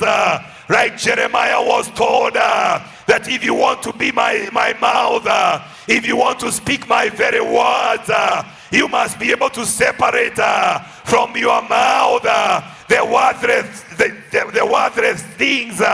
You cannot go around talking and gossiping and you expect that I'm going to use your mouth to declare what I want to speak to this generation. Somebody must set the standards in the mighty name of Jesus. Jesus wanted the cup to be removed, but God said, I can only give you grace because you must partake the cup according to your mandate, according to your assignment. This suffering was a portion for you that you may become. It is a portion that is going to wire you and to change you to become the kind of vessel that I want you to be. Receive the grace today. In the mighty name of Jesus, I release somebody into their mandate by helping them to raise the required standards. In the mighty name of Jesus, we must bring back the boundary stones in our churches. In the mighty name of Jesus, Reka bahanda raba, meka hata baganda ba, Rekabaganda. Someone, God has been speaking to you for years, and you know what you have been called to do. But don't compare yourself with other people. It is you that God has called. Set your standard. God wants you to become a vessel of honor in the mighty name of Jesus. Shatabaganda. Because everyone who carry his own load, you have your own burden, you have your own assignment. Hey, Nairobi, God is asking, whom shall I send? Kenya, God is asking, whom shall I send? Can somebody respond and tell God, whatever can hinder me to miss my mandate, my assignment, purge it, Rekamaganda, purge me, O Lord, Rekabahandaba, Rekabahandariba, Rekabahandaraba, Rekabaganda. Why should our enemies ask, where is your God? Shatamaganda, Rekabaganda Rima, Rekabaganda Rima, Rekabaganda Rima. Don't we worship the same God? Shatamaganda, Rekamagandama, Rekamaganda with Peter, Rekamaganda with Paul. Receive the grace today to set your standards. Receive the grace. The grace is God at work in your life. The grace is God enabling you to do what you're not able to do alone. To live the kind of life that you cannot be able to live in the flesh alone. Grace is God giving you the power, Shatabaganda, to spend time in your prayer closet. Grace is God giving you the ability to fast in a way that you cannot be able to do it alone. Rekamaganda. Grace is God giving you the ability to offer sacrifices that are acceptable to God through Jesus Christ. Rekamaganda. That is the grace of God. Rekamaganda. Grace, Shatama, to set your standards. Receive it in the mighty name of Jesus. Oh, somebody is going to rise from this conference. Shatamaganda. May God find a people, Shatamaganda, that he can use. Shatamaganda, vessels of honor. Rekabaganda bahanda.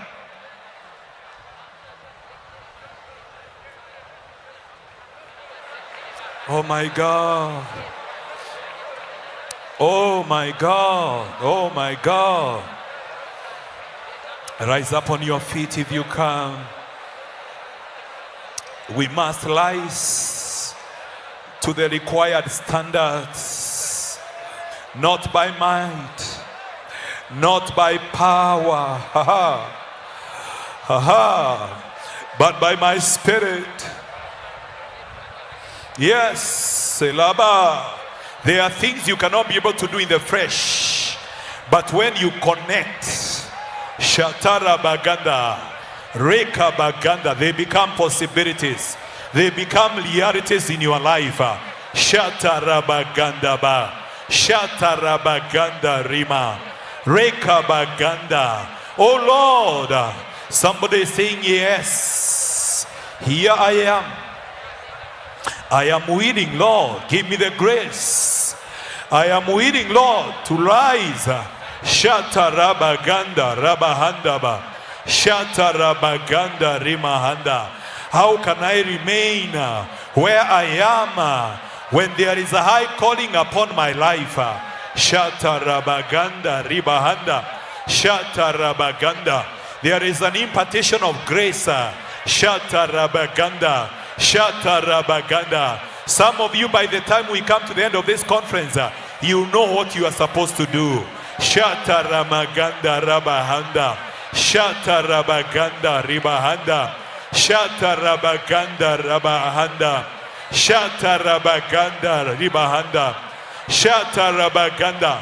Some of you in your dreams, God has already shown you what he wants to do with your life. Oh, he has confirmed what he wants to do with your life. Now rise up and set the right standard for that mandate, for that assignment. Shatara Magada. Shake off the old nature in the mighty name of Jesus and put on Reka Maganda, the new nature. Reka Baganda Rima. Reka Baganda Rima Handa. Reka Baganda. The Bible says we have been given great and precious promises that we may share in the divine nature. We can share in the nature of God. The Bible says, be ye holy because I am holy. We can share because of the promises we have. Shatarabaganda. And the enablement that comes from the Spirit of God. Receive an impartation of that grace now. Now, I see the rising of a mighty army, of a people of power, of nation changers, of mega churches, Rekabaganda, of financiers, of revival, Shatabaganda, graces in the marketplace, Rekamaganda, in every mountain, Rekabaganda, of influence. An army is rising, an army is rising. Yes, Lord. Yes, Lord. Yes, Lord. Yes, Lord. Thank you, Holy Spirit. Thank you, Holy Spirit. The wind of the Holy Spirit is blowing, even in this atmosphere. If you are sensitive, connect with the wind of the Holy Spirit. Shatarabagandaba. Rekabaganda rabashandaba. Rekabaganda rabashanda rabina. Rekabaganda rabashandaba. Rekabaganda rabashandaba. Have your way, my Father. Help us to rise. Help us to rise. Shatarabaganda riba. Rekabaganda. We have no excuse. Shatarabaganda. Rekabaganda rabashanda.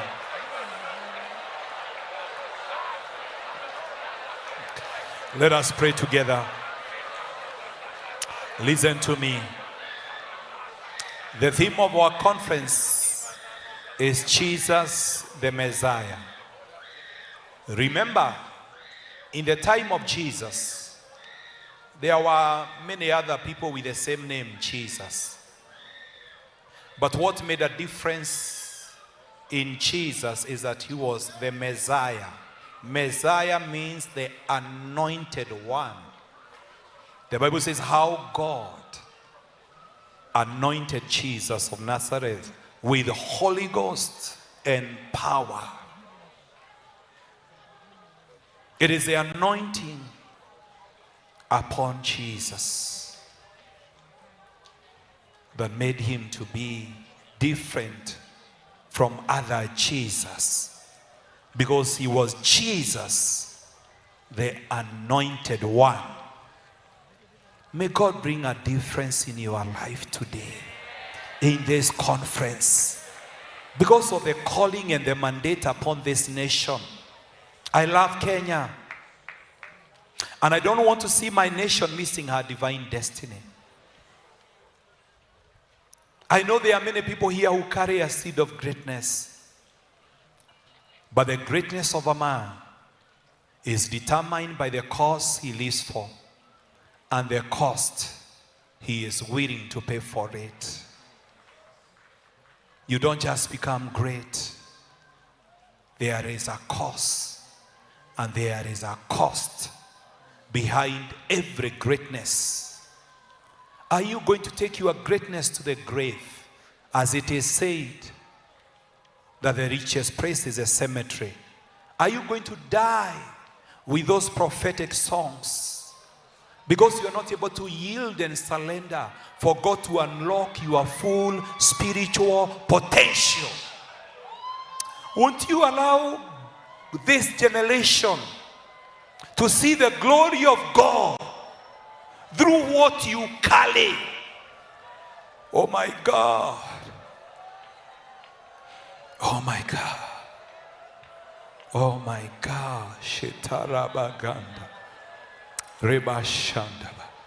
I want to pray a prayer that God will help someone to raise the standards in their life so that they can be able to agree with God for God to fulfill that which He has promised for their lives. And not only for their lives, but for this nation and for our generation. We are to blame if this generation will not see the glory of God just because we lowered the standards too low. That there is no difference today between the believer and unbeliever, between the light and the darkness. We must restore the standards that are in the Word of God. The Bible says if someone calls himself a believer and he is living an immoral life, don't even eat with him, so that you not feel comfortable to continue with that kind of life. Let them be embarrassed so that they can change their way of life. Today we eat with them, we drink with them, and we don't care the kind of life they live. Jesus is still asking, whom shall I send? Some of you are deliverers in your family. If you don't rise in that family, the light of God will never shine in that family. But if you set the standards, oh my God, God is going to use you like a Gideon. You bring down the altars of Baal and you release a greatness in your life and in your family. You must set the standards. I bring down the spirits of religion. Oh my God, the forces of darkness that has caused us to sit down and just watch things happening, and we cannot rise up to the occasion and tell God, I'm ready to work out my salvation, that your light may shine through me and this family may see the light of God. Thank you, Father. Is there somebody today who is saying, Lord, I want to raise my standards to your standards? God has been speaking to my personal life of the kind of standards He requires, and I am asking for grace. You could be there. You can join me. You don't have to come in front because we are many. But we can tell God, if you give us the grace and you say the grace is sufficient, I'm not going to depend on the arm of the flesh because the arm of the flesh is too weak. But I look up to the mountains from whence my helps come from. My help will come from the Lord. It is only you who can uphold me with your righteous right hand and help me to become all that you want me to be. In the mighty name of Jesus, nations are waiting for you. Oh, don't allow blind people to die with their blindness. Don't allow those with cancer to die with their cancer. They are waiting for you. Already God has shown you that He is calling you to be a healer. He is calling you to declare His oracles to the nations. Have you not seen yourself in stadiums with white people all around waiting for you to speak the oracles of God? Receive an impartation of grace to raise the standards for your mandate, for your calling. In the name of Jesus, rise up from procrastination. In the name of Jesus, and declare this is the hour, this is the season. I receive the grace I need even now. Receive an impartation of the grace. Yes, it is coming upon you like a fire. In the mighty name of Jesus. In your bones. In the mighty name of Jesus. Shatabaganda. Be soaked in the presence of God. Let the Spirit of God come upon you and change you. Change your prayer life. Change your lifestyle. Release a praying anointing in the mighty name of Jesus. Release a grace to live a holy life. Release a grace for the word, to lead the word of God in the mighty name of Jesus, with understanding in the mighty name of Jesus. Shatabaganda. Come from the ankle deeper into the knee deeper to the waist, that you may swim Shatamaganda into the liver in the name of Jesus. Surrender. Come out of ordinary Christianity. Refuse to be an ordinary believer. Refuse to be an ordinary minister of the gospel. When the heaven is asking, whom shall we send? Refuse to be clay or wood. Declare, I'll be a vessel of honor in my generation. In the name of Jesus.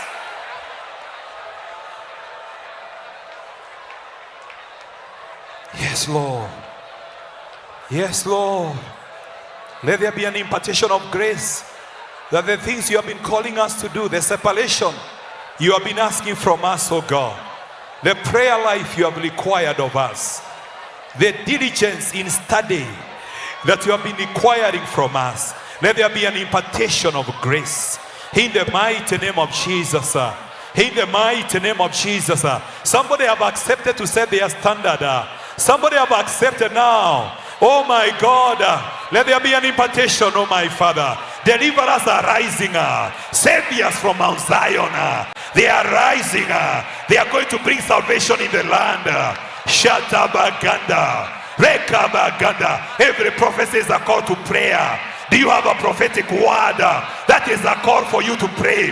That is a call for battle. Paul told Timothy, the prophecies made concerning you is so that by them you may be able to wage the good warfare. Daniel, when he understood the 70 years are over, he started praying and fasting. Nehemiah, when he received the burden to rebuild the wall, he spent time in prayer and fasting until he received the grace for the mandate. Receive.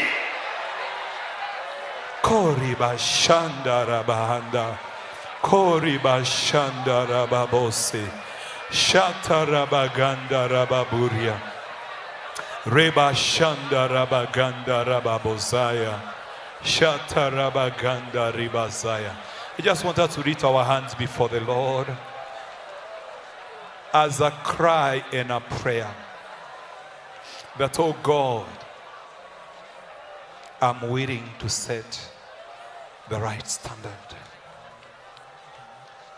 I'm willing. I'm willing, Lord. And I feel in my spirit, I don't want to embarrass anyone, but you are here and you're a minister of the gospel. And you know there are things that God has been speaking to you to set the right standard. And you are saying, Lord, this is my word. Don't be ashamed. Just come in front here and tell God, I'm willing to set the right standards in the name of Jesus. Just walk in front as a way of telling God, yes, I am willing to set the right standard. Yes.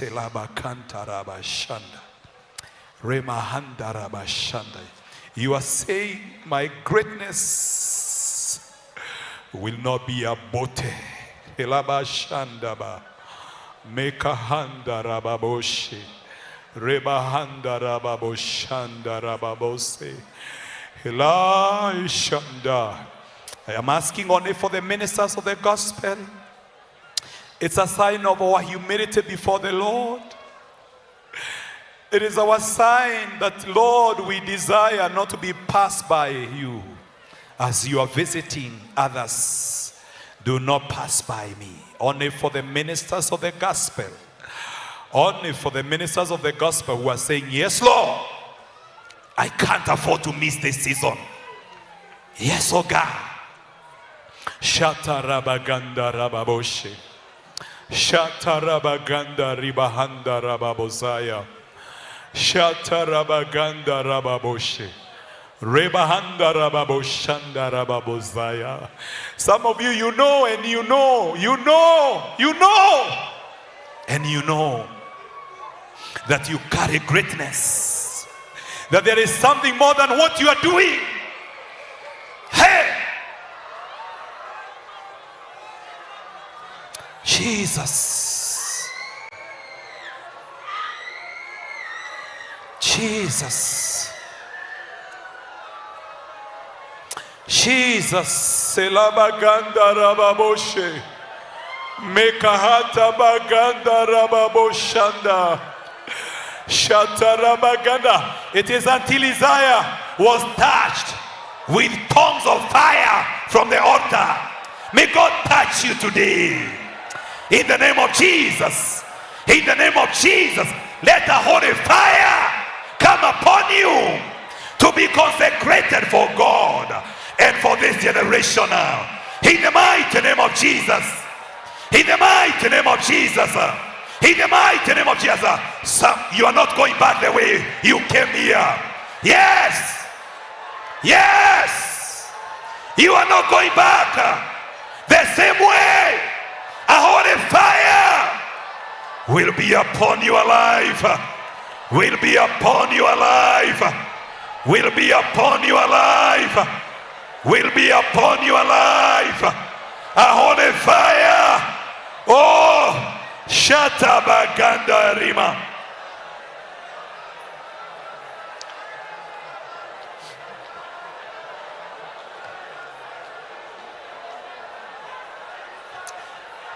I don't have a lot of time. Listen to me. Let me pray. Listen to me. With humility, I want to give you this short testimony, a personal testimony. I was in Nakuru. I was struggling with ministry with less than 10 members. I was trying to do advertisement. And God told me, as much as I sent you to this city, you don't bring people just by advertisement.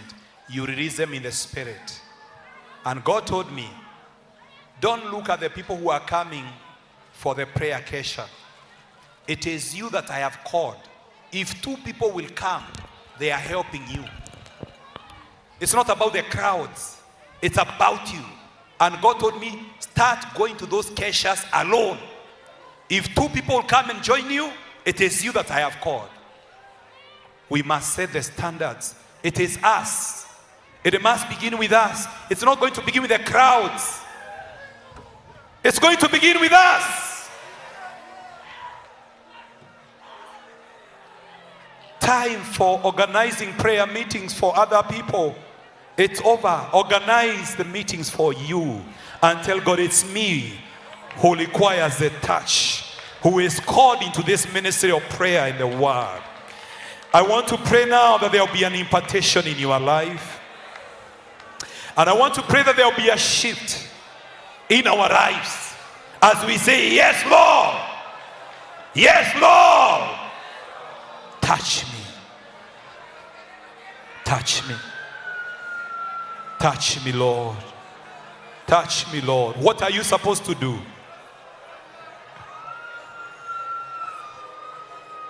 Some financiers are here and you're always watching what others are giving. But God has called you into another level of sacrifice and commitment. But you are just comparing yourself with other people. You'll never become what God has called you if you're always comparing yourself with other people. You must rise up and set the standards for your calling, for your mandate, in the name of Jesus. Can we all pray together as we ministers who stand here agree? I want you to pray this prayer after me and say, Lord Jesus, I come before you. I receive your word with humility. That you are a God of standards. I know I cannot reach your standards by the arm of the flesh. Only by your spirit and by your grace. Holy Spirit, coordinate all the graces that I require to set the standards for my assignment, for my mandate. Holy Spirit, coordinate those graces to come upon me today and now.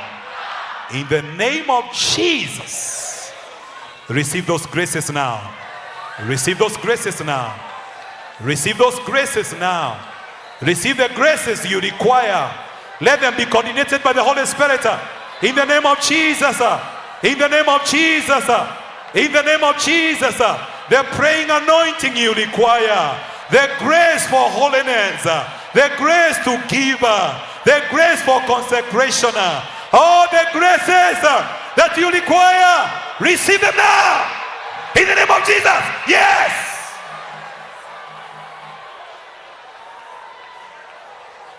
Yes, Lord.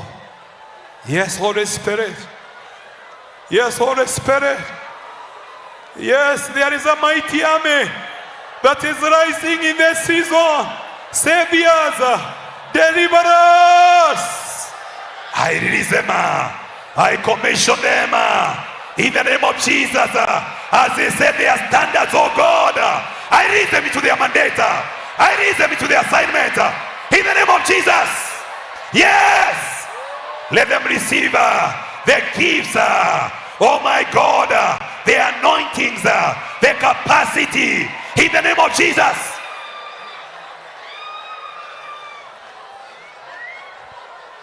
Koriba Shanda Rababosa. Koriba Shanda Bababose Tereberia.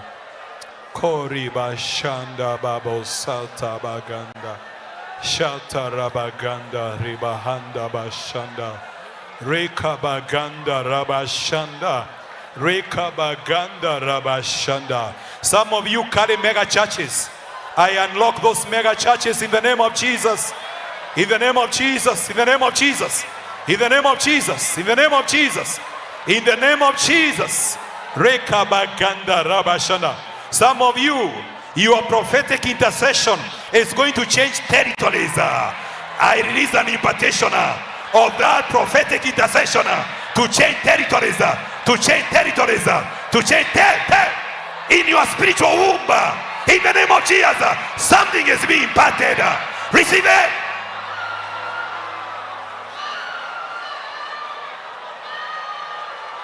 Oh my God. Oh my God. Oh my God. Kelabaganda Bashan. Kelabaganda Rabashanda. Father, forgive us for lowering your standards and help us from today that we may set the right standards for the church in our generation. We worship you and we praise you in Jesus' name. Amen. Amen. Amen. God bless you. You can take your seats. Thank you, Lord. Thank you, Lord. I'll let the worshipers take over as we transition to the next session. Just be soaked in the presence of God. Those who are watching online, I pray that God will give you the grace to set the standards that God requires for your mandate, for your assignment. It's not enough to talk. We must walk the talk. May God help us in the name of Jesus. Thank you, Lord.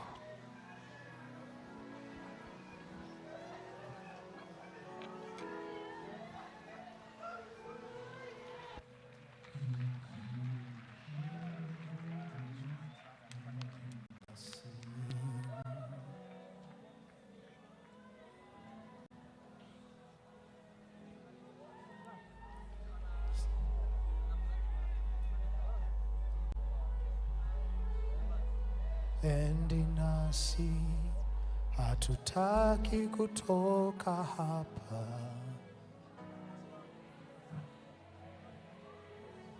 Enda nasi, tutavuka.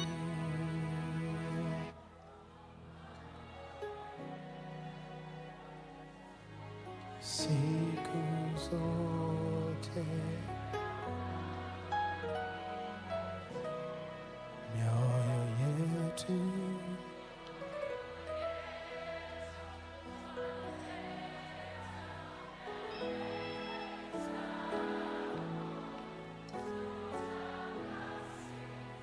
na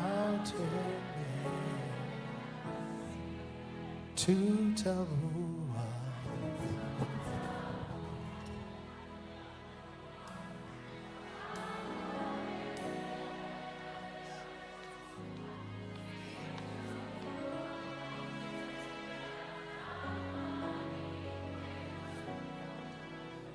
Mioyo yetu, mioyo yetu. Come on, sing.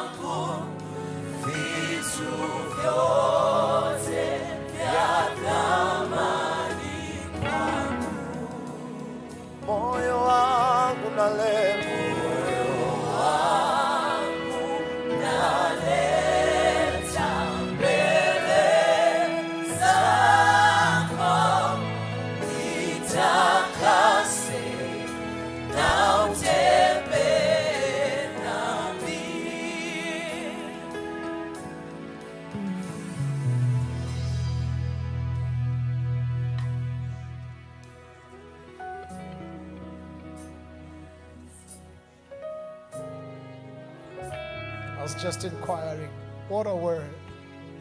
Can we give God praise all over this place? There are standards. We're going to take time to worship and time to give now. And as we give, I want to just recognize the presence of a Father we love and honor in this land, in our very own Bishop Mark Karaoke and Mama Joyce. Bishop, we love you, we honor you. We hope you'll be here tomorrow, or as the Lord will. I didn't mean to trump you like that. I'm so sorry, Daddy, forgive me. But if you are, would be honored to have you on Friday, if you can, Daddy. What an honor. Thank you, Apostle. Thank you for that word, Apostle Kemani. If you honor the grace of God that He has given us in His apostle, Please, our guests, allow me to say this in Hebrew. Enyewe Kenya tuko na watu.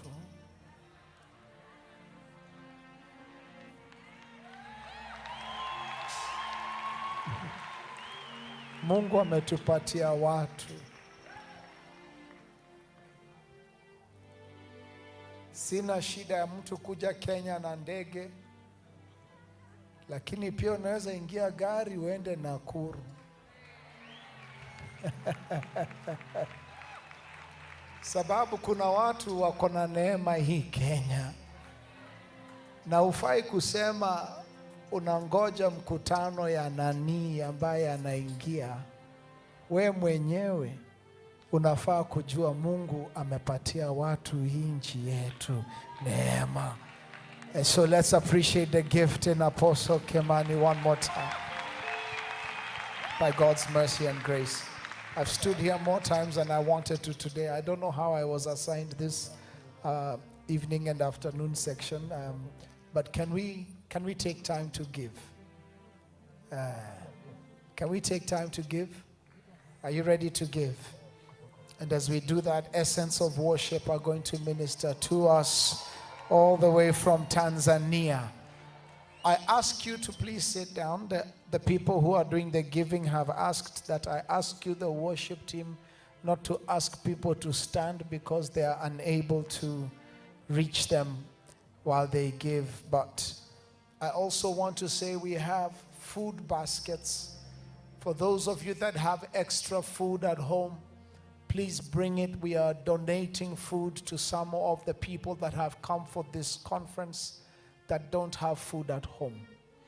And so we want you, because of the love of Christ. In the book of Acts, they gave until none among them had need. So thank you for those that have come and given and just been an amazing blessing. So I want us to give, and then we will be back. Once the worship is over, we will begin immediately the next section so that we can be able to hear what God has for us tonight in our very own Daddy Bishop J.B. Masinde.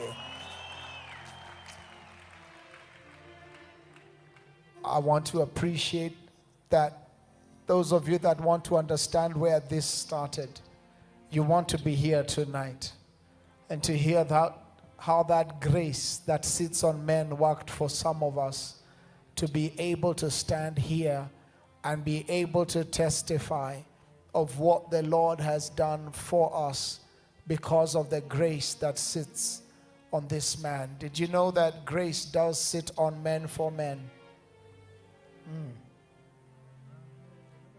But it must be understood by revelation. Come and get a truth that will change your life. The giving details are up on the screen, and Pastor Stan Claus will come and pray for the offering when we are done, and after the worship team, Essence of Worship is also done. God bless you.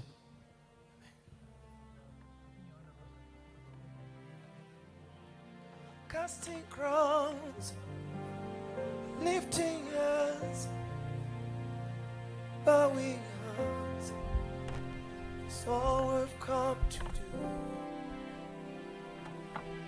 Casting crowns, lifting hands,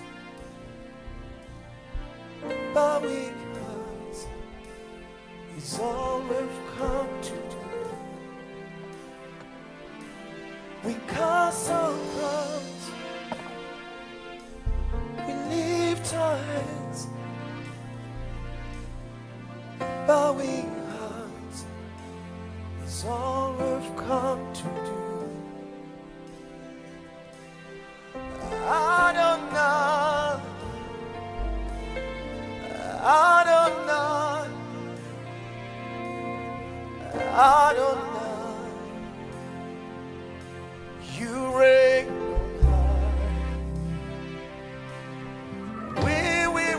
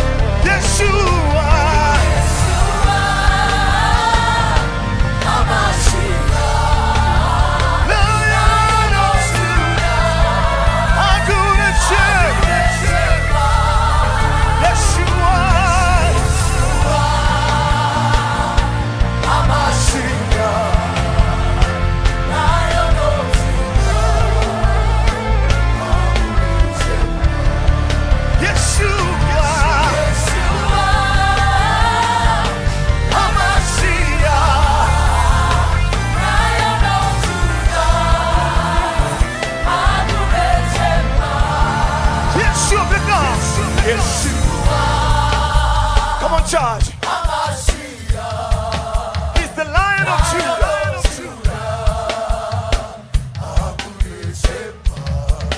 Yeshua.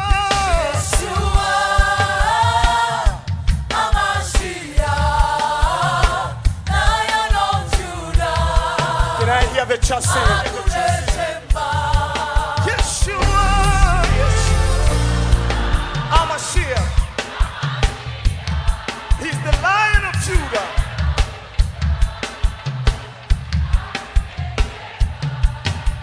Yeshua.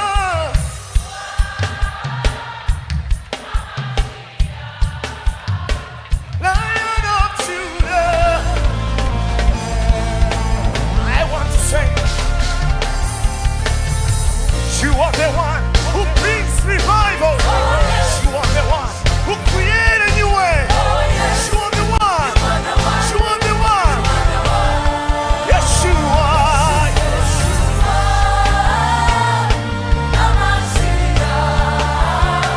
Lion of Judah. Oh, Yeshua.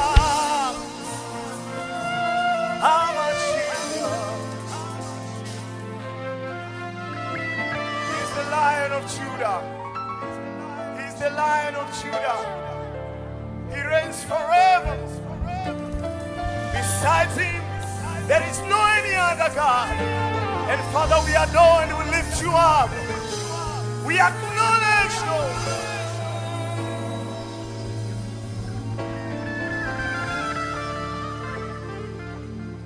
Yeshua, Hamashiach, Lion of Judah, Hagune, my beloved,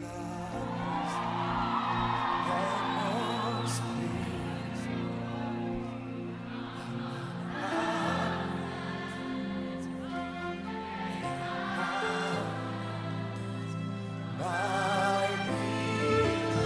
I love you, Lord.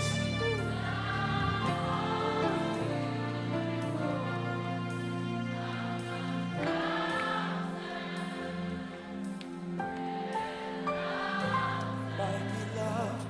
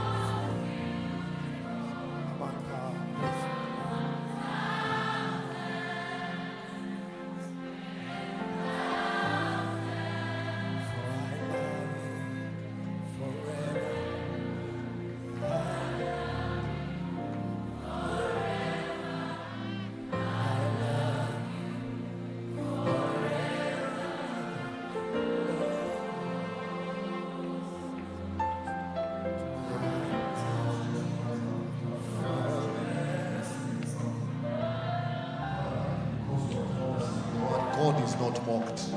Whatsoever a man sows, that also he shall reap. And therefore today, by the grace of God in this house, we command an increase upon every giver in this house in the name of Jesus. Thank you because you have told us in your word that he that sows sparingly shall reap sparingly, but he that sows abundantly shall reap abundantly. And Lord, we lift up a prayer of faith, a prayer of grace this evening, this night. Let this giving become a change of story for destinies in this house. Let this giving, oh God, that has been done this night even become a change, an elevation of bloodlines in this house in the name of Jesus. Thank you because you have told us in your word that give and it shall be given back to you, a good measure, pressed down, shaken over and running over. Today we pray, oh God, let Yahweh begin to speak abundance and increase to every hand that has put itself to labor, even in this house this night. Thank you for every giver. And Lord, as a community of believers, we want to lift our voices by faith again and pray for every hand that is struggling right now. Let them receive breakthrough in the name of Jesus. Church, if you can join me just for 30 seconds, lift up your voice and just pray for your neighbor and say, oh God, this is the last day they lack in the name of Jesus. We want to speak by the blood of Yeshua HaMashiach to begin to open every stubborn door for them in the name of Jesus. Cause their doors to be open. Cause, oh God, their business to be open. The church is praying now. Just lift up your voice and lift up a prayer of breakthrough for your neighbor, a prayer of breakthrough for your family. In the name of Jesus, Lord, we want to command open heavens from this night moving forward. In the name of Jesus, thank you because you are He that is able to summon a bird of prey from a far off land. Thank you because you are able to summon, oh God, a man that fulfills your purpose from the east. Thank you because, Lord, you are able even to summon birds of prey at the brook Cherith to feed your prophet. So today we lift up our voices at Rhema Feast by faith and declare an abundance of provision upon our lives. In the name of Jesus, thank you because you are the God that is able to change the stories of men. So today, as we stretch our hands to give, as we stretch our hands to partner with your work, let there be a change of story in our lives. We command the blessing that maketh rich and added no sorrow with it, even to be upon this house this very night. In Jesus' precious name we have prayed. I said, in Jesus' precious name we have prayed. Now lift up your hands above your head and receive God's. Give Jesus a clap over it. Come on, clap your hands up. Put your hands together and receive heaven's increase for your life. Hallelujah. Give him glory. Hallelujah. He deserves our glory. Can you shout hallelujah? Lift up your voice. Hallelujah. Praise the Lord, Kenya. Hallelujah. Praise the living God. Hallelujah. How many of you are just happy and more than happy, they're joyful in this place? Just lift up your voice. Give a sound. Give that sound to God. Give that sound to God. You can do better than that. Give that sound to God. Someone spoken and he said declaration. Declaration. The way you declare, the way you do, you participate. Unavyofanya, unavyoshirikiana na wale watu ambao wanakuambia fanya kitu. That's the way God is starting doing things in your life. So obedience sometimes is very important for you to receive something. So as we say, declare, as we say, shout. Can I hear your noises? Yes, that obedience. Yes, that obedience to him, not to me. Obedience to him. Yes. Hallelujah. Na tunamshangilia Mungu. Wangapi weka mikono juu, shangilia.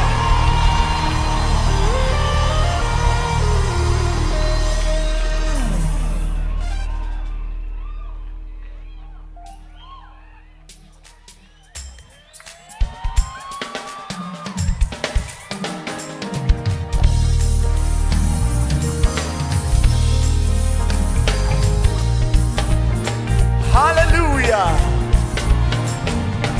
Rejoice to the God of our salvation.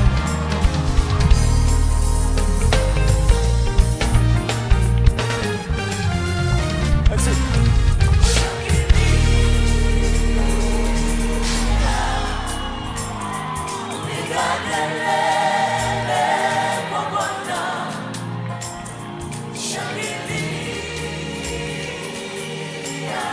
Sifu Bwana, sifu Bwana.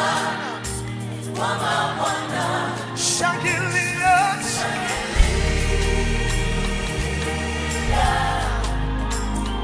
piga kelele kwa Bwana.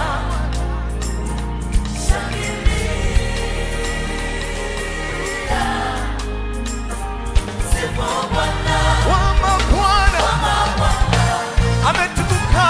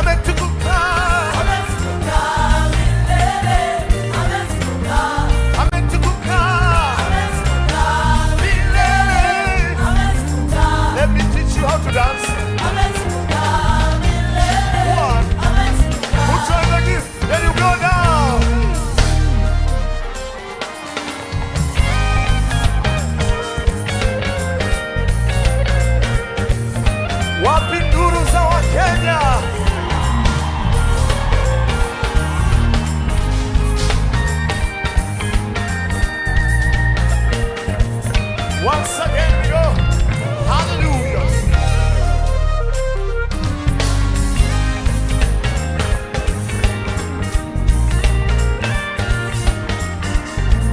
For the last 7 minutes.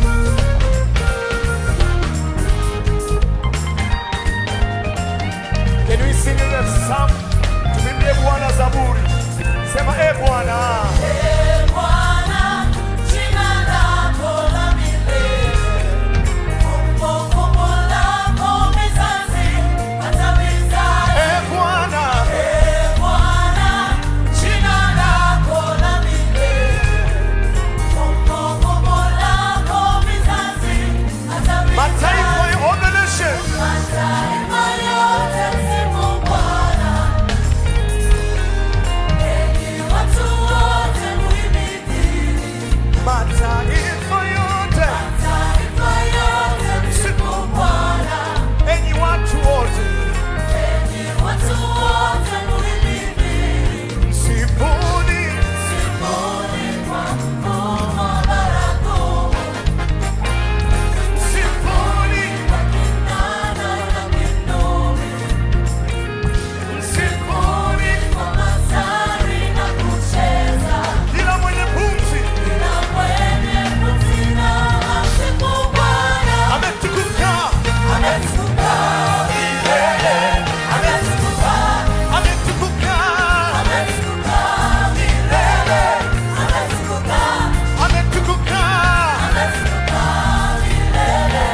Ametukuka. Ametukuka. Ametukuka milele. Now we say. Umetukuka. Umetukuka milele. Umetukuka. Umetukuka. Shangilia.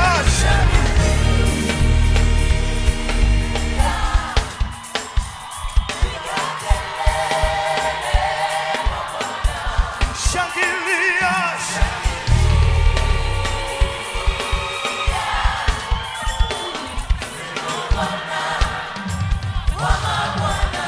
Shangilia. Wapi vigelegele kwake Yesu. Shangilia.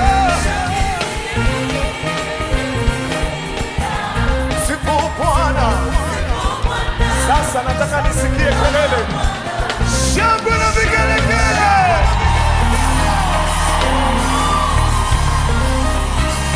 We give you glory, God. 1, 2, here we go.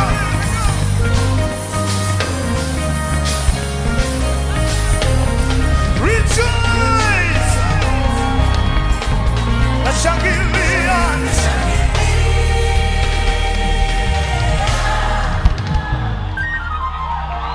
Hallelujah. Turn to your neighbor, say neighbor. Jesus has set me free. Turn to your neighbor, talk to your neighbor, say neighbor, I am free indeed. Sasa nataka ufanye utestify, yani umwambie sasa aliyeniokoa ni Bwana Yesu. Mwambie neighbor, talk to your neighbor, say neighbor, nimekombolewa na Yesu na neema yake inanihifadhi. Hallelujah. Aliyeniokoa, aliyeniokoa, aliyeniokoa ni Bwana Yesu. Aliyeniokoa, aliyeniokoa, aliyeniokoa ni Bwana Yesu. Wangapi wanamjua aliye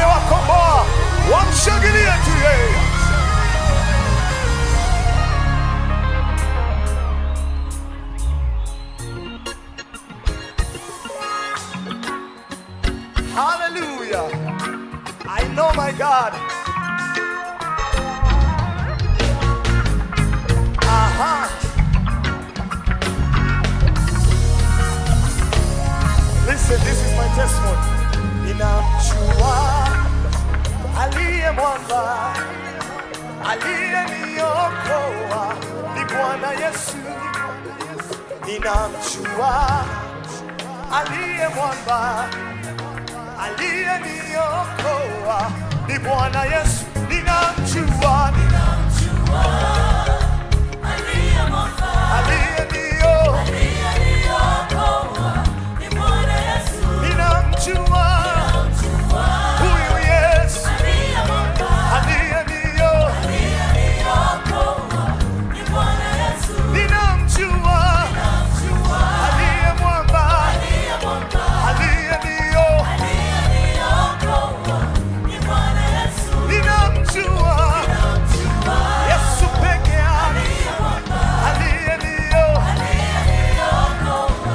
ni Bwana Yesu. Listen, amenikomboa, ameniweka huru, aliyeniokoa ni Bwana Yesu, ameniponya, ameniweka huru, aliyeniokoa ni Bwana Yesu. Ndio maana nina furaha, nina amani, aliyeniokoa ni Bwana Yesu.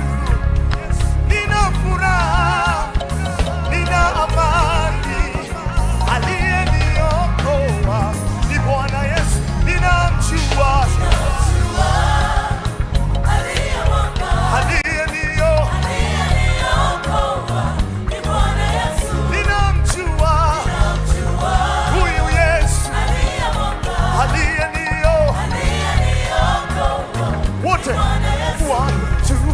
tunafunga.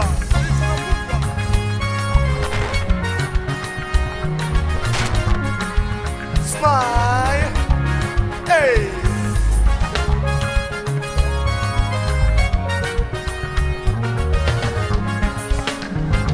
I see.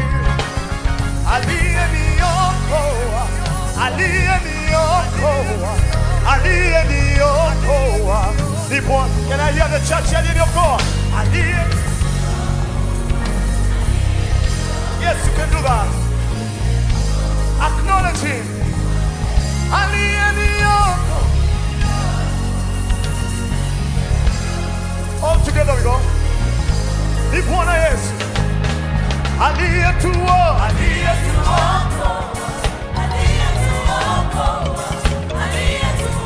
Ni Bwana Yesu. Anayetushindia.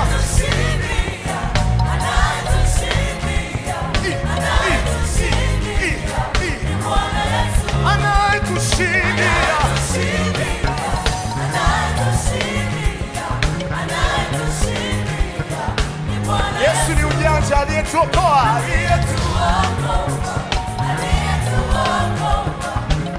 Here we go.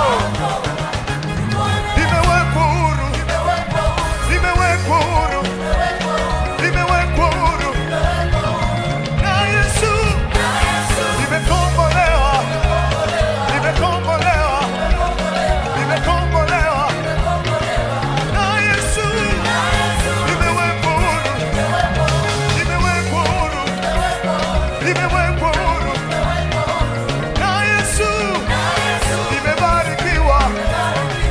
Hebu jitabirie mwenyewe, jitamkie maneno hayo. Nimekubaliwa,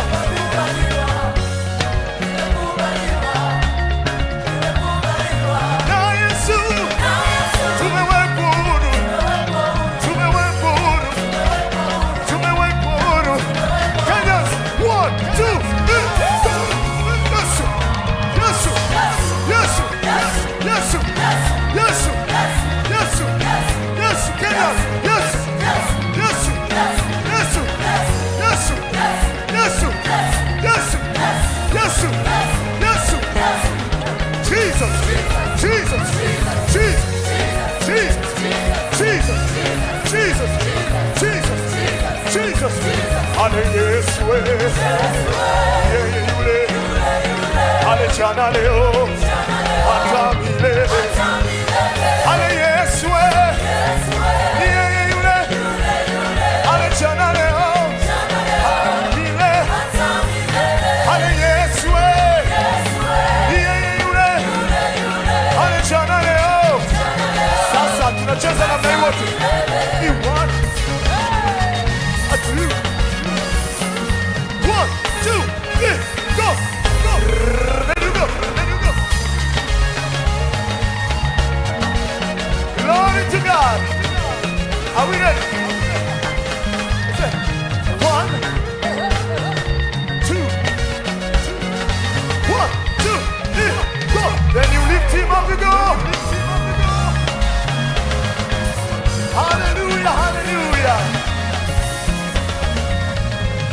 We say, nimewekwa huru, nimewekwa huru, nimewekwa huru na Yesu. Those who appreciate, hallelujah.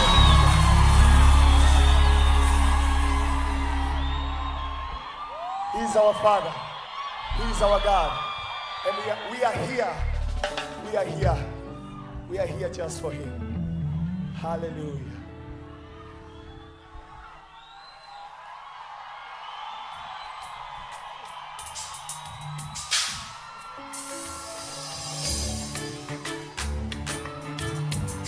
Hallelujah, hallelujah.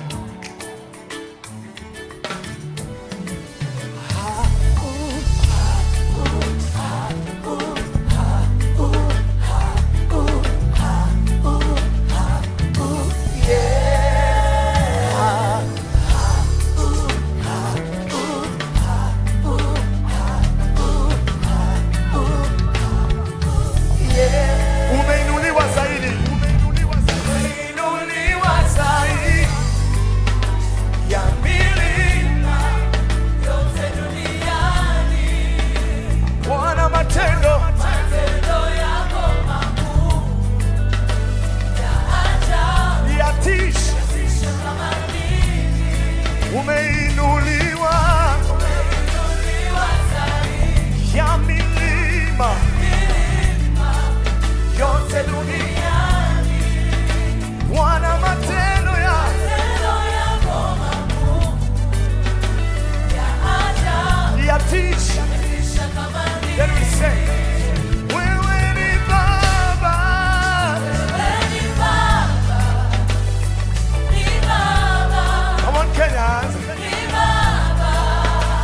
Wewe ni Mungu, sing out. Wewe ni I want to hear the voices of wewe ni Baba.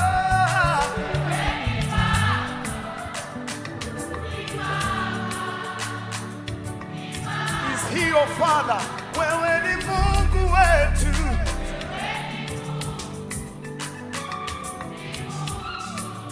We go together.